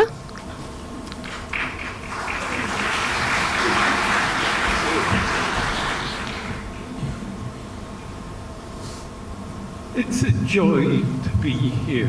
Burada olmak gerçekten büyük bir keyif. Very, very much. Çok çok teşekkürler sevgili organizatörlere bu konferansı düzenledikleri için. Ben belki buradaki herkesten daha ileri giderek şunu söylemek istiyorum. Ben buraya sizinle birlikte olmak için 11.000 kilometre yol kat ederek geldim. Meksika'dan geldim.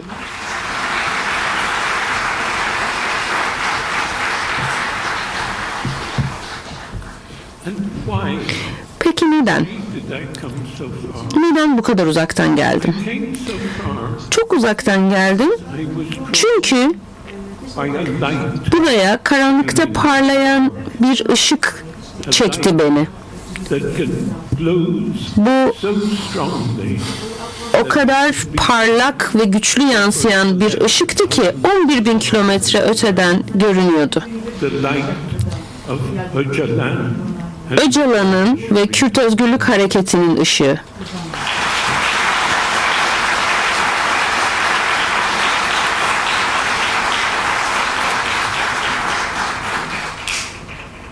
A light shining in the dark of the world. Dünyanın karanlığında ve karanlığa karşı parlayan bir ışık. O kadar zalim bir dünya ki Türk devleti bir adamı tecritte 20 yıldan fazladır tutuyor. Sadece kendisini, hayatını mücadeleye, özgürlük mücadelesine adadığı için tecritte tutuyor. Türkiye devleti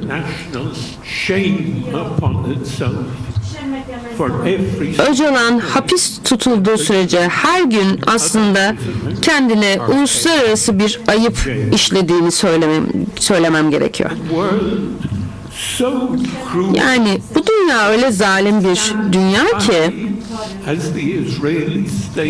İsrail devletinin yanında İsrail devleti her gün sürekli öldürürken çocukları, kadınları ve adamları Gazze'de öldürürken bu kadar zalim bir dünya olabiliyor. Bu dünya paranın yönettiği bir dünya. Hayatın her noktası parayı yaygınlatmak, genişletmek için, kar elde etmek için yönetiliyor hayatın her alanı. Ve bu dünya aslında kendi kendini yok ediyor. Ve bu dünyada biz insanlar aslında kendi varlığımızı çok aslında gerçek ve acil bir tehlike altında sürekli kendi neslimizi tüketmeye doğru gittiğimiz bir dünya. Öyle bir dünya ki bu aslında oldukça zalim bir dünya. Bu dünya gerçekten çok karanlık bir dünya. Karanlık bir yer. Bu yüzden benim için karanlıkta parlayan ışıkları görmek çok önemli ve zıt yönde giden hareketlerin içinde bu paranın zalim düzen içerisinde tersi yöne giden, zıt yöne giden hareketlerin ışığını görmek çok önemli. Bu yüzden benim için şu an gökyüzünde iki büyük ışık var. Bir tanesi Kürt Özgürlük Hareketi, diğeri de Meksika'daki Zapatista hareketi.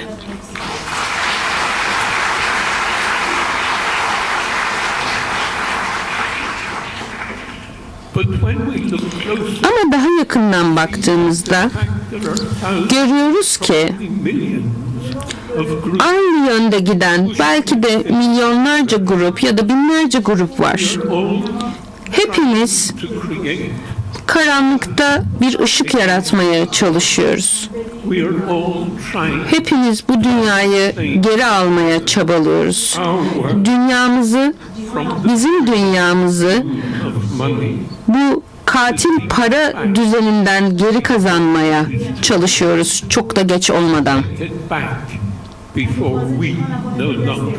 Artık neslimiz tükenmeden önce bunu yapmamız gerekiyor. İşte bu yüzden Kürt hareketi ve Zapatista hareketi bizim için çok önemli. Ne Kürt ne de yerli halklara ait olmayanlar olarak yine de bizim için önemli. Çünkü onların gücü ve onların fikirleri paranın düzenine karşı kavgada bize cesaret veriyor. Tabii ki bu hareketlerin mükemmel olduğunu iddia etmiyorum. Her hareketin kendi çelişkileri vardır ya da iç gerilimleri vardır. Ancak her birinin bu hareketlerin, bu ışığın içerisinde 5 ayrı nitelik vardır. Bu hareketler antikapitalisttir, devlet karşıtıdır, antipatriarkaldir, ekolojik yıkıma karşıdır ve milliyetçilik karşıtıdır. Öncelikle antikapitalist olanlar, yani sermayenin düzenine karşı olanlar, çoğunlukla kendilerini bu paranın düzenine karşı ifade etmeye çalışırlar. Sermaye aslında bizim sosyal ilişkilerimizin metaların değiş tokuşu üzerinden tanımladığı bir sosyal tutarlılıktır. Dolayısıyla bu noktada para üzerinden dünya nüfusunun büyük çoğunluğunun sömürülmesine dayanan bir sosyal form yaratır. Para üzerinden sermaye. Ve biliyoruz ki hepimiz bu aslında bu bir arada tutma, bu sosyal bir arada tutma durumu aslında çok şiddetli bir dinamik yaratır ve bu da bizi yok etmeye götürür. Bu yüzden bu yok etme dinamiğinin üstesinden gelmenin tek yolu sermayeye karşı farklı bir yeni sosyal form geliştirmek, farklı bir şekilde bir araya gelmenin yolunu bulmak, komünel bir şekilde bir araya gelmenin yolunu bulmaktır. Hem Kürt hareketi hem de Zapatistalar komünleşmeyi kendi pratiklerinde yüksek düzeyde geliştirmişlerdir. Bu hareketlerin ikinci özelliği de, bu ışığın ikinci özelliği de devlet karşıtı olmalarıdır. Yani aslında bir örgüt biçimi olarak devlet hiçbir zaman bize ait olamaz. Komünün tersine devlet halkı kararları seçilmiş bir dizi kişinin takdirine bırakarak dışarıda tutar. Sadece sermayenin birikimine bağlıdır.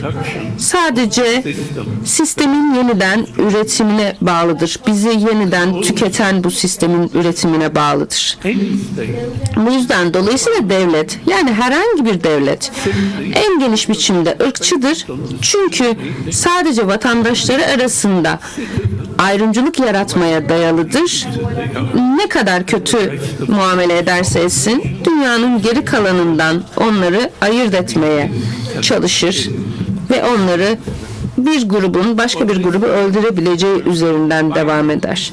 Bu şiddet bakımından gündelik şiddetin üretilmesi ve kitlesel katledilmelerin daha da basit bir biçimde görülmesi üzerindedir. Ve genel olarak aslında devlet bir şiddet örgütlenmesidir ancak komün değildir.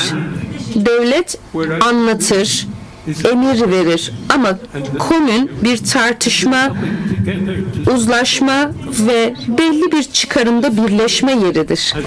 Devlet bir örgüt biçimi olarak savaşlara yol açar. Komün ise barışa yol açar. Yani anlamlı bir barışa yol açar. Anlamlı barış sosyal dönüşümle mümkündür. Üçüncüsü, bu ışıklar antipatriarkaldir. Yani Öcalan kadının köleliğinin dünyadaki en eski kölelik olduğunu söylerken haklıydı.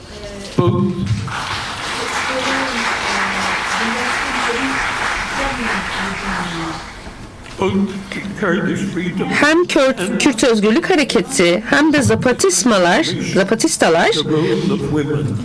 toplumda kadınların rolünün dönüşümünü kendi mücadelelerinin merkezine aldılar ve bunsuz özgürlük olamayacağını söylediler. Ve bu şu demek: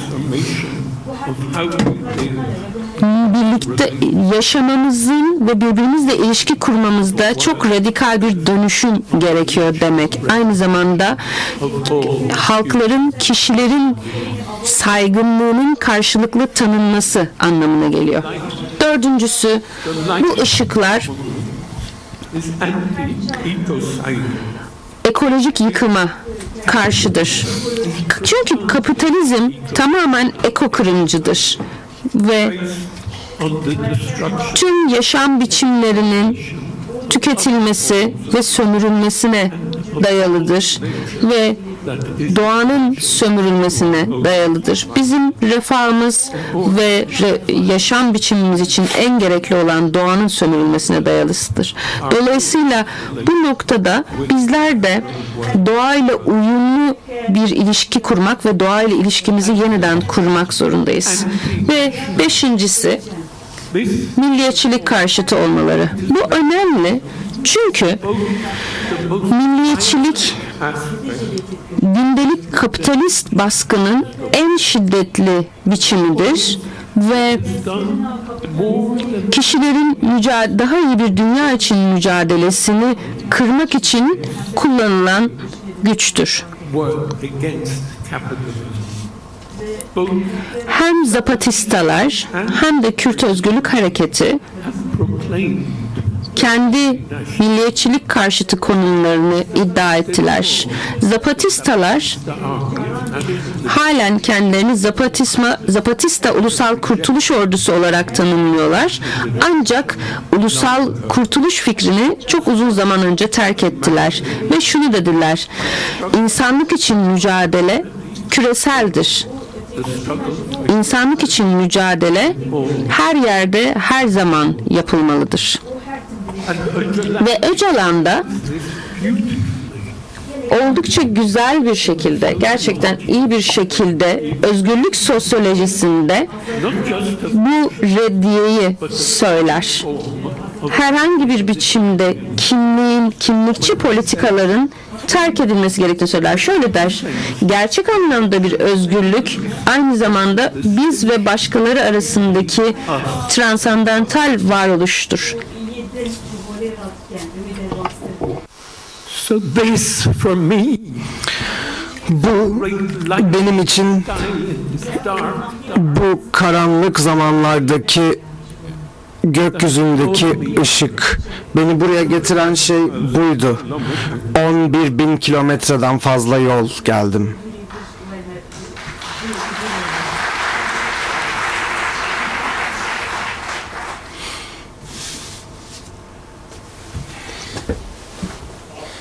but what have I found? Ne buldum peki? I have found very nice people, Harika insanlar. of course, Tabii ki. but yesterday, Dün with the notable exception of the letter from Öcalan, Öcalan'dan gelen mektup istisna olarak antikapitalizmden, devlet karşıtlığından ve ataerkiden, anti-ekokırımdan ve anti-milliyetçilikten hiç bahsedilmedi. Yani adı geçti bunların ama çok az. respect Of course I respect Ve tabii ki Katalan, Bask ve İrlanda hareketlerine saygı duyuyorum ve hatta in the transformation of the terrible violence of apartheid. Apartheid şiddetinin korkunçluğuna karşı değişime olan ilgiyi de hissediyorum. Güney Afrika'nın dönüşümü, üzgünüm ki en şiddet dolu, en eşitsiz ve en yolsuz ülkelerden birine dönüşmüştü. So I can respect that. I can see Buna saygı duyabilirim. Neden onlarla konuşmak, onlardan ders çıkarmak, bir şeyler öğrenmek istediğinizi anlarım. Ancak bunlar Meksika'da yaşayan ben için hareket değiller. Yani radikal toplumsal değişime gidecek hareketler bunlar değil. Dünyadaki halkları, insanları heyecanlandıran fikirler. Bunlar Kürt hareketinin yaptığı gibi. Dün herkes barıştan bahsetti. Ama daha çok hukuki bir düzenleme olarak bu söylendi. Toplumsal dönüşüm hareketi bağlamında değil. so that leaves me with two possibilities. Bu da önümüzde iki olasılık bırakıyor. Birisi Go home, go back to Mexico. eve dönüp Meksika'ya gidip Nice people. ay ne kadar süper insanlarla tanıştım, çok güzeldi demek ama bir hataydı demek. Ama bu görmeyi beklediğim ışık değildi. Hadi okuma grubumuzu ve Öcalan'ı terk edelim. Planımızı terk edelim. Birlikte öğretme ve öğrenme planımızı terk edelim.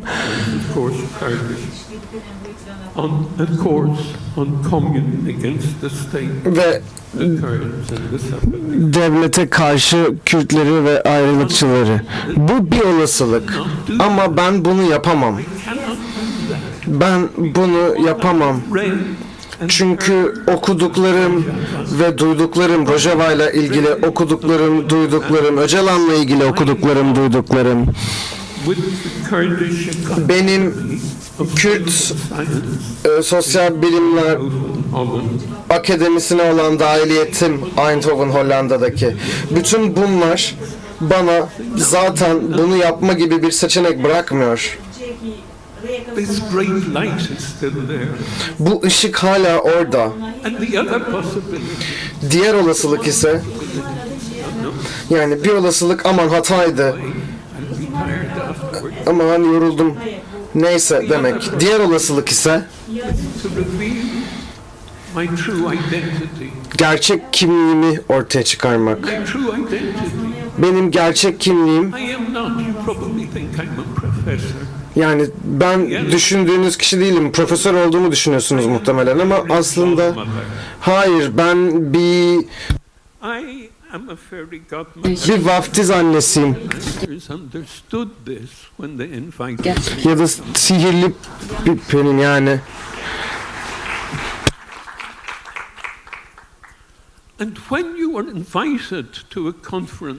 Ve bu şekilde bir konferansa davet edildiğiniz zaman bir hareket için bir dilek dileme, temennide bulunma sorumluluğunuz oluyor. Ve benim temennim şu: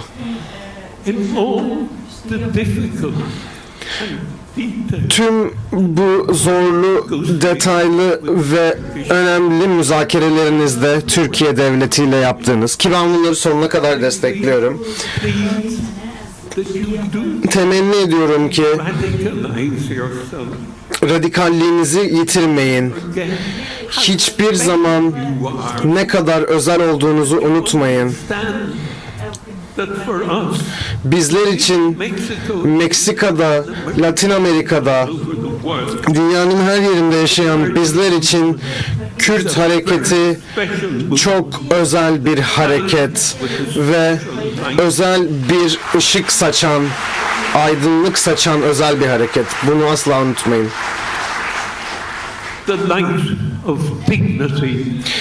İnsanlık onurunun ışığı, insanlık onurunun ışığı karanlık bu dünyaya karşı saçılıyor dört bir yana.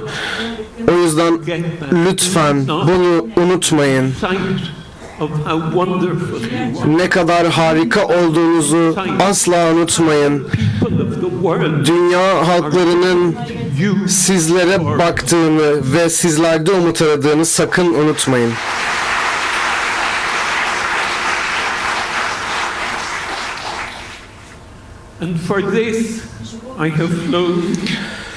Ve bunun için okyanuslar ve topraklar üzerinden İstanbul'a geldim.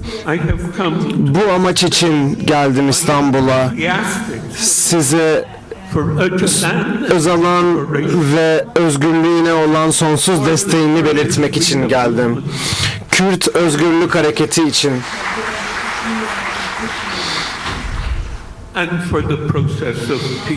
Ve barış süreci için. Teşekkür ederim. Teşekkür ederim. Spas.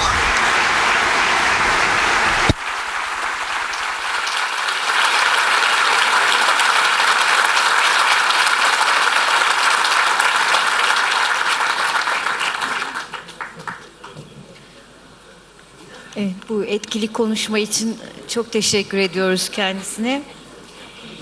Şimdi İtalya'dan gelen konuğumuza söz vereceğim. Kürt hareketine yönelik olarak Avrupa'da değişen algılardan söz edecek İtalyan parlamentosundan Laura Boldrin. Buyurun, söz sizde.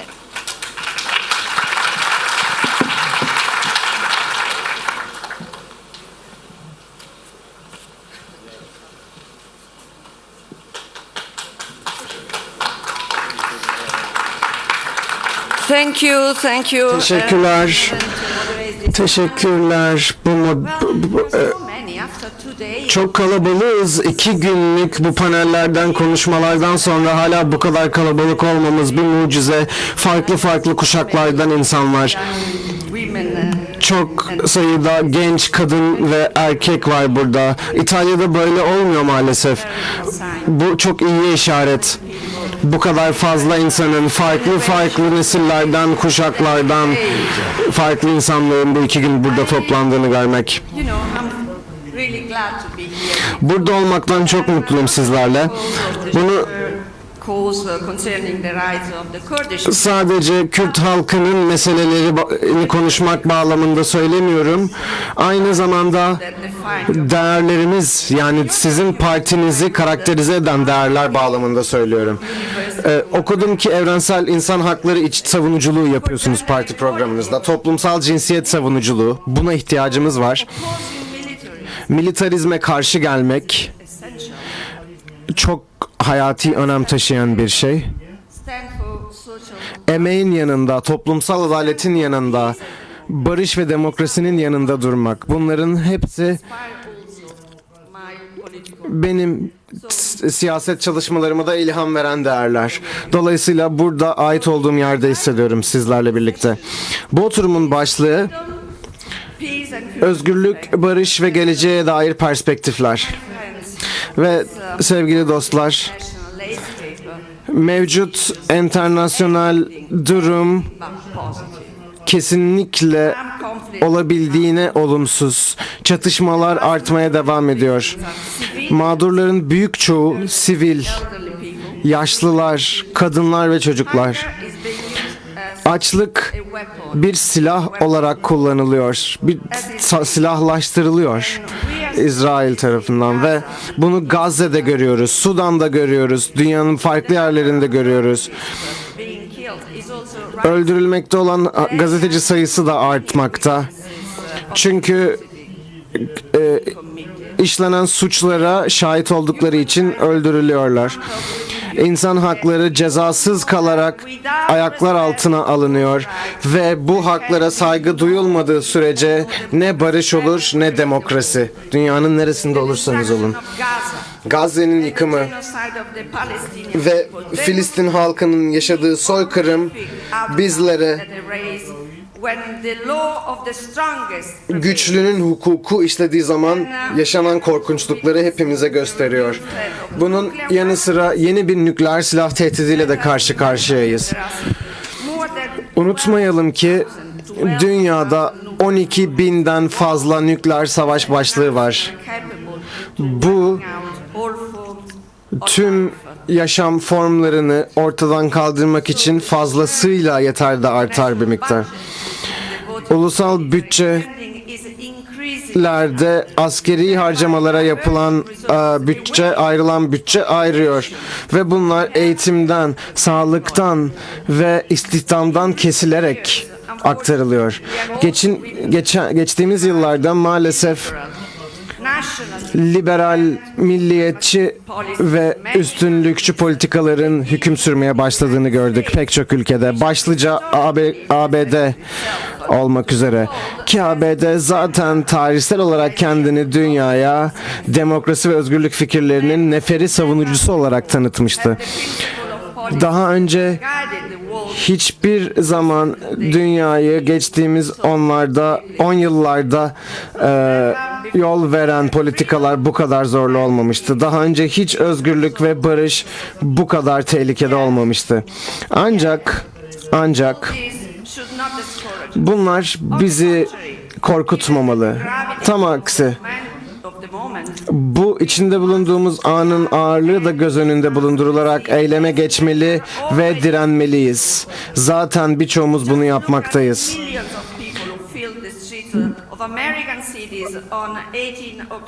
18 Ekim'de gelen milyonlarca insanları düşünün. No Kings, kral yok, krallara hayır günündeki eylemlerde ve dünyanın her yerinde Filistinlilerin yaşadığı soykırıma hayır demek için toplanan kalabalıklara bakın. İtalya'da 2 genel grevimiz de oldu bu soykırımı protesto etmek için. Bu insanlar sokağa döküldüler, kararlılık ve tutkuyla doluydular ve aralarında pek çok gençin de vardı. Kendilerine Gazze nesli demekten gurur duyan bir nesil bunlar. Bu kadar savaşın olduğu bir dünyada uluslararası camia barış ve uzun süren çatışmaları çözmek için ortaya çıkan bütün fırsatları yakalamaları. 27 Şubat'ta Abdullah Öcalan'ın başlattığı bu süreç ve 12'sinde alınan karar ve PKK'nın en yakın kongresinde bu partiyi feshetme ve silahlı mücadeleyi bitirmesi de sonunda onlarca yıl süren bu silahlı çatışmanın bitmesi için mükemmel bir fırsat. Bölgede istikrar için çok önemli bir fırsat. Bu bölge hala gerilim, çatışma ve sivillerin kanıyla sulanan bir bölge. Ve bu girişimle ilgili olumlu sinyaller de gördük ve bunu kucaklamaya olan istekliliklerini gösterdiler. Bu komisyon kuruldu ve çok önemli bir sorumluluk verildi kendilerine. Dün de duyduğumuz gibi bu münazarada. Bu da barış süreci için hukuki çerçeveyi çizmekte. Görünüyor ki yeni ve anlamlı bir yolculuğun bütün unsurları artık mevcut. Ancak şu ana kadar ben uluslararası camianın bu fırsatı yakaladığını söyleyemem. Ben uluslararası aktörlerden de Öcalan'ın mesajı ve PKK'nın silah bırakma kararına yönelik takdir ve tebrik mesajları beklerdim. Ancak birkaç istisna olsa da bu yaşanmadı. Avrupa Parlamentosu'nda 7 Mayıs kararında Türkiye'nin hala Avrupa Birliği'ne katılma konusunda karşılaştığı engellerle ilgili bir karar alındı ve Abdullah Öcalan'ın PKK'nın silahlarını bırakma çağrısı ve kendini feshetme çağrısı ve bir barış sürecine katılma süreci. Bu Avrupa Parlamentosu'nda yaşandı. Ancak Avrupa Komisyonu'ndan bu tür bir çağrı yapılmadı ve bence Avrupa Birliği'nin bu süreçle her düzeyde angaje olması gerekiyor ve bir aracı olarak ve bir garantör olarak bu barış sürecine dahil olabilir. Bu sessiz kalan İtalya hükümetinin istemediği bir şey şu ana kadar.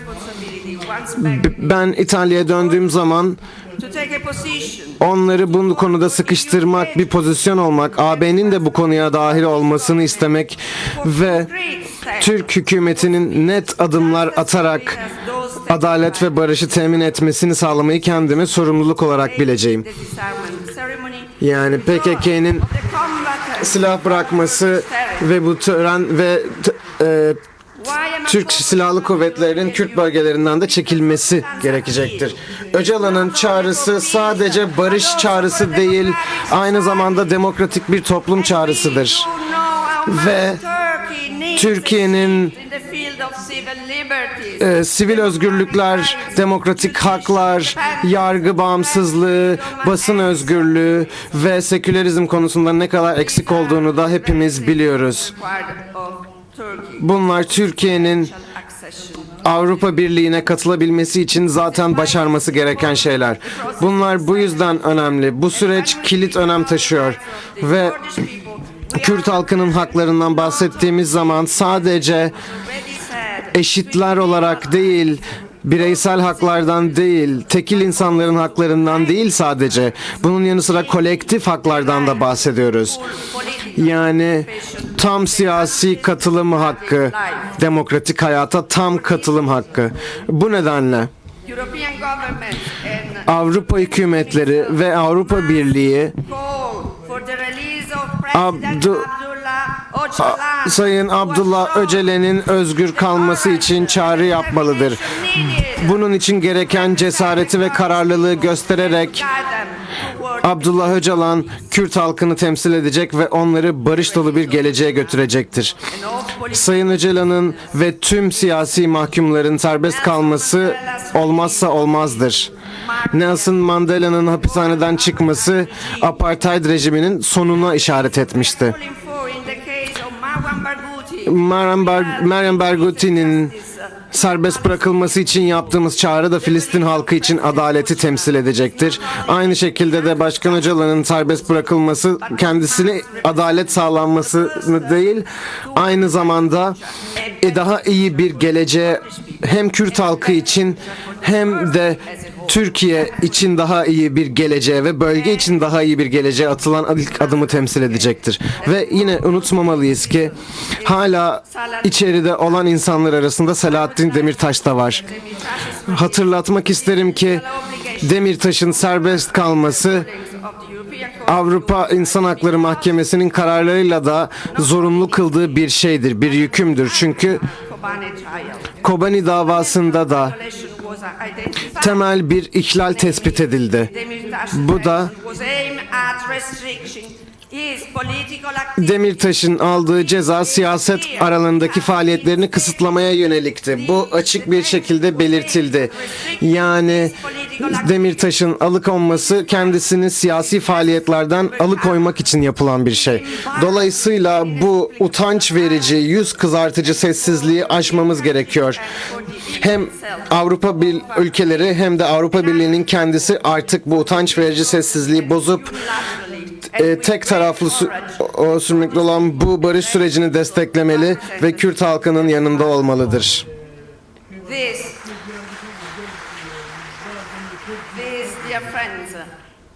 Bu sevgili dostlar, buradaki her birimizin, bu odadaki hepimizin üstlenmesi gereken bir sorumluluktur. Beni dinlediğiniz için çok teşekkür ederim.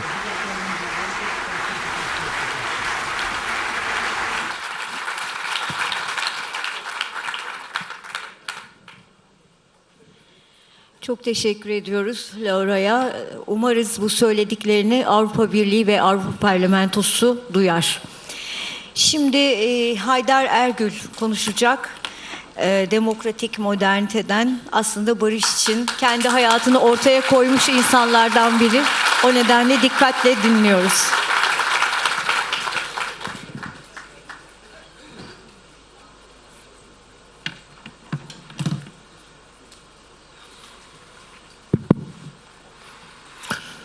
Öncelikle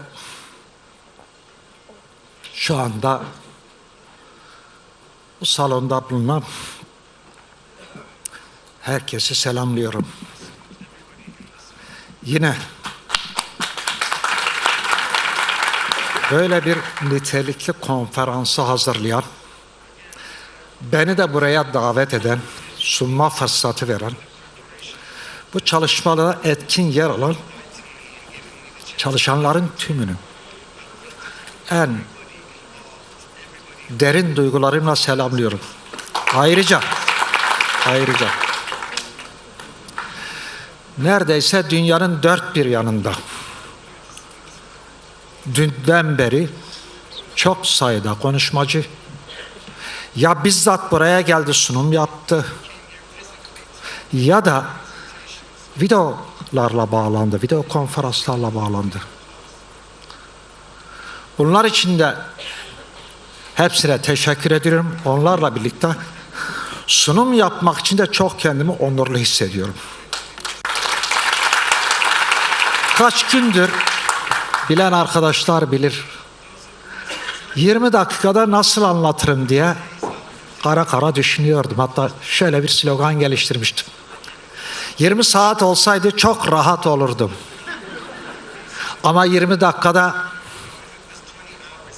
Başkan Abdullah Öcalan'ın barış ve demokratik manifestosunu anlatmak elbette kara kara düşündürüyor. Çok derin, çok kapsamlı, çok içerikli. Ancak biraz önce doğrudan yoldaş diyeceğim.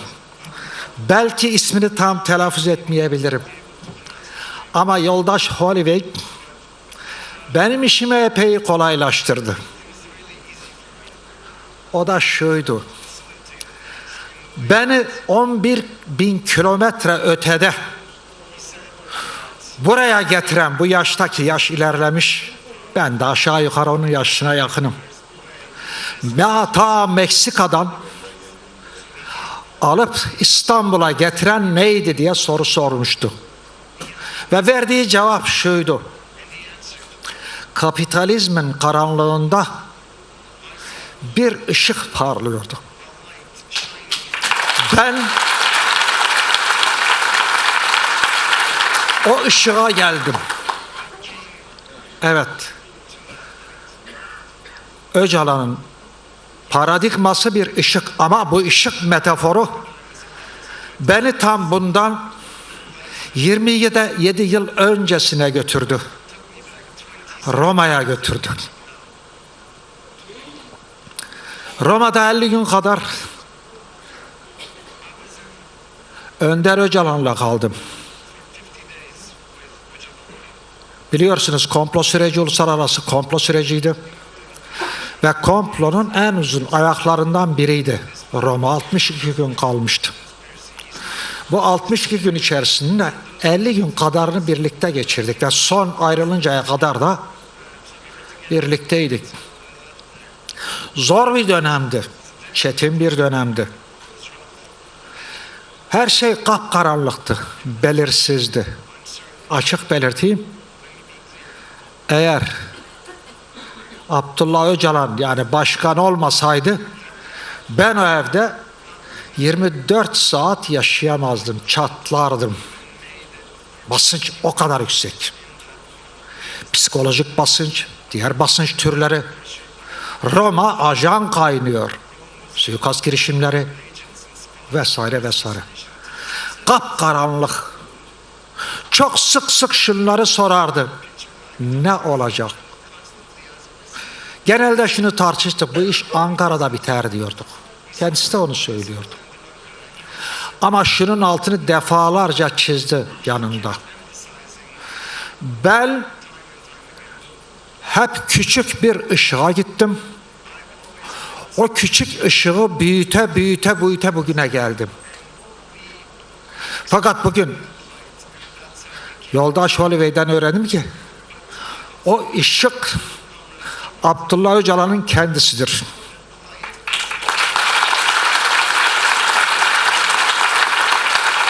Dolayısıyla manifestoyu biraz açmaya çalışacağım 20 dakikada. Fakat özü budur. Işıktır. Adı belli. Barış ve Demokratik Toplum Manifestosu. Biliyorsunuz 27 Şubat 2025'te bir çağrı yaptı. Arada 10 yıl geçmişti. Çökertme harekatı diye bir harekat sürdürülüyordu.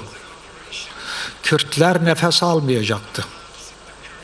Fakat ben kişi olarak da Öcalan'ı yakından tanıyan biri olarak da bir gün o ışık parlayacak, o ışığı bulacak diye düşünüyordum.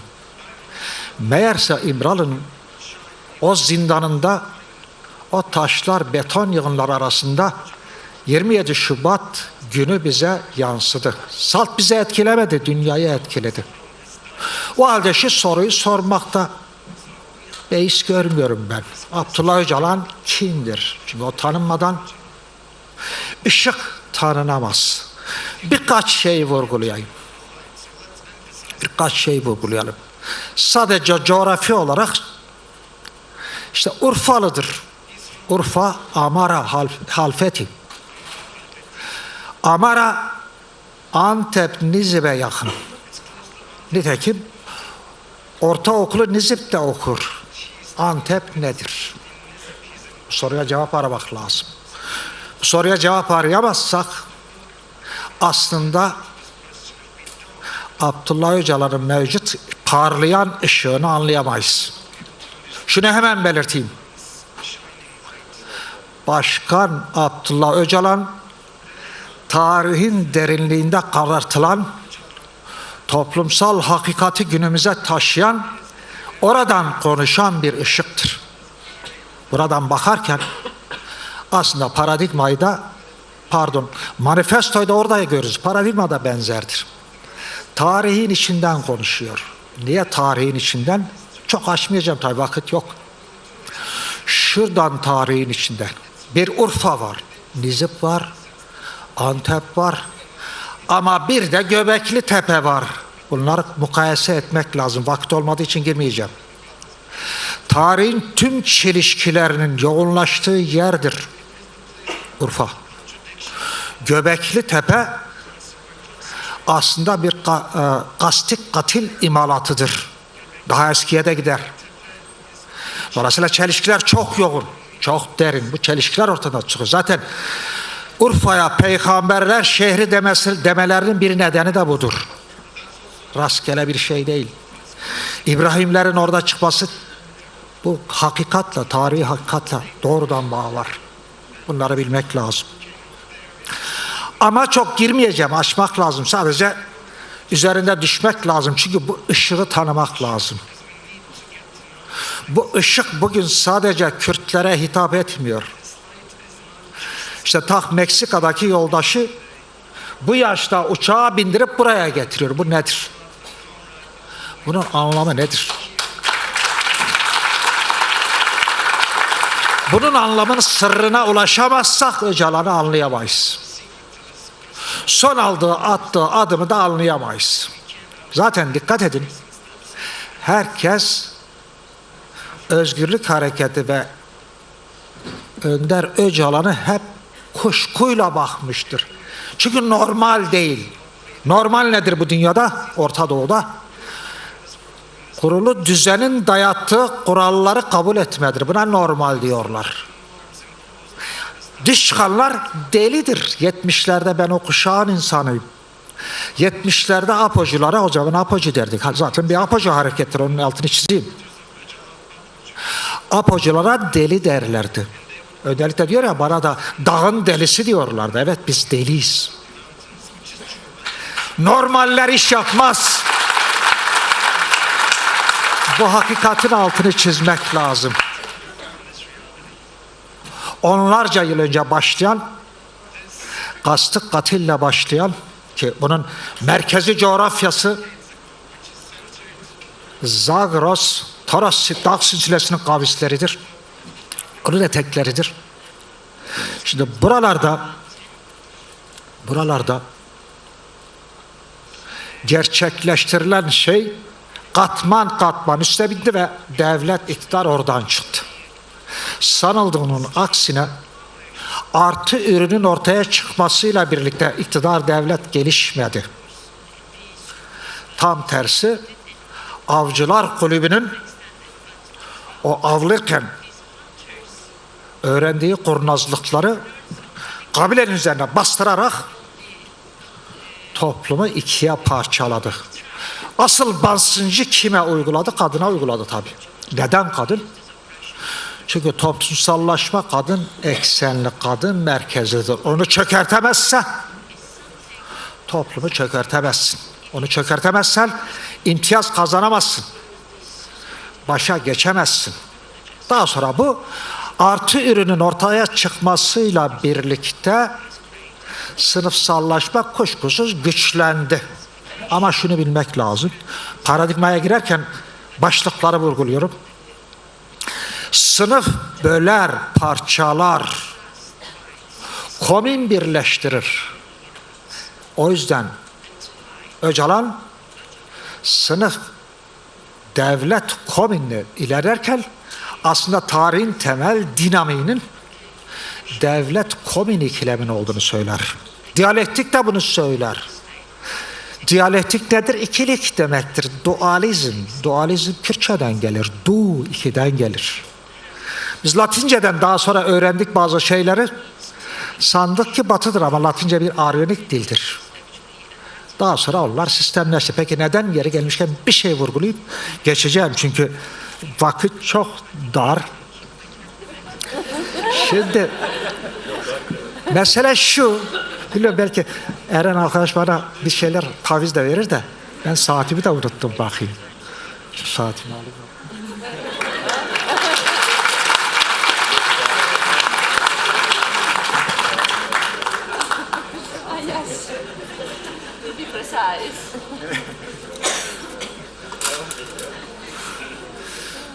Şimdi komün ikilemi, komün devlet paradigmanın özünü bu oluşturur aslında.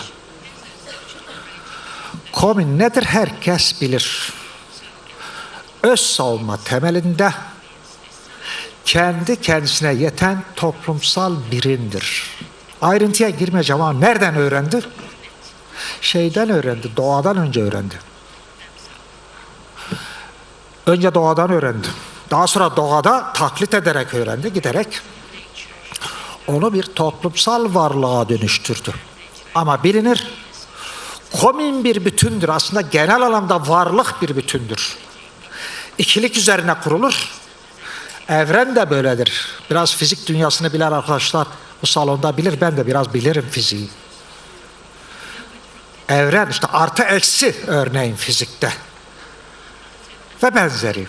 Şimdi toplum da aslında yine Abdullah Öcalan'ın ifadesiyle toplumsal varlık mikro evrendir. Yani makro evren tahayyül edemekte bile zorluk çektiğimiz, nerede başlayıp nerede bittiğini bilmediğimiz, hala öğrenmeye çalıştığımız, daha da öğreneceğiz. Evrenin tüm sırları öğrenilebilir mi?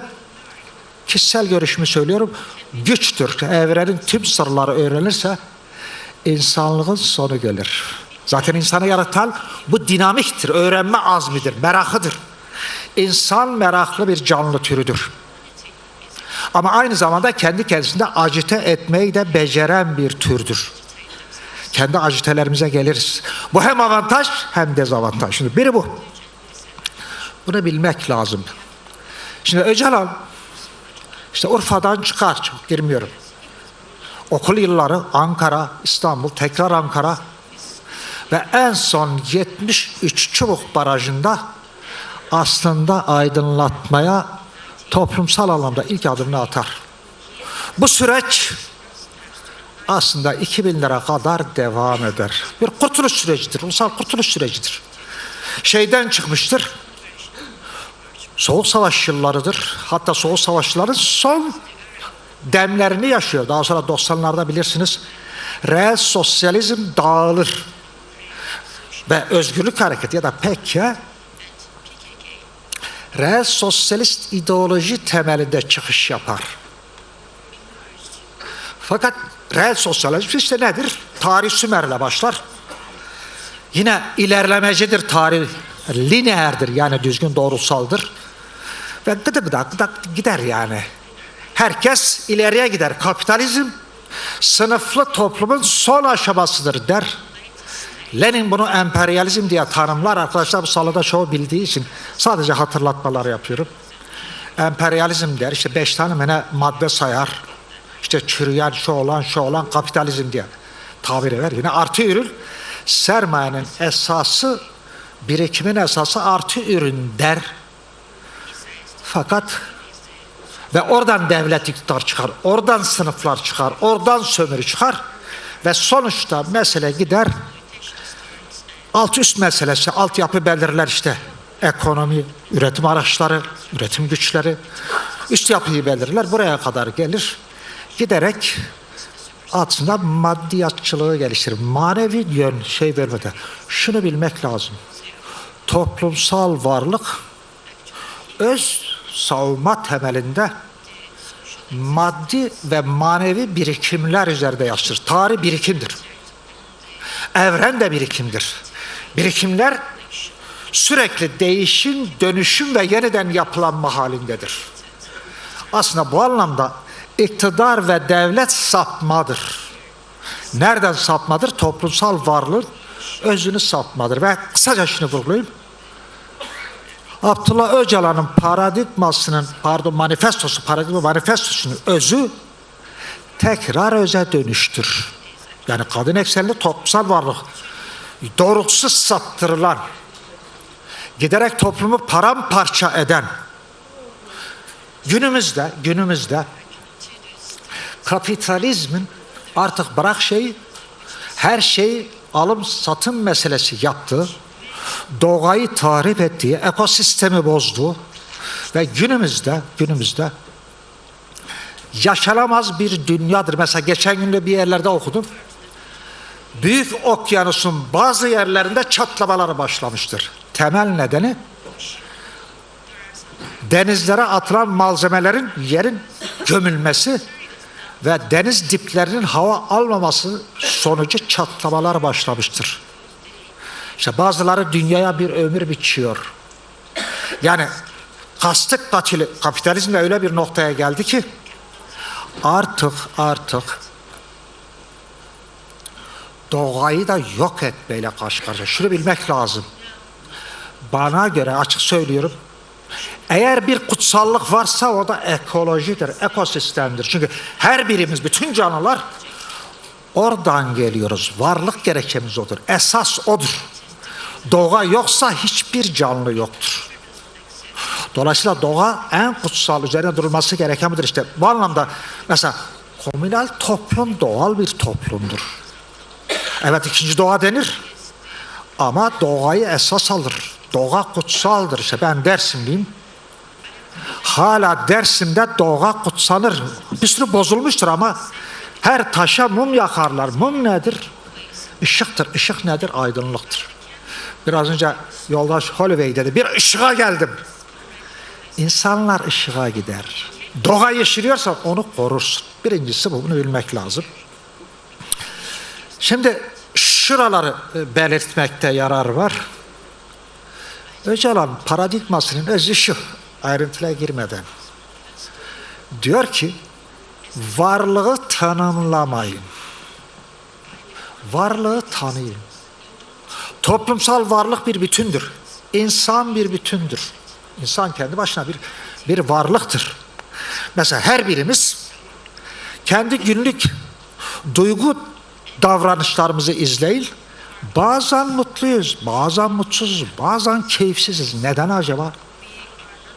Bu bizim değişkenlik halimizdir. Bu bir insanın bile kendi başına homojen olmadığını gösterir. Ulus devletler önderlik kapitalist modernitenin üç mahşeri diye tanım yapar. Bir, kapitalizm. İki, ulus devlet. Üç, endüstriyalizm. Yani temel üç şeyi vardır. Ulus devlet nedir? Homojendir. Herkesi bir şeye şeydir. İşte 100 yılı aşkın süredir Orta Doğu'da bütün çatışmaların, bütün savaşların temelinde bu kapitalizmin modeli, ulus devlet modeli var. Yukarıdan inşa eder. Yukarıdan kurar işte burası. Türkiye'yi alalım. Dünden beri tartışılıyor. Epey iyi görüşler ortaya kondu. 100 yıldır herkes Türktür. Türk olmayan ya Türk olacak ya yaşam hakkı yoktur. İşte dün şey dedi işte bazı arkadaşlar 25'te başladı Kürt inkarı. Hayır öncesine dayanır. 25'te pratikleşir. Bunu reddeden Şeyh Said'in başını çektiği hareket bunu reddetmiştir. Onu bastırmışlardır. Şark İslahat planını geliştirmişler. Şark İslahat planı bir kültürel soykırımdır. Soykırım sadece şey değil, fiziksel değil. Kürdistan'da kültürel ve fiziksel soykırım iç içe. Önce fiziksel, peşi sıra kültürel uygulanmıştır. Bu gerçekleştirmiştir. Yine kalkınma derler. Türkiye'de herkes çok düşüyor. Hızla kalkınalım, modernleşelim, ekonomiyi geliştirelim, herkese iş verelim derler. Ama verdikçe aslında işçiler bile, emekçiler bile, proleter bile ki bu Marksizm'de önder güçlü proletarya ama proletarya ücret artışını yapmak için oyuncağa çevrilmiştir. Ne kadar zam alacak? Zamı aldı mı rahatlıyor. Devrim yapmıyor, değişim dönüşümü yapmıyor. Zaten 70 yıllık pratik uygulamanın temeli bu sınıfsallaşmadır. Sınıfa karşıt olmak gerek. Bu sömürüye karşı çıkmak engel değildir. Sınıfları ortadan kaldırmak gerekir. Kaldırmana göre bu anlamda komün birleştirir. Sınıf ayrıştırır ve çatıştırır. Devletler, iktidarlar bunun üzerine şekillenir. Kökleri katile faaliyetine başlar, giderek sürekli renk değiştirir. Ve burada ilk kez kadının köleleştirilmesi, düşürülmesi kastık katileriyle giderek sürekli devrikler. Temel nedeni budur. Çünkü komünün özünde kadın duygusu, kadın bilgisi yatar. Toplum sadece bilgi değil, aynı zamanda duygudur, aynı zamanda histir. Mesela şunu belirteyim.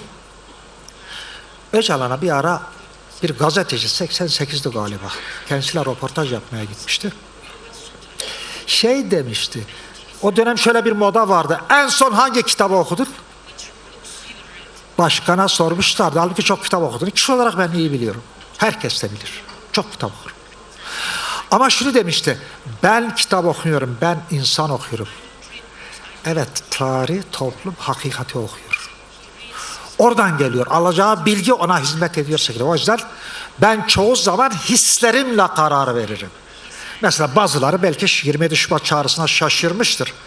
Ya Öcalan mutlak tecrit altında nasıl böyle Suriye değerlendirmesi, Orta Doğu değerlendirmesi, dünya değerlendirmesi nasıl yapabilir? Açık belirteyim, hisseder. Varlık, toplumsal varlık esası hissiyat varlığıdır. Sadece maddi anlamda beslenme değildir. Bunun altını özellikle çiziyorum. Zaten denebilir. Abdullah Öcalan'ın Marksizm eleştirisi ortaya çıkarttığı önemli yan bu. Devlet yerine sınıf değil, devlet yerine komünü tekrar ikamet ediyor. Bu öze dönüşü ifade eder. Tabi nedir? Demokratik paradigma nedir? Bu aslında Öcalan paradigmasına demokratik paradigma diyebiliriz. Pardon, demokratik modernite diyebiliriz. Nedir? Demokratik toplum. demokratik ulus, ekonomi. Yani bunları kapitalizmin 3 mahşeri atlasına alternatifi böyle koyabiliriz. Özü budur. Şunu da belirteyim çünkü biraz daha Kürdistan'dan bahsedeyim. Daha sonra bitireyim. Vaktim doldu sayılır. Şimdi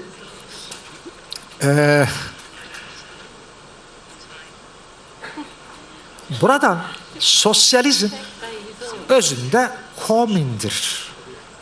Komünalitedir özünde sosyalizm.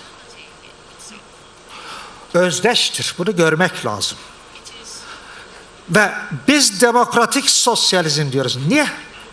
Çünkü diğer sosyalizm türden ayrı etmek gerekir. Öcalan onun altını çiziyorsa sosyalizm demokratiktir zaten. Demokrasi Atina'da isimlendirilmiştir. Demokrasinin kökleri toplumsallaşmanın başlangıcında vardır. Bu anlamda demokrasi bir devlet sistemi değil ya da rejimi değil. Demokrasi toplumun kendi kendisini yönetme halidir. Ve şunu da belirteyim.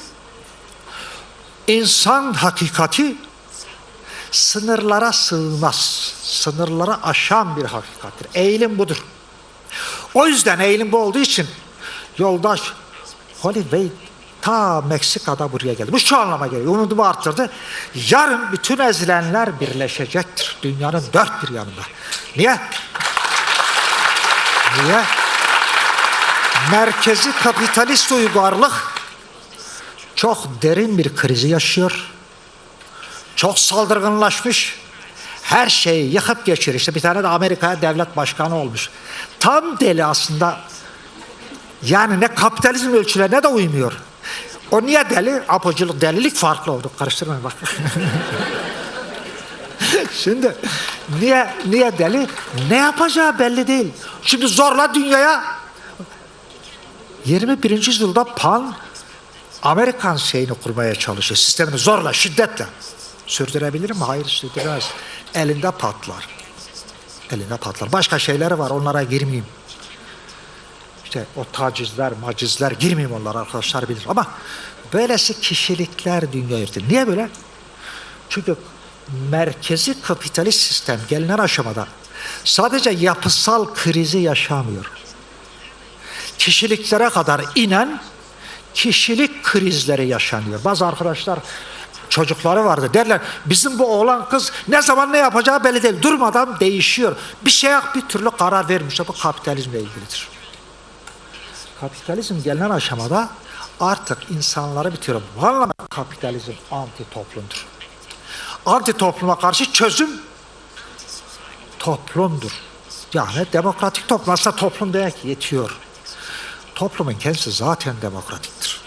Demokratik nedir? Tartışma, karar verme, iş bölümü yapma ve ihtiyaçları karşılamadır. Özü budur aslında. Özü budur. Bunu bilmek lazım. Kısaca şey yapar, sosyalizm böyle koyabiliriz. Şimdi Kürdistan'a bir iki vurgu yapmak gerekir. Neden 27 Şubat çağrısı ve çağrıda bilinir? PKK kendisini feshetti. Silahlı mücadeleyi sonlandırdı. Eğer hukuki siyasal dönüşümler yapılsa aslında bütün illegal yapı, sistemin inkara dayalı karşı çıkışların, yarattığı karşıtlıkların sistem dışına çıkmışlar. Bunları sistem içine çeken, ki buna entegrasyon yasalarıdır ya da geçiş yasaları önce denir. Onu bazı hukukçu arkadaşlar açtı. Ben hukukçu değilim ama epey yargıladığım için biraz hukukta biliyorum. Avrupa hukukunda biliyorum çünkü ben Almanya'da da yargılandım, cezaevi yandım. Böyle biraz internasyonalist yanlarım var benim. Bu anlamda biraz bilirim. Şimdi onlar anlatıldı. Dolayısıyla neden bu böyle? Bu aslında şeydir.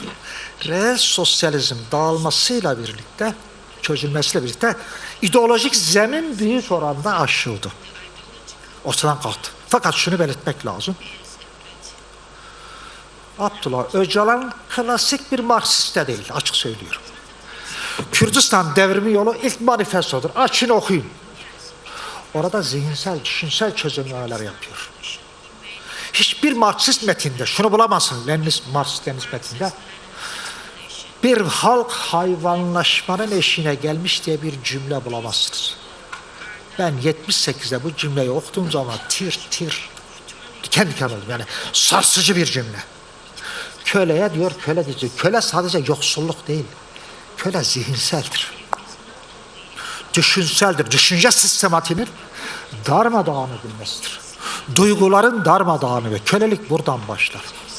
Bu anlamda aslında Öcalan paradigmasının ya da manifestonun özü 10 binlerce yıldır kasti katil sürecinde başlayan, başta kadın olmak üzere toplumu çürüten, toplumun zihin dünyasını yıkan, derin tahribatları bulan, toplumu yeniden kendine getirme, yeniden ayakları üzerinde yürüme, yeniden kendisi olma. Önce Kürtler kendisi oldu, 73'te başlar.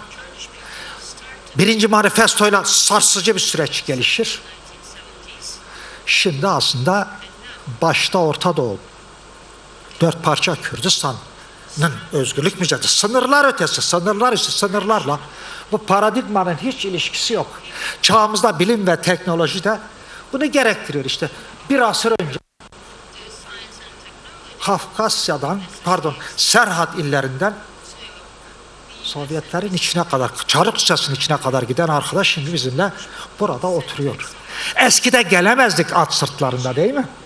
Ta Meksika'da geliyor 11 bile. Bu aslında günümüzde komünal demokrasiyi kurmak mümkündür. Buradan gelir.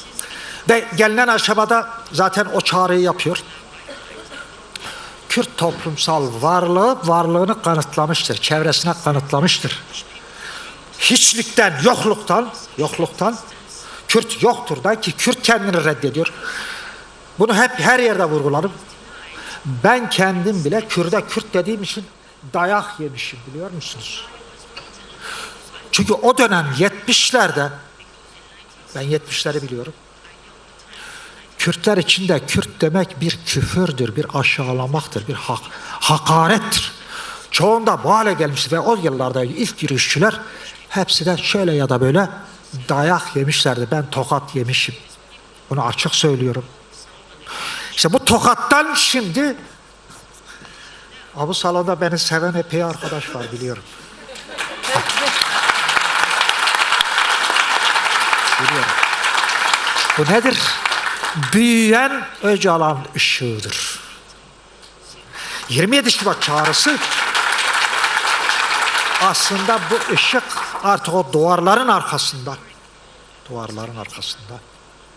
çatlayarak salt Kürtleri değil, bölge halklarını, Orta Doğu halklarını ve dünyayı yansıtıyor.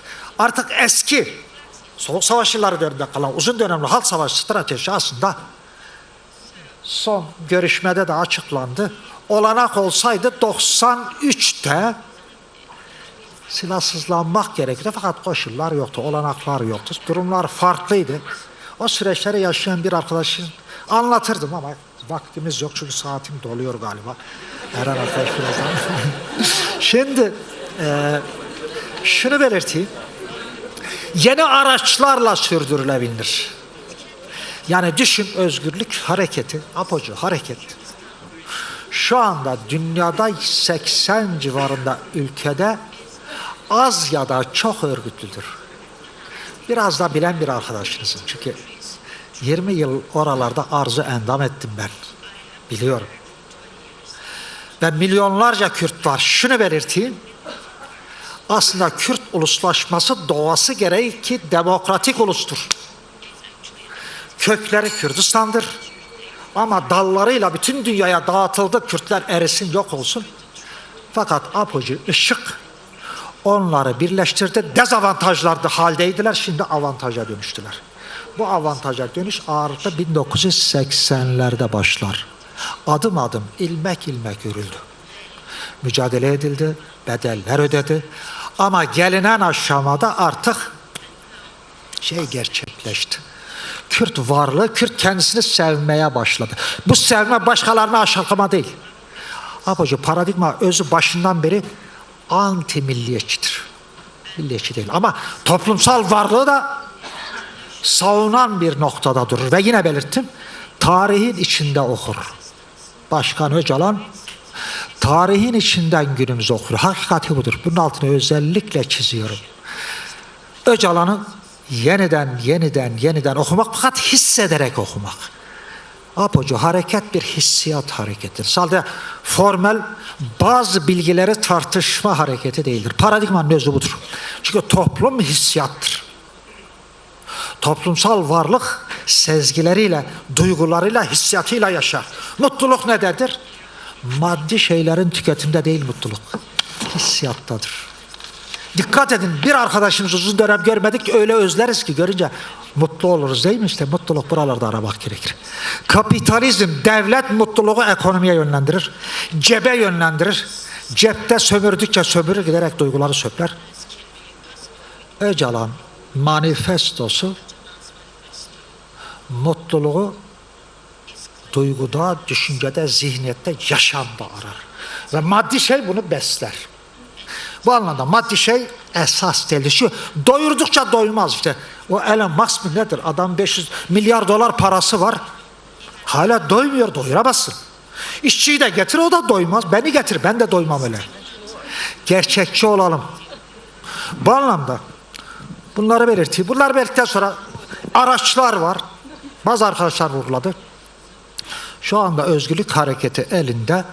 Başta basın, medya, kültür sanat hareketi ve diğer alanlar çok yaygın, küresel çapta örgütlü bir halk hareketi ve şey noktasına gelmiştir. Dünyayı etkileyen bir noktaya gelmiştir. Bu arkadaşlar burada bizimle oturuyorlarsa bu etkidir. Bunu da görmek lazım. Bunun altında çizmek istiyorum. Dolayısıyla başaracağız ama pratik perspektif anlamda bir iki şey vurgulayayım. Öncelikle Kürtler ulusal birliğini gerçekleştirir. Bunun adımları atıldı. İkincisi Orta Doğu Birliği. Model esası öz yönetimdir. Öz yönetme bir konfederalizme dönüştür. Öz yönetim bireyi, toplumun, varlığın kendi kendisini yönetme halidir. Yine belirtiyorum. Varlığı tanımlamayacaksın, tanıyacaksın, birlikte tartışarak iş yapacaksın. İhtiyaçlarına karşı. Varlık budur. Öcalan manifestosunun ya da paradigmasının özü budur. Tanımlama, tanı. Ulus devletler tanımlar. İşte Kürt Türktür, Berberi Arap'tır, Belici Fars'tır. Ama Belici diyor ben Kürt'üm. Kürt olup olmadığını ben bilmiyorum ama öyle diyorlar. Doğu şeyde yaşarlar, İran'da yaşarlar. İçe bölünmüş ülkeleri. Yani insanlar kendini nasıl tanımlıyorsa varlık o tanımlıyor. Varlıksal oluşum tarihsel birikimdir. Birilerin vereceği bir sıfat değildir. Bunu reddetmek gerek. Bunu reddedir. Bunu belirteyim. Bir diğer önemli husus özellikle yeni bir enternasyonel ihtiyaç var. Bu yeni enternasyonel aslında biraz önce işte Meksika'da gelen arkadaş vurguladı. Orada çok fazla. Komünal hareketler çok fazla. Latin Amerika yerliler var. Ve burada birleştirmek gerekir. Bunu bir enternasyonel, sosyalist enternasyonel dönüşmek gerekir. Geniş bir platformda ele almak gerekir. Bu nedir? Merkezi kapitalist sisteme karşı en genel anlamda örgütlemedir. Yine son olarak şunu diyorum.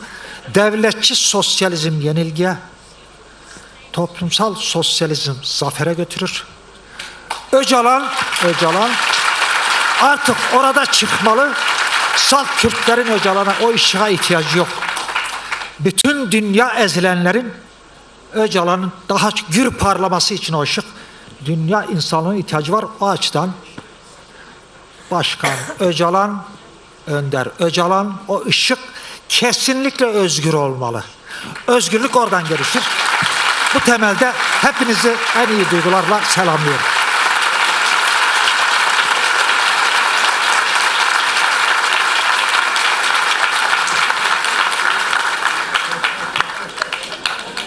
Teşekkür ediyoruz. Süreye uyduğunuz için.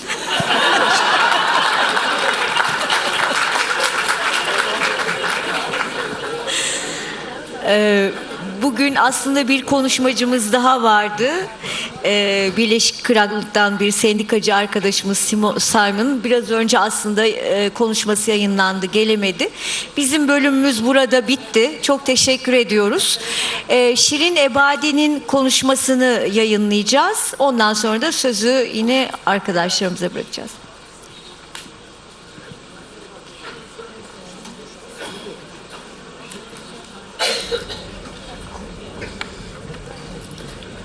درود میفرستم به همه افرادی که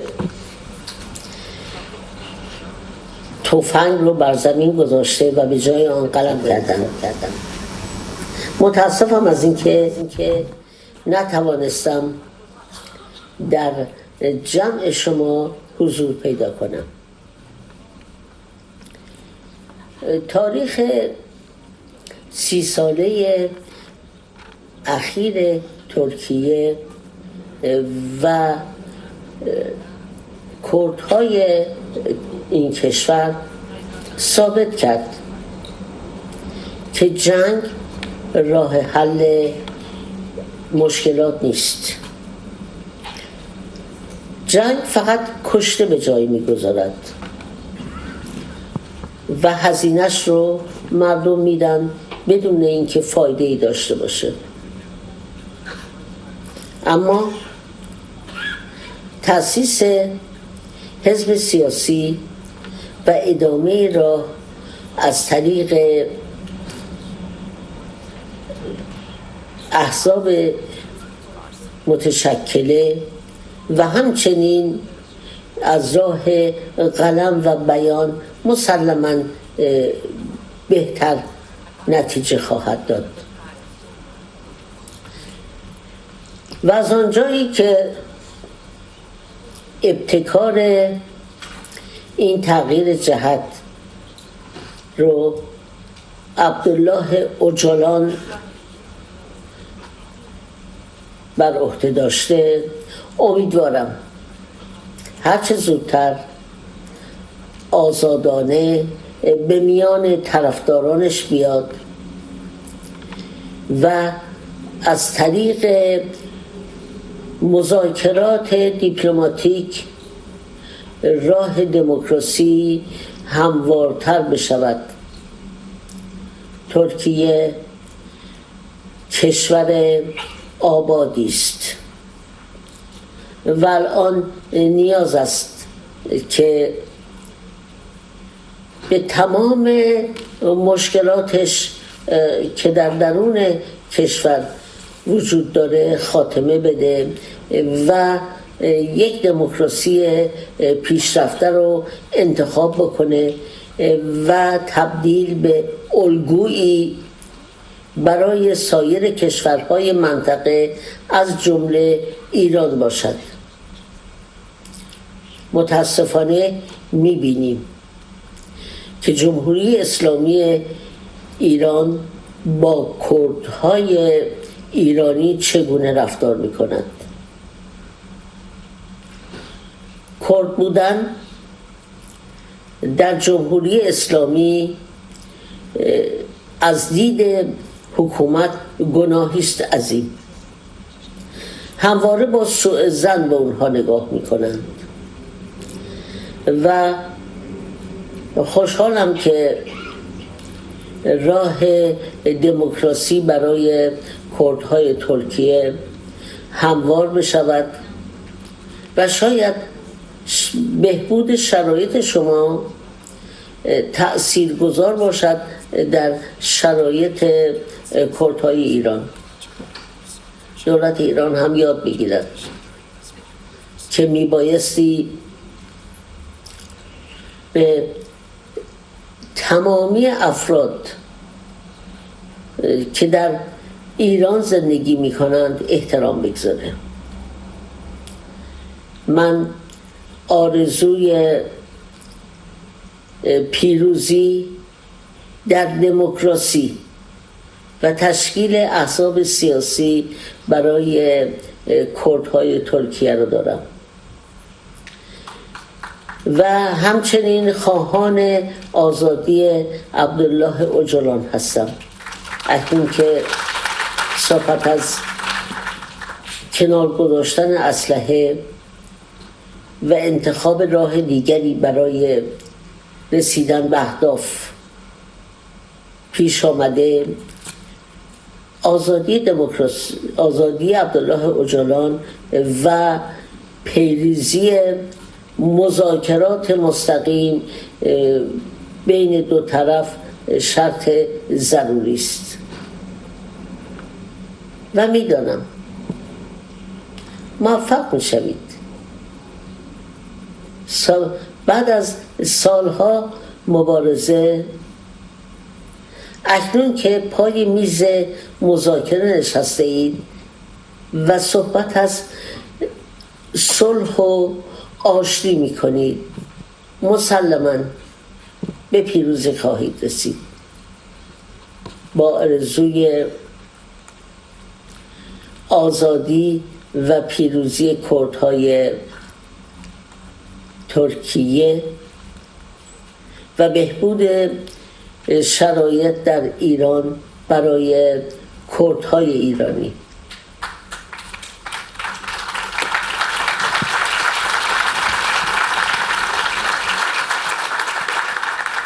Tüm konuşmacılarımıza teşekkür ediyoruz. Bizim bölümümüz bitti. Ara vermeyeceğiz. Forum bölümü başlayacak. Ondan önce bir arkadaşımıza söz vereceğiz. Biz ayrılıyoruz. Teşekkür ederiz.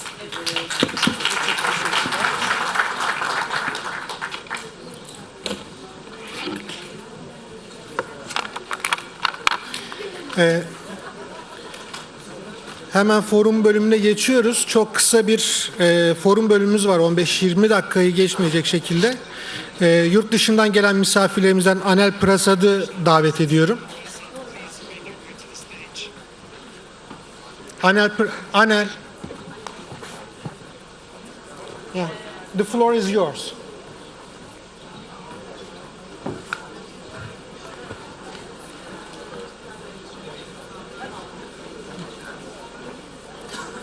Daniela.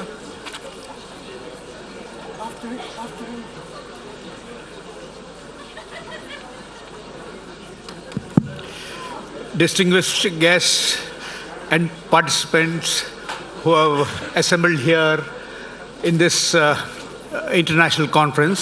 First of all, I congratulate the DM Party. Partisi'ye bu etkinliği düzenlediği için tebrik ediyorum. Ben Anil Prasad Hegde, ben eski Hindistan milletvekiliyim. Burada bu hareketin yani Orta Doğu'nun Mandela'sını merkezine almış olan bu hareketin arasında olduğum için büyük mutluluk duyuyorum. Öcalan'ın mahkum edilmesi ve alıkonması konusunu öğrendikten sonra 2 kere bu konuyu mecliste açtım. 2 kere Tibet'in Dalai Lama'sıyla buluştum ve kendisinden Kürt sorununa müdahale etmesi talebinde bulundum. 2024 Şubat ayında Öcalan hapisteki 25. yılını tamamlarken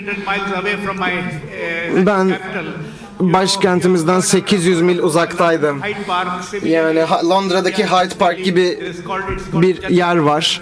Hindistan'da Gentlemanter adında bir yer. Orada bir eylem düzenledim ve bu eylemde Kürt hareketiyle ve Öcalan'la dayanışma sergiledik. Bununla birlikte 2 ay önce Eylül'de Hindistan 90. yılını kutluyordu.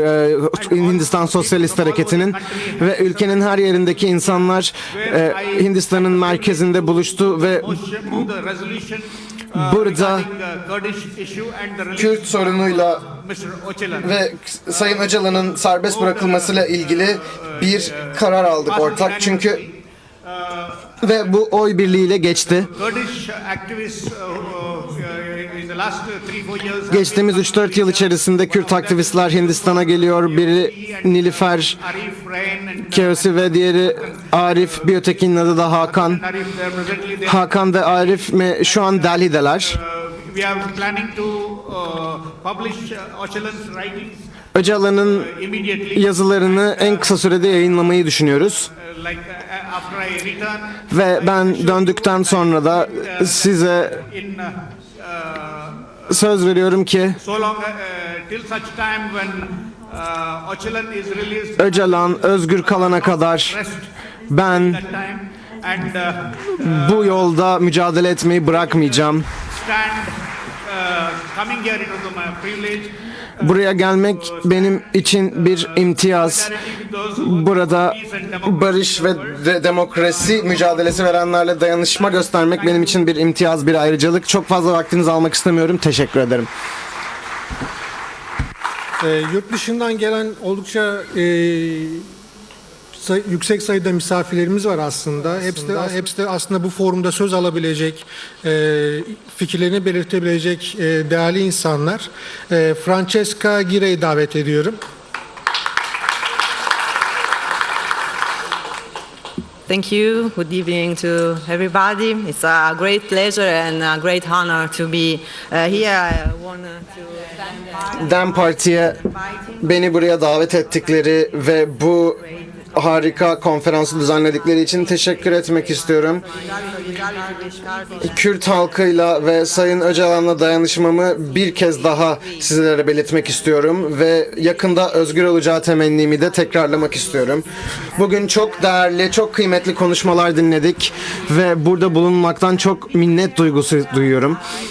Tam bir yıl önce buraya gelmiştim, İstanbul'da ve Ankara'da. Uluslararası bir delegasyonla ziyaretlerde bulunmuştum ve Adalet Bakanlığı'na Öcalan'ı İmralı'da ziyaret etme talebinde bulunduk ve Temmuz ayında da bu talebimizi yenilemek için geldik. Yanıtsız bıraktılar. Ancak düşünüyorum ki işler geçen yıldan beri epey değişti. Özellikle geçtiğimiz aylarda. Ve bizlere gönderdiği mesajlar gösteriyor ki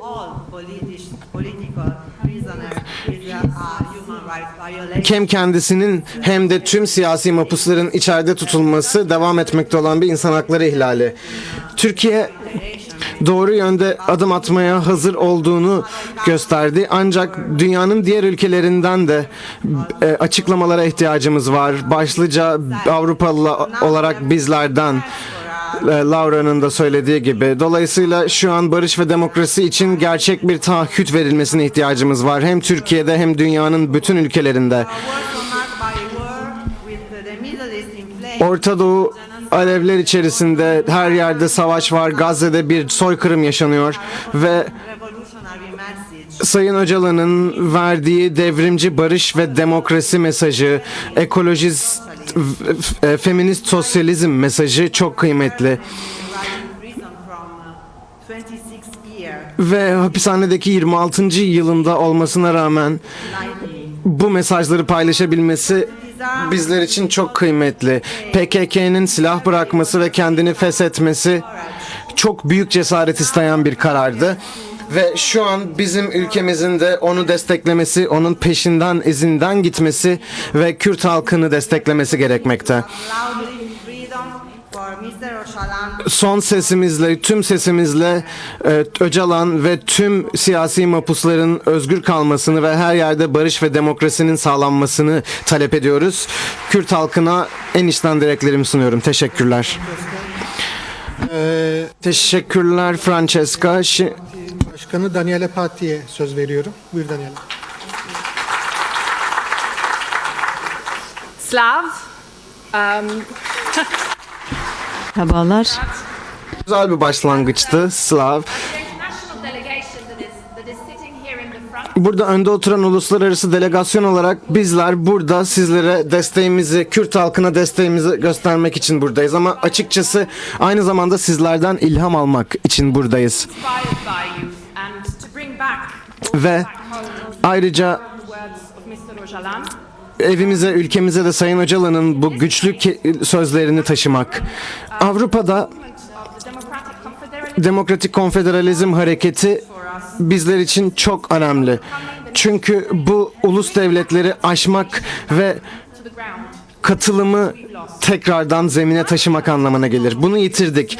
Haberlerden fark etmiş olabilirsiniz ki Avrupa şu an çok iyi bir noktada değil. İnanılmaz büyük bir krizin ortasındayız ve Türk hükümetine de inanılmaz bağlıyız. 3 korkunç ve inanılmaz bağımlı bağı açıklamak istiyorum Avrupa'nın Türkiye ile sahip olduğu. Bir, askeri destek için NATO. Bu da göçü durdurmak için Balkan yolu ve Türk Stream, yani enerji için Türkiye üzerinden geçen hat. Bunlar korkunç ve Avrupa Birliği bu sözleşmelere her yıl tonla para harcıyor. Bizim burada başarmayı umduğumuz şey, Türkiye umuyorum ki Kürt halkıyla barışa ihtiyaç duyuyor. Çünkü diğer çok fazla cephe açık şu an savaşların yaşandığı. Belki de Avrupa olarak ve Kürt hareketi olarak güçlerimizi birleştirme ve şu an bu korkunç eşitsizlik unsurlarını alt etmek için devasa bir fırsat olabilir. Böylelikle Avrupa ve Kürt hareketi birlikte hareket ederek bir değişime yol açabiliriz. Dolayısıyla Sayın Öcalan'ın özgürlüğü için savunuculuk yapmamız gerekiyor ve çok teşekkür ederim. Bas bölgesinden Euskal Herya Bildu'dan Yosu Estorona.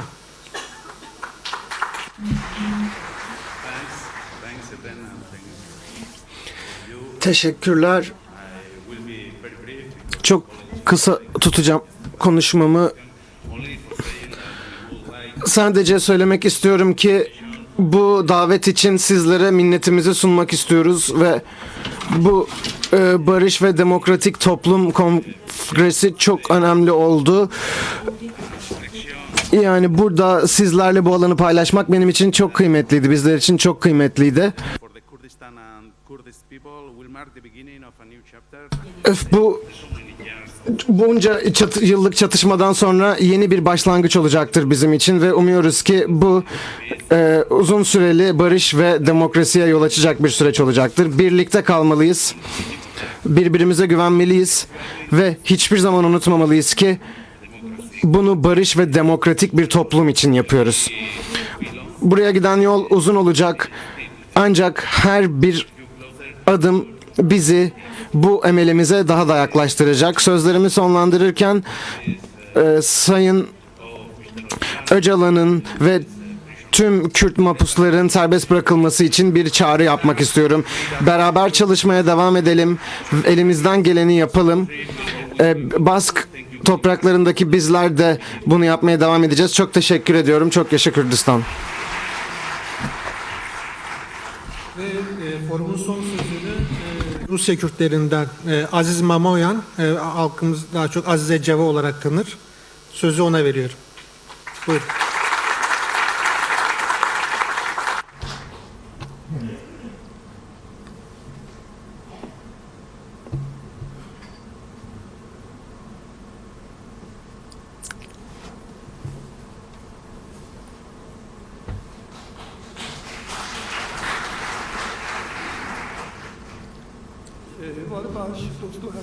İyi akşamlar sevgili dostlar. Benim için son derece büyük bir mutluluk burada sizlerle birlikte bu konferansta, böyle önemli bir konferansta bir arada bulunduğum için, uluslararası bir konferansta bulunduğum için. Kürt sorununun ve demokrasi sorununun çözülmesine dair olan bir konferansta. Uzun bir süredir halkımızla böyle yüz yüze bir arada değildim. Ama bu süreci takip ediyordum. Bununla ilgili makalelerim ve değerlendirmelerim mevcut.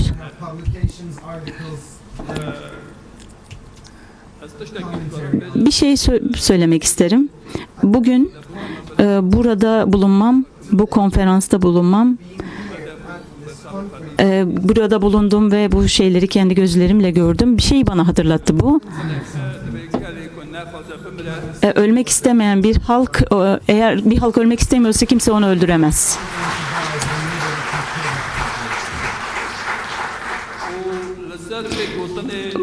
Bu söz üzerine yani aklımda şöyle bir şey oluştu. bir halkın eğer bu kadar iyiliğini isteyen kişi varsa kimse onu ortadan kaldıramaz. Bu kadar dostumuz varken, bu kadar iyiliğimizi isteyen kişiler varken Avrupa'dan, Meksika'dan, Güney Afrika'dan hepsi de konuştular, konuşmalarını yaptılar. Hepsi de güzel değerlendirmeler yaptılar, desteklerini açıkladılar. Bu bizim için şu anlama geliyor, Kürt sorunu uluslararası bir sorundur. Zaten Kürdistan uluslararası bir sömürgedir. Doğrusu Kürdistan 4 ülke arasında parçalanmış durumda. Her bir devlet de kendi içinde bir sömürge durumu yaşatıyor onlara, Kürtlere. Kürdistan uluslararası bir sömürgedir. Bu yüzden de bu zihniyetle, bu bilinçle Kürt halkı önderi Sayın Öcalan bugün tutuklu, uluslararası bir hükümlü ve tutukludur. Bu yüzden şöyle bir sorumluluk düşüyor. Herkesin, bütün dünyadaki bütün büyük devletlerin omuzlarına şöyle bir sorumluluk düşüyor. Buraya da bazıları videoyla katıldılar, bazıları burada hazır bulundular. Onların bir insani bir sorumluluğu, bir borcu. Bu ülkelerin yönetimleriyle bir araya gelmeleri, Kürt sorununun barışçıl bir şekilde çözümünü sağlamaları için. Kürt sorunu, bazıları bunu bir güvenlik sorunu gibi tanımlıyorlar. Kürt sorunu bir güvenlik sorunu değildir. Kürt sorunu insani bir sorundur. İnsan hakları sorunudur. Her insanın hakkı vardır, hakları vardır. Bütün halkların hakları vardır, bütün milletlerin hakları vardır. Kendi kaderlerini tayin etme hakları vardır. Bunun için de bugün Kürt sorunu bu seviyede, bu şekilde tartışılmamalı, bu düzeyde tartışılmamalı. Kürt sorunu silahı bırakma ya da eski şeylerle böyle tartışılıyor. Bu real bir şey değildir, gerçekçi değildir. Neden? Çünkü bu sorun, ortaya çıkan bu sorun bunları Kürtler ortaya çıkarmadı. Bunu Kürtlerin inkarı, Kürtleri çöktürmeye çalışma meselesi ortaya çıkardı bu sorunu. Kürtlerin dilinin reddedilmesi, Kürtlerin her şeyinin reddedilmesi. Kendinizi savunmak zorundasınız. Birisi sizi öldürmeye geliyorsa kendinizi savunacaksınız tabii ki. Kendinizi kurtarmaya çalışacaksınız. Bu yüzden Kürt halkının başına gelen her şey dünyanın tamamında dünyanın bütün büyük devletleri bundan sorumludur. Bakın, bu kadar mücadeleden sonra, bu kadar büyük bir savaştan sonra göçmen olma, başka ülkelere sığınmacı olma, bu sorun çözülmek zorunda. Fakat bu sorun insani bir şekilde değerlendirilmeli ve çözülmeli. Biz bu sorunu çözmek istiyoruz. Türkiye yönetiminin kendisi ciddi bir diyor zaten, ciddi muhatabımız Abdullah Öcalan'dır. Peki o zaman Abdullah Öcalan sizin ciddi bir muhatabınızsa, insanların muhatabının hapishanede olması anlaşılabilir bir şey mi peki? Bunu sormak gerekiyor. Onun serbest bırakılması gerekiyor, oradan çıkması gerekiyor. Çıktıktan sonra bütün kurum ve sağlık kurumlarının onun sağlığını incelemeleri gerekiyor ve yönetime gelmesi gerekiyor. Abdullah Öcalan'ın özgürlüğü sadece Kürt sorunun çözülmesi demek değildir. Abdullah Öcalan'ın özgürlüğü, onun kendisi, bu Türkiye'nin kendi probleminin çözülmesi içindir esasen. bütün bu kötülüklerin ortadan kalkması içindir. Bu yüzden Kürt halkının özgürlüğü sadece Kürt halkının özgürlüğü değil, bütün bölgenin özgürlüğü, bütün halkların özgürlüğü. Bu ikiyüzlülük gösteriliyor. Öcalan gelsin parlamentoda konuşsun deniyor. Umut hakkı var deniyor. Bugün ise sonuna kadar silah bırakılmadan bahsediyor. Bu isteniyor, bu dayatılıyor. Örgüt bunu söylemiş. Evet, böyle bir karar aldık. Bu kararın gerçekleşmesi için hükümetin, devletin adım atması gerekiyor. Önder Öcalan'ın sözü de bu yönde. Türkiye Cumhuriyeti eğer 2. yüzyılında güçlenmek istiyorsa demokratik adımların atılması gerekiyor. En başında bunu görmesi gerekiyor. Bazıları böyle bakmıyor. Sadece PKK'nın silah bırakması şeklinde okuyor bu durumu. Ama böyle olmaz. Onlar gerekli şartları oluşturmuyorlar. Biz Kürtlerin tarafına düşen şeyleri biz yaptık.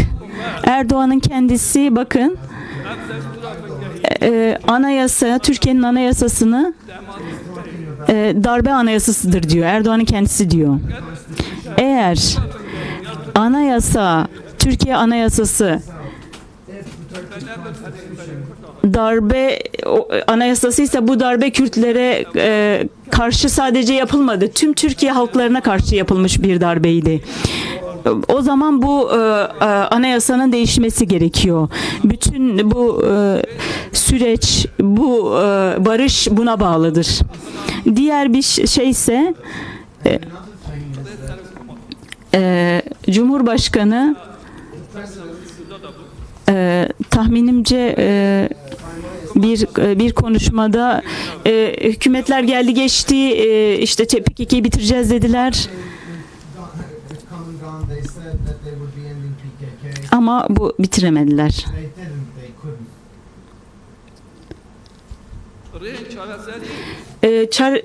Bu çözümün yolları, çözüme götürecek yollar,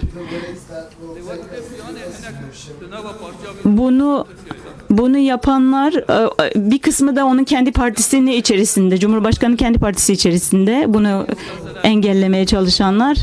Bugün mesela Sayın Öcalan'la görüşmeye giden komisyonda CHP yer almadı. Neden yer almadı? Tüm partiler, Türkiye'deki tüm partiler, yüzlercesi, AKP'den tutun da diğerlerine kadar, milliyetçi partilerine kadar hepsi gittiler. CHP döneminde okula gidenler, işte okula gidip de ben mutluyum, onurluyum diyenler, bunlar başka bir şey olamaz. Onu aşıladılar çünkü. Eğer CHP ile onlar arasında bir yarış varsa, bu şekli bir, kendi içlerinde olan bir yarışmadır. Nasıl ilişki kurulur, nasıl ilişki kurulmaz, nasıl çözülmez. Bu mesele partilerle bağlantılı bir mesele değildir. Kürt halkının hakları meselesidir. Birleşmiş Milletler'in kaynaklarında yazılmıştır bu. Bir halkın hakları elinden alınmışsa, ne imkanı varsa bu imkanlarla mücadele etme hakkı vardır. Bugün öyle bir duruma şöyle bir konuma geldik. Konjonktür değişti. Bölgedeki konjonktür değişti. Sayın Öcalan bundan bahsediyor. Parti kongresini gerçekleştirdi. Bir grup gerilla geldi ve silahlarını yaktı. Bu şunun göstergesiydi: biz hazırız. Gelmeye, çözüme hazırız. Ama gelip de silahlarını teslim etmeleri söyleniyor. Bu kime teslim edecekler? Avrupa Konseyi, İnsan Hakları Mahkemesi. bunlar Selahattin Demirtaş'la ilgili derhal bırakılmalı dediler. Geciktirdiler ama bir sürü engel çıkardılar. Ama sebebi Demirtaş'ın Erdoğan'ı eleştirmesiydi esasen. Bu ciddiyetsizliktir. Eğer bu sürecin başarıya ulaşması isteniyorsa Sayın Öcalan serbest bırakılmalı. Türkiye yönetiminin muhatabı Sayın Öcalan'dır. Öcalan'ın kendisi Türkiye'nin sorunlarını da çözebilir. Öcalan değil. Bir başkası da olsaydı yine de Öcalan'a gitmeleri gerekirdi. Çünkü orada umut var, orada çözme iradesi var. Bu sürecin barış içinde çözülmesini umuyorum. Türkiye yönetiminin bu süreçten dersler çıkarmasını, önceki süreçten dersler çıkarmasını, ona göre bu süreci yürütmesini umut ediyorum. Eğer böyle olursa başarıya ulaşacaktır çözüm ve barış süreci. Başarılar diliyorum. Teşekkür ediyorum. Bütün katılımcılara teşekkürler. Kapanış konuşmasını yapmak üzere eş genel başkan yardımcım Ebru Güney'i davet ediyorum. Buyurun. Ben kısa konuşacağım arkadaşlar, merak etmeyin, uzatmayacağım. Herkesin sabrının sonuna geldik. Gerçekten uzun bir aradan sonra 2 gündür çok nitelikli tartışmalar yürüttük. Yeni döneme dair kapitalizme karşı, kapitalizmin karanlığına karşı yol arayışımızda bize ışık olan tartışmalardı, bize yol gösteren tartışmalardı. Elbette ki bu tartışmaları bir başlangıç olarak ele alıyoruz ve daha güçlü, daha büyük etkinliklerde bir araya gelmeyi umut ediyoruz.